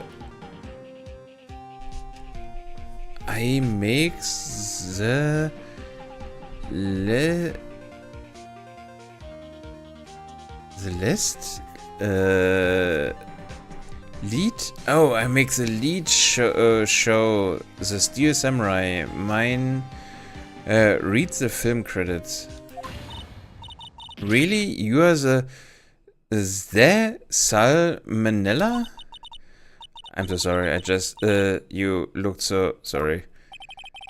No, quite alright. Really. It's fine, Rolf. God damn! I cringe so hard. What is it? You know, on closer inspection. Yeah, hot slobber. What the hell? Hey, do you do a lot of cosplay? Cause that costumes. Oh god damn it. Roxor? What? Hey, you're drooling. Huh? Buffer overrun pant. You've triggered my creativity powers. Yes, it's coming to me. Pink Princess. The sequel to the Steel Samurai. Pink Princess, Warrior of Light, Old Tokyo. What the fuck? Wolf Limo. Why? The Pink Princess? Why is it gotta be Little Old Tokyo? You can't, why can't it have a cool name like Neo Old Tokyo? Yeah, we really need to talk about cool? Okay, let's ask them. The day of the crime.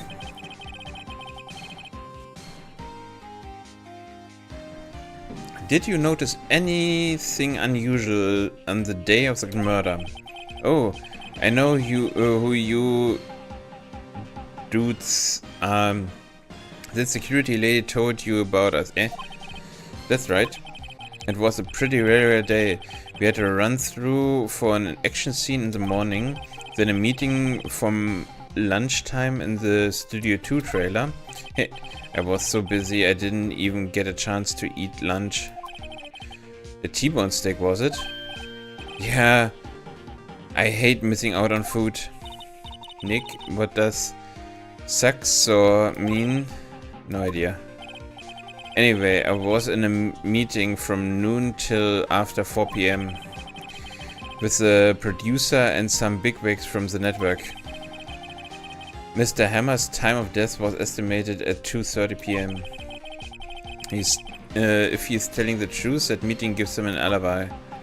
The producer. Brought the producer who was at the meeting with you.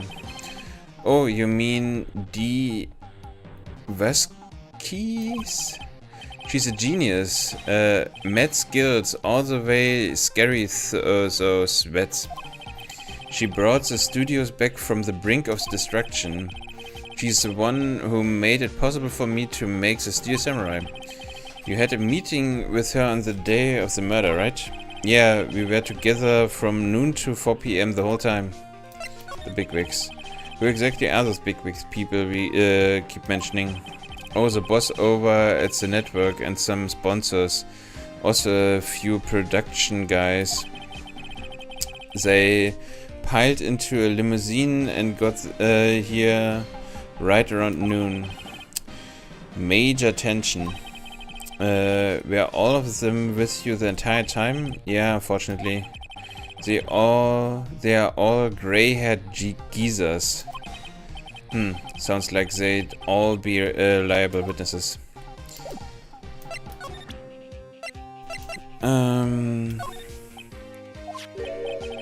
This is VP, right? How do you know him? Well, look, he's obviously dragging his foot. Oh, right, the director would know about the injury. He was there. I try not to pay much attention to things that didn't interest me. Why are you staring at me like that? Yeah, I want to know that too. Okay.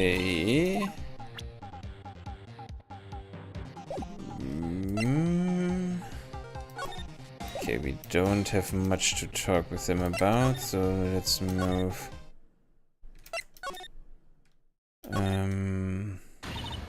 Aha! You again. Eek. How rude, acting like you've seen a ghost. You certainly got back to your post quickly. Oh, the police took me away, they did. They pulled out a spare steel samurai costume. Told me to put it on. Can you imagine? How could I? A sweet little old lady wear a giant suit like that. Mr. Powers is pretty tall. As soon as they saw there was no way I could wear it, they let me go. I guess that would rule out her being the murderer. Anyway. Know this, whippersnappers. The old lady never forgets a slight or insult. And you won't get any information out of me. My lips are sealed. You sure are talking a lot for someone with sealed lips. Starting now. 1, 2, 3. This lady's too much. I'm about the kid you saw. I see. If I see him again, I'm taking him down. Nick, look at her eyes. She's serious. About the director, the one who was here on the day of the murder. If I see him again, I take him down. Nick, I think she's losing it. Fair enough.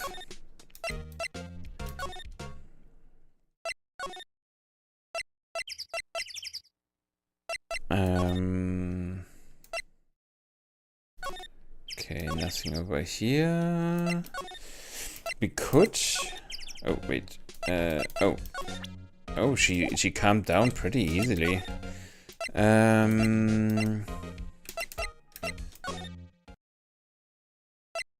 Is there maybe someone in here? No. Would have been a bit strange, but still possible.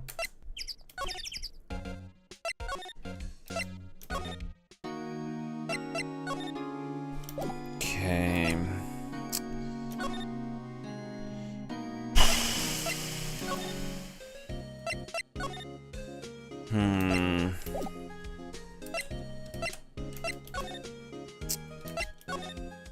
We are missing something for sure. Oh, the kid. Hey. Hey, wait. I bet he came in right through that drain. Hey, kiddo, what's your name, Spot? I'm not a kid, so don't talk to me like that. But you are a kid. What a rude little brat. There's no way to talk to an adult. I don't see no adults here. Hippie fashion chick. Holy shit. Hippie fashion? Nick, I think I'm being mocked. You got to hand it to Maya. She's pretty sharp and pretty mad. I'm Cody Heckins. Call me Kiddio again. I will cut you down where you stand, evildoer. Okay. The Steel Samurai. So you're a fan of the Steel Samurai? How dare you utter the name evildoer? What do you mean we are on the Steel Samurai's side? Ha! Ha ha ha! You can't fool me! Okay, then what's the last line said by the innkeeper in episode 8? Ha! Easy. Like some fries with that. Not bad, kiddo. Watch it. What are they doing? What happened? Say, you heard anything about the incident the other day? You were here, weren't you? Did you see anything? Haha. he always, the Steel Samurai always wins, always. Yeah, I saw him. I saw everything. What? But no way am I telling you losers. What? Wait. Let me go. He's gone. Something fell off the table when he bumped into it on its way out. A bottle? Why was it sitting here, I wonder? Oh, empty bottle slipped into pocket. Found on a table at the employees area. The label reads sleeping pits. Anyway, what was that kid saying? He saw everything. Okay, sleeping pills. How nice. Okay, one of the electric powered by. I don't know. Okay. Okay, so.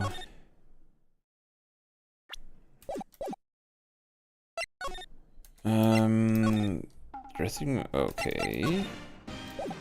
Anything new with you? No.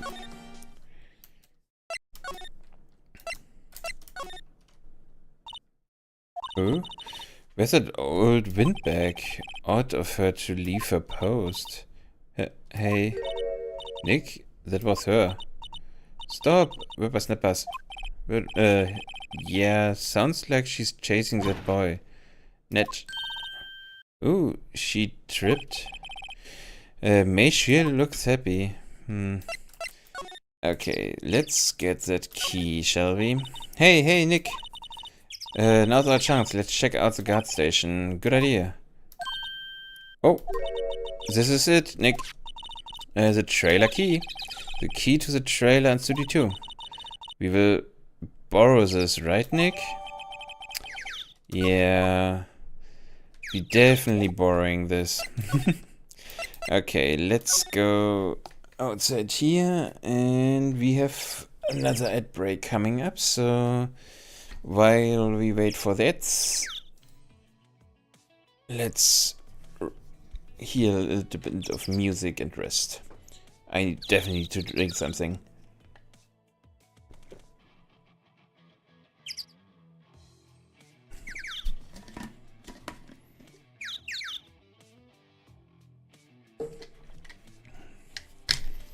Alright, that's hasn't started yet.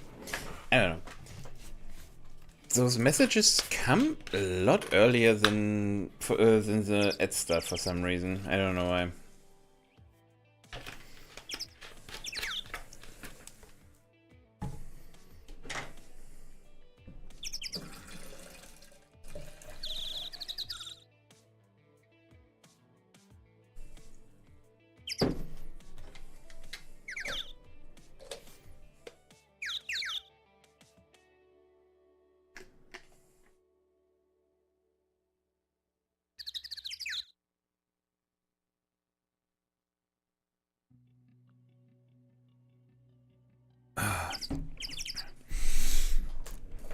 I definitely drink too little for how much I am talking today.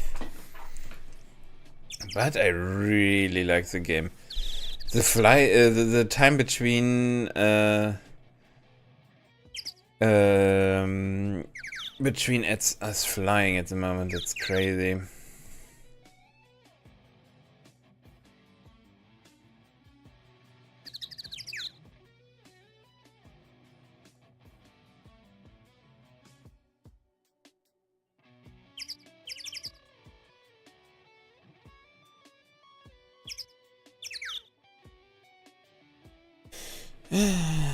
Okay.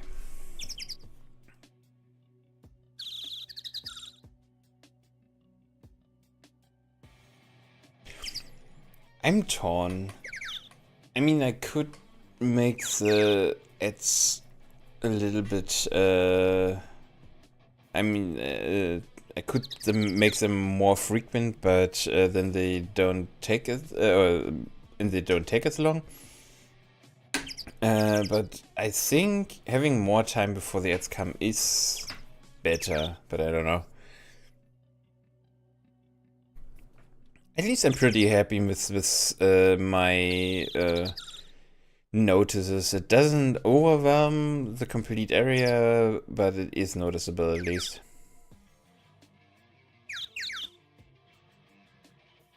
And welcome back.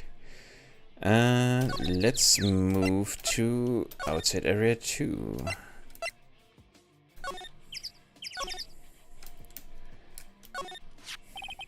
Oh yeah, and save the music. I wonder if the key we borrowed from the guard station will work. It opened. Great, let's go, Nick. She seems eager all of a sudden. Well, you first, Nick. Ah, not that eager.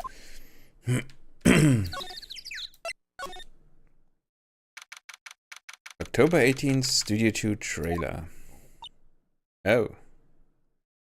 Hello. Eek. Is someone in here? Names. Our names? We are VP's lawyers and I see. And who might you be? D. Vesquez, the producer. D. Vesquez? She's quite beautiful. The day of the crime.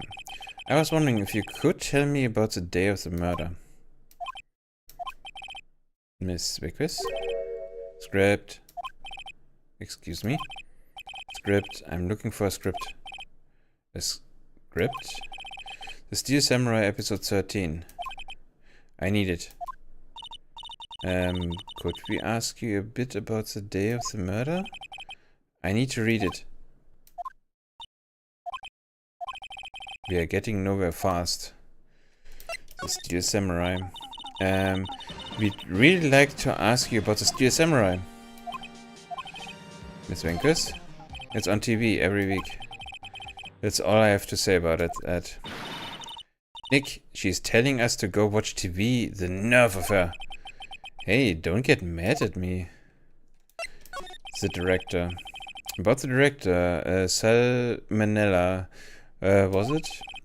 What exactly is his role here? Perhaps I don't make myself clear. I'm looking for a script. I can't be bothered with anything else. Nick? Are all people in the entertainment business this weird? It's starting to look like it. Nick, let's get out of here. Isn't there someplace else we have to check? Yeah.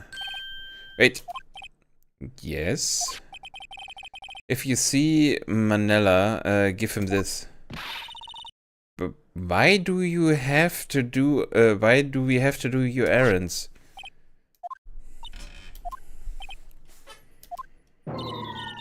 I don't think I like her. Yeah, don't cry. She will take it as a sign of weakness. Alright, we will give it to him if we see him. The memo reads, bring me the script for episode 13. Okay, let's have a look over here. So, the glass is frosted, I can't see outside. This far into October, the dimming daylight makes it feel like winter coming. Oh, no clues. It looks like they were designing a set to use for the Steel Samurai show. They got some figures for how much the set costs. I can't believe they spent that much money on those sets. The Singing Samurai, another old movie poster. The Singing Samurai, starring Jack Hammer. What the hell do samurais sing about? Chopping off heads? Oh my god! That movie was the best. It's about the samurai who sings his way to fame and fortune. Mr. Hammer was a very accomplished singer, you know. Singing Samurai stars. What's next? Ninja Ballad? Samurai Summer. Samurai Summer, starting Jack Hammer. The poster's quite old. Wow, it's been years since I saw that show. It was one of those typical summer romance stories, but it was great. A typical summer romance with a samurai on a horse? Dynamite Samurai, an old movie poster. Dynamite Samurai, starting Jack Hammer. I guess Mr. Hammer used to be quite the star. Okay, those two we can't see. This is where they had that meeting. There are documents and paper cups scattered around. Anything here? Nothing in here that could be a clue. Just some paper cups and crumpled documents. I mean, crumpled documents could be a clue. But I think there's nothing else here. I mean, I'm not interested. I knew. I'm not interested. I'm not interested. Okay, so outside, move. Outside 1, move studio gate, move employee area, move dressing room, present. Oh, wait. Can we talk now?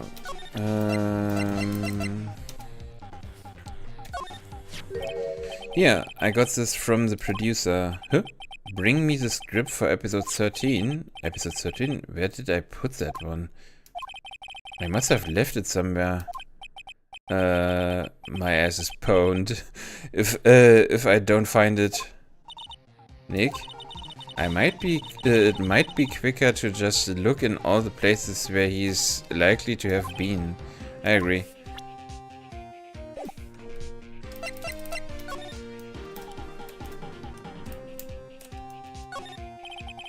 There's a bunch of snacks that blah blah.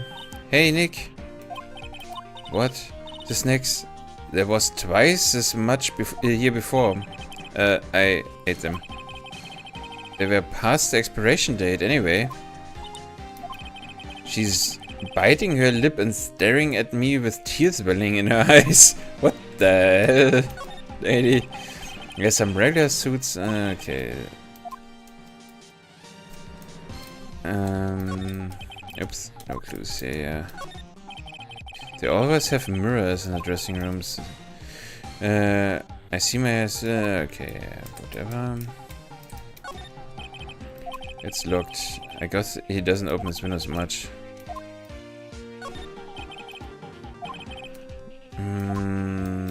Okay. Nothing new. And nothing else. Okay. Okay. Let's see. Cola, candy, gum. It's so normal. Okay, it's the same text as before.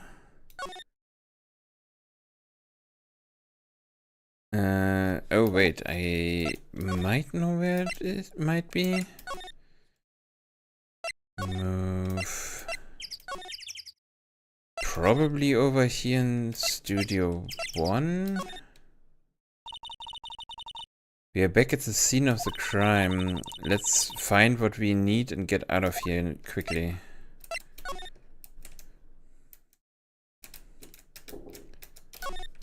Ah, come on. Okay, that was a full reflecting net, huh? What? Where's your Hey, look, it's the chair the director sits in. I've always wanted to the director? Maya, take a look around the chair for me, would you? Remember that script the director was talking about? Didn't he say he left it somewhere? Uh-huh. Found it, Nick, the script. Oh my god. The cover reads episode 13, okay.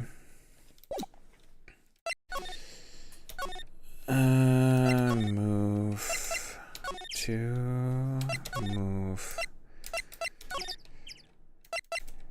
Okay, can we now coax something out of you? Here, we found it. Your script. Ah. Script handed to D. Vesquez. You're not going to talk to us? Quite. I'm reading. Just hold on. What's the big idea? Who do you think you are anyways? And who, do you even know who we are? Powers lawyers? Right. As I suspect. None, no, it's just, no, but... You wanted to know about the day of the murder. Yes. Anything you could tell us would be a big help. You know, there was a meeting here at noon. Yes, with the director and the people from the network. Correct. Now listen closely. None of the people in this trailer that afternoon went to Studio 1. It was impossible for us to leave. Impossible? Why? The path was blocked. The path?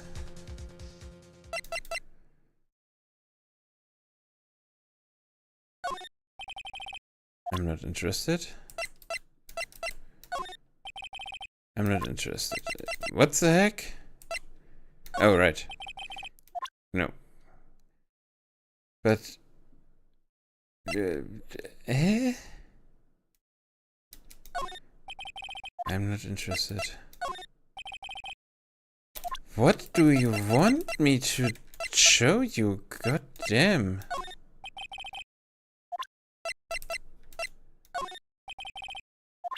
Wait.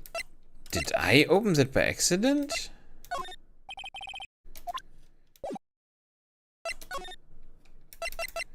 Ah, the block path. Okay, I think I opened it by accident, or whatever. On the day of the murder, the path that leads here was blocked. You saw Mr. Monkey on the way here, correct? Mr. Monkey? The monkey with the blocked, broken head. Oh right, that, what an original name. Its head fell over in the wind on the day of the murder. They didn't start moving the head out of the way until after 3 PM. It was after 4 by the time the path was unblocked. Capiche? Everyone in this trailer was stuck here until the path was cleared. Stuck in the trailer, stuck until after 4 PM. Hammer died at 2:30. Thus none of us could have gone to Studio 1. What? It's true. A crane came just after 3 to move the head. We called some people in to clear the way. I'm sure they corroborate my story. But wait, what if the head fell over after 2:30? Then you could have gone to the Studio 1, 2:30, the time of death. Very well. Come on, come. That's Mr. Monkey. When it wasn't broken, it announced the time in ooks. The ook per hour, ook, ook, ook, always with the ooking. It is a monkey after all. Check its head. The clock inside stopped when it broke. Nick, it stopped at 2:15. 2:15. That's right. The path was blocked from 2:15 till after 4. Therefore we are innocent. Mr. Hammer died in Studio 1 at 2:30. See? Goodbye.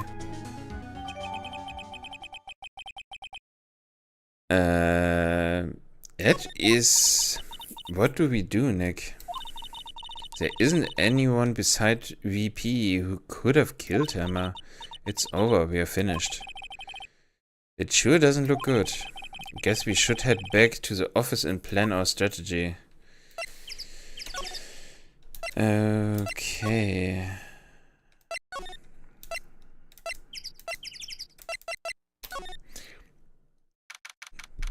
The problem is, why did she know when the head broke? I thought she was in a meeting. Now what? We are fresh out of clues. Everyone's alibi is watertight. We don't even have any promising leads. Things are looking pretty grim. It's a little early for giving up, don't you think? Huh? You've got one lead. Mia. It's you. What took you so long? Sorry, Phoenix. May has trouble calling me unless she's really in trouble. Right. Oh wait, I guess that means we are really in trouble. I say so? What did you mean we have one lead? The boy, of course. Yeah, I saw him. I saw everything. What? But no way I'm telling you, losers. I don't know, he didn't sound like he was going to help us at all. I'm sure you can find some way of bringing him over to your side. Either way, we should go back to the studios. That boy is our last hope, Phoenix. Thanks, now I'm more worried than I was before. Okay.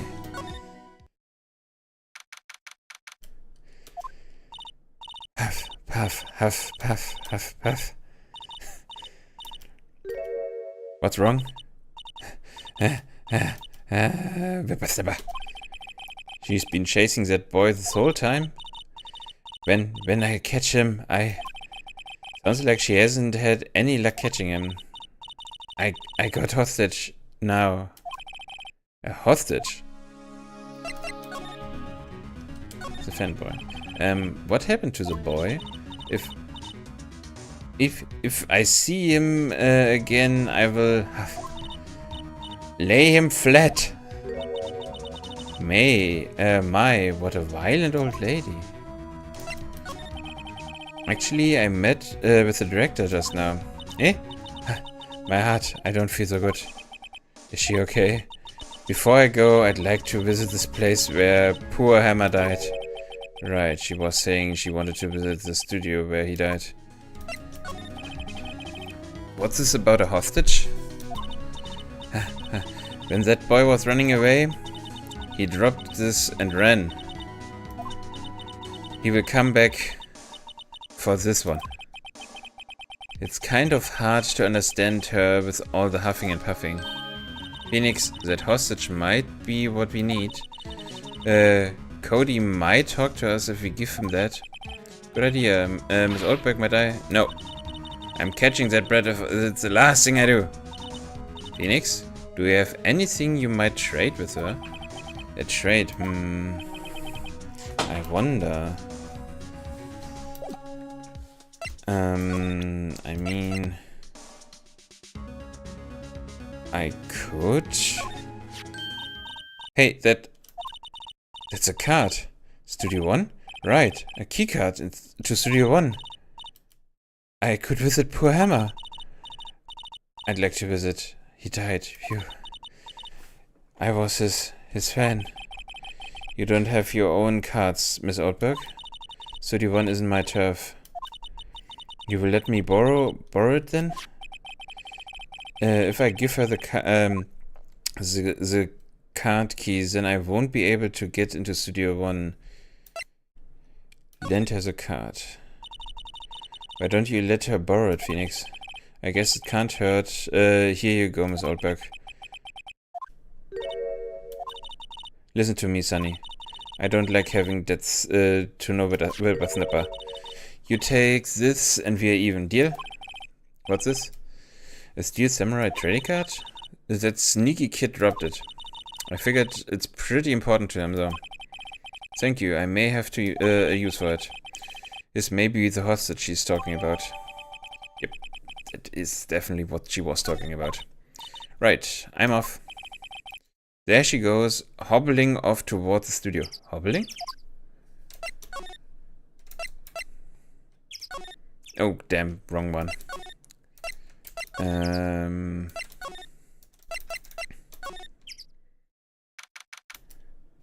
The kid is here, right? Right. Hey. Hey you, wait a second. Phoenix, was that the boy? Yeah, his name is Cody Hackins. I think he ran into the dressing room.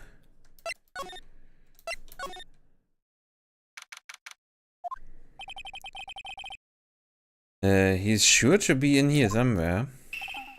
Found you. Damn it, he's getting away. Come back. There, he's back. How did she? Hey there, would you mind helping us out, please? I'm Cody. Hello, Cody.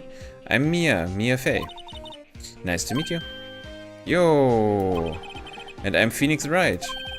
Who asked? Holy shit! Phoenix, can you take it from here? I'm not so sure I'm qualified.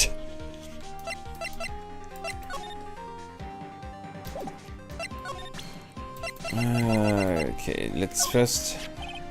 Cody, this look familiar. Hey, you are ultra rare. You are, huh? You are, ultra rare. That card's really hard to get. Man, for a grown up, you sure are dumb.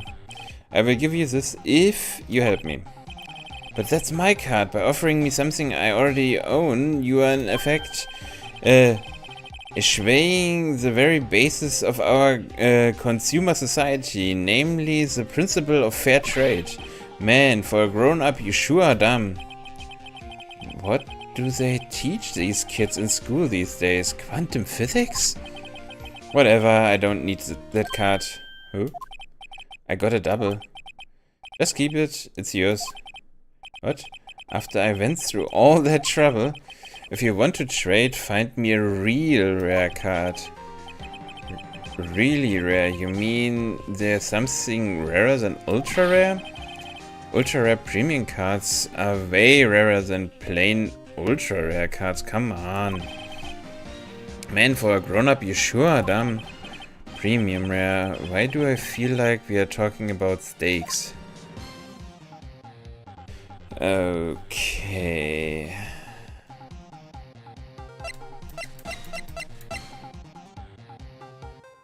I mean, can I give this to him? Hey, it's a Steel Samurai, huh? Why is he dragging his foot like that? Where did you get this anyway?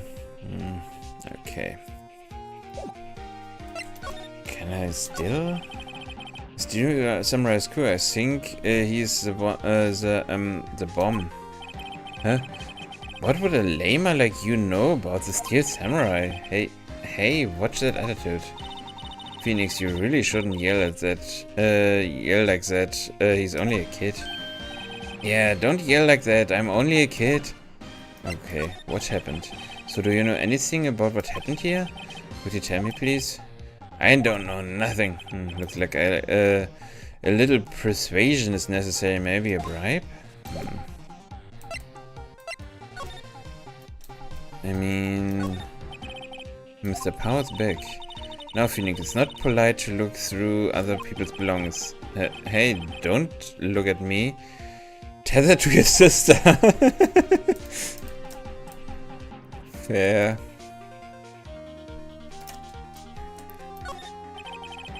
There's an area of cosmetics here. According to May, that Vic used to... You don't know Samurai Boogie Woogie? You're even lamer than I thought. Why does everybody but me know about this show?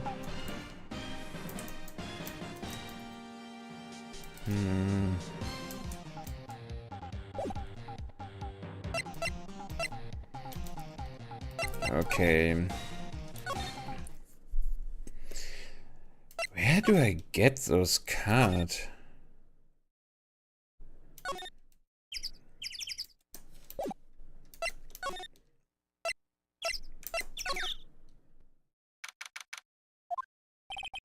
I guess Mr. Powers is in questioning.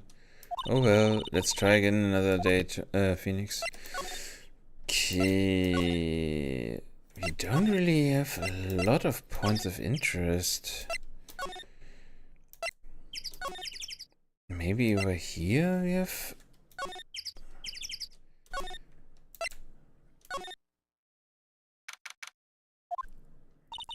Oh, hi.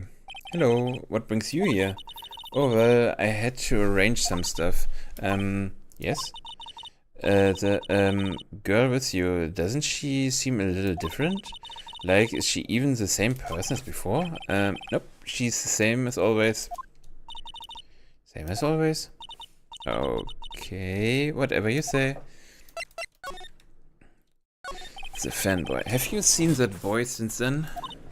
Nope, you missed it though. The security lady was chasing around after the boy so fast I thought she collapsed. Of course, he got away in the end. Boy, was she mad. Actually, we saw them. How's the old windbag doing? She was squeezing donuts through her clenched fist back at the guard station. Some people take their jobs a little too serious, Mr. Hammer. Are all the posters on the wall here of Hammer? Yes, it's really a terrible loss for the studios. But his popularity had been waning recently, right? That's true. Then again, after what happened? After what happened? You mean you don't know about Hammer? No, what? I'm sorry. I shouldn't have said anything. What happened? Wait, now you have to tell me what happened with Hammer. I'm sorry. I'm probably not the one who should tell you.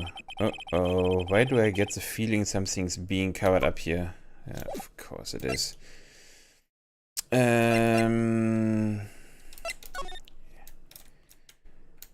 Is there anything? No, there's not. Oops, no, I'd taken a screenshot of, by accident. A light vent for moving stuff. They kept it pretty good, in pretty good shape. Looks like it's run fine. An incinerator. Apparently they just put this one in. It's already covered in soot. They must not clean it much. Looks like 2 people ate here. There's nothing left on the plates.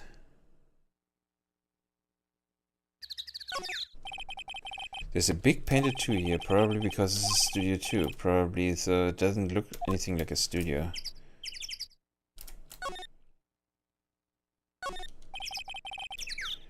For making movies, they've been sitting here for quite some time. This might as well be a junkyard, okay.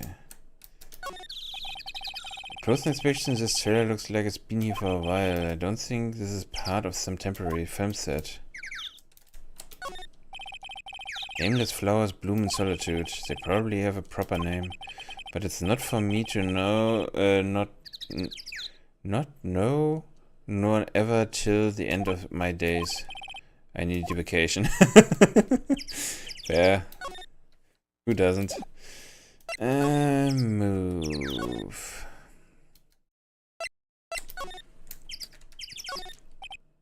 I see, there's a clock and a speaker on the monkey's head. It should usually tell time by ooking. The clock is stopped at 2 p.m. now. This is a path that goes to the mascot head fell. The murder, the path was completely blocked between 2 and 4 p.m.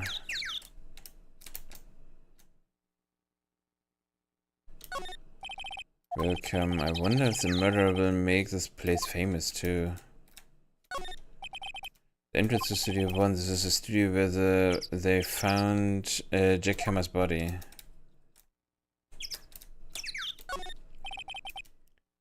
But we have to work. Still, it's kind of sad to see so many empty benches. Kind of like if you threw a party and nobody came. Okay, that's also kind of dark. Move. Main gate. Examine. Anything I missed over here?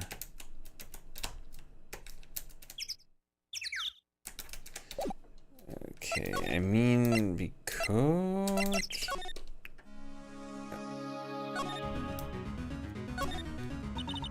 My poor plant, it looks so sluggish. Hey, you've been watering it probably, Phoenix. Well, Maya has actually.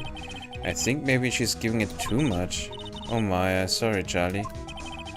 The plant's name is Charlie? Okay. Mia's desk. Actually, it's my desk now. Sitting here always makes me feel like a professional. There's a horrendous amount of legal books here. Scarier still is the thought that I have to read all of those now. A poster of an old movie that Mia liked. Oh hey, Mia, what's the name of this movie? That movie? Oh, I'd sure like to see that one again. It's what was it again? Sorry, it's right on the tip of my tongue. Let me guess. It's a suspense thriller.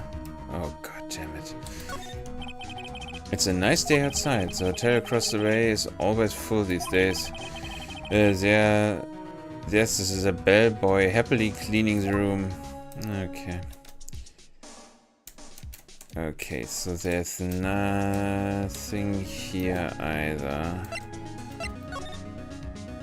What to do? So what's the best thing to do for now? We need to get to the studio and talk to that boy. Okay. So that is the only thing we can do at the moment. I don't know. What's that boring? Man, how can one person be so lame? If you were a superhero, you'd be a lame-o man. Cody, this looks familiar? Hey.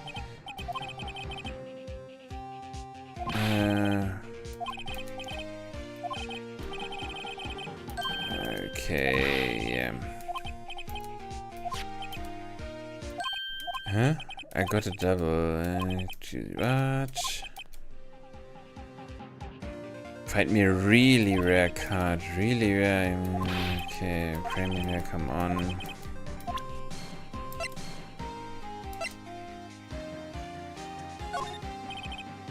What's that boring?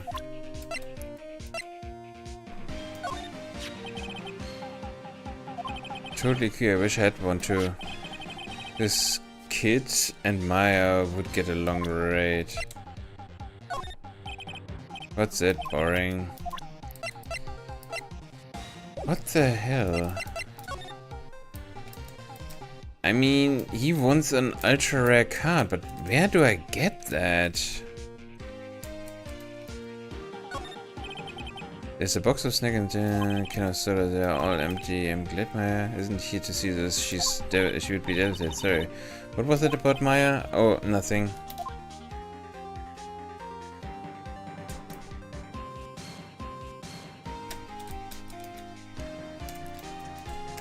Okay, so what the hell?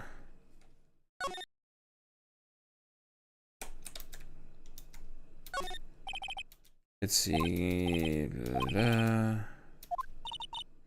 Look at this spaghetti in a soda can. Spaghetti?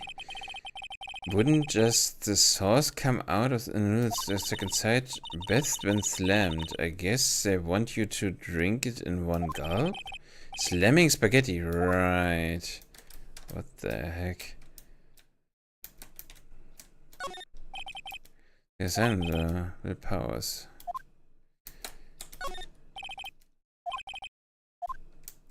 Okay, yeah. Wait. Storage room, film equipment, yeah.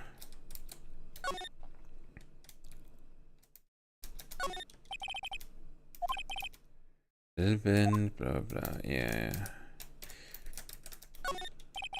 Looks like one of those. I do know this man point. It makes it a lot easier to go up hills. Where have I heard that line before? Okay. I mean, they are sisters, so kind of makes sense. The problem is I have no idea. Is he back? Examine. This guy monitors the visitor's room.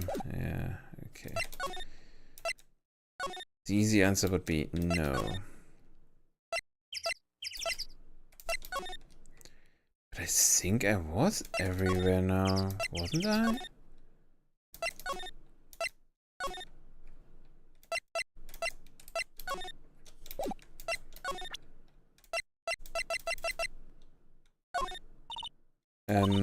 Sorry, I'm not really sure what that is. Okay.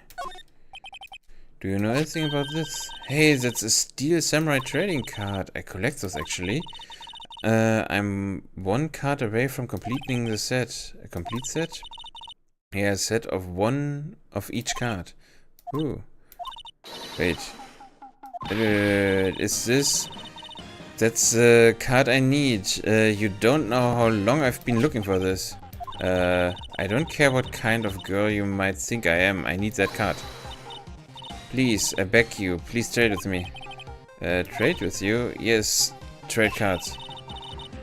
Look, I even trade you an ultra rare premium card. Trade me, huh? Yes, it's a good deal for your ultra rare. Please! Phoenix, can't you see she's desperate? What's everybody getting so excited about? That's awesome. Okay. Really? Thanks! Then this is for you. Okay. I should have... Yeah, okay, fair enough. I should have seen that coming already, yeah. And doesn't doing good things like that make you feel great? Yeah, it does. Okay. Now we can go over here. Employee area. Dressing room. Oops.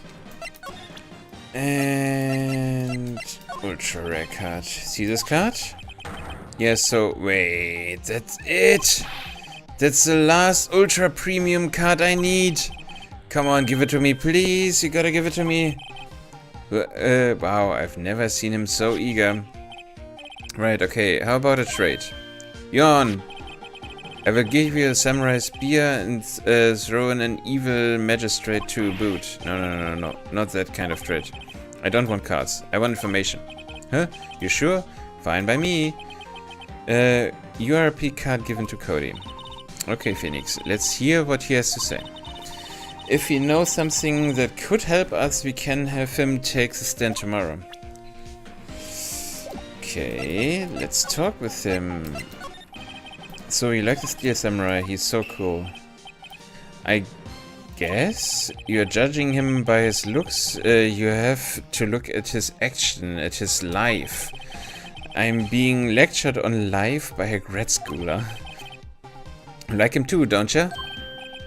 Me? Yeah, I am. Loves the Steel Samurai. So tell me, what's your favorite thing about the Steel Samurai? His kind nature, his fighting style, willpower's acting. His fighting style? Could I think of something? I like it when he vanquishes his foes. Yeah, with man. The Steel Samurai always wins, always. Check this out. This is my favorite album. It's all pictures of the Steel Samurai. I go to every live performance. Those stupid publicity stunts where they beat each other in public. I always take a picture when the Steel Samurai lands the final blow with them. I got them all. I never miss one. A perfect collection. Check it out. My new digital camera. Wow, that's very impressive. The newest model, isn't it? You bet, lady. Just got it for my birthday. My album has a name. Wanna hear it? The Steel Samurai Path to Glory. The Steel Samurai always wins, always. Hey, if you want this, you can have it, lady. Really? Are you sure? Yeah, I took this with a digital camera. I got all the data at home, so I can always make another one. Well, then I'm happy to accept. Thank you. Path to Glory received.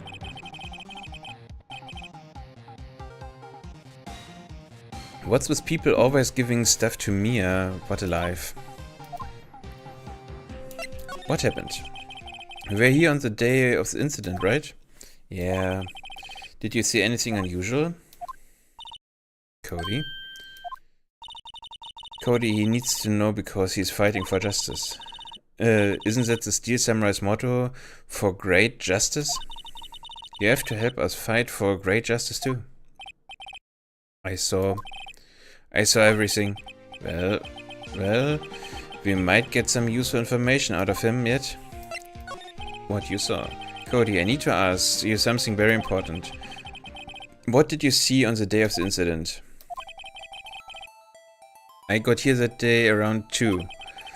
I had to come in through the woods out back so that old lady wouldn't see me.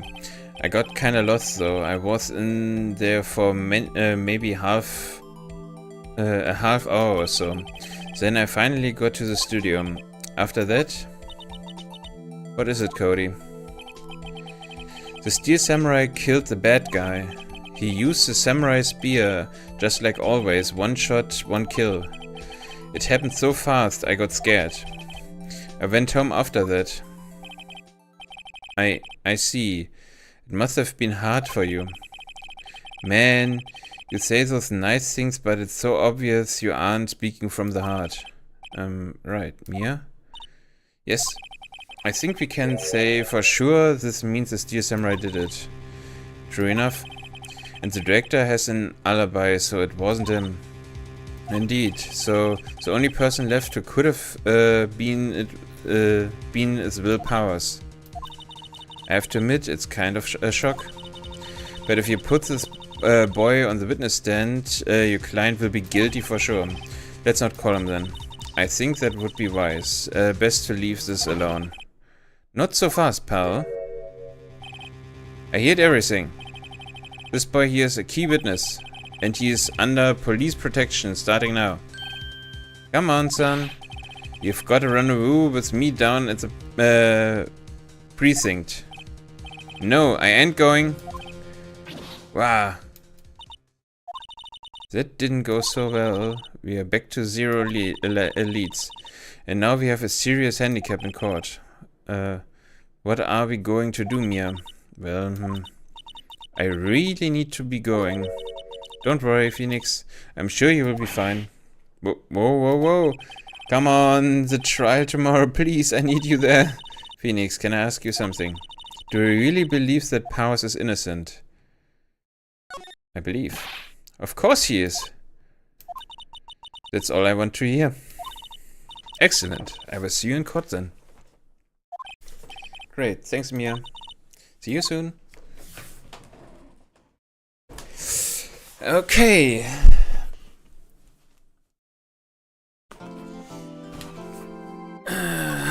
Which means we are heading into the last day of the trial, I think.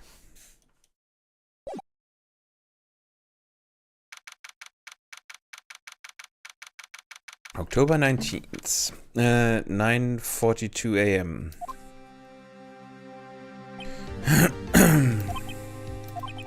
Mr. Wade, right?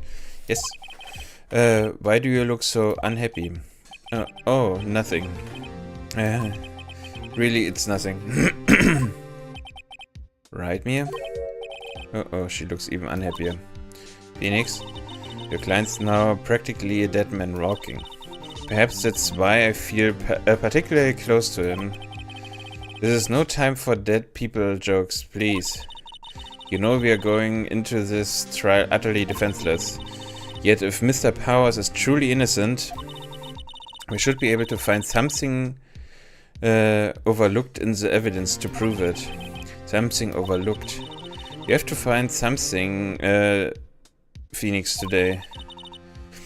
It's that or lose the trial. This isn't going to be easy. October 19th, 10 a.m. District Court, courtroom number 4. Court is now in session for the trial of Mr. Will Powers. The prosecution is ready, Your Honor. The defense is ready, Your Honor. Very well, Mr. Edwards, your opening statement, please. An unexpected fact has come up to the attention of the court. Yesterday we learned that there were other people present at the studios. Today I would like to show evidence proving they had nothing to do with the murder. Very well. You may call your first witness, Mr. Edwards. I wonder if it will be that producer. The prosecution calls Mr. Salmonella to the stand. Or that director. Will the witness state his name and profession? How rude can you get? You don't know me? I'm the director. I make the Steel Samurai noob, bro. Salmonella. I'm a director. Television. Were you at Global Studios on the day of the murder? Yes, Your Honor. Very well. Please testify to the court about the events of the day. Phoenix? Let's start by picking this testimony apart. If Powers is innocent, you know what that means. Someone in the trailer on that day did it. Right. She doesn't waste any time putting on the pressure. The day of the murder. I was at the studio from around 9 that morning. During the morning I was doing an action scene run through. It took a lot more time than I thought it would. I hear that everyone else ate lunch in the employee area, but I had a meeting in the Studio 2 trailer, so I ended up skipping lunch. We were in the meeting until around 4. During the meeting, well, I'm pretty sure no one left the chairs. That's about it. Wait, didn't the producer say that they noticed that the clock was broken and stuff like this? The time of Hammer's death was 2:30 p.m. According to your testimony, you were in a meeting at that time. Mr. Wright, you may begin your custom examination. Yes, Your Honor. Okay.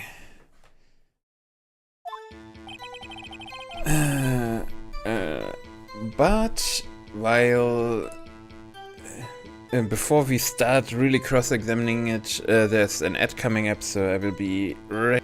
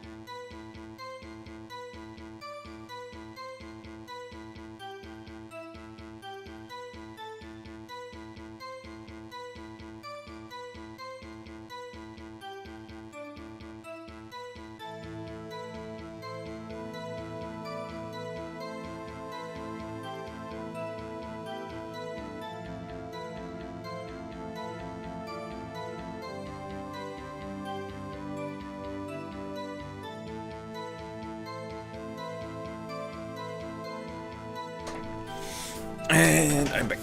And welcome back from the ads. Perfect timing. Okay. I was at the studios from around 9 at the morning. During the morning, I was doing an action scene run through. In the employee area. That's right. It was a fight scene between the Steel Samurai and the evil magistrate. Was anyone else at the run-through? Oh yeah, that security lady was sitting there watching the whole thing, lol. She was cheering on Hammer, if you can believe it. She certainly has the lungs for it. Anyone else? Nope, just us four. It took a lot more time than I thought it would.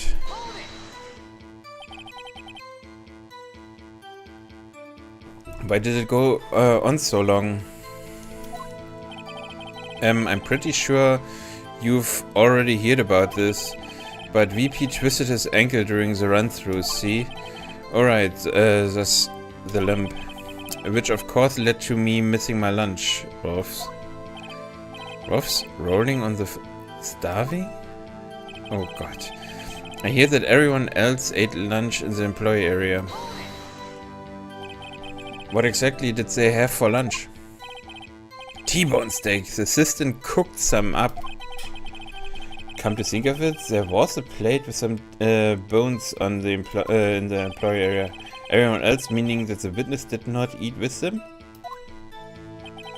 But I had a meeting in the Studio 2 trailer, so I ended up skipping lunch.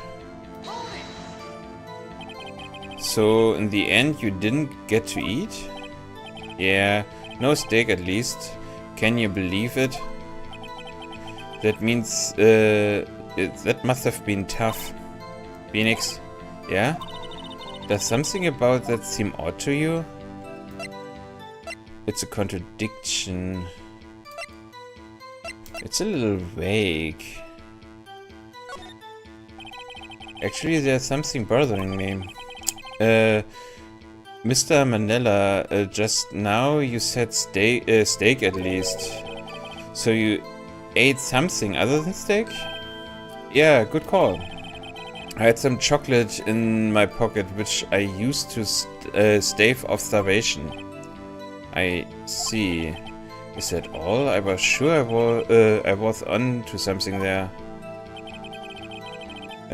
We were in the meeting until 4, around 4.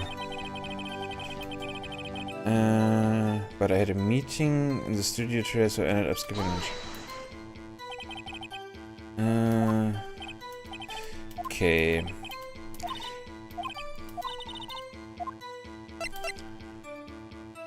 It's a contradiction. Yeah, it does seem odd now that you mention it.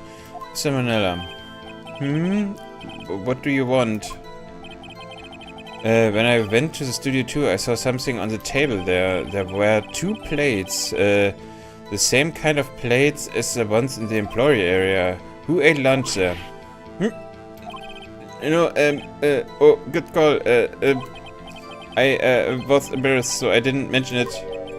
But I did eat after all. A T-bone steak, you mean? Yeah, well, I mean, the assistant went through all that trouble. I brought it to the trailer, thinking I could eat it later. Clearly a man who likes to eat. I expected as much. So when exactly did you eat it? We took 1 break during the meeting. I wolfed it down then, Drool. A mental image I will carry with me to my grave. Wait a second. If they took a break in that meeting, that contradicts his testimony. I will press on that one a bit more.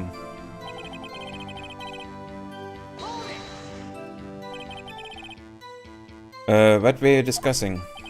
The Steel Samurai story and our budget. Get this, the sponsors turn to me and say, Mr. Manila, those scripts of yours are not appropriate for children. Can you believe it? Actually, I kind of can. So nobody left the table during the whole meeting? During the meeting, well, I'm pretty sure no one left the chairs. Okay. But you just, you didn't take a single break? Well, yeah, not a one. What's he sweating so much about, I wonder? Only had an idea. Wait a second. Maybe I do have an idea. Press harder. Wait a second. Mr. Mandela, you've just contradicted yourself. Didn't you just tell the court that you ate a the T-bone steak during your break? Oops. Well? Mr. Mandela, what's this all about? Well, yeah, I guess we did take a little break. Phoenix, great job. As they took a break, one of them could have gone to the studio during that time. Your Honor, I call on the witness to testify to the court about this break. Very well. Mr. Mandela, your testimony, please. Uh-oh, Edward is laughing.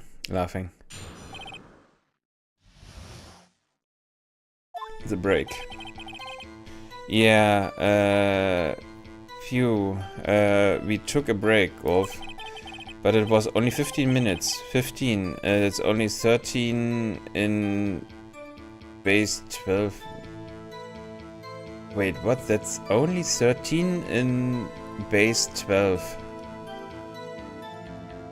Why? Who's counting in base 12? Not enough time for someone to stay, commit a murder in Studio 1. It's only just enough time to eat a T-bone steak, if you ask me. I don't think I would even be enough time for that, but that's just me. Very well, you may begin the cross-examination. Okay. Yeah, Phil, we took a break. Okay. What time exactly did you take this break?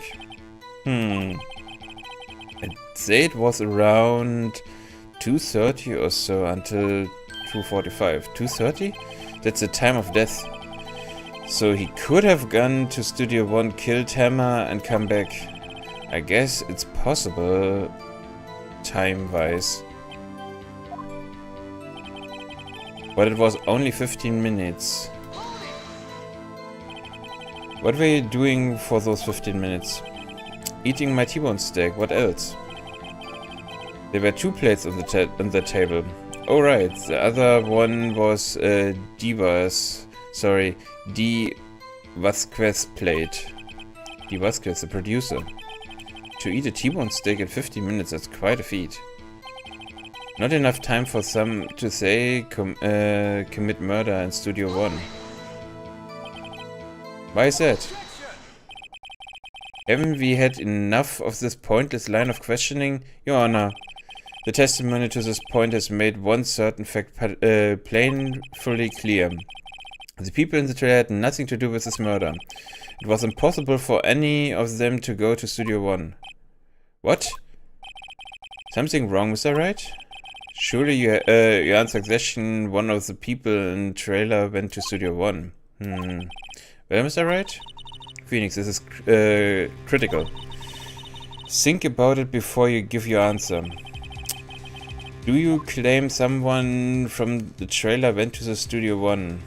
I claim it and I claim it loud.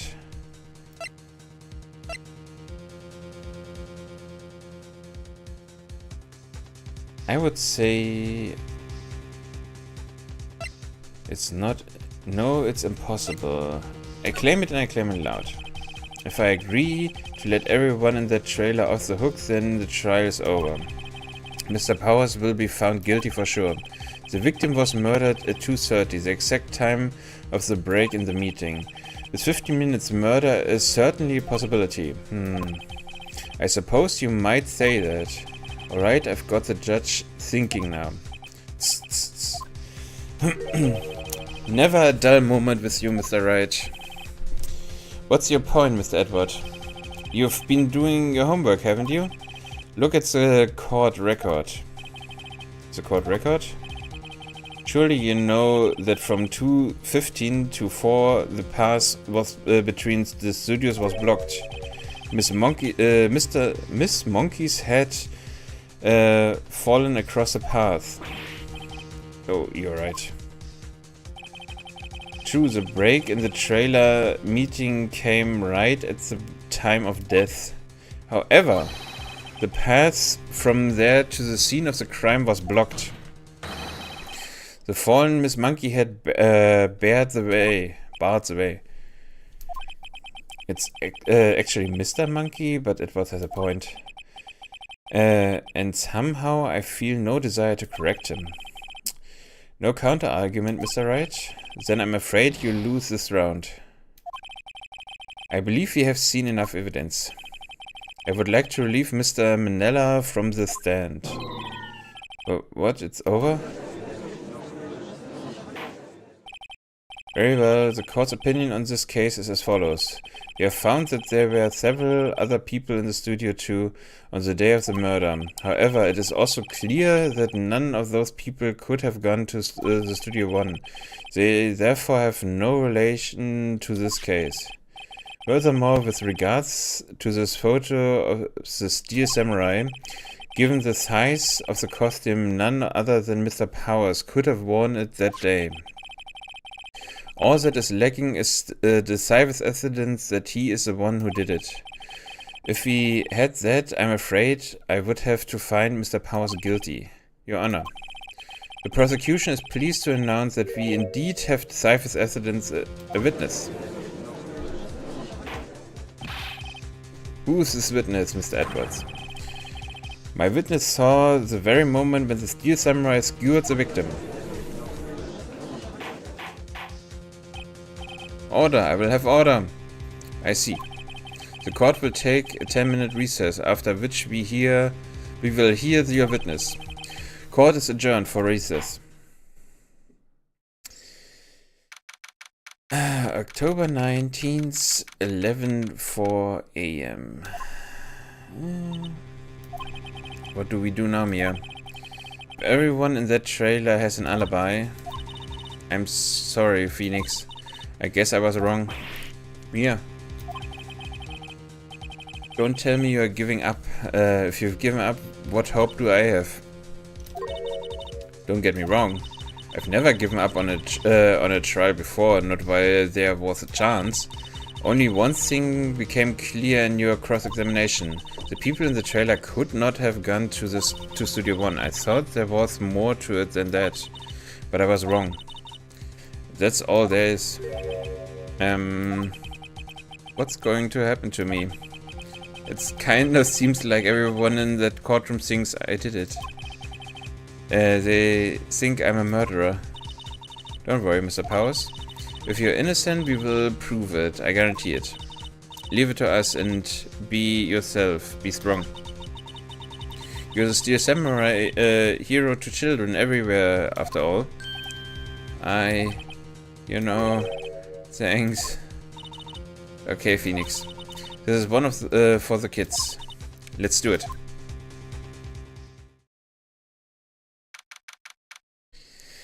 (11:15). Court is back in session for the trial of Mr. Will Powers. The prosecution has a concern. Our witness is a grad schooler of tender years, and this is a murder case. We worry that the defense might cause unnecessary trauma with his cruel questioning. Nice to see Edwards taking the moral high ground. However, we have no choice. The prosecution calls Cody Hawkins to the stand. He can't look over this. Your Honor, perhaps you could arrange a box for him to stand on. Oh, right. God, please bring him a box. One of those donut crates should do.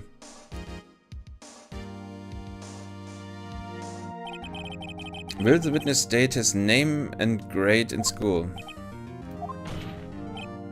Ness? What? Just cause you are all grown up don't mean you can push me around. Cody? Answer his questions, okay? Hey, it's you, the nice lady. I'm Cody Hawkins. I'm in 2nd grade. I get the feeling this is going to be a long day. Mr. Edwards. Please remember that you are speaking to a child. Try to be gentle. Witness. Cody. He's having trouble with this gentle thing. You were present, you were at Global Studios on the day of the incident. You got a problem with that? Please tell us what you saw that day. What, Pops? You want me to tell you and Gramps with the beard over there? Just Mr. Edwards. I prefer... Oh god, very long. Incidentally, photographic equipment is strictly forbidden in this courtroom. My apologies, Your Honor. He said he wouldn't testify if he couldn't bring it. I'd like special permission if that's possible. Wait, so you're saying you had to bargain terms with a kid and you lost? Hey, I just got this new camera. Don't really know how to use it all that good yet. But I bring it with me wherever I go. Phoenix, I wonder if he had that camera on the day of the murder. You'd better make a note of it in the court record. A digital camera is all there. He's still learning how to use it. Okay. Very well, Cody. Please testify to the court about what you saw the day of the incident. Witness account. I wanted to see a Steel Samurai rehearsal just once. I found a map on the internet and went to the studios that day. It went through the woods of the pass so that the old lady wouldn't catch me. I was going for the studio. I got kinda lost on the way, so for about 30 minutes. When I came out of the studio, there was a Steel Samurai. It totally rocked right before my eyes. Out came the bad guy. Of course, the Steel Samurai took him down. Pow! If I had my camera with me, that would have been the time of for a shot, I tell ya. Anyways, I couldn't get into the studio, so I went home. Very well. The defense may begin its cross-examination. But be gentle, remember you are talking to a child. This kid is tougher than most adults we see in here, honestly. Witness account. Rehearsal just once. Okay. You really like the Steel Samurai, huh? Of course I do. He taped every. I've taped every show, and I got to all the live performances. That's impressive. You've been to the amusement park? Of course, da. My dad always texts me. Poor dad. I found a map on the internet and went to the studios. Wait. Victories. Okay. Was the day the first time you've been to the studio? Actually, I've been a couple of times. I've never managed to get there on a rehearsal day, and the security lady is always yelling. Right. Please continue. Chill, Pops. I'm getting to it. How am I supposed to talk with you cutting me off all the time, geez?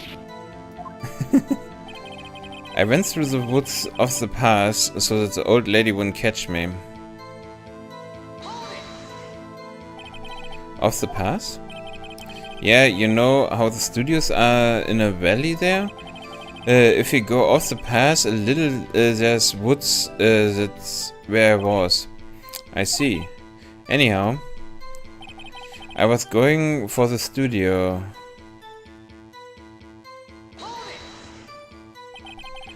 Did nothing unusual happen on your way to the studio? Unusual? Did you see the monkey by any chance? Oh, you mean Mr. Monkey? Yeah, I saw him, but his head wasn't busted. So you went straight to the studio?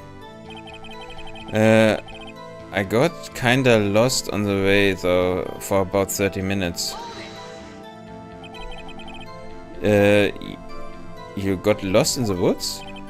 Yeah, I couldn't figure out which way I was walking. Man, I was relieved when I saw the blue studio doors. But guess what happened next? When I came out by the studio, there was a steel samurai. The steel samurai? Yeah, he was standing by the studio gate. It looked like he was thinking about something before going in. Then he opened up the gate and went inside. I see. What then? It totally rocked right before my eyes. Out came the bad guy. What sort of bad guy was it? A guy, a person, kinda tall, skinny. Are you sure it was a guy? I don't know. He was kind of far away. He's being awfully vague. Of course, the steel samurai took him down. Pow! What happened to the bad guy? Huh? Well, he kinda didn't move, not a bit, like he was dead. I guess he's a real pro. What a great actor. Yes, I suppose he was. If I had a camera with me, that would have been the time for a shot.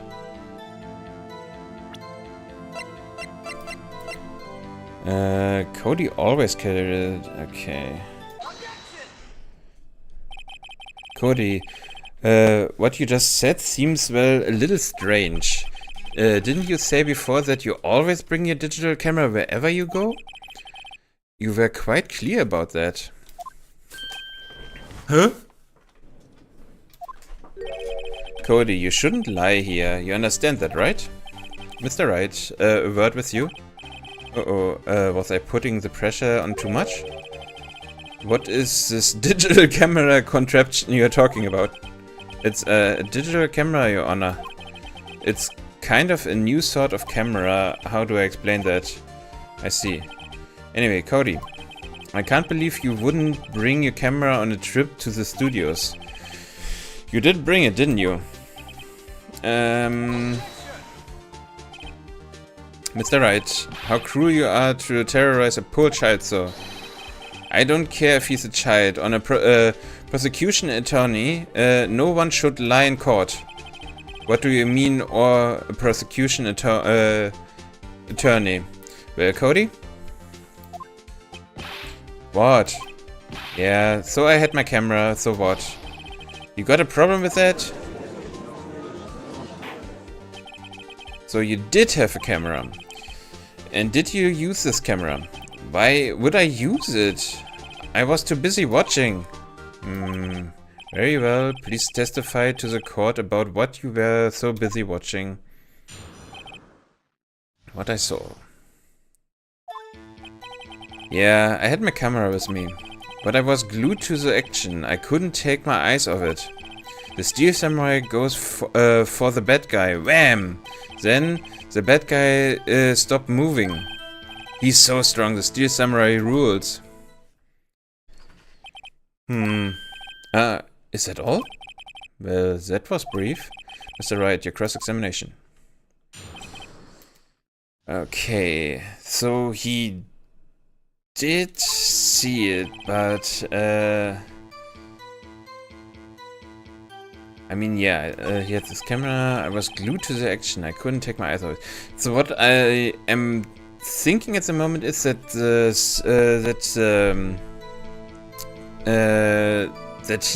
we need probably use a photo of him limping, would be my guess. But let's question him further before. So we are watching the Steel Samurai. Did you watch the whole fight? Yeah, of course. You didn't turn away, not even once? No. Okay, then tell us exactly what happened. Yeah, I'm getting to that. The Steel Samurai goes for the bad guy. Wham! So the bad guy attacked him first? Yeah. What sort of person was this bad guy? I told you, a person. He was a person.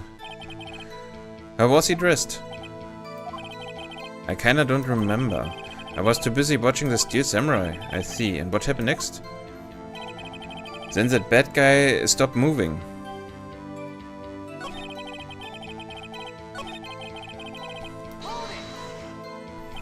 Why? Huh? What do I mean, why? Why wasn't the bad guy moving? Well, cause the Steel Samurai brought him to justice. And how exactly did he do that? How did he do it? With a samurai kick? And a samurai chop? And a samurai slap? Something like that. He's still being vague about this. What? Don't give me that look, Pops. How should I play this? Let's press him. Cody. What? Something's bothering me. Before you said that you couldn't take your eyes off the action. Yeah? Yet you missed the most important part? What is the meaning of this? The witness has stated what he saw quite clearly. No, he didn't. You know as well as I do that he's been vague.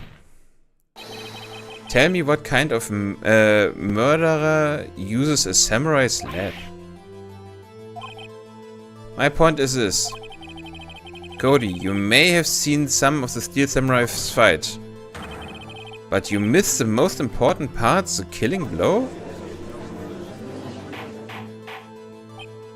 Order, order! Mr. Wright, how could this be? Can you explain how he might have missed something so vital? That's the thing. Phoenix, I believe you are on the right track with this. Think, why didn't Cody see the climax of the fight? I know you can figure this out. Mr. Wright, your answer.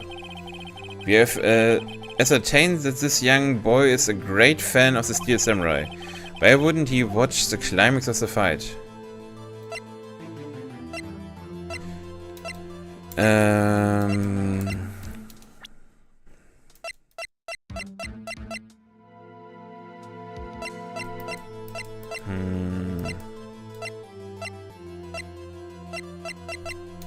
Okay, he couldn't watch it?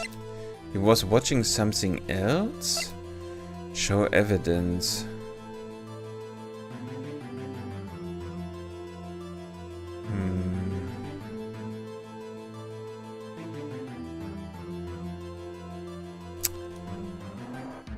My guess would be that he was...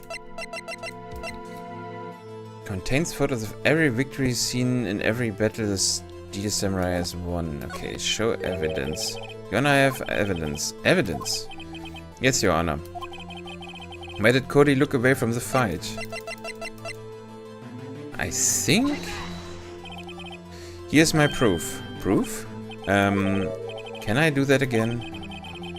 This doesn't prove anything, okay. Ha! Lost your nerve, have you? Very well, I will ask you the question again. You have ascertained that this young boy is a great fan of the Steel Samurai. Why wouldn't he watch the climax fight? He was watching something else.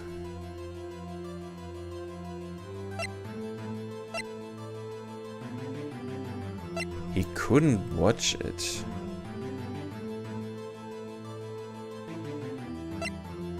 I mean, he couldn't watch it would mean that either he was not able to see it or he didn't want to see it.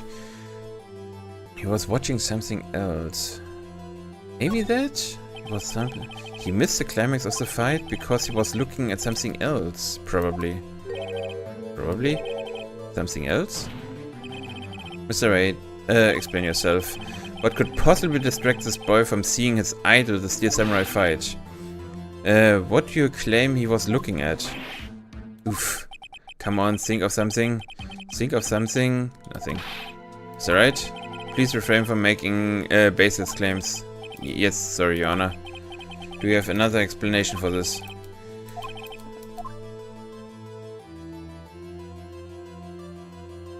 He couldn't watch it? Because he couldn't watch it.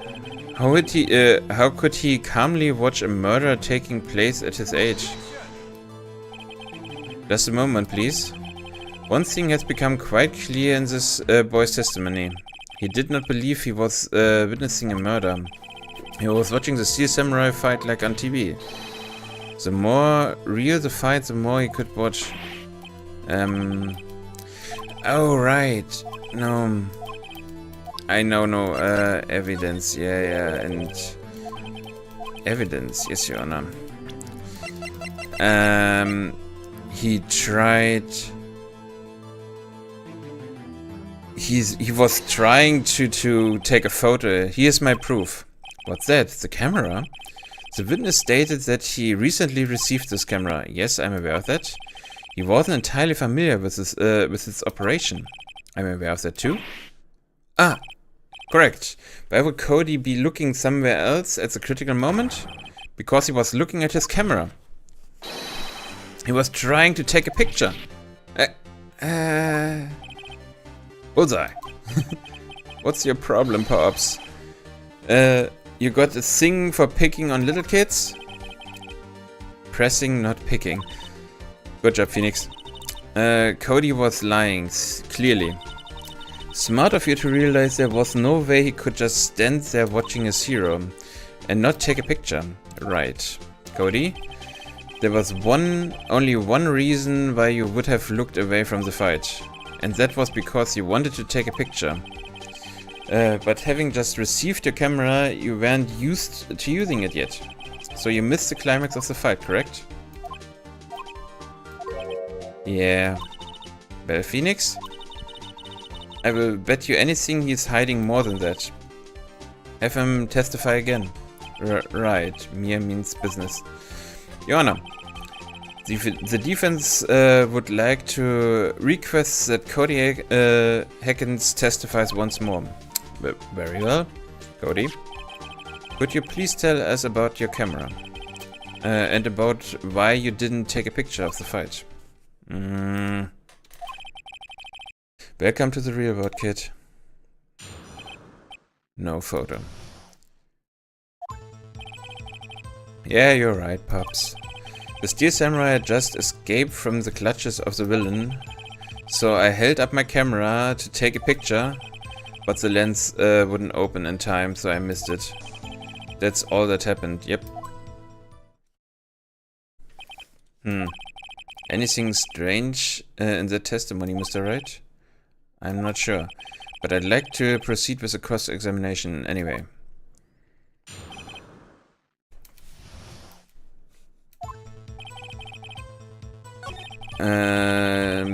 Yes. What do you mean with the clutches of the villain? So you did see the beginning of the fight? Yeah. Did you notice anything unusual? I guess a Steel Samurai was moving a little strange. Moving strangely. So I held up my camera to take a picture. Why couldn't you take a picture? My new camera has too many buttons. I couldn't figure it out. I tried to take a picture. I really tried. But the lens wouldn't open in time, so I missed it. When the lens opened, what did you see? Well, a person on the ground and the Steel Samurai. That's all that happened. Yep. That's all? Yeah, I told you I didn't take a picture. I would have, once I got this lens open. Did he really not take a picture? Not even once.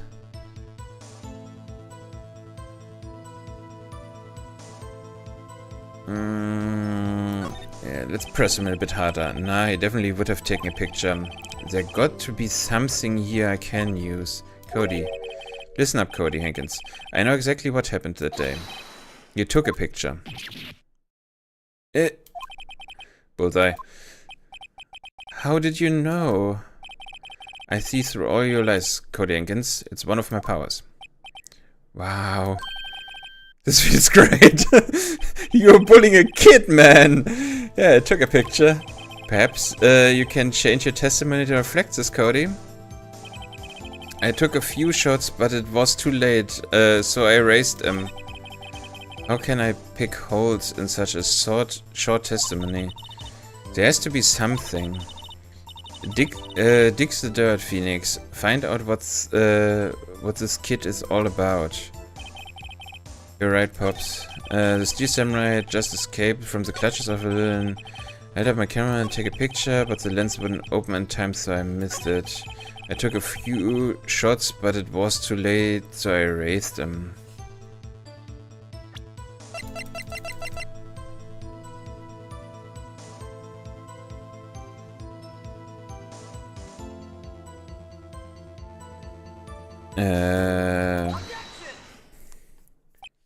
Cody. What? Man, every time you say Cody, you follow it with something bad.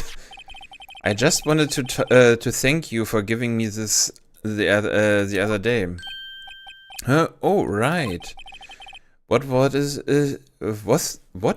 it you told me then? I go to every live performance.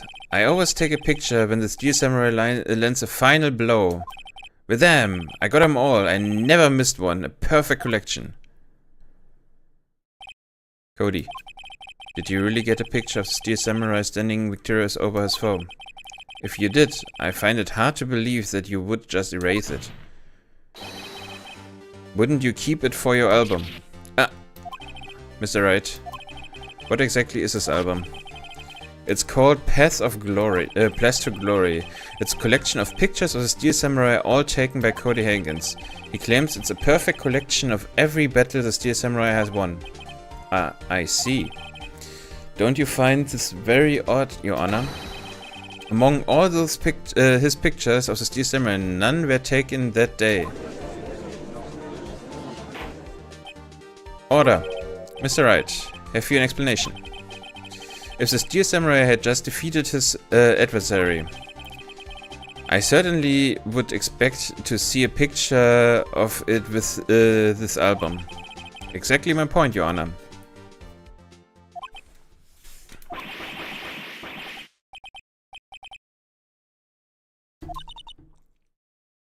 Phoenix? I think you finally discovered the truth. And what a truth it is. Mia, are you sure about this? Did he actually... Yes. I'm pretty sure what you are thinking is right. Tell me, Phoenix. Tell me what the truth is. Mr. Rice, please explain to the court what is going on here. Why was there no picture in the album from the day of the murder? Why would the boy have erased the photo he took?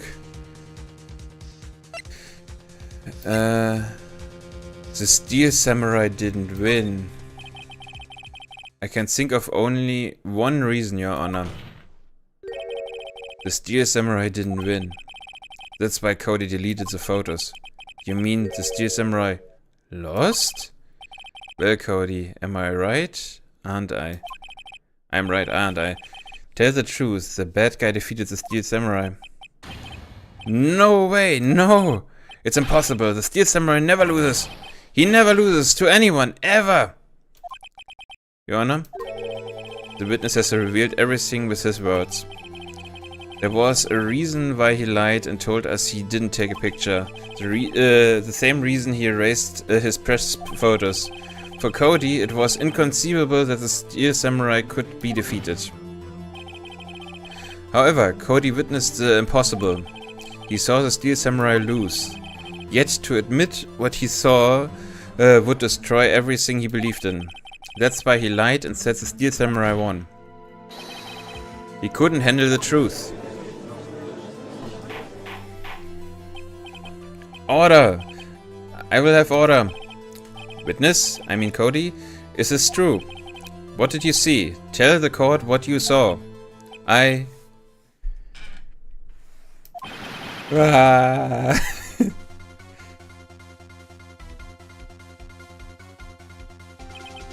Cody, that day you saw the Steel Samurai lose a fight, right?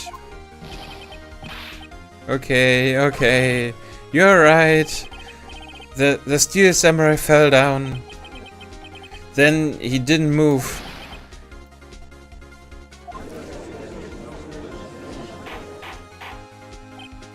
Order, order, order. What kind of stunt are you trying to pull, right? The Steel Samurai was the murderer, not the victim. Yet according to the witness testimony, the Steel Samurai was the one who fell. Mr. Wright, what's going on? Apparently we have all made a serious error. An error? What's this all about? Hammer was the victim. The Steel Samurai was the victim.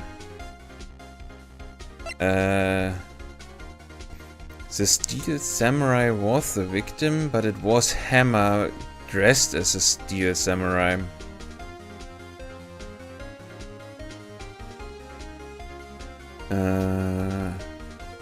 The Steel Samurai was... If you understand what really happened, it's actually quite simple. At the end of the fight, the Steel Samurai fell to the ground and lay still. In other words, the Steel Samurai was not the killer, he was the victim. Don't you see? Jackhammer was the Steel Samurai. Order, order, order. So the Steel Samurai is in this photograph. You're saying the man in this costume was the victim, Mr. Jackhammer? That's what I'm saying, Your Honor. Jackhammer was present at the action scene run through that morning. Thus, he obviously knew about Willpower's foot injury. But wait, hadn't Mr. Hammer gone to Studio 1 already? That's what everyone thought. But remember what Miss Oldbag said in her testimony. On the day of the murder, I arrived at the guard station at 1 PM. Did I see poor old Hammer? Nope. He already gone to the studio before I got back to the guard station. Mr. Jackhammer left the employee area after lunch. However, no one saw him going to Studio 1, nor was there a picture of him.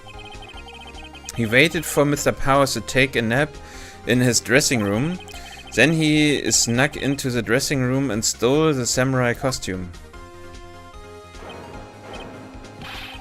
But why would the victim do such a thing? I don't know. I get it.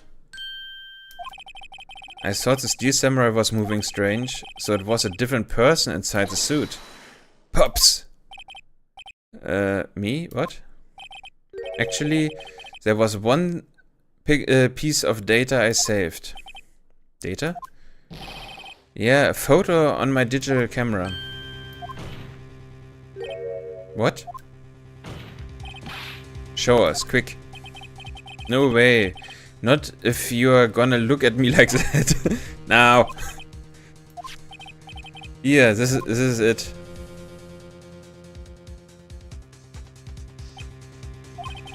Well, looking at this, it's still a little hard to say.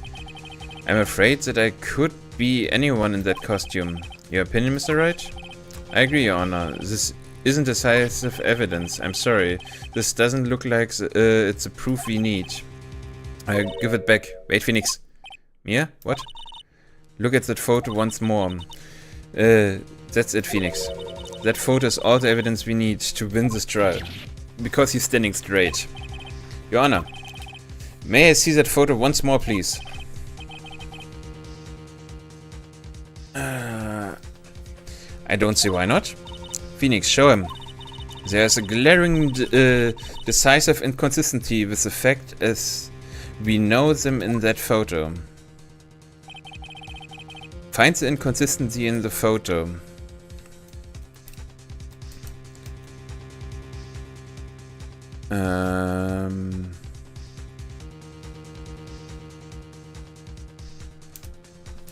Is it because he's staying stick? It's right here. The Steel Samurai? Yes, that's about the only thing in this picture that could be inconsistent. The Steel Samurai is inconsistent with something. Right. This is no time for daydreaming and pointless pontification. Think about your client and us who are forced to listen to your rambling. That's alright, please rethink your position. Oh, it's Sue finds inconsistency. Yeah, it's two.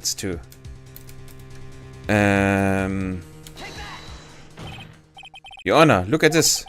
I see a gate. Might I draw your attention to the number on that gate? The number? Ah yes, well, it's hard to see, but it looks like a 2. Certainly not a 1, Your Honor, correct? I believe Mr. Edwards sees what I'm getting at. But that's impossible! What's this all about?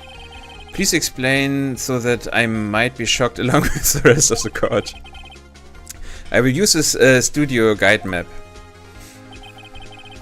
The body was found here in Studio 1. However, what do we see in this photo taken at the time of the murder? It does not say 1 on the gate in the photo. Your Honor, here is a true scene of the crime. Show the judge where the murder took place.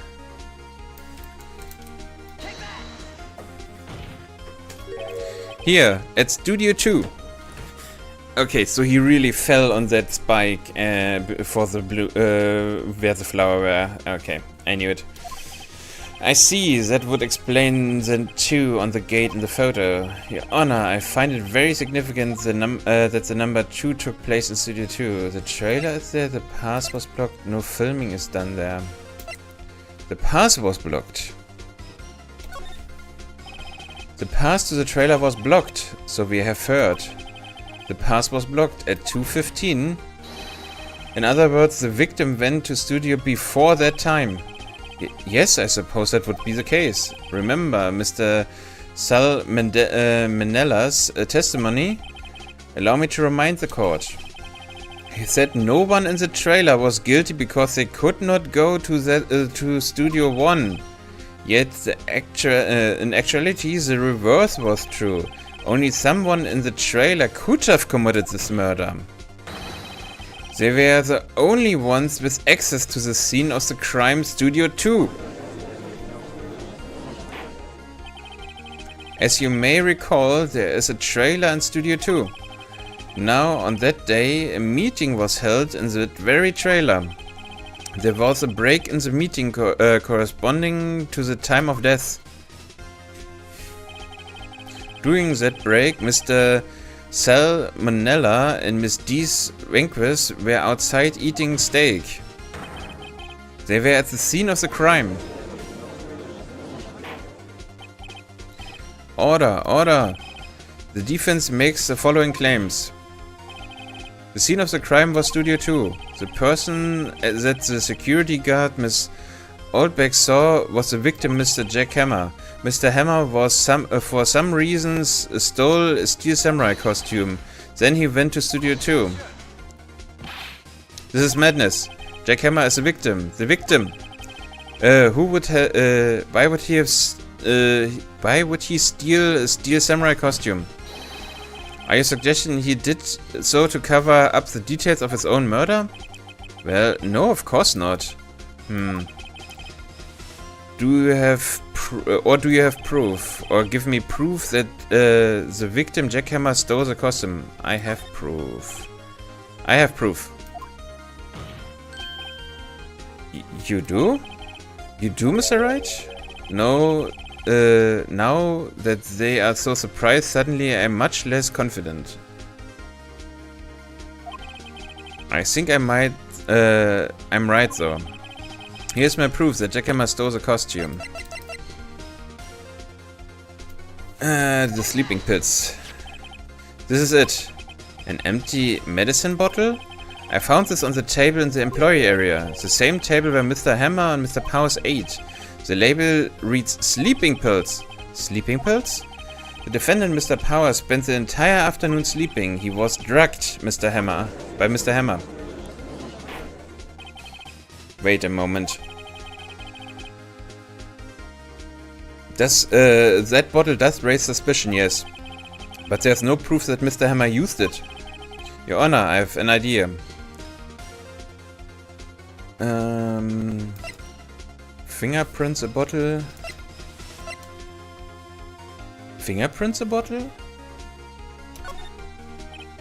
An idea? Very well, let's hear it. I want to check this bottle for fingerprints. If my claim is true, Mr. Hammer's fingerprints should show up on the bottle. I suppose you're right. Very well, the court will take possession of the bottle. Empty bottle was given to the judge. This court will suspend proceedings on the current trial for today. Cody Hankins' testimony has revealed new possibilities in this case. In fact, things may have happened very differently than we previously thought. The Steel Samurai seen by Miss Oldbag may have been the victim, Jack Hammer. The scene of the crime was not the Studio 1 but Studio 2. And those in the trailer did have time to commit the murder. Is that right? Yes, Your Honor. Your homework is to find the answer to the following question. Why would Mr. Hammer steal the Steel Samurai costume? Also, who killed him and why? Find the answers for me by tomorrow. That's a lot of homework.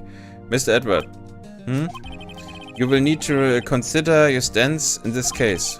Above all, you will need to reconsider your suspicion of Mr. Will Powers. As you say, Your Honor. The trial will be extended until tomorrow. This is the last extension. Very well. Court is adjourned. Okay. I mean, it is pretty... At least for me, it is pretty clear what happened. Mr. Hammer wanted to show that he is better than Mr. Powers as the Steel Samurai and was pleading to get the role instead of Powers.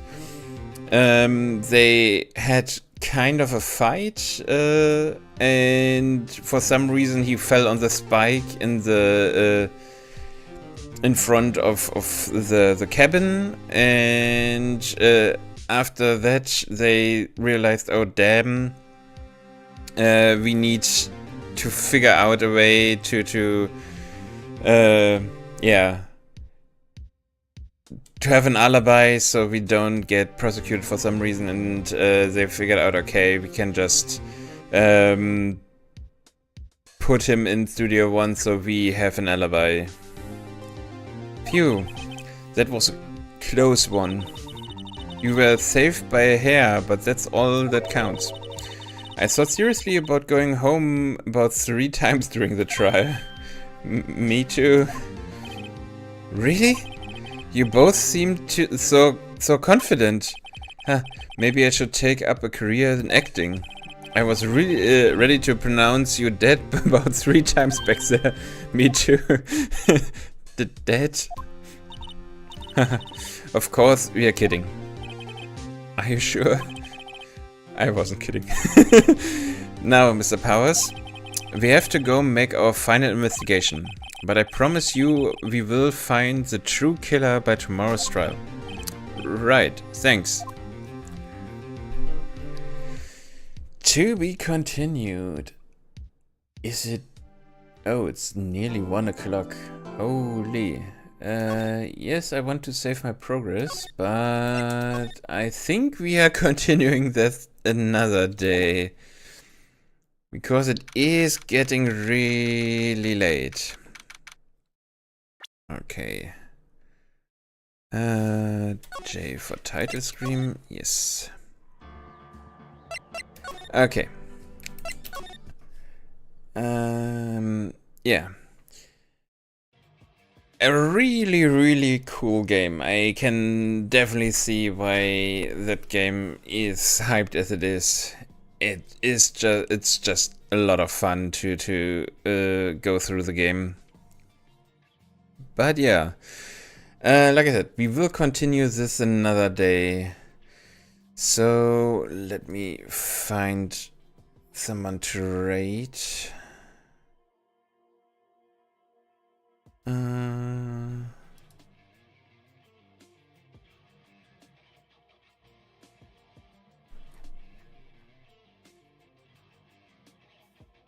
actually didn't see when it got so late.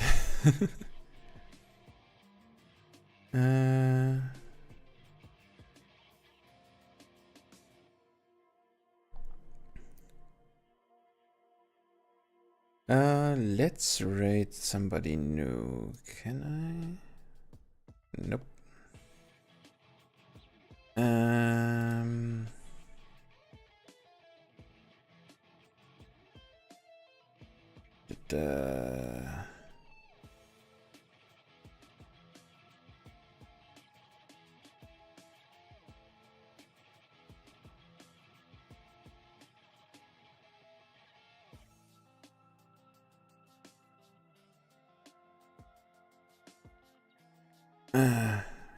You know what?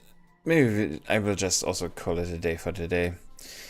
I can't really find anyone to raid today. So, yeah. I hope you had a lot of fun. I at least had a lot of fun as well. Especially for some reason, the time flew by today. So, yeah. I will most likely be not streaming tomorrow, so if I still do, I will post it on social media, so if you see that pop up, then yeah, I will stream, but I most likely will not because I have something else to do tomorrow. But yeah. Anyways, thank you very much for watching. I hope you had a good time too, and yeah, that you have a good rest of your day or night, depending on where you are. And yeah, don't forget to eat, sleep, drink, and take care of yourself. And we will see us most likely back on Sunday. So goodbye, bye bye.